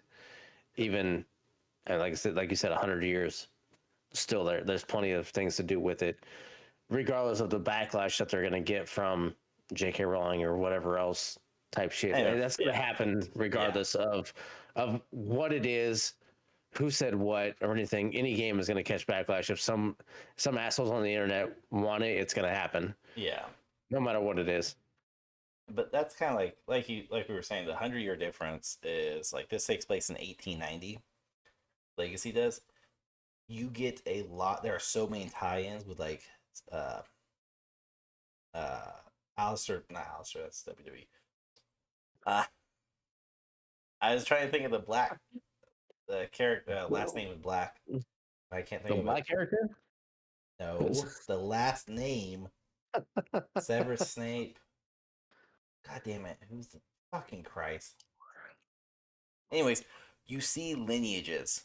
So like you get to see Wesley's, so like Ron Wesley's, triple great grandmother, quadruple great grandma, whatever.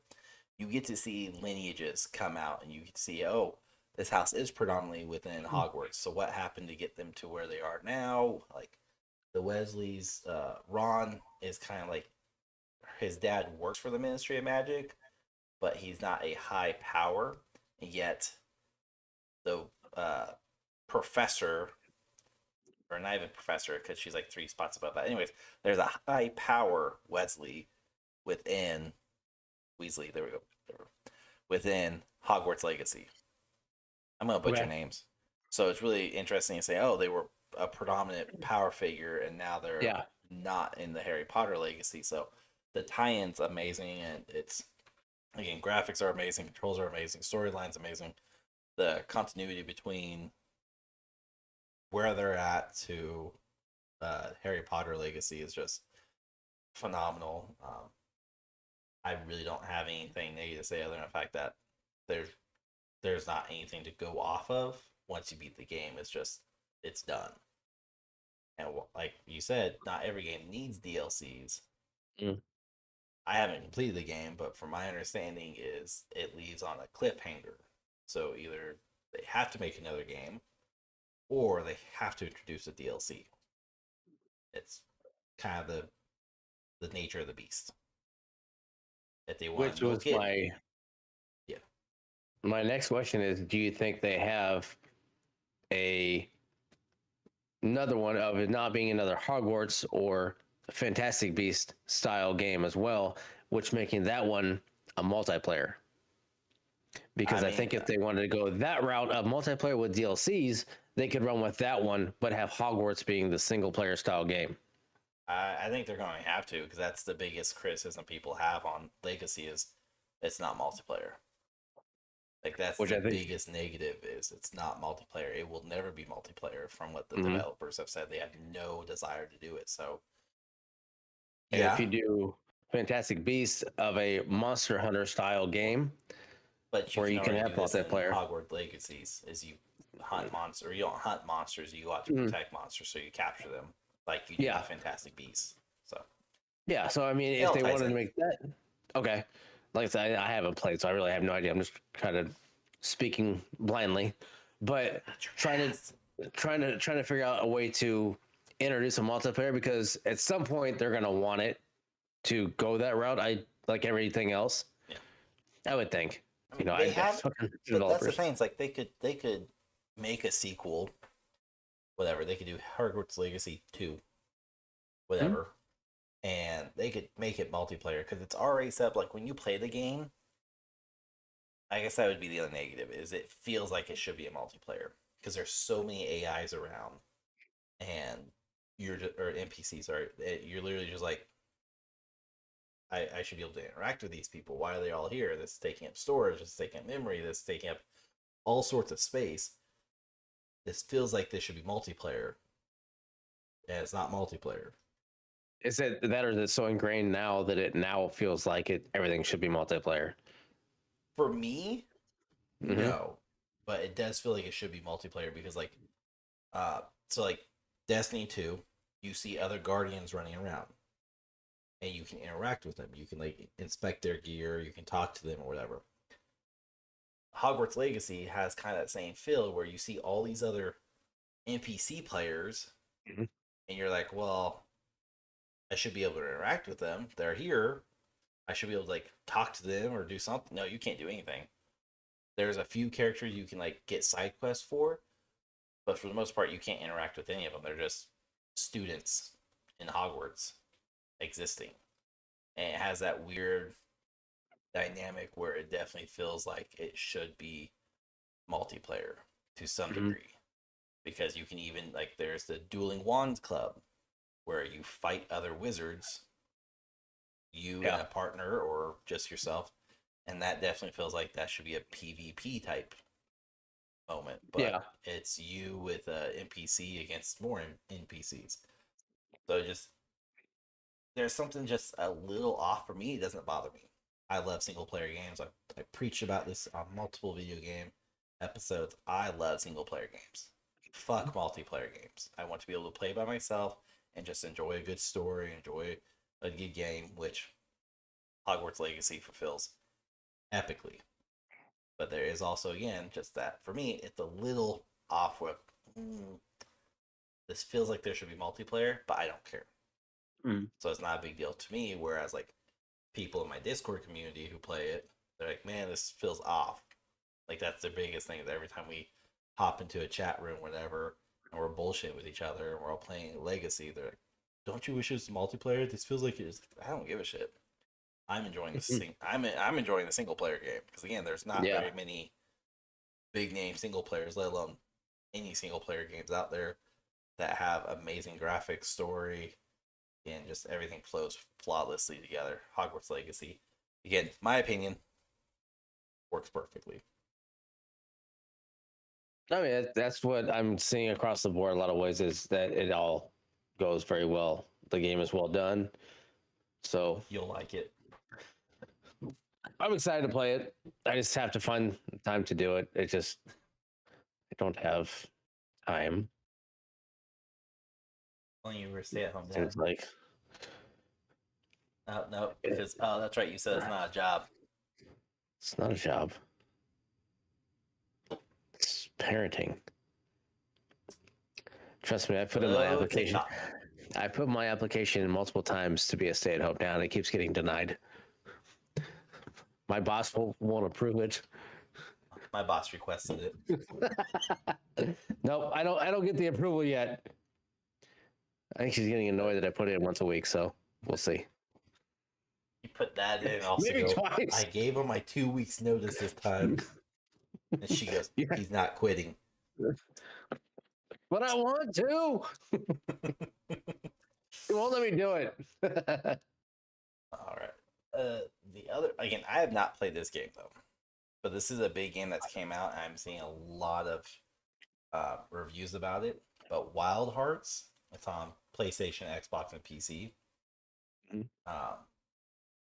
From the people I follow, the people I watch, this looks amazing, plays amazingly. But again, I have not played this, and this is a Beast Hunter game. From my understanding, It's supposed to rival Monster Hunter. it looks fantastic. But again, I haven't played it. I'm just going off what other people have stated, and they all seem to love it. Hmm. Don't judge me. I don't know it though. I mean, the fact that you can fight a gigantic porcupine with scales, I guess.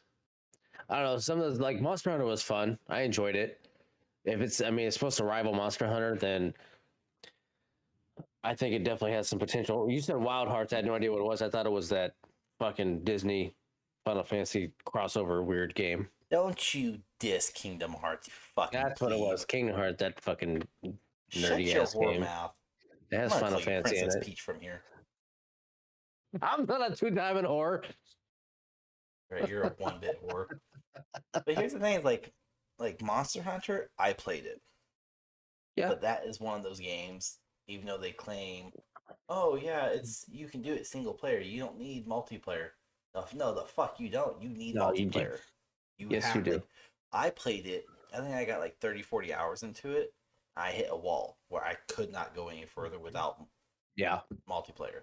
And again, I bought it because 3 friends bought it, and they're like, "We'll play it together." We played it for 6 hours together, and then they just went, "I don't like it anymore." You fucking assholes.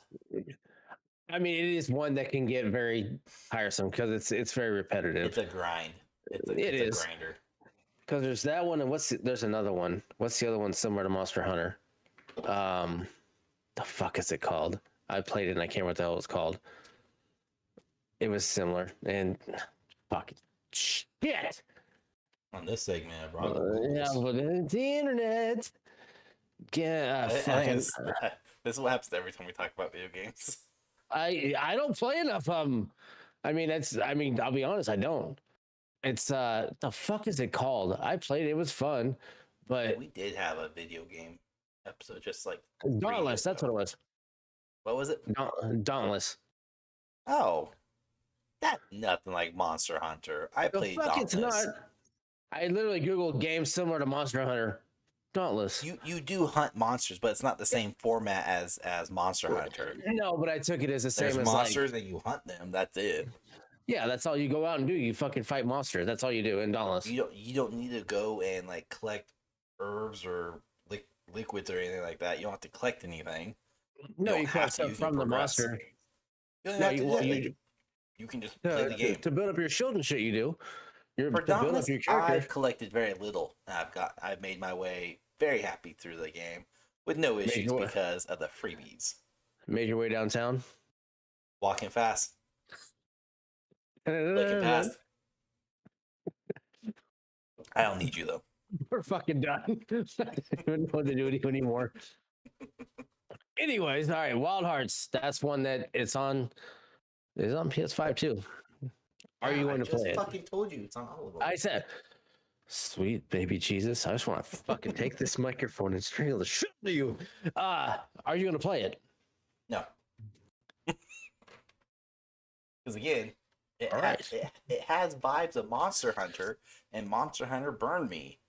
I have to play with people. I don't like playing games that I am required to depend on other people. Like, again, I love Destiny 2. But Destiny 2 is single player and multiplayer, and you can do a lot by yourself, but at the same time, you can do a little bit more with multiplayer. Yeah. Speaking of which, the DLC Lightfall comes out for that at the end of this month. I'm excited. Didn't they just have a Lightfall 1 come out or whatever, like 6 months ago? No. What was their last one that came out? Witch Queen last year. What was the one before that? Beyond Light. Flashlight? Okay. Yeah, see? Not Flashlight. Beyond Light. They have Beyond Light and their new one, Light Switch. Is that what you said it was? You're going to try to get Rise on me, but unlike your army dumb grunt ass, it doesn't work.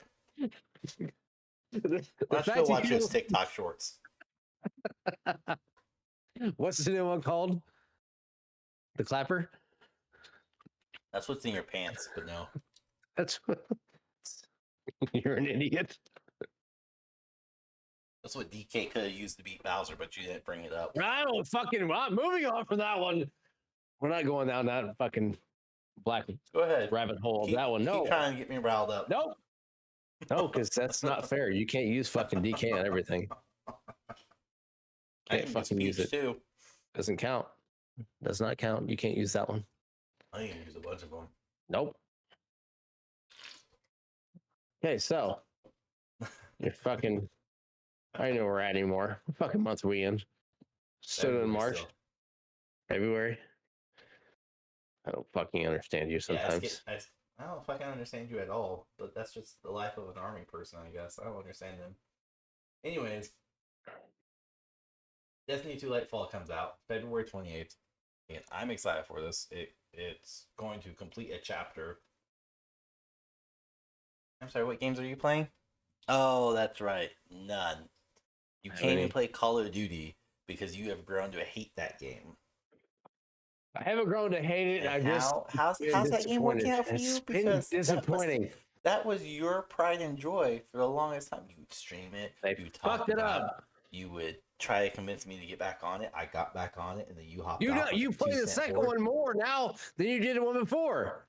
You played DMZ more than you played everything else. Because your stupid bitch ass set me up for playing it, and you're like, I'm gonna play it. I was like, all right, well, I'll just jump the gun. I'll get it with him. I'll start playing. And then you played it with people outside of me. You didn't play with me. You didn't ask me to play. You didn't ask me to play once. I have told you numerous times. Liar. Hey, liar. I have told you numerous times, even since it came out. Hey, we should do an episode, or hey, we should record an episode on Friday or Saturday, hang out, and we should play the game. And I'll upload it to YouTube and have it be a YouTube exclusive. But you played DMZ with other people. You played with other people. Your whore ass ain't there. That's a you problem. There was never an invite. All right, we're gonna go through all the chapters now, or all the episodes. 1 second. Right now, we're gonna make Rahgel look like a little. No, there was no invites. I never had an invite. Never had a text message. Nothing. It was, hey, I played. We played this that night. Oh, cool. That's fine. I'm just sitting here. I'm going to get my phone out and just search back all the way to October. Just 1 second, everyone. I'm sure it's in here. I don't know. It's not. Quite easy. It's quite easy. Oh, look. We're already in November. And it's already text of we should come up with more YouTube exclusives because we were still doing YouTube exclusive videos. And after dark, after hours, I mentioned that we should do Call of Duty because we both had it. Mm-hmm. I can't do it because if I record it, I either have to do Discord and then we don't get game audio, or I can do game audio and I don't get Discord. I don't give a shit. That sounds like a you problem, bitch. I'm recording it. No support. You're not supporting me. I tried. No support. No support. Anyways, speaking of Call of Duty, Let's get season back 2 on started. off the Shut the dysfunctional fuck shit. up. Shut the fuck up. Nobody fucking asked you. Peach wannabe whore. Oh my gosh. It's sucking this Donkey Kong dick. You and Peach would do nothing but that. But again, they have a tiny dick compared to their body. Back to your Destiny as the light falls. No, dumbass, Destiny's- we're on Call of Duty because that's what we're just. Oh. I literally just said Call of Duty Season 2 just came out. You just interrupted me with Donkey Kong this dick. Yes, the new update just came out. Welcome to 2Guys1Gamepad. This is Rahgel. He's a clusterfuck of an issue. You're a clusterfuck. Again, So my yes, mommy the chose new- to have me. Your mom meant to swallow you. Your daddy's pullout game was weak.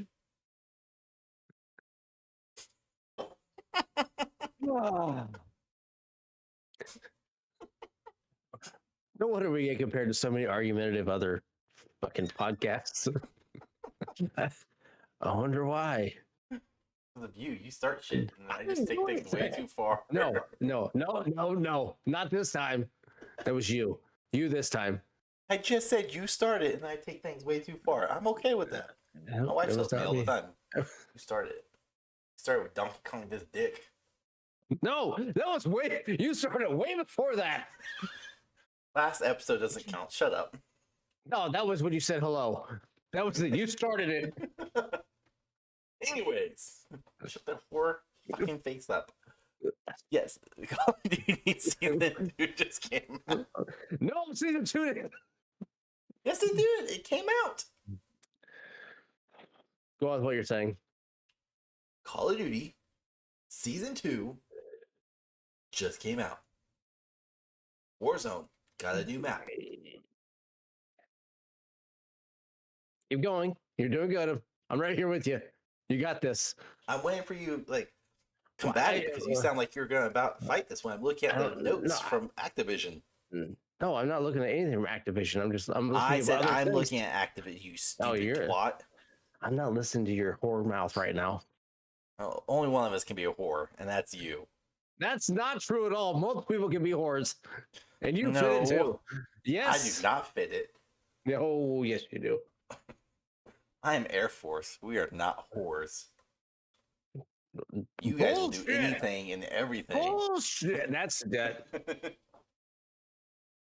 Bullshit. Between I'm sorry, how many The wives MPs? does the Army typically issue you guys? 5? The Air Force only issues 1, maybe 2. that's because they don't get married. They just throw it everywhere. So we're smarter. When it comes to MPs, We don't pay for it. You well, guys pay for it in alimony well, and child yeah. support. Okay, that's true. Who's the Oh, whore yeah. now? Season Say it.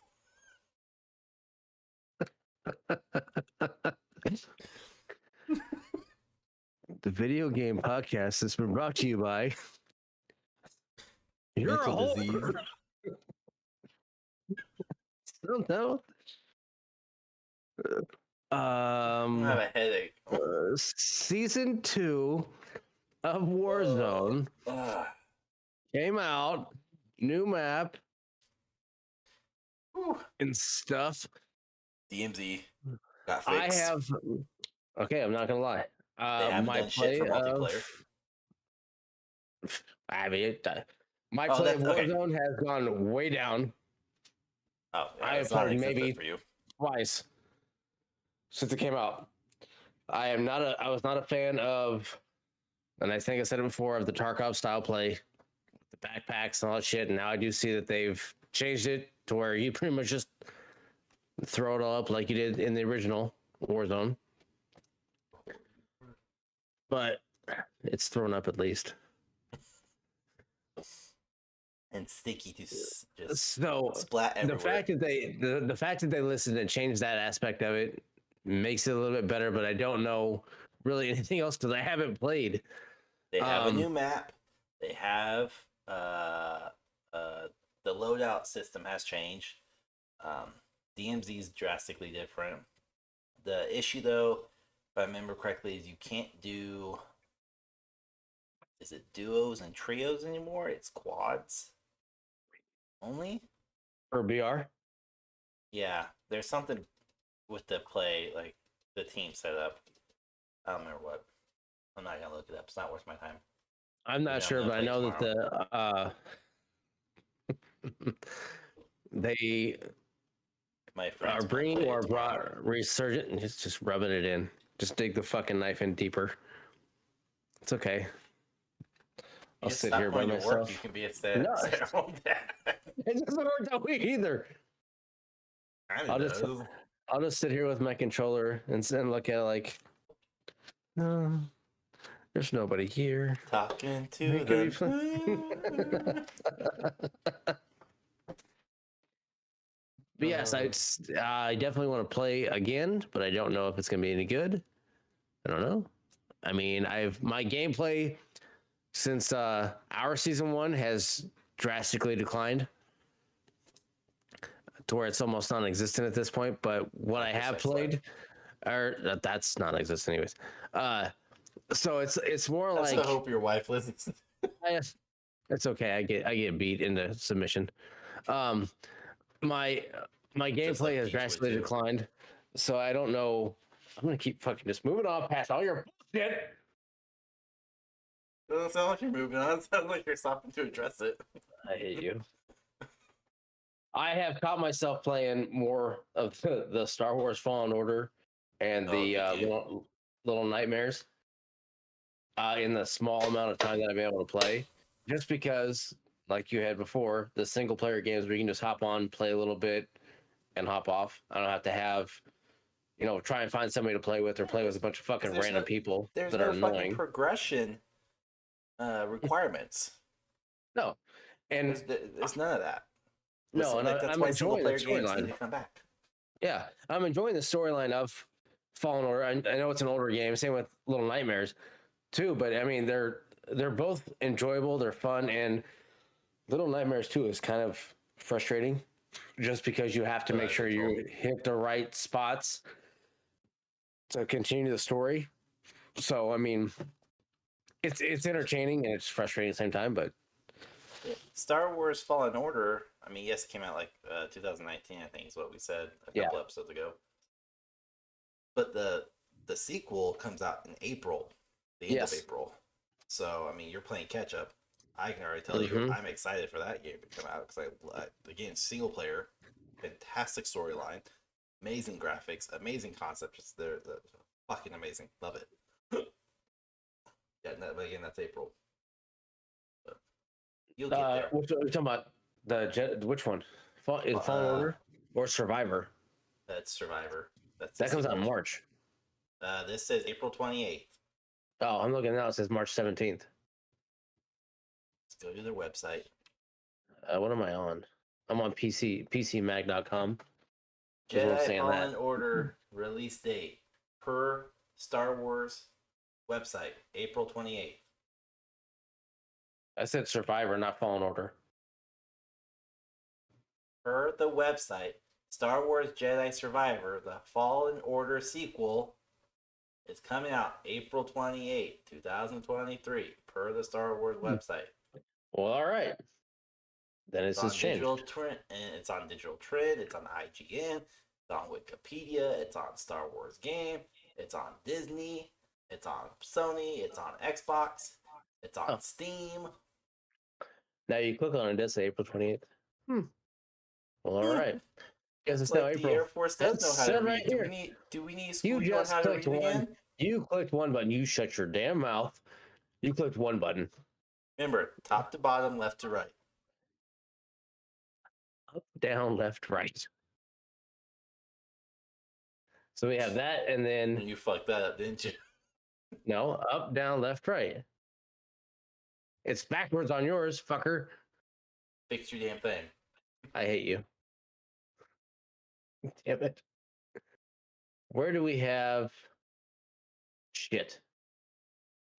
So we have... That's the last one. Then there's a new...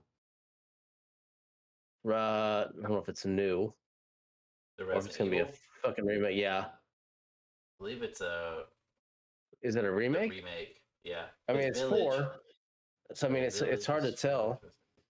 no 4. Okay, so 4 is it's a remake, but they're changing. Um, what's the feature? Interactive, where you normally would like button smash, square, triangle, circle, whatever. Uh, they're changing that, so you won't have to button smash anymore for it. It's gonna be changed, but it's Resident Evil 4. Just Mhm. certain things are being altered. So they remastered and altered. Yeah, Hmm. I think it's called remake. At that point, I So forget. I and always then get they those have two mixed up. so they have that one, but there's also it would have been before that in early We had the March. Also, there's also the Last of Us Part One yeah, being but re-released yeah. only on That PC sounds like though. well, yeah, because it's not on PC because it's a Sony exclusive right now still. Yeah. So I mean, they're gonna re-release it on there or release it. I got not re-release it, but release it on PC. I still won't play Is it. you won't play it? I played it on PlayStation 4. I didn't Oh, like that's right. it. Now the TV series, that's going great. Have you I watched love it? that. Yes. Okay, I haven't started it yet. It's God funny that damn it. I have. Okay, I don't I want have. to tell you so much. I will. There are what 4 episodes right now? 3, 6. 6. Okay, I will. Holy shit! There was that many. How long are they? Hour? Hour? Okay. By next week, I'll have them all watched. If No, not, you fucking won't. yeah, well, I'll watch them. When are you gonna play 'Cause Warzone 2? I'll watch that over playing Warzone 2 more than likely. When do We're the gonna play episodes come Warzone out? 2, so when you Oh, now, Sundays. now we're going to. Now that all of a sudden I say I don't have anybody to play with, we're playing together. I've When did you say? invited you Wednesdays? numerous fucking times, you whore bag. But These I invites can't supposed to be use going. Discord. For Sundays. That's when they come out. What the fuck?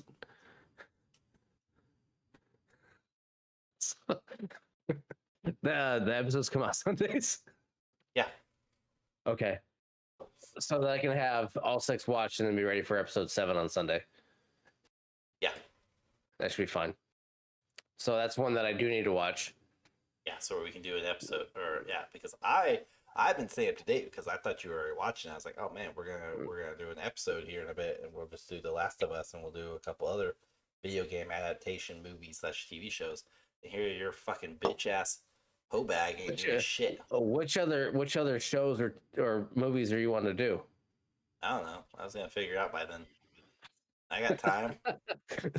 Obviously, I'm up to date on everything. I can't think of anything else video game related that's out that is a show or movie. You know? Do you remember?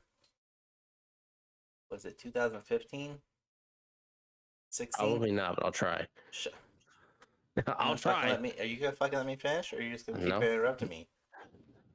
You're like the goddamn interrupting cow. Don't you fucking say moo. I'll never you to talk. Move. Oh my god.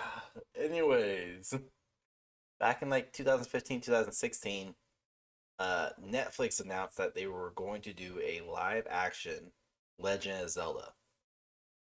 Never fucking happened. Why for the better? Well, the cast that they had was like supposed to be really good. It was going to be a good cast. But then literally just like it went on for 6 months. Shut up. I've been using this before he was ever No. even in They said it's gonna be a good cast. It was gonna be a good cast. Okay. Okay. words. Shut up. But they were going to use. God, I want to say Tom Holland was originally slated for it before he signed with Disney back then too. But they had a bunch of good cast members, and it was slated to come out early 16, 17. And literally That's right when they were laying off a bunch of the productions and a bunch of TV shows, and then they were bitching about just Netflix. And it's been downhill ever since. The Witcher is a game that's, TV series. Lots of, issues with that. Warhammer. I have tried. I can't get into Witcher. I've watched a little bit of like one episode, and I don't know. You can't just watch one episode. I know. I understand that. That is one of those shows that it literally is like it takes you all season, the first season, because it's setting up all the groundwork of past, present, and two past technically. You have two different storylines: past, present, future. There we go.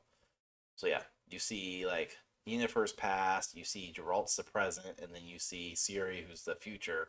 But if you don't know that going into it, it's very fucking confusing when you're seeing Yennefer being transmogged into a very gorgeous woman, and then she meets up with Geralt, and then Geralt gets his surprise baby, who is Ciri, back later on. It's just like this whole like, you have to know the foundation is Yennefer's the past, Geralt's the present, Ciri is the future, and then it all leads up to Ciri's timeline. Okay. Watch the damn thing. We're gonna talk about it. So The Witcher is one that I need to watch. Has I will two make seasons on it. The Last of Us is gonna have priority over that. It has 2 seasons. Oh shit. They're Okay. long episodes too. I know. I've seen. You've seen part of one. Shut up. You have not even I've watched seen the how whole long. one. I've seen how long they are. Calm down. You're so angry. You Jeez. make me angry. You fucking poke the bear. You're so angry. There's no talking. You're just so angry. But I think with that one, I will get caught up on Last of Us. Be ready for next week we can blow through that shit. And be ready to go. But if you made it this far, if you made it through this far in this podcast of the shit show that we've had, of the arguments and bereavements that we've done, leave in the comments of other ones that we need to watch or I need to watch, because apparently I don't watch enough. I get shit on for movies. I can watch TV. I can't watch movies.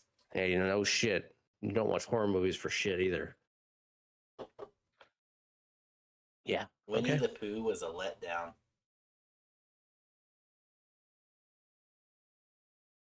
That was a shitty fucking horror movie.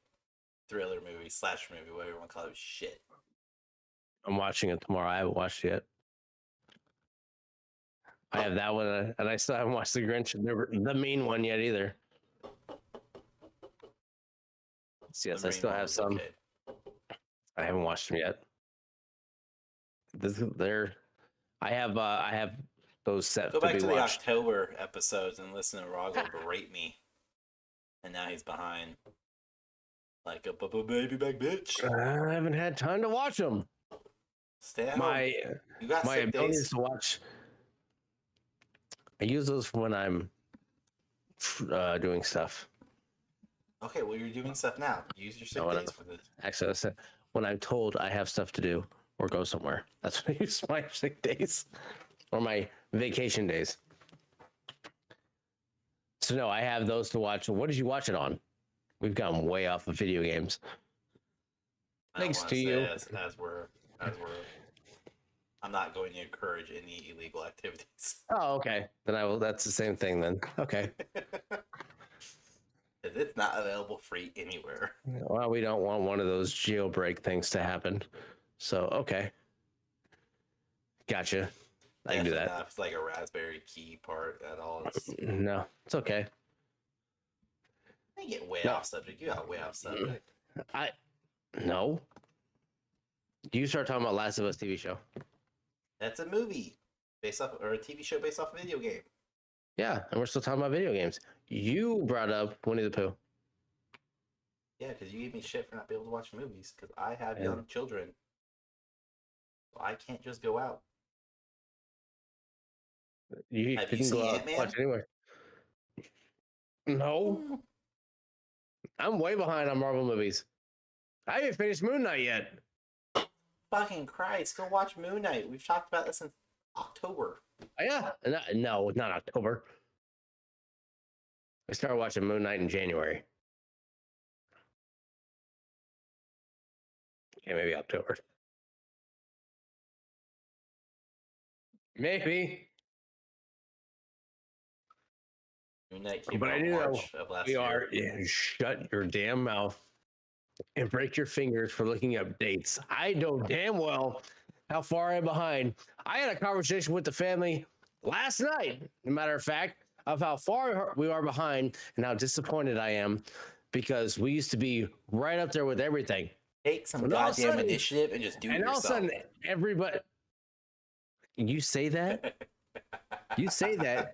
but the minute that I do that, the minute that anybody knows that I am one episode ahead, God forbid two, I'm the worst person in the house. You get used to the feeling. It's fine. Oh become my numb to gosh. it. Nope. It's not, that's not no, I can't do it. I enjoy You know what phrase happy that pays? life. I'm pretty sure I told you all that we need to start watching this, and you all have been putting off. So I'm just going to watch it. I will watch it again with y'all when you choose to watch it. But for the sake of the podcast and stop being berated by Sig, I had to watch it. So look, I'll even take the blame for it. I'm okay with it because I don't give two shits. It doesn't work that way. It does work that way. Grow up. Growing up isn't a thing. I'm familiar with your wife, so I understand what you mean. But grow up. Check this out, Peter Pan. In your fantasy world, this doesn't happen. It doesn't work that way because there's been many times where I've tried and I've gotten ahead, and oh boy, it's not. It's, So say pretty. you're recording an episode of a podcast and just sneak down to your computer, watch a couple. Yeah. Okay. Not gonna work. When I show up with black eyes, that Or means she makeup. told Your me. wife has plenty of That means she told me twice.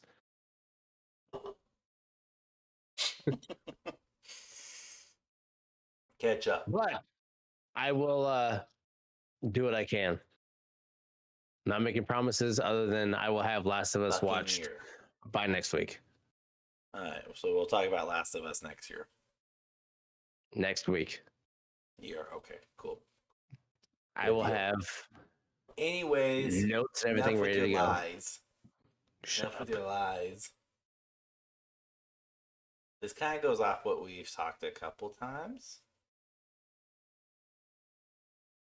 But have you seen anything about WWE 2K23? I ignore when it comes to wrestling games. So you haven't seen AEW's Fight Forever? No, I have not. Okay.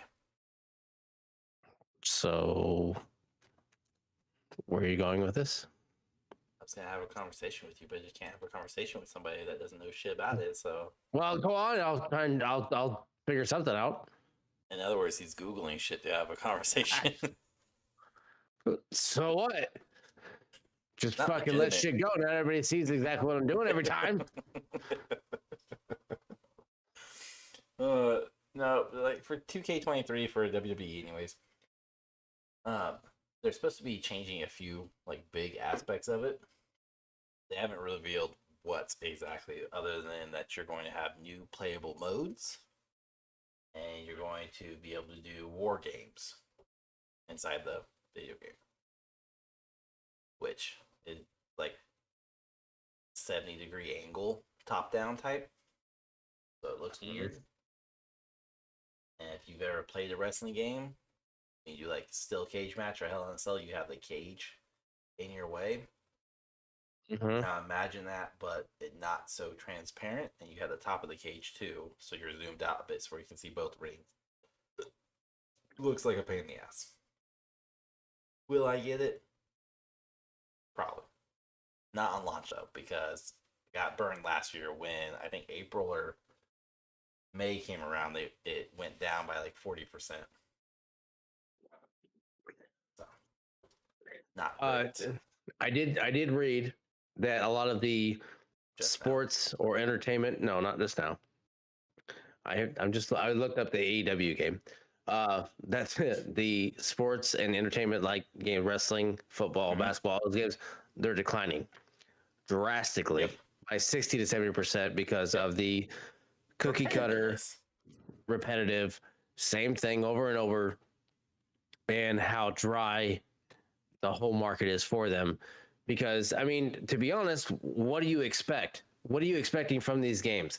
It's going to be the same exact thing. There's only so much you can add in a Madden game. But There's only so much you can again, add in a basketball game with 2K. There's only so much you can add in these. I get wrestling. You can add different aspects to create a character, but they different story don't. modes. They No, don't. That's and the they problem. don't. No. Like if you're going, I think we've talked about this before. If you're going to do a sports game, stop coming out with the game. Take the World of Warcraft method, create a baseline game, and do fucking DLCs. Hell, fucking make them pay for it. Not $60, but make them pay. You want 2023's football roster? $10. You get the update. You want to progress through WWE from 2022 to 2023? $20. You get new roster, you get updated stats, you get updated roles, you get updated managers, matches, all that, storylines. Cool. Football, basketball, soccer, tennis, racquetball, whatever, NASCAR. They all can be, it could seriously just be fixed by DLCs. I know we talked that. Shut up. Stop laughing, you fucking douche. Never seen a fucking racquetball game, but okay. I've seen tennis, but not racquetball. The website I'm looking at right now has a racquetball game on it, so that's why I went off on racquetball. Anyways, Maybe there is. cricket. Anyways, Fuck off. I almost got sponsored by a cricket video game. Another story, but no, like you could fix all of it by just doing DLC and do yearly updates rather than here's a brand new game, $70. By the way, what's different? Oh yeah, just the roster. Like football, basketball, baseball, the actual sports and not entertainment like WWE. Literally nothing fucking changes. Nothing And changes. that's where Are you just gonna make the refs a little bit shittier in 2022 and 2023's version of Madden? Okay. Cool. That sounds like a DLC that you could have just pushed or a patch. You don't need a whole fucking game to Which- add 70 new players. since games that came out, there's always been. We'll take Madden. Madden has been around since the 90s. Every year they've had a Madden. It's came out. It's been a thing every year. Updates, Doesn't mean it's a updates, smart updates. idea. No, I'm not saying that. I'm just what I'm going with. It's an every year thing, and that's the thing that may need to stop. Going on what you're saying of the DLCs, of at some point you just download Madden, and then from then on you have your DLCs, your add-ons, and therefore you don't need to get a hard copy every year or a download of the newest season. You just have your downloads, which is perfectly fine. I think for the sports games, which include WWE and like that, to Yep. throw those in there, that would work. That makes sense. And I think eventually a lot of the hard copies will cease to exist. Maybe. Well, I was having this conversation actually about hard copies. Maybe not. Is hard copies are not going anywhere anytime soon, unless there's a big push. I'm not talking like how Xbox tried several years ago, back in 2013, saying, "Here's our new console, no disc." Okay, we'll add a disc because we got bullied. But Yeah. if you want to get rid of disc, is the way you do it is in order to allow for this to happen, You can purchase a disc. Cool. You get the game. You still have to take the updates. However, the one thing people don't like about the disc is the fact, like, in order to play the game, you always have to have the disc, even though you have all the data literally on the system itself. And all the CD is good for is to trigger the key, the licensing key that says, yes, you do in fact still own this. Okay, cool. Remove that. But now you only need the disc to basically reconfirm that your licensing key to that that disc is still identical to that that's saved up on your cloud or your drive, whatever. So now every time you need a new update or you need to do DLC or you need new patchwork, whatever, you're turning this disc into a memory stick, basically. You stick in the system and you say, hey, here's your updates, here's your DLCs. Would you like to buy 2023 roster update for Madden? Cool. $10. Oh, okay, then there's no more updates. Have a good day. And again, it would help the sports games too, doing something like that, because it's going to do two things. It's going to make people realize I really don't need the disc anymore. Yeah, I mean, all this fucking work I have to have the disc to have the update, but I don't need the disc to play. But now I need the disc to update so I can continue play. But it's too much hassle. Why not just scrap it? I mean, you can get digital license keys. That's not a new thing. No, but people still like the tangible aspect of it. No, and I get that. There are people that make collect them as well. Oh yeah, I'm one of them. But you make them hate it by enforcing stupid little things like, oh, hey, we've improved this. And Xbox would probably be the one that does it. Hey, we improved this. You now no longer need the disc to play Call of Duty. You've already purchased it. We have the license key. Cool. Perfect. Here's the catch, though. Season 2 of Warzone comes out. You need to update your Xbox. You also need to update the game. Oh, you don't have the disc anymore? I'm sorry, you can no longer play Season 2. You can no longer play updated map. You gave the disc away, you sold it, whatever. You lost the licensing key. And then if you go through, and I know people will be like, well, I'll just borrow the game from someone else. No, because they'll have a different licensing key on it. And the system could pick up on it and simply say, ooh, this doesn't match our database record. In order to fix that, pay us $30 and we'll reconnect the keys. But they can also see if that key's active on somebody else, and it causes this whole, like, basically you just create this big giant clusterfuck of an issue for people who want the tangible disc, and now they don't want the tangible disc anymore because you literally just made it the biggest pain in the ass. And they're like, I'll just pay $60, $70 for online.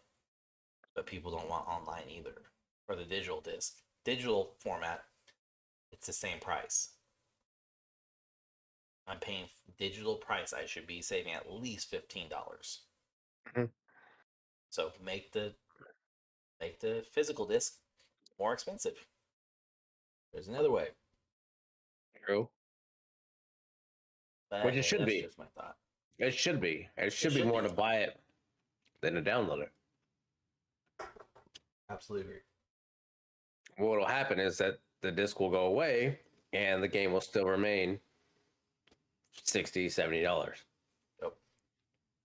But yeah, if they want to do something like that, increase the disc to $90. Yeah, or they get bullet into that one too, so who knows? It's a lose-lose either way.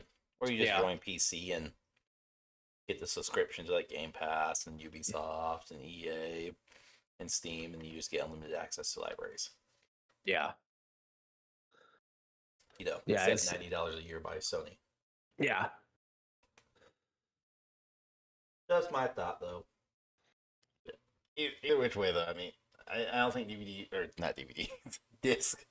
It's a DVD, technically. I don't think discs are going away anytime soon. It's a damned if you do, damned if you don't. Either raise the cost of them, lower the cost of digital goods, people will be pissed off. Do my method, allow, basically, you purchase a disc, you can play it whenever without it, but for updates and all that, you have to have the disc. Causes a whole nother problem, too, but I play PC. I've been PC now for a few years, and I don't see myself going back to console solely because of the pure fact of I can play everything I want, minus my God of War series on PC. So, I don't think it's just a matter of time before that makes the jump. Because I mean, God of War already did. The fourth one is on PC. It took them a year and a okay, half. But it's so just a matter of it's you're behind. okay. So I mean, it's slowly doing it, but it's doing it. Okay. Well, I mean, it could all change too with Activision / Blizzard and the Microsoft merger, and Yeah. Sony's now having to like make things that were exclusives not exclusive, because their whole premise is, well, not only are you going to take away majority of the players away from us, because Mhm. you'll make it exclusive, even though they said no, we won't. Here's a 10-year deal. Sony has the number one most exclusives, and it's not even like oranges to apples. Like, it's not a similar gap.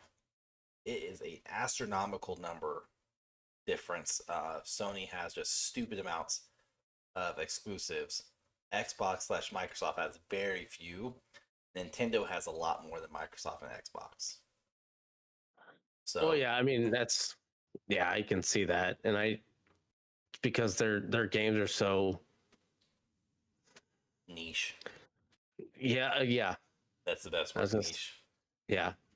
Yeah, that's exactly what it is. So they stick to the Switch, and I'm just waiting to see what their next bastardized version of a console Pro. or handheld. Switch They're Pro. going to Switch Pro now. So they've gone from the Lite to the Pro. I think it's supposed to be like significantly bigger. So Game Gear. Bigger. Like Bigger? think Wii U, but without the thick ass system. But that was smaller than a Game Gear. The Wii U? That Yeah, thing's a smaller than a fucking Game Gear. beast. Yeah, so was a Game Gear though. Game Gear's like this. No, Game Gear a PSP was that small. Game Gear was huge. Game Gear was not huge. You were a child when you had it. It felt huge. I can tell you, it's not huge. The fucking Wii U is huge. And it's all system, no screen. But yeah, it's gonna be. We'll see. It's gonna be like an iPad, a regular iPad, 9.7 inch. Okay. Which, I mean, if that's what they're gonna go with, cool. Maybe, I don't know. Because I know the OLED one was cool. I guess they just made the screen bigger. But Yeah. I'm not sold on fucking Nintendo yet. Like I get what they're trying to do, and I like it, but I can't play a Switch. It's too fucking small. I mean, I can put it on TV, obviously, yes, but I can't play it and enjoy it without holding it right here That's literally how I play it too. and trying to do it like I can't. It's like my kids will play it and they're like, "Oh, look at this!" Like, yeah, watch. Like, I can't fucking see what you're doing. Like, no, I can't do it. Sorry. I don't utilize it like it's intended to be, where you take the handles off and you literally just stand up on its kickstand and you play like that. I've seen numerous people do it, like play like that. That bugs me. And they'll sit back like they're at a computer, itty bitty screen, I know. a foot 2 feet away from them. They're just playing. I was like, how the fuck do you see that? Yeah, I'm seeing my computer screen right now. Even I'm like maybe 12 inches away from my monitor. Yeah. No, I can't do it. I'm doing graphic designs. My ass is like, hold on. Mm. No. Shit, where'd that pixel go? Fuck. No. I'm zoomed in. Can't do I'll it. play on the TV or I'll play up in my face. And even then, most of the time I'm in like my recliner or whatever, my head's tilted forward, so I'm looking down and I'm like, oh, my neck. Oh. Yeah. I slept wrong. No, you fucking dumbass. You fucking played the Switch for 3 hours. Oh my god. Yeah. So I mean, I don't know. I like the Switch though, but again, I played Mario, I played Zelda, I played Mario Kart, Smash Brothers. And like I said, I don't mean to knock it. It's just No, it's just one of those things. Like it is. It's a And very strong I niche. like the idea of it, the whole mobile version of it. It's a fully, I mean, you have a console in your hand, essentially, is what you have, and you can play I mean, any game they have, and you get to play it as it's intended. As you can buy them. Yeah. But it's just I can't do it. Yes, you can put it on TV. I know they have the whole docking stations, a lot of stuff. You can do that. I understand that. But like, if I'm laying in bed and I want to play it, I can play that there. But I have to hold It'll smack you in the face. Does it every 5 inches time. from my face to fucking do it. You still get So smacked in the face. yeah, I mean, it's one of those things. Like, it's good. I enjoy Nintendo, but like you said, they're niche, and I can only play them so much. I do get tired of Nintendo games. I like them. But again, I'm one of those people like I have that part of my brain where I will watch the same show over and over again. I will listen to the same set of music over and over again. I'm very much stuck in a pattern and a way. I don't break from it. So Nintendo does a very fantastic job of here's a Super Mario game. Don't worry. Mhm. It's basically the same. Now they try to tweak it with, Odyssey or Dr. Mario or Yoshi Island or Super Mario Maker, and you're like, oh, it's kind of like it, but it's not. I hate all those. Mhm. Hate them all. They're not Super Mario games. Hate them. Yeah. Luigi's Mansion sucks. Luigi sucks. Nobody wants to play a second player character, anyways. But it's just one of those very nostalgic, very familiar concepts. Zelda, for the most part, Pokemon has been identical. They've changed little things here and there, but it's the same premise. Gotta catch them all. Yeah. So Metroid, I mean, they're all Smash Brothers hasn't fucking changed. Mario Kart hasn't changed. They're finally doing something smart by Mario Kart 8. They haven't had any like DLC or releases or anything after it came out, but last year they introduced season packs. Now you get more maps to race on. You get more characters to race with. This year they're releasing one new character and new set of maps, but they're also slated to release more characters, like I think Super Smash Brothers style.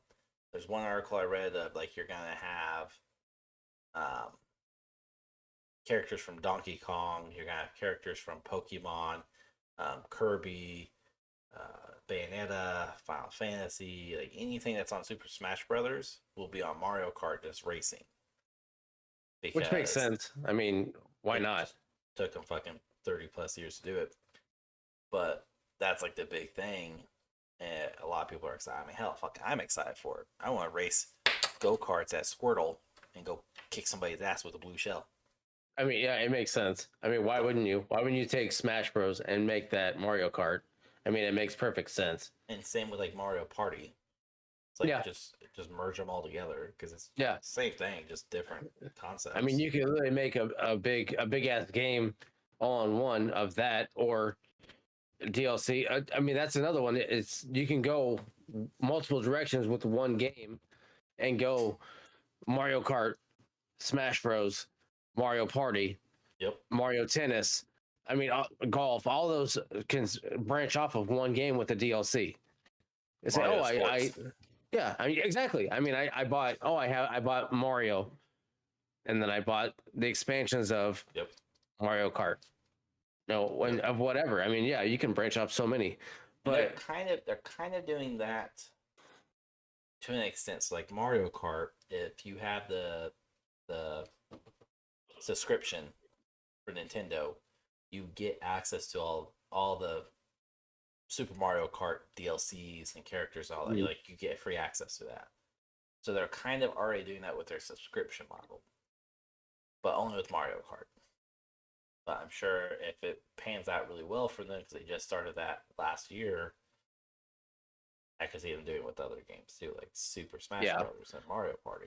Yeah, it would be a lot better though. Like you said, you just have a baseline game, Super Mario Pack or Mario Pack, probably something a little bit more catchier, and just all the sports, all the party packs, all the racing, all the smashing, whatever, and just make it where it's in one contingent pack. And if you want all the other stuff, go buy the subscription yearly for $50. Yeah. And have access to all of it, or you can pay for each individual piece for $9.99.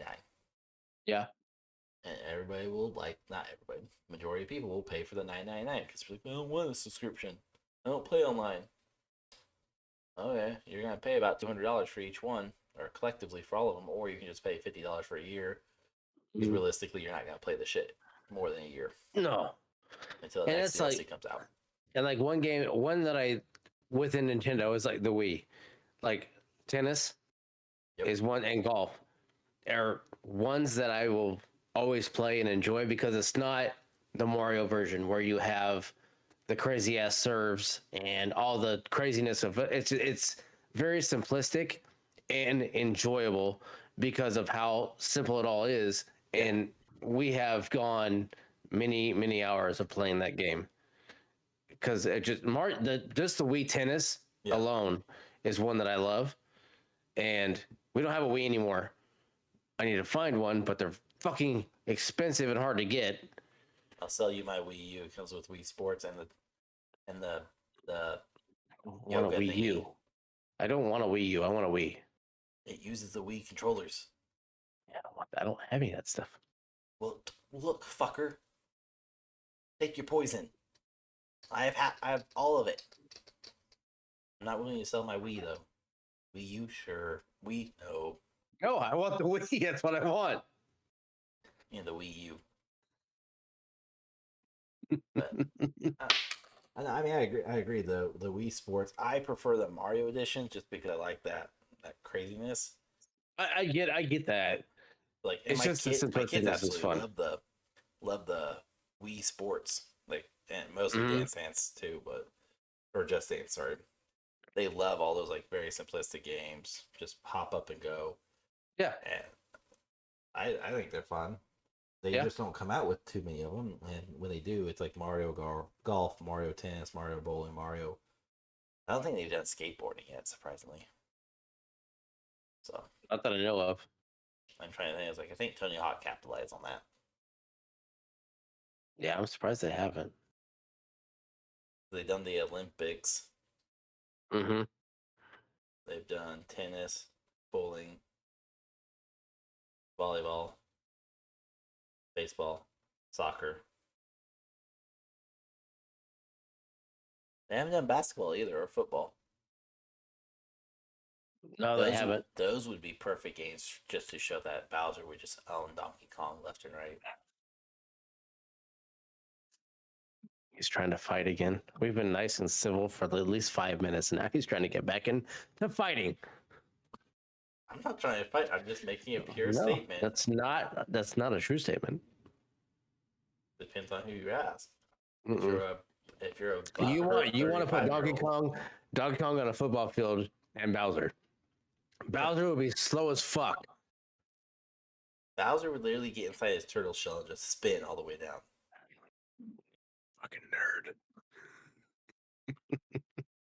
No. Not happening. Donkey Kong can barely jump over the crocodiles in his game. Bowser is way bigger than those damn crocodiles. Bowser is like a third bigger than Mario in the game. And let's not forget, he breathes fire. Fuck off with the fire. Fuck off with the fire. Oh my gosh. Bowser is not the all elite. You said a couple episodes. Oh, that's what we call a throwback? Callback? Should call back in the biz. No. Tired of your lies. I'm only tired of them because they're true. No, they're not true. Why are you butthurt about it? Why are you butthurt about it? I'm not butthurt yet. I'm butthurt about it. No, anyway, let's just wrap this up before I disown you completely and make you feel like a total little plebe. Anyways, no, there's Oh, there's a Zelda game coming out on May 12th. Tears of the Kingdom. There's a way better game coming out than Zelda. Yeah, I don't like Zelda. I don't like the new Zelda games anymore. They're trash. That's right. I said it. Breath of the Wild. Shit. Breath of the Wild 2. Shit. The Shit. Suicide Squad game, Kill the Yep. Justice League, looks amazing. Yep.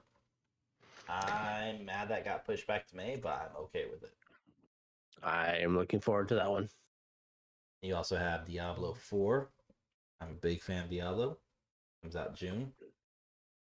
Yes. Beta opens up May. So maybe I'll get on that one. Hogwarts Legacy comes out on PlayStation 4 and Xbox One. Was it? Yeah, Xbox One in April, and then it comes out on the Switch in June. Mhm. July? July 25th. The only game that's not on here that I'm fucking pissed about, and not in like a bad way. I'm happy. It's a love-hate thing. Love it. Is Skull and Bones was supposed to come out March 14th, and now it's been pushed back to sometime in spring of this year, which is fine. It's been pushed back 7 times now, but it's a pirate game, and I've been looking towards that one since it's been announced years ago. But again, being pushed back, which is perfectly fine as long as the game comes out and there's no immediate issues. They don't get bullied like all you fucking assholes who bullied Cyberpunk or CD Projekt Red to release Cyberpunk 2077. It's because they wanted to push back another 6 months and everybody bitched and complained. Death threats, doxing. God damn. Complete game. I'm excited for that whenever that comes out now. Can't wait. Yeah. So I think now that I know that I didn't know it, but yeah, that Batman game, that one I will. I haven't pre-ordered a game in a long time, and I may pre-order that one. Nightfall. I enjoy those. Skull and Bones. I haven't done WWE 2K23. Learned my lesson last year. I think I'm up to 2 or 3. But for me to pre-order something though, I have to be sold on it from the get-go. It has to hold up the entire way. Even then, I don't pre-order until like a month before. The most recent Batmans have been amazing. Yes. From the Arkham series. Which it seems to be. Which I believe it's the same. Yes. Yeah, you're playing as the Suicide Squad. Yeah. So you're going to rescue the Justice League in this one, so it's whatever, I guess. But yeah. But Superman's evil. Yeah, so that's what I'm saying. Is you're going. I mean, you're playing as Suicide Squad through the whole thing. So I think it's going to be enjoyable. In a different way to do it. The other one that it did come out, Gotham Knights. That was one of those, like, again, I'm glad I didn't pre-order it. That one came out and I was super excited for it because it got announced the same time Suicide Squad did. And it's not fun. It's not enjoyable. I've watched people play it. I've seen people play through the whole campaign. It's just one of those where it's like, oh, you missed the mark. Yeah, you're left wanting more. You're left wanting everything. Everything. And now with Suicide Squad, literally just a few months away, it's one of those where it's like, again, I want it, but I got announced at the same time Gotham Knights did. Gotham Knights sucks. I think this one might be different. I don't know. I'm hoping. It might be different. And if I don't, I'll get Diablo 4, that's for sure. But there's also a Dead Island 2 coming out. Yep, that's been in the talks for a while. Which I think is I don't know. I don't think I'll do it. I It doesn't enjoyed look the any first better. one. I did, but it looks the exact same as the first one. Yeah. So graphics wise, and if not worse, is what I think. It doesn't look. The I don't know. graphics look better than the first one. Nah, maybe, but like not where they should be at this point. I mean, it's been 10 years. Yeah. I mean, But it should be a lot better. It's not supposed to be like a major AAA game. It's like right above the style of Borderlands, where it's very No, and cartoony I comic get books. that. But 10 years and it looks damn near the same. Copy and So- paste. We'll do that too. Yes. So I will probably wait and see what happens with that one and then buy it whenever it's extremely cheaper, free. Redfall is supposed to be a big game that comes out on Xbox and PC. Where you're your monster Vampire? hunters, like Is that what it is? Redfall. You're a monster hunter? I think that's the best way to put it, but like we're talking like vampire monster, Yeah. werewolves, like that type. That's been pushed really heavily. I've seen that everywhere, but don't know how I feel about it. I'm so over Street Fighter. I just saw there's a new Street Fighter coming out in June. Yeah, there is. And the problem is like I love Street Fighter. I hate the graphics. Oh, Hate Street the Fighter? graphics. Yes. Yeah, I know. I like the It's- original. I like them up to I think 3, and then 4 and 5 became very bubbly, and the playstyle started sucking too. I lost my enjoyment for Street Fighter or fighting games in general once online stuff happened, because then it wasn't like you and your friends sitting side by side throwing elbows at each other trying to beat each other. That was the Tekken, enjoyment of those. Tekken, Soul Calibur, those are Mhm. still 2 franchises. Mortal Kombat. I Yeah. will play. I will buy those games every time. I will play the ever loving shit out of them because I just love fighting, even computers. But then I also I get my wife to hop on and piss her off. Yeah. Just That's what I'm button saying, smashing. You can do it It's too. that, it's that, but you have that whole like next to somebody style gaming, and that's what created the No, fun. she's in the living room. I'm in my office. But you can still yell and shit talk each other. Yeah. Within the same shouting distance. Yeah, So unless it's I'm just leaving, one I of those shut things. my door. Fuck you. So I mean, it's one of those things like they're great. I'm not gonna deny that, but it's like the enjoyment of them has kind of fallen off since I can't do that as much. Yeah. I mean, I get that. and- I will say I agree with that, with the exception of like Mortal Kombat, because that's still one of those games that there's a story Yeah, that they push so heavily you don't need somebody else. yeah. The competitiveness, though, it's fun. And another one too. I didn't play Miles Morales or Spider-Man on PS5, but the Spider-Man 2 is coming out as well sometime Only on this year. PlayStation 5. Yes, it is it's That's exclusive. pissing off a lot of PlayStation 4 people, where there's still, what, 50 or 55 million players are using PS4 still. Yeah, And It's gonna Sony's happen, though. I "We're mean- not gonna release it on PS4. Yeah. Well, why not? Your shit's in backstock. Tough shit. it's not as bad as it used to be. You can get them a lot easier now than it was. For now. So I mean, it's gonna happen, and they have to Perhaps. make the move eventually. I say that now because I have one, so I don't really care. No, So- but then you have Sony, who's getting ready to announce a new console or a new version of the They're console. always and And fuckers then are on always top of that, something. they've had leaks that they have not denied, but yet backhandedly confirmed the PS6 is coming out within the next 5 years.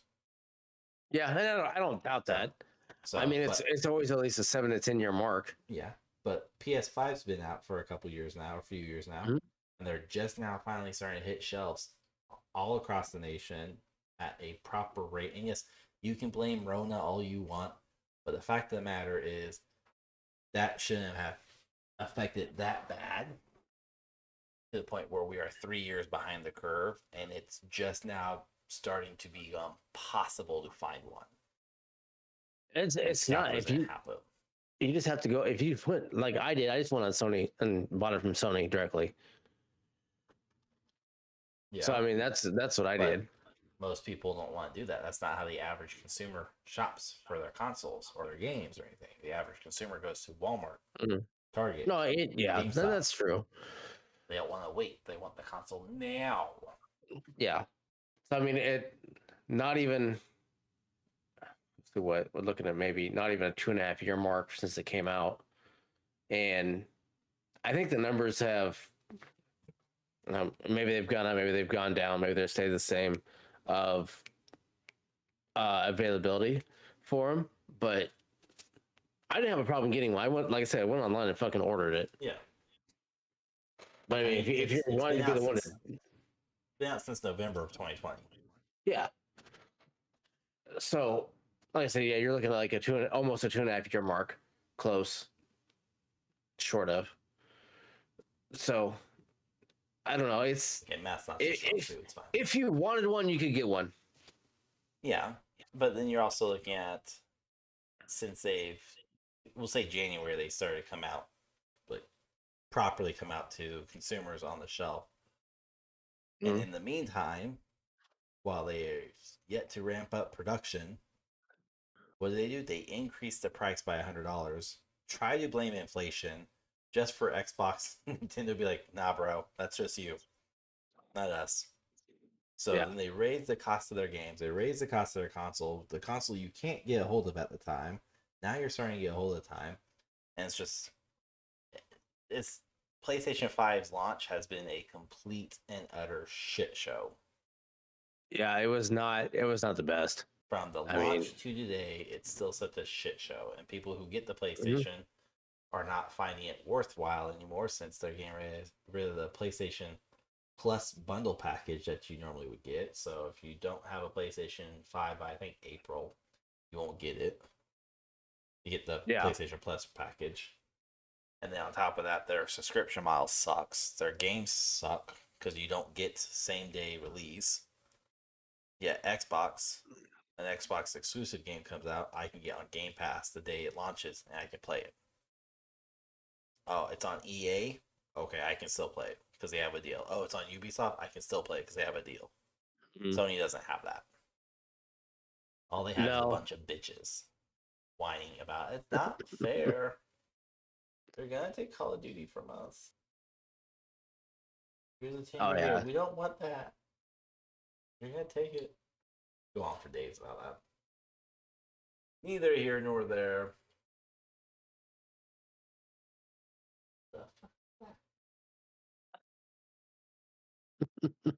Cat. Anyways, that's pretty. I mean, we could honestly go on and on and on and on and on about all the releases and everything coming up, and we got tons of stuff coming up for ourselves too. English is hard today, or just in general. But the biggest thing for 2Guys1Gamepad, anyways, is for those of you who don't know, March 10th. If you haven't been following us on social media, go follow us on social media. It's at 2Guys1Gamepad, except on Twitter, 2Gamepad. Shameless plug. March 10th at 8:30 p.m. Central Standard Time over on YouTube, we will be hosting our very first live event. You'll be able to join in, chat, bullshit with us, answer some trivia questions. Would you rather questions with Rahgel and I? Join in on the fight that will ensue there. I'm sure we'll have tournaments, we'll be playing games, all sorts of stuff. As Rahgel said before, probably a drunken stupor of sorts. March 10th, though. And that's to celebrate our 50th episode premiering and 1 year anniversary, birthday, whatever you want to call it. Feel wrong calling it anniversary. Not married to you. Those things. That's just one of those things. It's weird. That's weird. We got stuff in store though. So, oh yeah. I fucking had a brain fart off. My brain's like, I know 2 words, so yeah. Oh my god. Yeah, check us out. Come hang out with us. And of course, if there's a video game adaptation made into a movie or a TV show, let us know. Mhm. Either social media or contacting us at contact@2Guys1Gamepad.com or tag Rahgel at Rahgel _ OG. And yeah, let us know. Other than that, here's Rizzy himself. I I don't got even know. nicknames for days. It's been a long night. It seems like we've been recording for days. We have some stuff coming up at some point. I don't even know anymore. It's been a long day, long night. I don't know. Bye, I have a bitch. job to go to tomorrow. How's it going, everyone? Hope you're a fantastic day. My name is Sig, and this is 2Guys1Gamepad, another episode. And today's episode's a very unique and probably rarity of one, as the other half of 2Guys1Gamepad podcast, Rahgel, is unable to be here, and that's perfectly fine. As we've said probably multiple times in the first season, we're very big in our family life, so family and personal lives tend to always take precedence over all the extracurricular stuff we do, including our podcast. However, I didn't want to leave you guys without an episode this week. So, without further ado, we're going to get into an episode of just me. And this is what's going to really happen. And here's the thing we're going to talk about today. That sounds like rambling. I was just fucking rambling to myself. Amazing. Anyways, we're going to be touching on a very popular trend and popular subject, however you want to phrase it. If you've been on TikTok and you've been on YouTube Shorts, Instagram Reels, Facebook Reels, whatever, you've seen the short formatted stories, you will probably have stumbled upon these. And that is the subreddit, Am I the Asshole? And these series are, some of them are amazing, some of them are freaking crazy, some of them are just like, what the fuck type situation. And it's always interesting.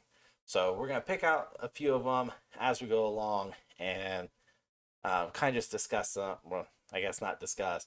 I'm going to discuss them with myself, me, myself, and I, and kind of give my opinion on some subjects. And yeah, we're going to just kind of go from there and hope you enjoy. So sit back, have yourself a drink, and you'll probably need that drink. Yeah. Without further ado, let's get into it. So the first story we're covering is, Am I the Asshole? Calling my girlfriend selfish for refusing to learn sign language for my daughter. All right, look, listen. This title, already for me, someone who's a dad, is just a giant freaking red flag. I don't know sign language, my wife does, but you can bet your sweet fucking ass that if one of my kids required sign language to learn, then I would absolutely learn sign language. Let's get rid of those. You don't need them. So let's get into the story, because I can already tell this is gonna be an interesting one. All right, here's the story. And again, this is not my story. This is all from subreddit, not mine. So let's get into it. My daughter Ruby was born mute. She cannot understand, she can understand words, but we use sign language to communicate. While she can use her phone or write, obviously she prefers signing. All right, that makes sense. The issue is my girlfriend, Amanda. We've been dating for around 9 months and introduced our children around 3 months ago. They don't know sign language, so communication with Ruby was awkward at first. She hates having to write or use her phone at home. So I taught Amanda some basic signs beforehand. I've continued teaching her and Mia more in this time. Mia is getting a lot better, actually. Okay, I'm going to assume Mia is Amanda's daughter. But Amanda has apparently decided it's too hard and refuses to learn anymore. She says that it's unnecessary since Ruby can understand her and communicate other ways. While Ruby is usually willing to do that for them, she doesn't enjoy it and finds it very frustrating. I told Amanda she's being selfish and lazy. That it's not fair to put all the effort on Ruby. It's one thing if she doesn't get it after years, but it's only been a few months. It's just ridiculous. we got into a fight over it, and she basically called me an asshole and said it's not her fault she struggles with it. But that doesn't mean just give up. If she wants to be in our lives, it's bare minimum effort to put in. I clearly think she's just being selfish, while she thinks I'm the asshole and unfair. I vented to my brother, and he agrees with Amanda. What? Hold on. No, okay, we'll touch back on that. Stupid ass brother. That I can't force her, Amanda, to learn, and not everyone's good with the language, and that Ruby doesn't need it, and I'm coddling her. I'm honestly still pissed off about it, but I do love Amanda. She normally is thoughtful and kind, and I guess it's possible it's just me being overprotective of Ruby. I think it's a reasonable expectation, but I'm starting to put doubt on myself. Alright, here's the thing. No. You're not, in my perspective, you're not an asshole. This guy, this Redditor, is not the asshole. And again, this is my opinion, my thoughts. But I don't think he's the asshole because it is very like bare minimum. And of course all I gotta say, and we're not gonna touch on a lot of controversial subjects, but this is the other way around. I see this story playing out a whole different way.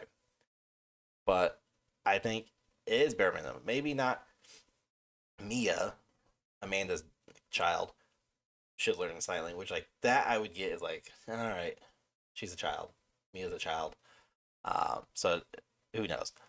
But Amanda should at least learn the bare minimum. And like, I don't know. It's just me from a dad's perspective. I'm not a single dad, but I can imagine how stressful and irritating it would be to find a significant other, and then basically be told, I'm not going to learn to communicate with your child. Your child can learn to communicate with me as they have the means to do it, whether it's writing down with pen and paper or texting. Like that's stupid and unfair to put all that on the child. Look, you're the adult. You can grow the fuck up and either if you want to be a part of this person's life, Amanda, then really it's just like, it's that simple. You want to be a part of their life, show some commitment, show some effort, and actually learn sign languages. According to my wife, it's not hard, but yes, it's a bit tricky to get into it. But I can tell you, it's like this is stupid. You're not the asshole. Amanda's the fucking asshole, and God, just probably the worst part of this entire post though is that he vented to his brother, and his brother agreed with his girlfriend Amanda. Like, maybe it's just me. I would I'd be fucking cussing my brother out. 'Cause that's his niece, and you're telling me, or you're this person, technically, you're telling this person, because again, this is not my story, you're telling this person that he should deal with it and have his child just tough it out type thing. Tell Ruby basically, tough shit, you want to talk with Amanda and Mia, write it out. You can understand them. Why do that to sign? That's fucking, man. Fuck you, brother. You're not the asshole. Amanda's the asshole, and your brother's the asshole too. So it's just so fucking ridiculous. Ugh. Anyways, just let me know what you think. I mean, that's ridiculous. Am I wrong? Am I wrong for thinking she's the asshole? He's not the asshole. She is. Man, that's ridiculous. So fucking stupid. Like shit like that just absolutely annoys me beyond belief. Oh, here's a good one. All right, the title. And like I said, we're gonna do a few of these. This is gonna be probably a shorter episode than traditional ones. Our traditional episodes are like an hour and a half max. We'll see. We'll see how this all goes. Never really know. But the title of this next one is, Am I the Asshole for Saying That Sounds Like a You Problem? Look, I don't know this story yet. I can tell you so strongly, this is the phrase that my wife and I use a lot with in between ourselves, with other people we know. I mean, I'm sure you've heard me use that against Rahgel. It's just, well, that sounds like a you problem. So, oh my god, I I love this title already, but I get a feeling it's gonna be a whole judgment. Let's get into this one. It's my wife? No. Again, this story's not about me. The first line definitely sounds like me. Let's get into it. This is from a wife's perspective. All right. It says, my husband is a chronic procrastinator. He has ADHD, and I'm sure that plays a role, but I will say that it mostly comes down to things like chores. When it comes to leisure activities, he doesn't procrastinate at all and usually rushes me. So basically, he will say things like, I will do the dishes when I get back from the store, and then never do them because he forgets. Or if trash needs to be taken out, he will say, wake me up in the morning when you get the kids on the bus, and I will do it then. But then never does. All right, so look, it happens with as someone who has ADHD. Like it just happens. We forget. We have to be constantly reminded. Unfortunately, it's just how it works for majority of us. But let's keep diving into this. If the house needs cleaning and I start getting to work, he will try to convince me to wait a few hours so he can help. But if I do wait, it never gets done. I've done that to my wife. I've done that. This better not be mine. No, my wife doesn't use Reddit. And it truly is just him forgetting.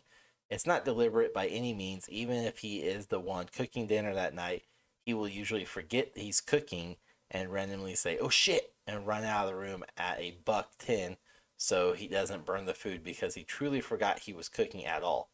I always remember and I'm super aware of everything, so obviously I would never let it get to a point of disaster, but I do make a point not to say anything unless I absolutely have to. Okay, I'm not that bad with cooking. Pizza in the oven. Yeah, if I don't set a timer, but anyways, this is how it's always been. I'm so used to it at this point that it doesn't really bother me. Your title says otherwise. I actually enjoy cleaning, but some days the help would just be nice, and he does help when he actually remembers. He's not useless by any means. He does absolutely try to take the load off my hands. He truly just forgets often. But I will say that lately I am frustrated. I'm 20 weeks pregnant. All right, this isn't my wife. We're not pregnant. We're not expecting. All right. Getting a little slow on movement and increasingly tired, and dare I say, lazy myself. I still do my part, but admittedly do not want to anymore. Hormones and fatigue are a bitch, but anyways, I got in a deep clean mode like 2 days ago and started going ham on this house. My husband said he wanted to help me, but had an appointment to detail a vehicle first, so he leaves. The appointment should have only been an hour, but he comes back in roughly 2.5. Turns out he knew the guy from school and they were catching up. By the time he got home, the house was sparkling clean. He said something like, shit, I should have came home sooner. I got caught up and totally forgot. So I said, that sounds like a you problem. He asked what I meant, and I said, you forgetting everything is a you problem. I've dealt with this for years, and I'm no longer wanting to hear it as an excuse. I was frustrated. My back was killing me. I just wanted to sit and enjoy my book in peace without being disturbed. He shook his head and said, that was uncalled for, and walked it off. Am I the asshole? Well, no. No, but I mean, I think this could have been delivered better. Again, as someone who does have ADHD and the procrastinator at times, um, it sounds like you guys have a communication issue, really. Because again, had you just communicated this, maybe you have. We're taking this all at face value because again, we don't have backstory on any of this, and it's really just our perspective on this. And so, based purely upon that, this is where kind of things get weird.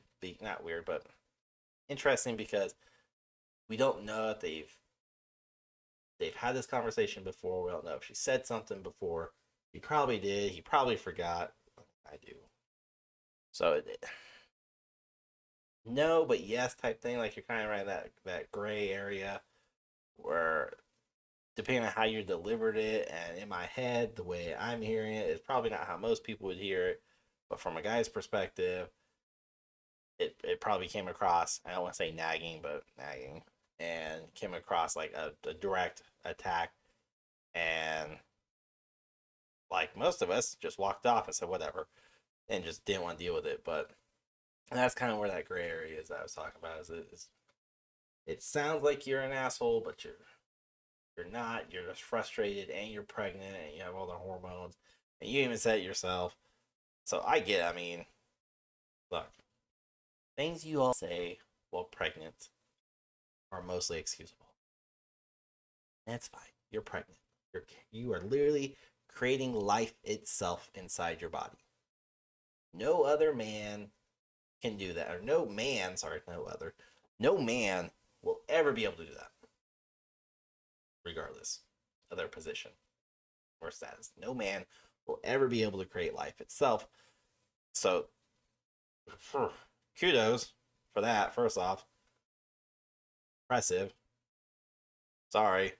We don't have to deal with that, fortunately. So, if the women bear all the brunt on that, and that's just facts of life. Deal with it. Sorry, that came off very rude. I didn't mean that very rude. I just like facts of life. Women get pregnant, men don't. End of story.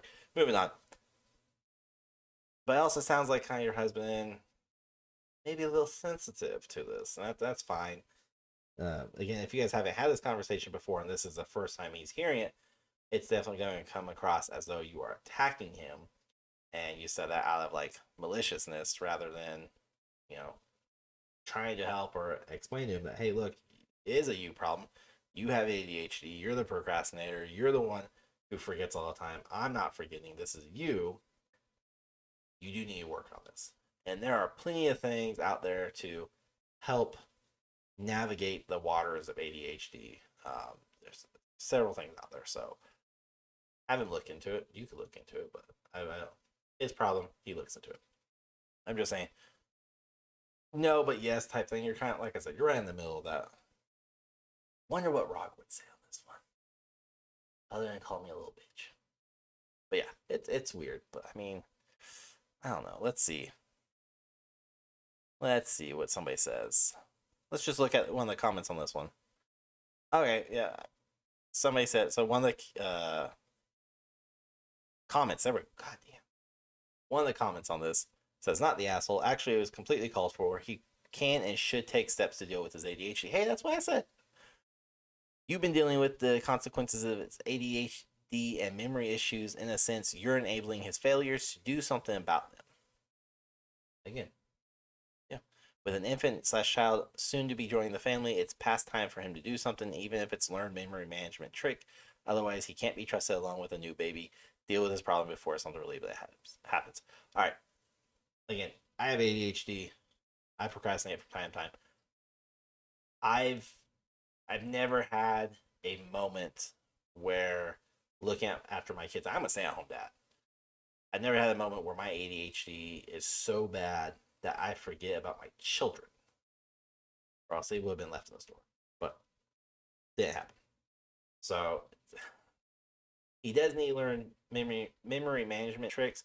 And it's one of those things like most of us, if we're really passionate about something or something catches our interest, piques our interest, whatever, we're on that ball until the high goes away.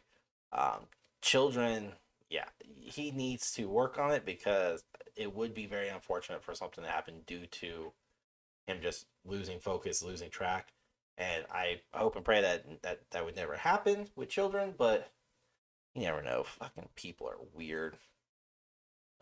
Somebody else is like, this is what timers and calendars and reminders on your phone are for. That's fair. But again, I have timers. I have calendars. I have reminders on my phone for multiple things throughout the day. And I can honestly say, it doesn't always help. Because there's that ability to be like, boop, done. And then it just disappears. I don't have to worry about it. So, Eh, I get it. I get it. That's a weird one, but yeah, he needs to work on himself or something. Like, yeah. But it sounds like you held that in and you didn't tell him. So, oh man. Oh, here's another one. I'm trying to stick with like anything that's family based or parental based because, again, I have a family. I'm a parent. I have kids. So, let's get into the next one. Oh man. Oh, all right. All right. So this. All right. All right. Let's go to this one. Next one. By the title alone, I will give my opinion. As always. Well, not as always. This is the third one I've done. Yeah. I will give my opinion on just the title alone. We'll dive in from there. Let's get into this one. The title is Am I the Asshole for Separating My Daughter from a Guy She Barely Knows on Our Family Vacation? No. No, I can already tell you no. My question would be you let her bring a guy on a family vacation that she barely knows. That's the bigger question at hand. It's like, why? And again, I was raised up completely different. Any family vacations we took, which are, far and few in between, I was not allowed to bring anyone, guy or girl. I was not allowed to bring any friend, let alone one of the opposite gender. There was no way. So, let's see what this one's about. Oh my god. All right. Again, this is from a female's perspective. So let's get into it. It says, Hi, Reddit. I, 45 female, am currently on a family cruise with my husband, 48 male. And our 3 children are a 13-year-old daughter, 15-year-old son, and 18-year-old daughter, whom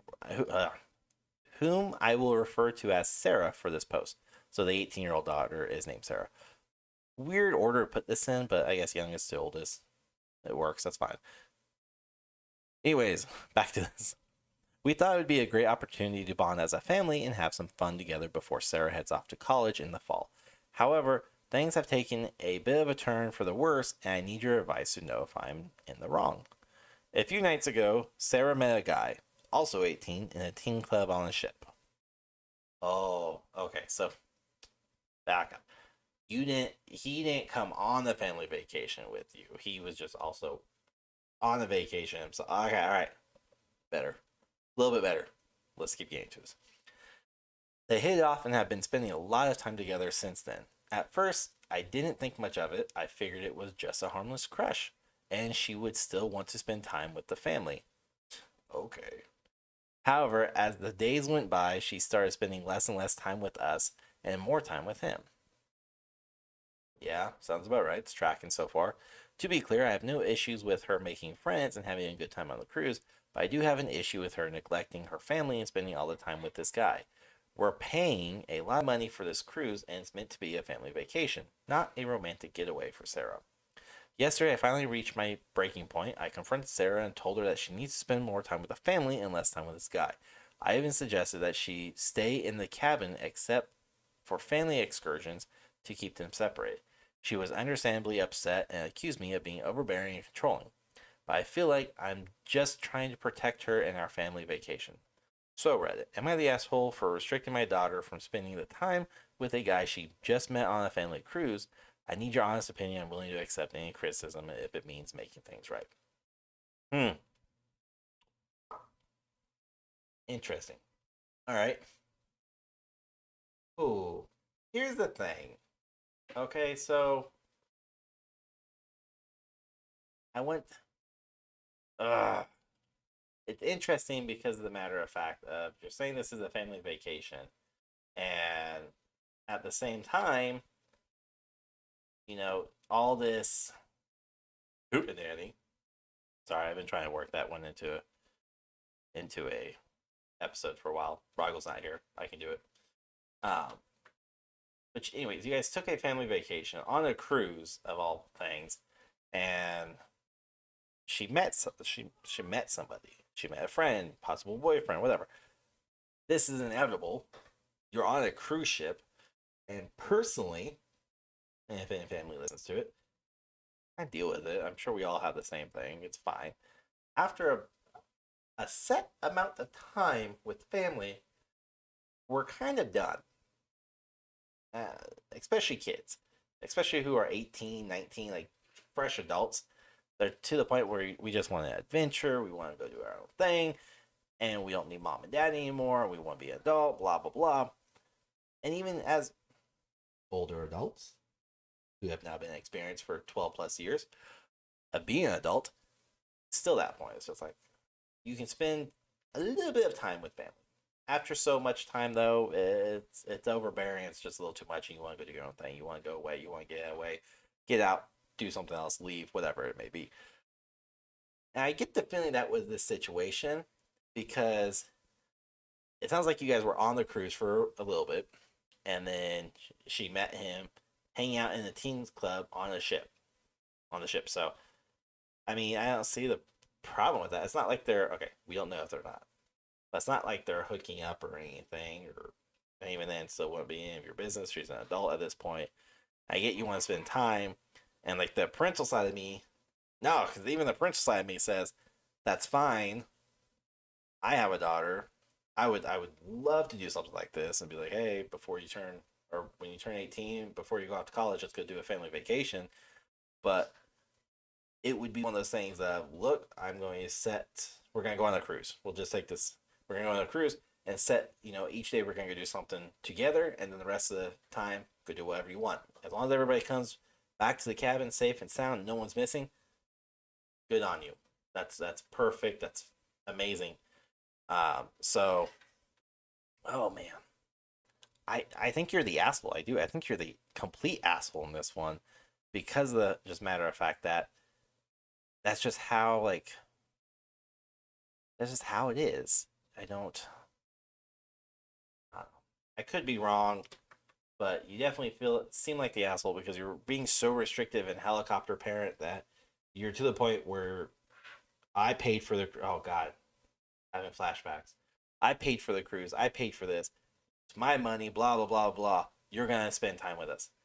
That's a great way to start fracturing the relationship with your child. It doesn't matter if they're a kid, 5, 6 years old, or they're a grown-ass adult. It doesn't matter. That is a terrible thing, and it's just an instant control. And that's really how it is I brought you onto the ship. I paid for this ship. I paid for this cruise for you to be on it. And damn it, you're going to spend time with me. No, I don't think I will. Yeah, I'm going with you are the complete and utter asshole. And honestly, I don't think there's any way. I don't want to say there's no way to redeem it. I think you just have to admit it and not lay ground rules, but basically say, hey, what Sarah, I would like you to spend X amount of time with us every day, and it needs to be a reasonable time, not like fucking 6 hours. Like, hey, I want you to spend like an hour with the family. Let's go do some family excursions, wherever it may be. Spend some time with us, and then you can go spend time doing whatever. That's completely acceptable, and that's, there's nothing wrong with that. But at the same time, she's an adult. She can set boundaries, and she can say, no, I don't want to. So, you're the asshole. But to the comments. Let's read the comments. Oh, man. Let's find the comment. All right. Yeah, same thing. You the asshole. Yes. For confining your child to the cabin except family excursions. Yeah. Honestly, your daughter sounds like she's pretty normal and much more fun for her than hanging out with family. To me, it just sounds like you need to have a talk with your daughter and come with a compromise. X time with family, Y time on your own. Hey, that's exactly what I said. Everyone's pretty much agreeing, saying she's the asshole, this mom's the asshole, and that this child is now an adult. So spend quality time, X amount of time each day, and then come spend time, with us for X amount of time with us, and then X amount of time by yourself is not completely unreasonable to ask. But again, she is also an adult at this point, and if she doesn't want to spend time with mommy and daddy, then she does not have to spend time with mom and dad because, again, she is an adult. She does not have to, regardless of you paying for the cruise. What a fucking controlling, manipulating thing to say. She, other than paying for the cruise, yeah, it's just, I don't know. This whole thing like pisses me off because my parents have definitely tried this before, and it sends me into an absolute fuck you, I don't want anything to do with you type mentality. And it's unfortunate it comes to that because it's probably not meant to come across that way, but unfortunately, facts of life are generational gaps are more and more apparent. Again, not really getting into it too much, but it happens. I've been through something very similar, and it's just one of those things of like, let your child be a child, and once they're an adult, let them be an adult. You have no control over them. I could not imagine. My wife would fucking kill me if I tried to do something like that. Oh man. Anyways, let's move on to our fourth story. We'll try to do 5 of these, and we'll just call it the end. Okay. So let's find a good one. Let's find a good one. Let's find. Ooh. This looks like a juicy one. Ooh, and it has an update. Interesting. All right. So this one is going to be a little bit of a longer one. And hopefully I don't butcher it. I probably will. Okay. That's just how I am. I'm going to stutter and mess this up. That's fine. All right. Again, let's judge the title. Just the title, okay. The title is, Am I the Asshole for Asking My Roommate to Leave After She Told Me to Suck It Up and Stood Me Up? No. I'm going to go on a limb and just say no. But who knows? Let's read into it. I, 32 female, own a home. All right, this is not going great already. A friend, 33 female, asked to move in for 6 months after her divorce.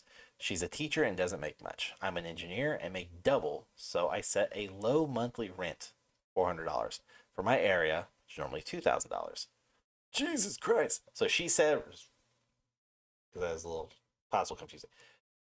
The friend, 33 female, is moving in at a low, very low monthly cost of rent of $400, which normally would run her friend $2,000. So she's saving $1,600 easily. Anyways, carry on. We're now on year 2 of having her friend live with. Sorry, we're now in year 2 of her living with me, and I spend a lot of money to help support her. Recently, her sister, 33 female, who is also a teacher, was evicted from her home. I offered to let the sister, her husband, 34 male, and son, 5 male, stay in my home while they found other arrangements. Wow. So you just went from you and your friend to you, your friend, her sister's husband, and their child. Oh, so many people. Ugh. Anyways, things went well for almost 2 months. Then I was in a hit and run motorcycle accident. I drove myself to the hospital, but my friend met me there and wouldn't leave. She brought snacks and drinks, but the doctor told me not to eat or drink until my injuries were imaged. She kept forcing me to eat and drink, saying she was a tiger mom. The fuck is that? I'm gonna have to Google that. We've been there for 7 hours. It was 10 p.m. and we had work the next morning. Her sister surprised us at the hospital and came in with high energy and her young son, who immediately started trying to touch my bleeding wound. Red flag already. I asked the 2 of them to leave the room. I'm sobbing, concussed, and don't want a 5-year-old poking at my road rash. Understandable. The sister's offended, but leaves. While we're waiting for the doctor, my friend was complaining about it being late, so I ended up leaving without being discharged to make her happy. Oh. No, you don't do that. I was in so much pain and stress. My friend left that weekend to see her boyfriend and only messaged once to ask if I could move furniture out of my room. It's a converted garage. Gave her sister my room. Wow. When I couldn't walk well. Sorry. So she gave the friend's sister her room because she couldn't walk well. All right, that was nice of her, but gonna blow back. 5 days after the accident, I was getting terrible headaches and dramatic mood swings. She and her sister are very sensitive, and I tried to stay away from them so I wouldn't offend them. I know the feeling. Work, fighting with the police, lawyers, and insurance makes my concussion symptoms much worse. I came home late from work one evening and she wanted to talk. I asked if we could another day. She knocked on my door until I came out and then told me she was pissed at me for not communicating and that it's offensive in her culture. What? Oh my God. She said everyone has their own struggles and priorities in life. After an hour, she felt better and let me go to bed, where I had a mental breakdown. The next morning, I asked her not to do that again while I'm recovering. This woman just got in a freaking hit and run accident, and her now roommate is pissed off and offended because, oh my God. Ugh. Right now, you're not the asshole. Anyways, let's get into it. She stopped talking to me last week and we had plans to see a play. Nice tickets gifted by my dad. She said she'd be there 15 minutes before the show. I asked where she was. No response. I messaged her boyfriend and he said she decided to cosplay instead. She had confirmed with me days earlier, then stood me up so I couldn't bring anyone else. What a bitch. That was it. I asked her to move out by the end of the week. She said she'd be out by the next day and was. I needed a safe space to recover and couldn't do that with her glaring at me and slamming doors. Am I the asshole for asking my roommate to move out? Update. Oh, this is the first update. Okay. The only update. Whatever. It says update 1. Thank you everyone for your responses. I figured I would respond to a few reoccurring comments. I had told my roommate that she would need to move out at an earlier point too. I had looked into my state's legality for tenants. I can ask them to leave, but if they chose not to, is when eviction begins. And yes, 30 days allowed time. 30 days is the allotted time here. However, the situation never escalated to eviction as she willingly left. I did receive follow-up care since leaving the ER. Huge thank you to those who suggested it. I'm very fortunate I have a concussion, nothing more serious. Ugh. Grammatic. However, the symptoms of a concussion are incredibly intrusive on my life. I wasn't trying to avoid communication with my roommates. I was not physically able to have a coherent conversation or understand much of what was being said. I had expressed this to my roommate at the beginning of and during our conversation. My head is better a couple weeks out, but I'm still struggling and have cognitive impairment. I recognize that my actions are not perfect. I absolutely do. I had been in a normal mental state, things would have been different. Thanks in advance. I'd like to know. Okay.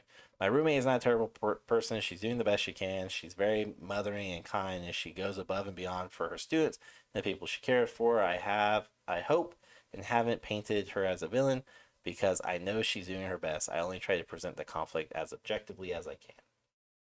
Ooh, all right. So no, you're not the asshole. Your roommate's freaking an asshole, and I get it. It's such a weird situation right there because you got in a hit and run accident. You drove yourself to the hospital. You left the hospital without being discharged, and then they're all upset at you because you don't want to communicate with them. You don't want to talk. You are just having a lot of these issues because you left the hospital early, and so many other things are all tied to this. So no, you're not the asshole. They're kind of the asshole in this situation. She stood you up. That's a fucking dick move. Especially day of. Man. That type of stuff irritates me so much. If you don't want to attend, just say you don't want to attend. Don't stand people up. Just say, oh, I don't want to be there. I don't want to do this. Whatever it may be. Hell, even if I have other priorities. I don't care. Don't fucking stand people up like, oh, that irritates me. Anyways, no, you're not the asshole. She's more the asshole than you are. You should have stayed in the hospital, though. Plain and simple. Plain and simple. I mean, it doesn't get much more than that. Man, you just got hit in an accident and you're like, I'm going to leave the hospital without being discharged. Ugh. Okay, let's find a last one. Again, this is just me. We'll have Rahgel listen back to these and see what he thinks. Probably gonna test me out or something. It's fine. Alright, let's see. Ew. This sounds juicy. Because I'm an adult male reading Reddit posts, and this just makes me go, I can possibly relate. I have a big family. Pretty sure I can relate to most stuff. Oh, man. Sorry, one. Oh my god, okay. Let's get into it. The caption is, am I 26 female? Or sorry, am I the asshole? 26 female for refusing to go to my niece's 23 female wedding after her and her sister, or sorry, my sister. Let's just start that over. I fucking butchered that all together, didn't I? Jesus Christ. Am I the asshole? 26 female for refusing to go to my niece's 23 females wedding after her and my sister, 40 female, attempted to sabotage mine. My mom, 64 female, thinks I'm being immature. All right, let's get into this. I'm already gonna say you're not the asshole. I don't care what it is now. I'll be honest. My sister and I never had the best relationship. She's 15 years older than me, so maybe we didn't have much of a connection. And she's always been resentful towards me. She treats me like an outcast and would often turn her kids against me and encourage them to insult me, disrespect me, treat me like dirt. What a piece of shit sister. Jesus. My mom would always tell me to be the bigger person. Oh my God. My mom would do that too. So I would always forgive when they would apologize or act all nice. I would not. Nope, I'm petty. During COVID lockdown, my sister and her husband, not my niece's fathers, kicked her out because my sister was having her mini mood swings. She has four other children, and got them to participate in kicking my niece out. She called me and I quickly went to pick her up, and I met her on the curb with trash bags and with my sister refusing to open the door. So I took her in my home where she stayed for 6 months, and she even secured an apartment. Once my niece, 20 at the time, got her apartment, my sister and husband convinced her to move back in, and my niece did, and then the same niece turned on me. I felt very sad because she was in my home and I did everything for her when her own mom discarded her like trash. Oh, I see where this is going. Fast forward to 2021. She does the same thing with her 16 male son, and he called me, and again, I picked him up, let him stay. At the time, my now husband and we are planning a wedding. Of course, regardless of our differences, there was no way I couldn't invite my sister and her kids. Also, it was the height of COVID restrictions, so we were very limited and the church would only accept close family. When I invited my sister, her and her kids ridiculed me.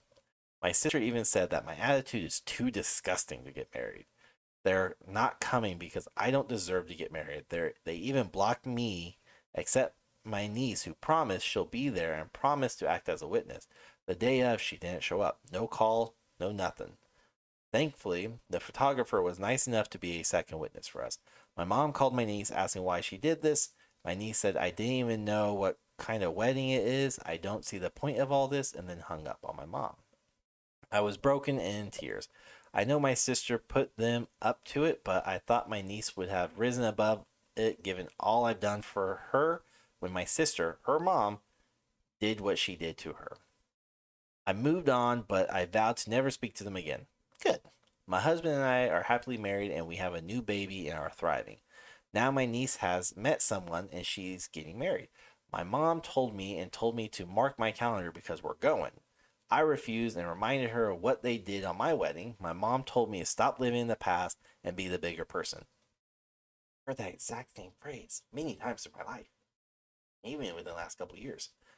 I even cried to her, and she gave me a blank stare, then told me that no one thinks about her and that I'll regret my actions when she dies. She says I'm being incredibly selfish and bitter, and she's shocked that I'm not over it. I'm still refusing to go. Am I the asshole? Nope. Nope. Not the asshole. Nope. No, your sister and those nieces are fucking twatsickles. And your mom is, oh, she's the asshole. Everybody in this story, but you and your husband and your child are freaking assholes. Oh my god.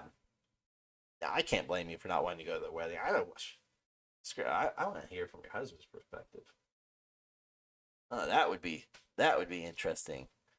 No, you're not the asshole. This is ridiculous. Your mom and your sister and your nieces treated you like complete shit. The fact that you set boundaries in, just cut them out, and said, oh, I'm done with y'all. I don't want to go. And then your mom tried to force you to go, and then not play the victim, but try to get you to sound like you're the bully. You, like, get over it type thing. Even it's just, man, fuck them.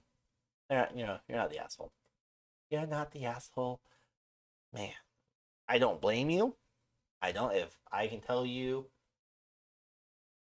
personal wise, on my side, I haven't cut contact with anybody, but I do have minimum contact just because of shit that's happened in the past. And I get it. Fucking get it.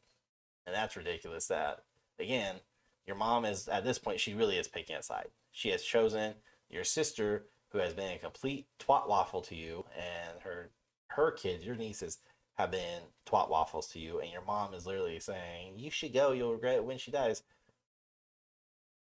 That is for future you to take care of it. Yes, you probably will regret it, but at the same time, you don't need to be treated like shit over this either. Like, you deserve better, and you're fully in the right. You're not the asshole. Whatever. You're not the asshole. That's the gist of this story. Let me know what you think, though. Well, let's read the comments. Let's see. Not the asshole. Tell mom you will not go to the wedding. You've been bullied, abused by your sister and her family your entire life. You are done with them. If mom can't understand, let her attend alone. Let your sister and her spawn spew their venom on her. Hugs and good luck. Yep. Pretty much how this all comes across is the same as what I was just saying. It's just, they're toxic. You don't need them. Get rid of them type thing. Like, no, you're absolutely in the right. So, good on you. Don't go to the wedding. So, interesting. Anyways, that's really the episode.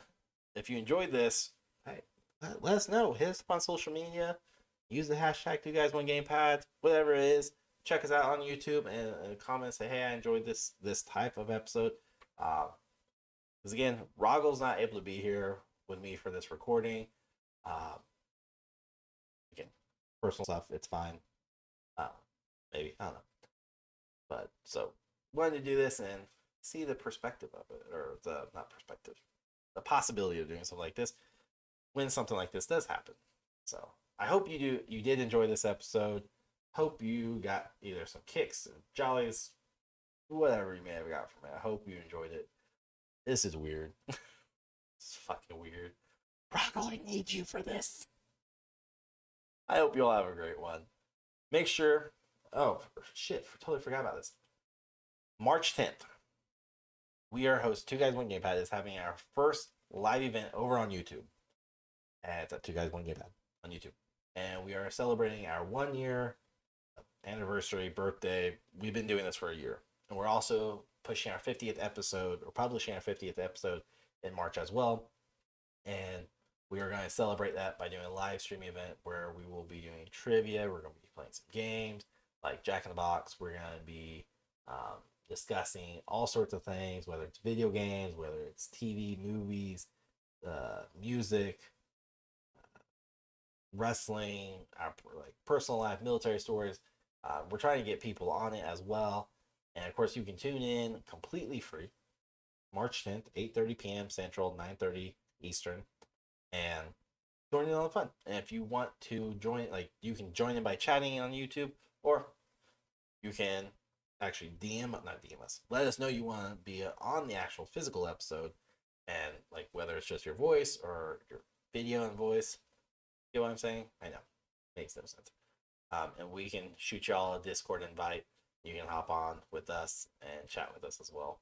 But until then, until next time, everyone, thanks for listening, and I hope you enjoyed this episode. And until next time, everyone, take care. And I guess to quote Rahgel, he ain't here. He can't be mad. Sorry. Quote Lizzo, not Rahgel. Quote Lizzo. Bye, bitch. What's going on, everyone? Hope you're a fantastic day. My name is Sig, and this is 2Guys1Gamepad podcast. Again, this is another episode of which the other co-host that's normally on here with me is unable to be here for the recording. So we're going to power through another episode, and he'll be back real soon. Coming up, I promise he'll be back. So without further ado, you have just myself today, and we are going to be discussing the latest DLC for Destiny 2 by Bungie. And I wanted to kind of do this as a solo host episode, as this is a game I've been playing since Destiny 1 came out years and years ago, and I truly do enjoy the game. This has been one of my go-to games.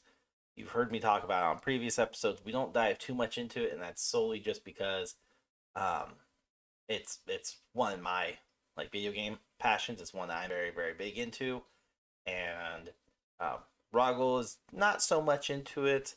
Not his cup of tea, and it's not a cup of tea for everyone. Honestly, it's one of those games that, to be frank, can be overwhelming, and it's very easy to get burnt out on, and lose all focus and attention for it. There's just a lot of stuff going on, and you have to kind of choose paths.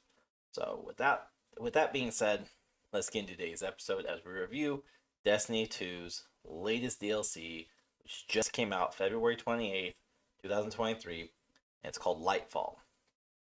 And this has been an amazing DLC so far. The storyline's amazing, the campaign, the new powers, it's all just, it's there. It's amazing. I love it. This is one of those games that there's definitely been some rocky moments, especially when Activision took over Destiny back when it was still Destiny 1 and forced Bungie to make a Destiny 2. And they've been very vocal about it, where there was never a plan for Destiny 2. It was just going to be Destiny.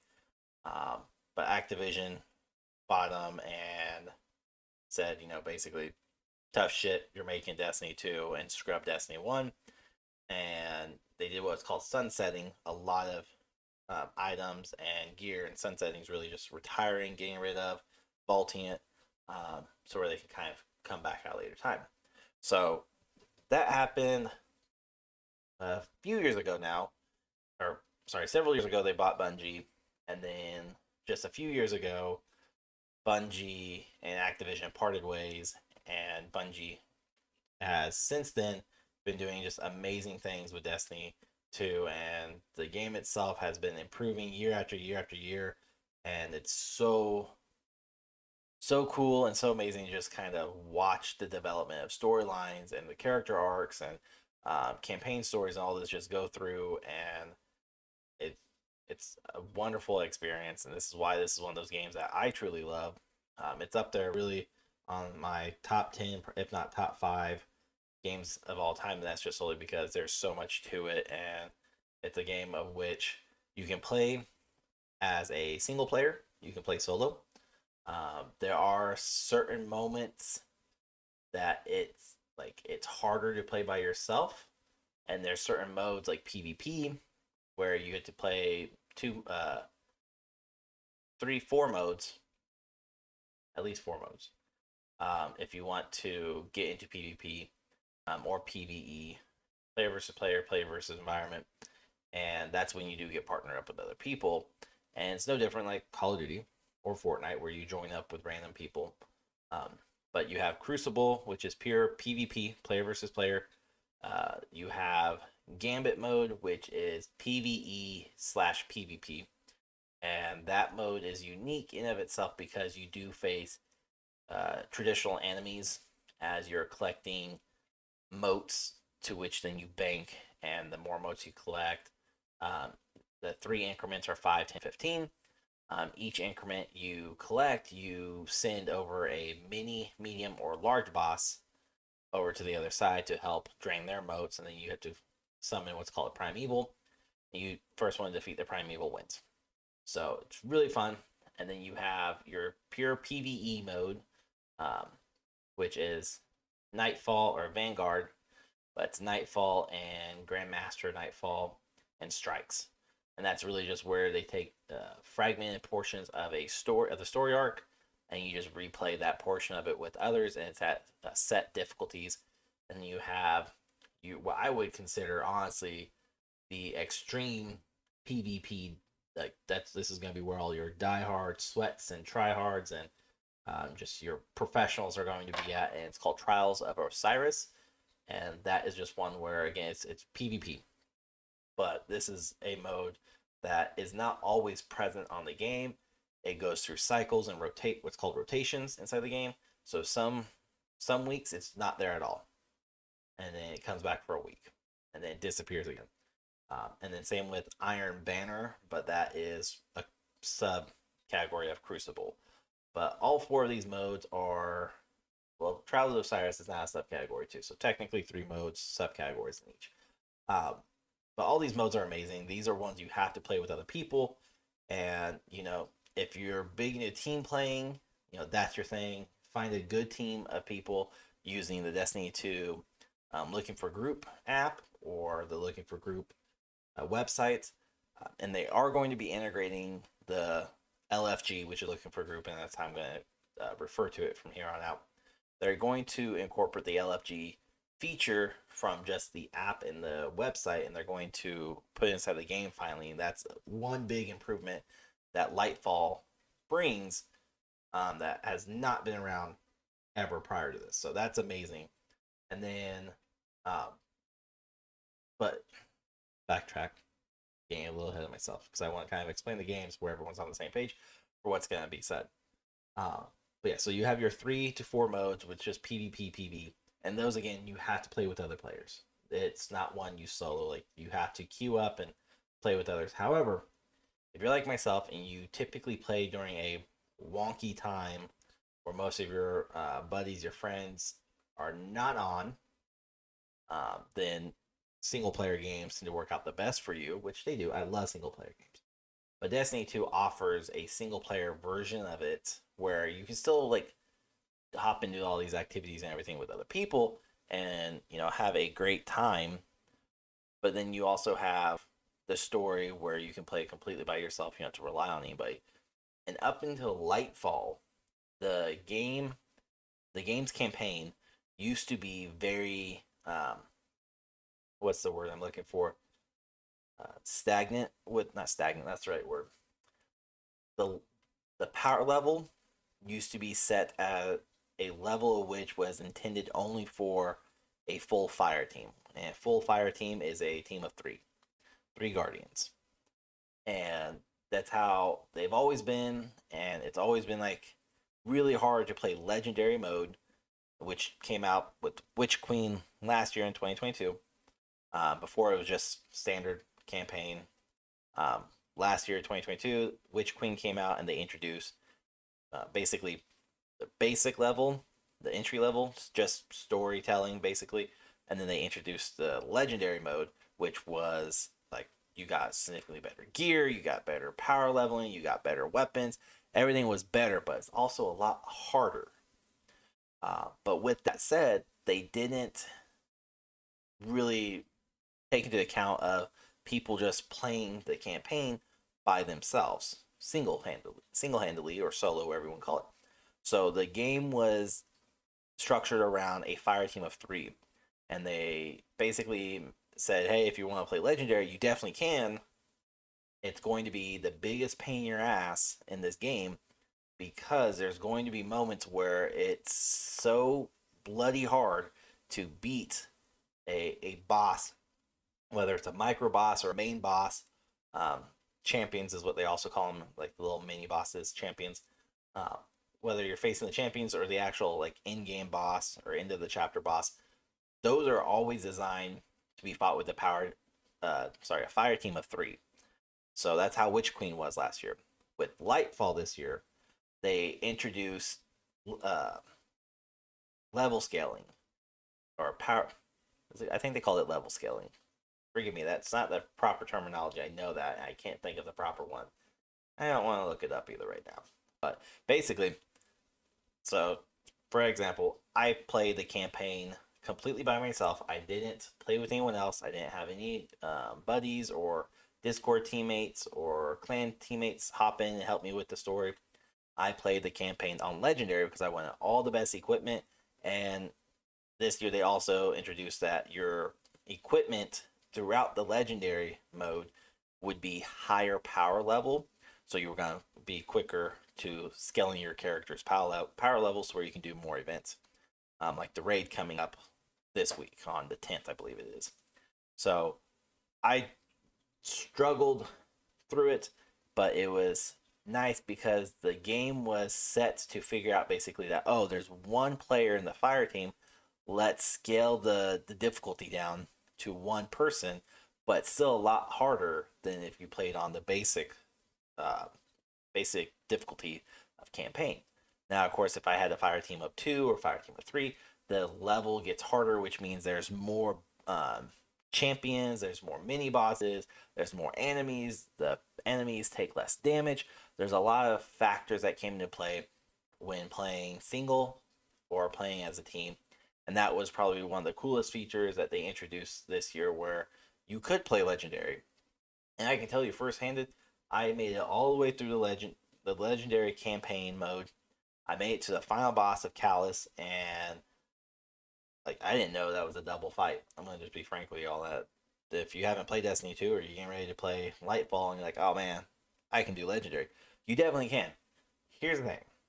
One, I play a Warlock. That's my main go-to Guardian because magic. Easiest way, magic. But you also learn through this whole campaign, you also learn a new darkness ability called Strand. Strand is so freaking amazing. It has become my favorite subclass. I used to be a big solar person with my Warlock, and then I think last year I switched over to Arc because Arc was really OP, which is overpowered for anyone who doesn't understand it. But it's really OP, and I just fell in love with Arc. Solar took a big hit, so whatever. All my gear was set to Arc subclass, and I was just wrecking house. This year, Solar again.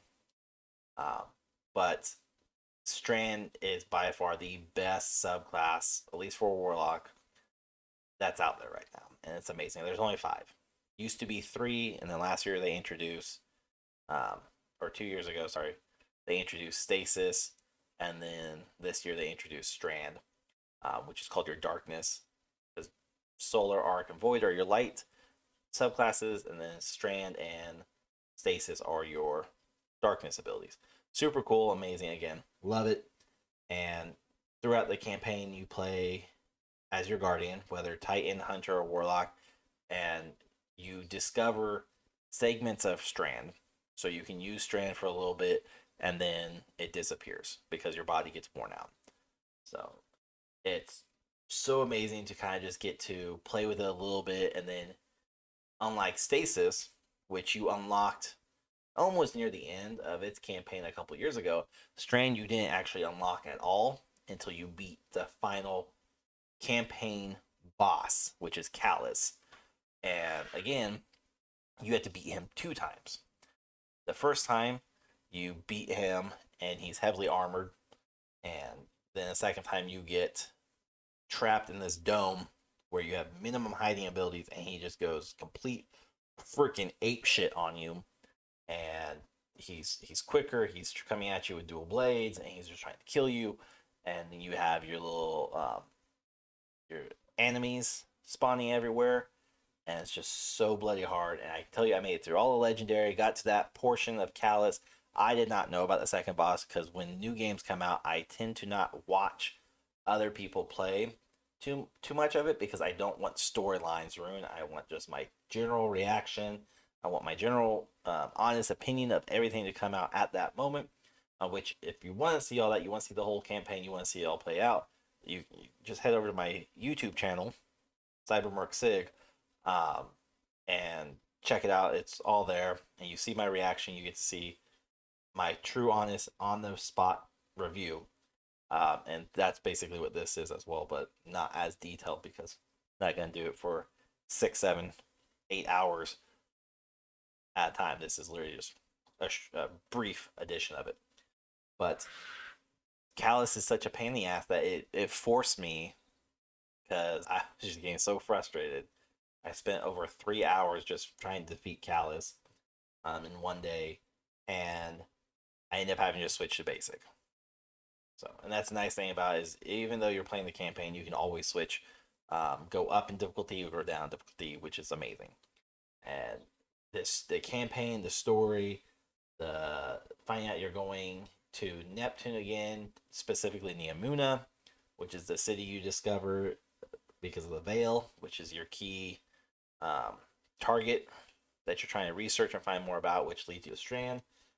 But the whole story arc with Rohan and Nimbus, which are 2 Cloud Striders that you discover on Neomuna, and you work with them side by side with Osiris, which is a long time standing guardian that's been there for eons at this point, and he's made mortal basically. And if you're not familiar with Destiny 2, I'll fill you in as we go along, basically, because there's a lot of lore to go with it.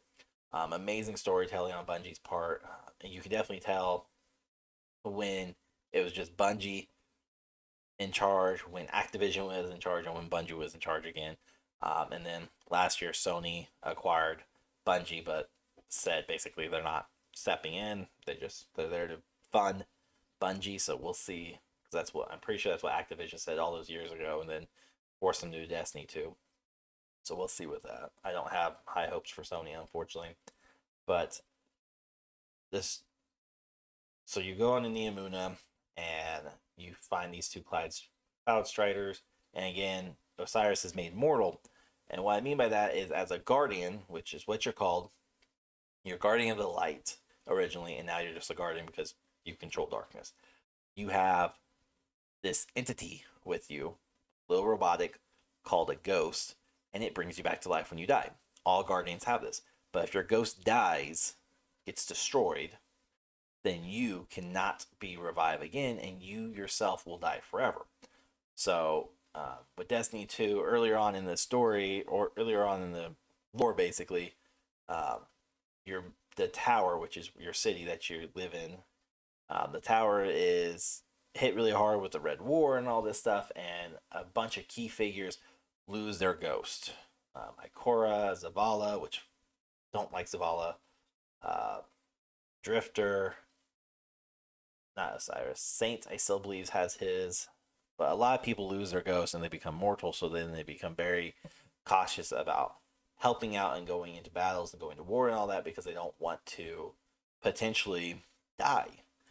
There was a character, very beloved character with Destiny 2, if you've ever played the game, before, what was it? Damn, I can't think of the DLC with it, but if you play the game before, I'm going to figure this out. If you play the game on Shadowkeep, there we go. I believe it was Shadowkeep where he died. You would have heard about a character named, Forsaken, there we go. Forsaken, so several years ago, back in 2018, Forsaken came out. And Cade 6, which is was a main character, he ended up dying in the story. And this is not a spoiler because it fucking happened 5 years ago, almost. Not a spoiler. But they do have a memorial statue for him in Lightfall, which is amazing that they finally did that. But he was a main character, and you have a predominant villain, Alderaan, that kills his ghost and then kills Cade, only for Alderaan to then come back, and now he's a guardian. So that's a very rich story. There's lots of stuff there. It's neither here nor there for Lightfall, but you do find out so much about it. And like I said, you're working with Osiris and Nimbus and Rohan. I'm not going to give too much of the story away, but Callus is the main enemy, and you do end up having to defeat him. Yeah, like when you log onto the game, that's the first thing you find out. But the Watcher, who's the main antagonist in the entire series now, Callus is his underling. Watcher is in charge of everything. He's trying to get to the Traveler, who gives us our powers. So, I'll do a whole episode about this on YouTube at another point where we just go over the lore so we have better understanding if you're interested. But the Watcher's there. He's our main villain. He's recruiting people like Callus, and we end up defeating Callus. And you have so many just key pivotal moments throughout the story where the story is so bloody, enriching. You find out all these holes that have been established, unfortunately, mostly during Activision's control. There's been a lot of holes in Destiny 2, a lot of storylines that have felt cut off, interrupted, abruptly ended, whatever. And a lot of Destiny 2 players have been very vocal about this, of like what happened with Ikora, what happened with Eris Moon, what happened. Like, there's just so many of those moments where you're trying to figure out where this story was that took place 6 years ago, and now that Bungie's finally fixing all of that, since Beyond Light came out, because right before Beyond Light Shadowkeep is when Activision and Bungie separated, but it was a final game Activision had hands in, and since then, Beyond Light, Witch Queen, and now Lightfall, it's all been Bungie. And you can finally see that they're fixing their wrongs by filling those holes with just such amazing storylines, with callbacks from the past, even callbacks from like Destiny 1, and you're like, oh, okay, that makes sense. And you're working with the Cabal, you're working with not Forsaken, not yet. We're not with the Forsaken yet. I can't think of their name now. Oh man, the Fallen. There we go. You're working with Cabals and the Fallen, who were once your enemies. You're now working with a small conjunction of them, or congregate, small group. I don't know why I'm trying to think of a big word because I can't think of it. Small group of them, and now they're your allies to go against the Watcher. The story is just amazing. Like I say, there's so much I could get into the story, but since the game has literally been out just a week since the game's been only out a week when I'm recording this podcast, I don't want to give too much away, just in case you haven't played it and you want to know more about it. I definitely recommend it. Again, Destiny 2 is completely free to play. However, the DLCs are not. You do have to purchase the DLCs. But this year, some of the more interesting and awesome stuff they've included, like I said before, they are going to before the season's up, because every DLC there's 4 seasons, and every quarter, basically every 90 days there's a new season that comes out, and yeah, every 3 months there's a new season that starts, and each season introduces something new, whether it's new UI structure that you see, or new weapons, new story. They always are progressing. But one cool thing they did introduce this year was they did overhaul their entire user interface, which is called your UI, and it looks so much better. It feels so much better. You now can save builds, which is your gear loadouts with your weapon loadout, like all the mods and everything. You can now save your loadouts, so where you can quickly switch in between them, whether it's a solar, an arc, a void, a strand, or stasis, or you have a specific loadout that you want to use for your raids, your dungeons, Vanguard, Nightfall, strikes, PvP, PvE, trials, all sorts of things. Like, you finally can save these loadouts. And that's been something that's been asked for years, because so many people just don't like the fact that if you, for example, you wanted to play Gambit, which is PvP, PvE, you have to typically have select gear on to best enhance your guardians to where you behave or you performed at the best level you could. Now, if you're just not good at it, then you're just not good. No amount of gear can help you with that, unless you have the Jotun, which is it's a fusion rifle, but it has trace missiles. It's amazing. Love it. People hate me for it. It's fine. So they've been asking for it because each mode has different loadouts that you need, different gear you should have attached, different subclasses you should have, whether it's again arc or strand. So it makes it a lot easier now to just go to your left hand side of your screen, click on the loadout you want, boom, done. And then they've also introduced the overlook of your entire class that you register as your guardian on your right hand side of your screen. You can go over there and you can now see like every mod, every perk, every ability. You can see what you're equipped with. You can see every finite detail of all your equipment, whether it's gear like your armor or it's your weapons. It's so handy now because you can see all that and you can see how it buffs or debuffs. It's love it. And then they've also introduced this year guardian ranks, I think is what it's called. Guardian ranks, where there's 10 levels on the guardian ranks, and each level, so if you've never played Destiny before, you'll start on level 1, I believe, and you have to fulfill triumphs, which is, think of it like micro quests. You literally just go and like there's a triumph for how many kills you can get with short range weapons, and 500 you unlock the first step.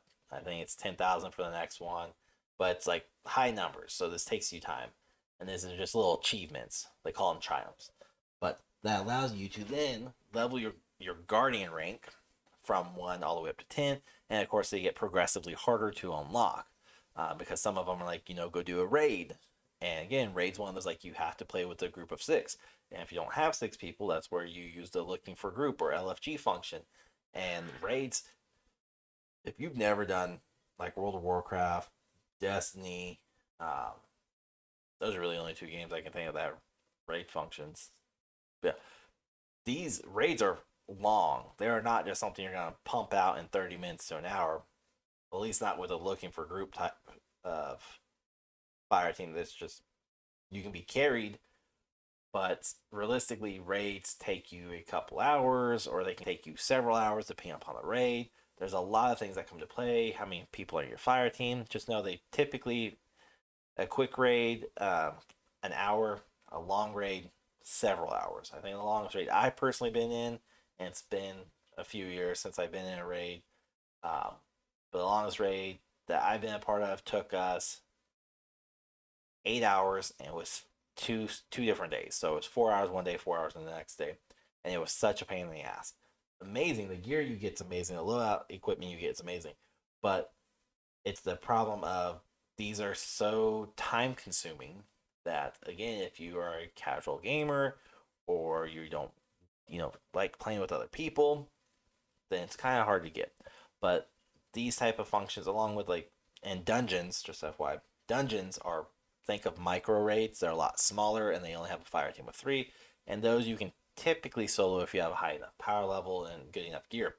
But all this plays into your guardian ranks. So the more stuff you do around the universe, the higher your guardian ranks are, the more you level up your reputation with each entity, and there's tons of them throughout the game. Each planet has their own reputation, and then on the tower you have 3 reputations, 4, 5. Banshee, Zavala, Zax. Yeah. There's Crucible, and then you have Drifter, and then you have the robot chick that I can't think of her name now. They're 5. So you have 6, because you have the clan. All right. There's several people on the tower, but you complete their reputation, game reputation with them by playing the playlist modes: Vanguard, Crucible, Gambit, Trials of Osiris, Iron Banner, going just defeating stuff on other planets. There's tons of stuff to do to gain reputation, basically. And that also plays into Guardian ranks, because the more reputation you gain, the more reputation levels you go through, and they have different levels like Fable and Legend and Mythics, and Brave and Brave 1, Brave 2, Brave 3, Guardian 1, 2, 3. There's a tons of different ranks within the reputation of that specific person. So, but the more you level that reputation up, the more triumphs you unlock, the better gear you get. So it all plays hand in hand.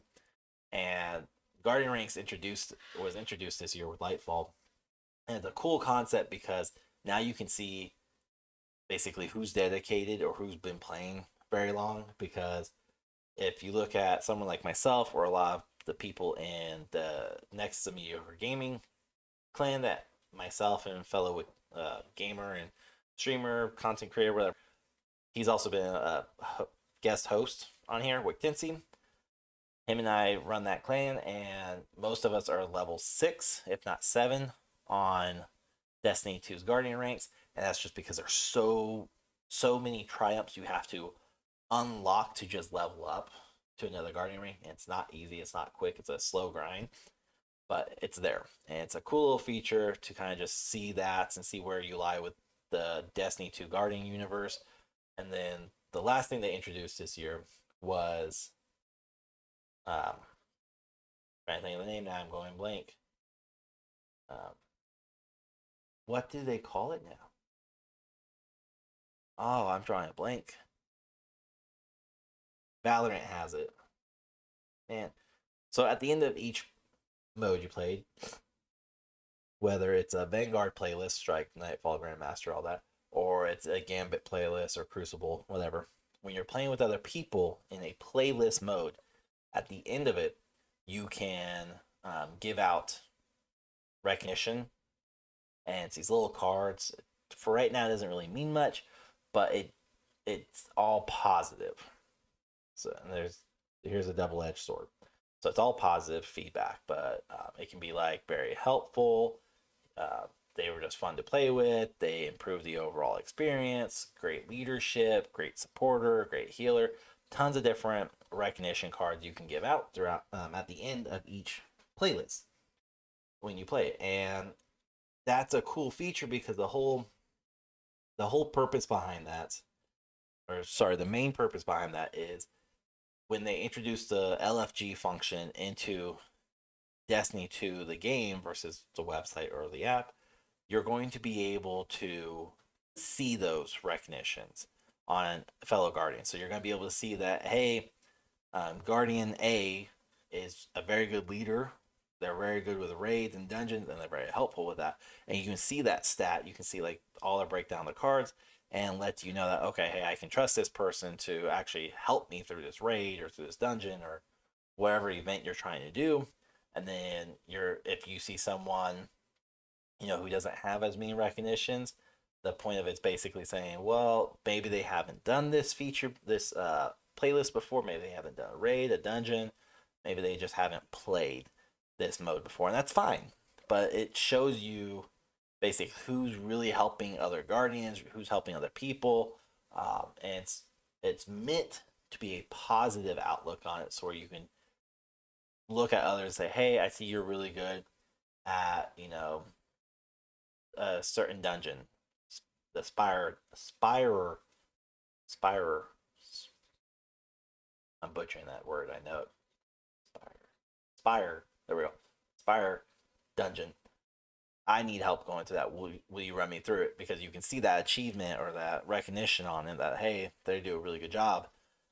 Whereas if you used to just group up with people and you're hoping somebody you're grouping up knows what the hell they're doing, especially if you haven't done it before, knows what they're doing. And I've had to use that function before, and I can tell you firsthand where there was an event that was taking place, and again, couldn't find anybody to help, so I had to use the LFG function, and I had to use it for this big epic event that was very hard. I could not solo it at the time, and I had to find 2 other people. It took me probably 3 runs to complete it because 2 of the runs, the first one, all 3 of us didn't know what the hell we were doing. We were new to it. I didn't know the mechanisms. I didn't know the layouts. I didn't know how to progress through certain sections of it. And that's fine because, again, it was new. I'd never played it before. Never played that mode before. And then the second time there was one guy, I believe, who was kind of like he played this mode a few times. Then you had myself again who's learning. And then a third guy just, I don't know what the hell his problem was. He didn't do shit. He literally just sat there. Then the third time, you know, I got carried. They were Sherpas, is what we call them, because they carried me through the entire event. They helped me unlock everything I need to. And now that's going to be a lot easier in situations where we can see that, oh, hey, I need help with the dungeon. And you can see who's active on this planet or on the tower. And you can say, hey, player XYZ, would you mind helping me with this dungeon? And majority of the time, I haven't ran into somebody who's bad. There's not too many toxic people that at least I personally ran into, but I know they exist. But it makes it a little bit easier so where you can talk to these people and be like, hey, I know you're really good at this. Can you help me out? And again, typically, yeah, how much time do you have? And it always seems to be the question because, again, certain modes like dungeons and raids can take time. They're not just a quick 10, 15 minutes. They can take hours upon hours. So many people are very good about that. And this LG function with the recognition function is going to piggyback off one another. But again, it's all positive feedback. And that's because they want to create a positive environment. They want to have this all be happy-go-lucky, and that's cool. Because, again, if you introduce a negative aspect to it, majority of the time people, sadly, history repeats itself. Statistically speaking, if you have a way to negatively target someone or recognize them, negatively recognize, not great, straggler, had to be carry, sucks at playing the game, something like that, majority of the time people unfortunately will just be like, oh, well, he's not really good at dungeons, so I'm just gonna say not good at dungeons. Well, it's not that they're not good. They're new to the dungeon feature. They haven't played this specific dungeon, and Destiny or Bungie wants to kind of just prevent that altogether. But again, if you don't see someone with a lot of recognition, the other side of the coin would be, okay, well, you don't have a lot of recognition, so maybe you're not very good at this game. Maybe you're not good at this mode. Maybe you don't play these modes. Maybe you need to be carried. Like, there's a lot of innuendo. Is that the word I want to use? Implications? But a lot of hidden messages. Nope, that's not the word. I don't know the fucking word. I need Rahgel. You know what word I'm looking for. But basically, if you see somebody without a lot of recognition, your train of thought is either brand new, and that's when you look at the guardian rank. Oh, he's a guardian rank. He or she's a guardian rank level 8, has no recognition, toxic player, or lazy, or doesn't contribute, or never played before. Let's help them out. And then whether or not you use voice chat or you use text chat, either way, that truly helps out. I've said this before in multiple episodes. I don't personally like using voice chat, and that's just, I've had way too many negative experiences with voice chat across multiple games, including Destiny 2, where it bugs me. Or you have your mouth breathers, who, if you're not familiar with that, it's literally someone who's so bloody close to the mic, typically a headset mic, and you can hear them breathe, and it's obnoxious because literally all you hear is it's constantly, it's right in your ear because you're wearing headphones. Mouth breathers, or you have the people who have music blasting in their room, and when they do push to talk or they have the voice activate, you can hear that constantly, and it's always really loud music too. You have those who have conversations, and you can hear that side too. So I don't use voice chat because of these negative things that have happened in the past, but I do use the text a lot. So typically, if somebody's running a dungeon with me and they're not in my Discord community, I'll be like, oh, hey, need help here. And really good. I will keep voice chat open where I can hear them, but I don't use it. Which, again, if you take into consideration with these recognitions, voice chat is a key part of specific modes like raids and dungeons, where you have to do certain things in order to trigger a mechanism to progress throughout the rest of the thing. So lots of cool things are either coming or have came to Destiny 2. The new Darkness subclass Strand is phenomenal. It's my favorite. I think it's definitely an overpowered one for Warlocks right now. And for Titans, I believe it's very strong. Hunters, I've been seeing a lot of like mixed reviews of not really good for Hunters, but still decent. It's the first time Warlocks have a subclass that has been just crazy. Lots of cool things with the subclass alone. And then they've introduced Callus, who we faced at the Red War years and years and years ago. So it's really cool to see the callback there. Who's working with the Witness? The Cloud Striders from the Amuna are such an amazing race in the game. It's so fun to see a new environment and new class of characters.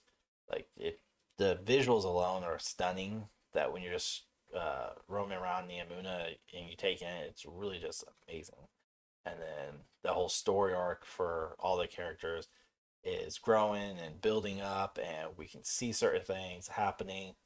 And one of the things we've seen is at the end of the campaign right now, again, Callus does get defeated. Spoiler, sorry, but you know that's inevitable if you play the game, or even you boot the game up. You're like, oh, he's gonna be the main problem in this one. I guess I'm gonna have to defeat him.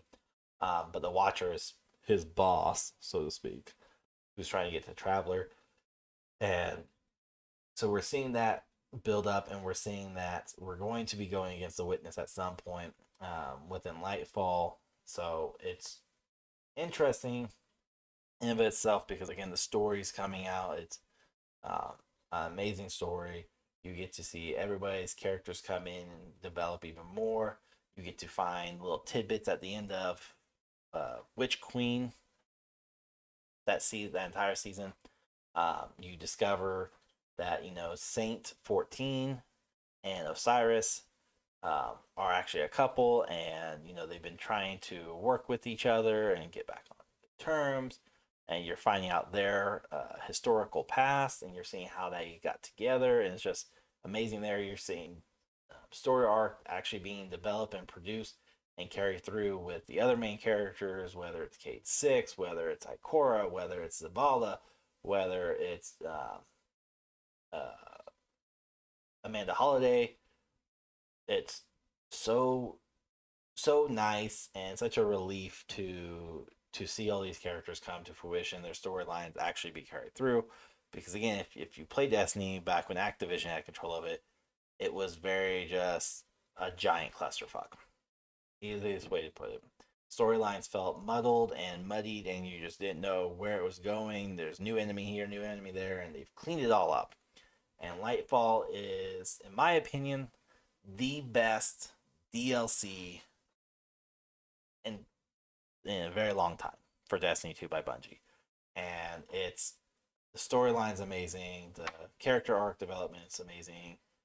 Your character arc is actually growing and getting bigger, and you're seeing certain things take place, and you're seeing hints at the future of what's to come. And I've been very vocal about this on my channel, on my private channel, where I've said before, I personally, with everything that's coming about, if you played Destiny since Beyond Light, which is where we got Stasis, the first Darkness subclass, we started seeing that, Zavala, who is kind of the ring general, the not king, but president, he's the ultimate power right now on the tower. He's in charge of everyone, and we're seeing, he doesn't really like the darkness. He doesn't really care for us to have it. He doesn't believe it's right. He believes we all should just worry about staying in the light and not subject to the darkness. Then we have Eris Moon, who has been dabbling with the darkness for quite some time and trying to figure it out. And we're finally playing with the darkness, and you got the darkness. Again, Zavala's not very happy, and he's voiced his opinion.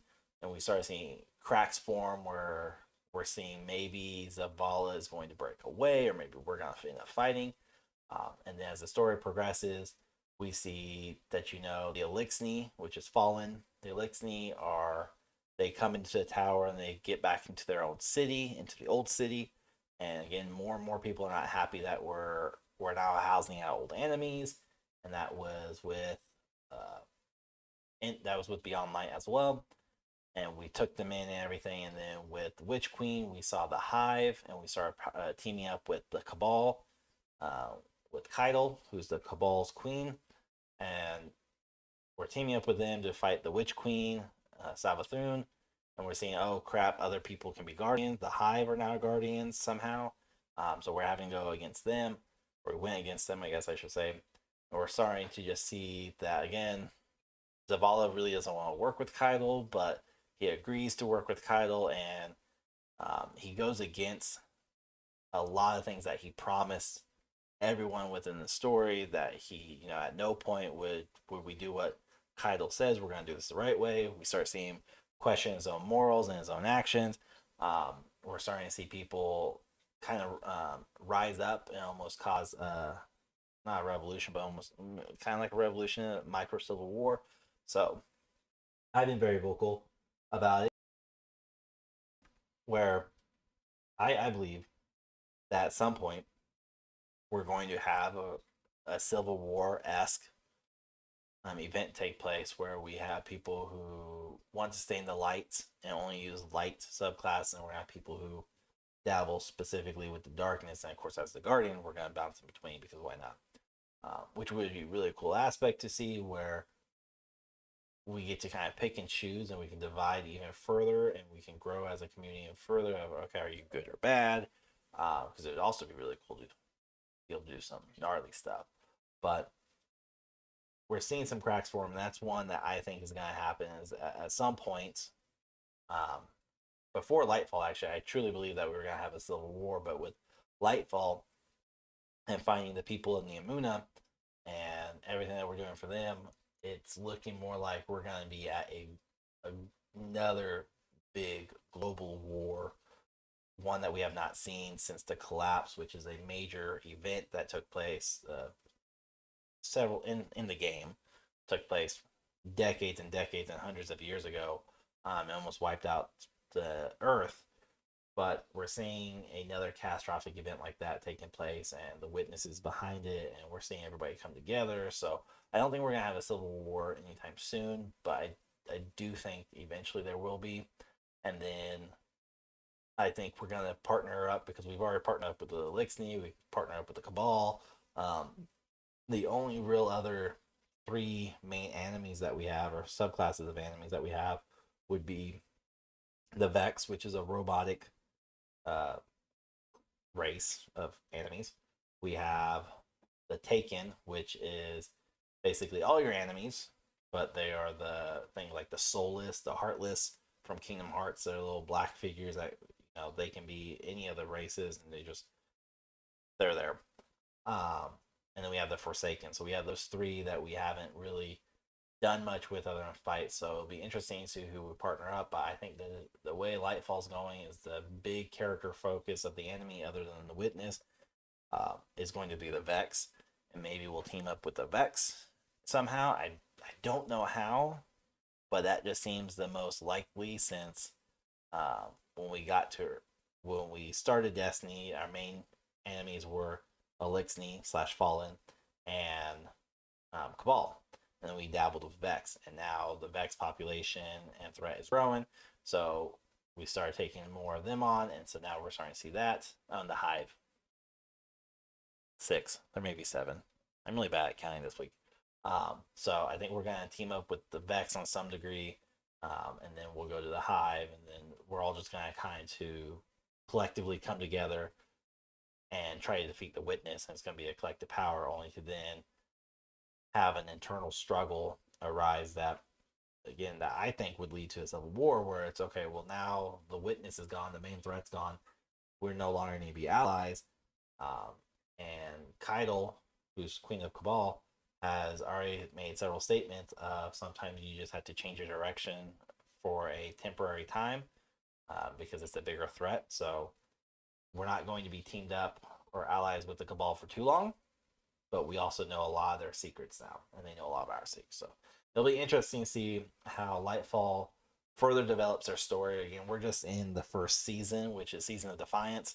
We still have 3 more seasons to go. The game's only been out a week, and Tuesday, when this actual episode comes out on the 7th, so tomorrow, is our first big update since the DLC came out on the 28th of February, and we're gonna see even more story layout and see where everything progresses, where they're gonna go, the new raid, how that plays along, and in 90 days, 83 days roughly, we're gonna get the next proper installment to the story because the new season will have started, and it's going to be very interesting. Again, if you want to see and hear my full review, it's actually, I think it's like 12 hours worth, if not longer.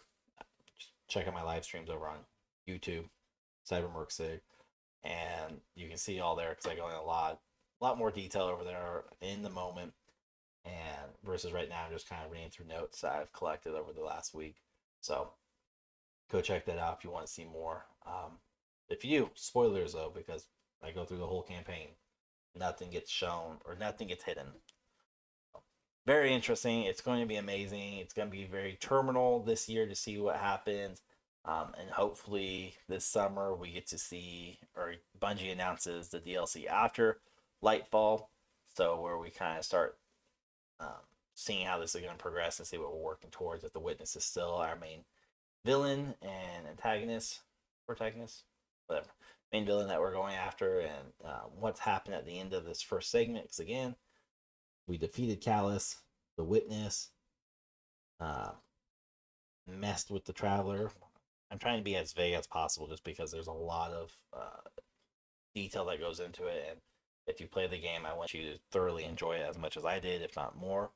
So, lots of cool things to come with Bungie. I'm excited. I can't wait to see what's happened, and every year the game just gets better and better, and it's amazing. I highly recommend it. Again, the base game is free, and if you want to get all, not get all, but if you want to play the story and you want to see and hear everything I'm talking about, you do need to buy the DLCs. But thankfully, I believe if you get the game right now, you get up to Beyond Light, so you're only 2 or 3 DLCs behind. I don't know if you have to purchase Beyond Light to get Stasis and to see that story, but that is the key story that kicks off this whole thing. It kicks off the darkness and where we're going with it. So it's a good one. I highly recommend it. It's a long story. It's a long, bloody story.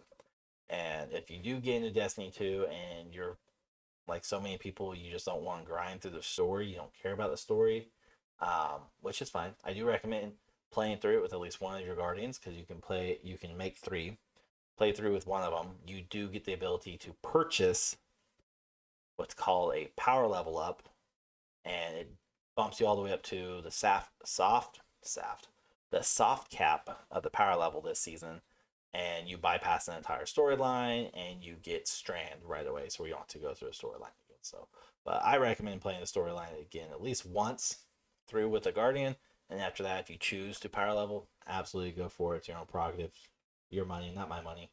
And then, yeah, play the game. It's a good time. You can play with others. You can play by yourself. It's fun both ways, honestly. So that's all I really got for you with this episode of 2Guys1Gamepad. Again, Rahgel should be back on the next episode, and we should be back at it with our normal and regular schedule programming. But yeah, until then, everyone, thanks so much. Let me know what you think. If you play Destiny 2, let us know, comment on it, and of course, make sure to like the podcast, save it to your playlist where you stay up to date with all future episodes and past episodes, but get alerted when future episodes come out. And then make sure to follow us everywhere on social media as well. We got content coming out. This summer is going to be an interesting one. We have the most upcoming event is actually this Friday, hopefully, unless something came up. Friday, March 10th. we are hosting our live stream, our first ever live stream event on our YouTube, 2Guys1Gamepad, where we will be celebrating our 50th episode. We will be celebrating our 1 year anniversary of doing 2Guys1Gamepad. We're going to be playing a lot of games and hosting events and all that stuff. We got tons of it in store, and that's Friday night, March 10th. Starts at 8:30 p.m. Central Standard Time, 9:30 Eastern, and we're going to try to get as many people on as we can to play. And then this summer, we're going to try very hard. We're going to try to actually meet up and do a unique episode where it's actually Rahgel and I sitting in the same room having a conversation, and that's going to be more like, it's still going to be a traditional podcast. You're not going to really be able to tell that we're in the same room, but the YouTube version of it, the video edition version, you will be able to see, and it'll be a different format because, of course, we're in the same room.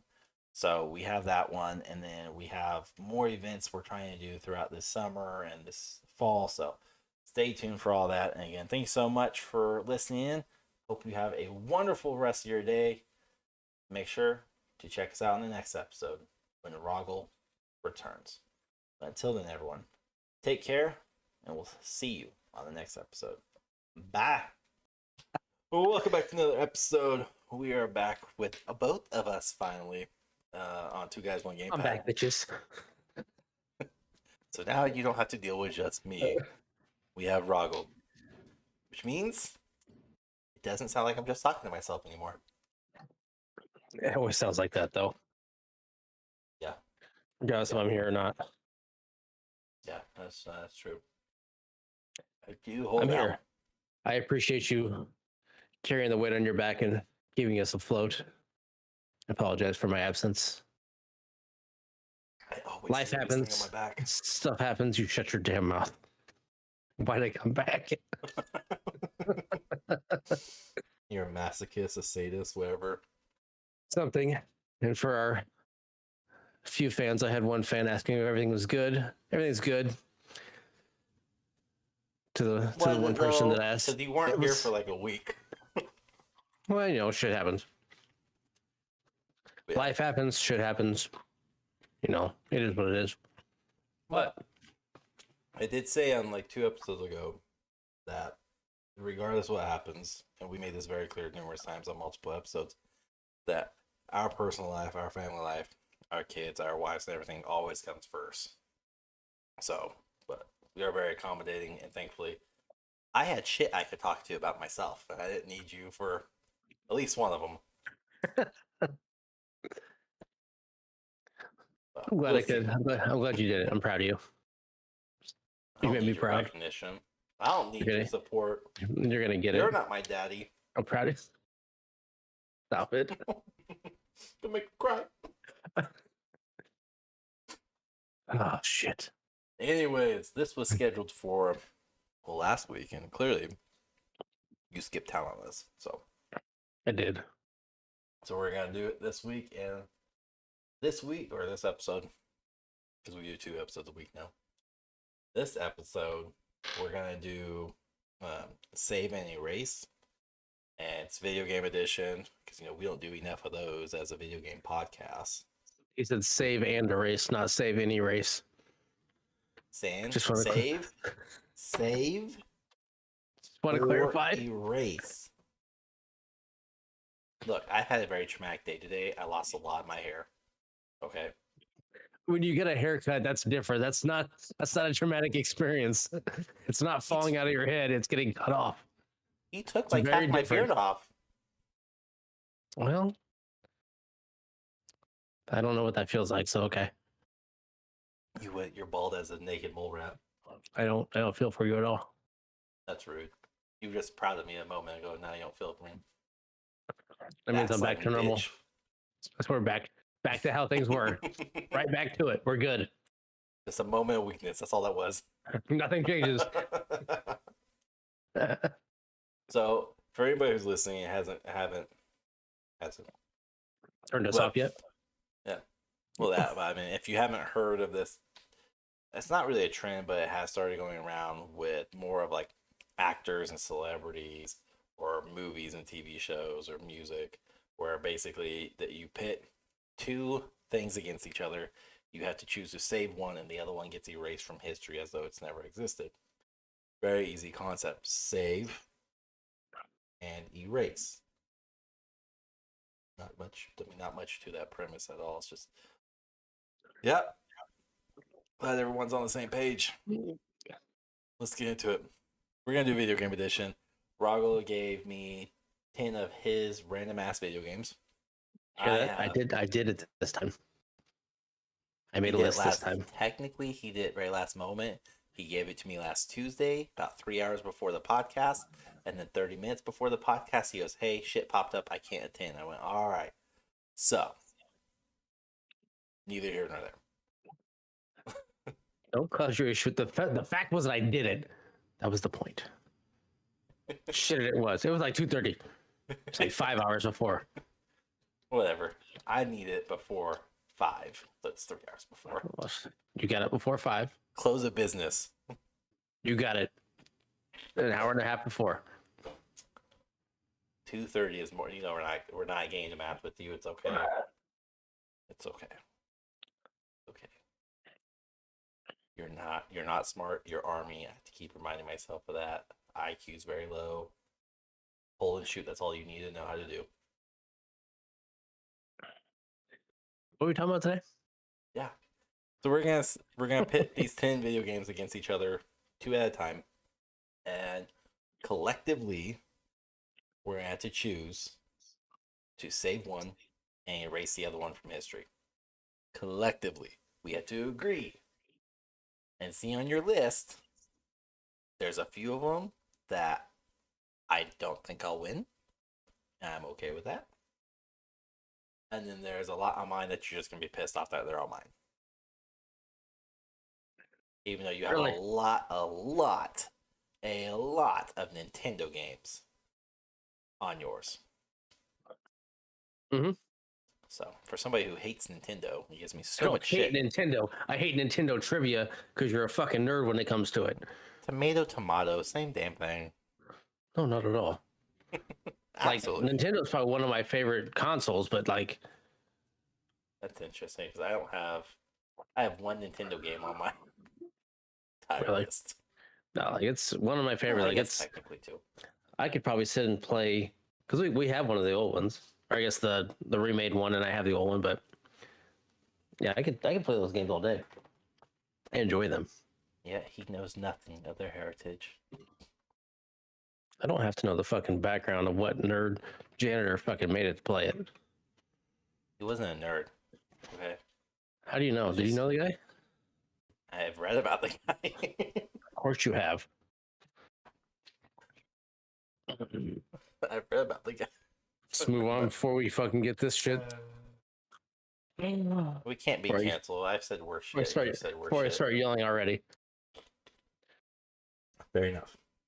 So let's get into it. Save or cancel. Collectively agree.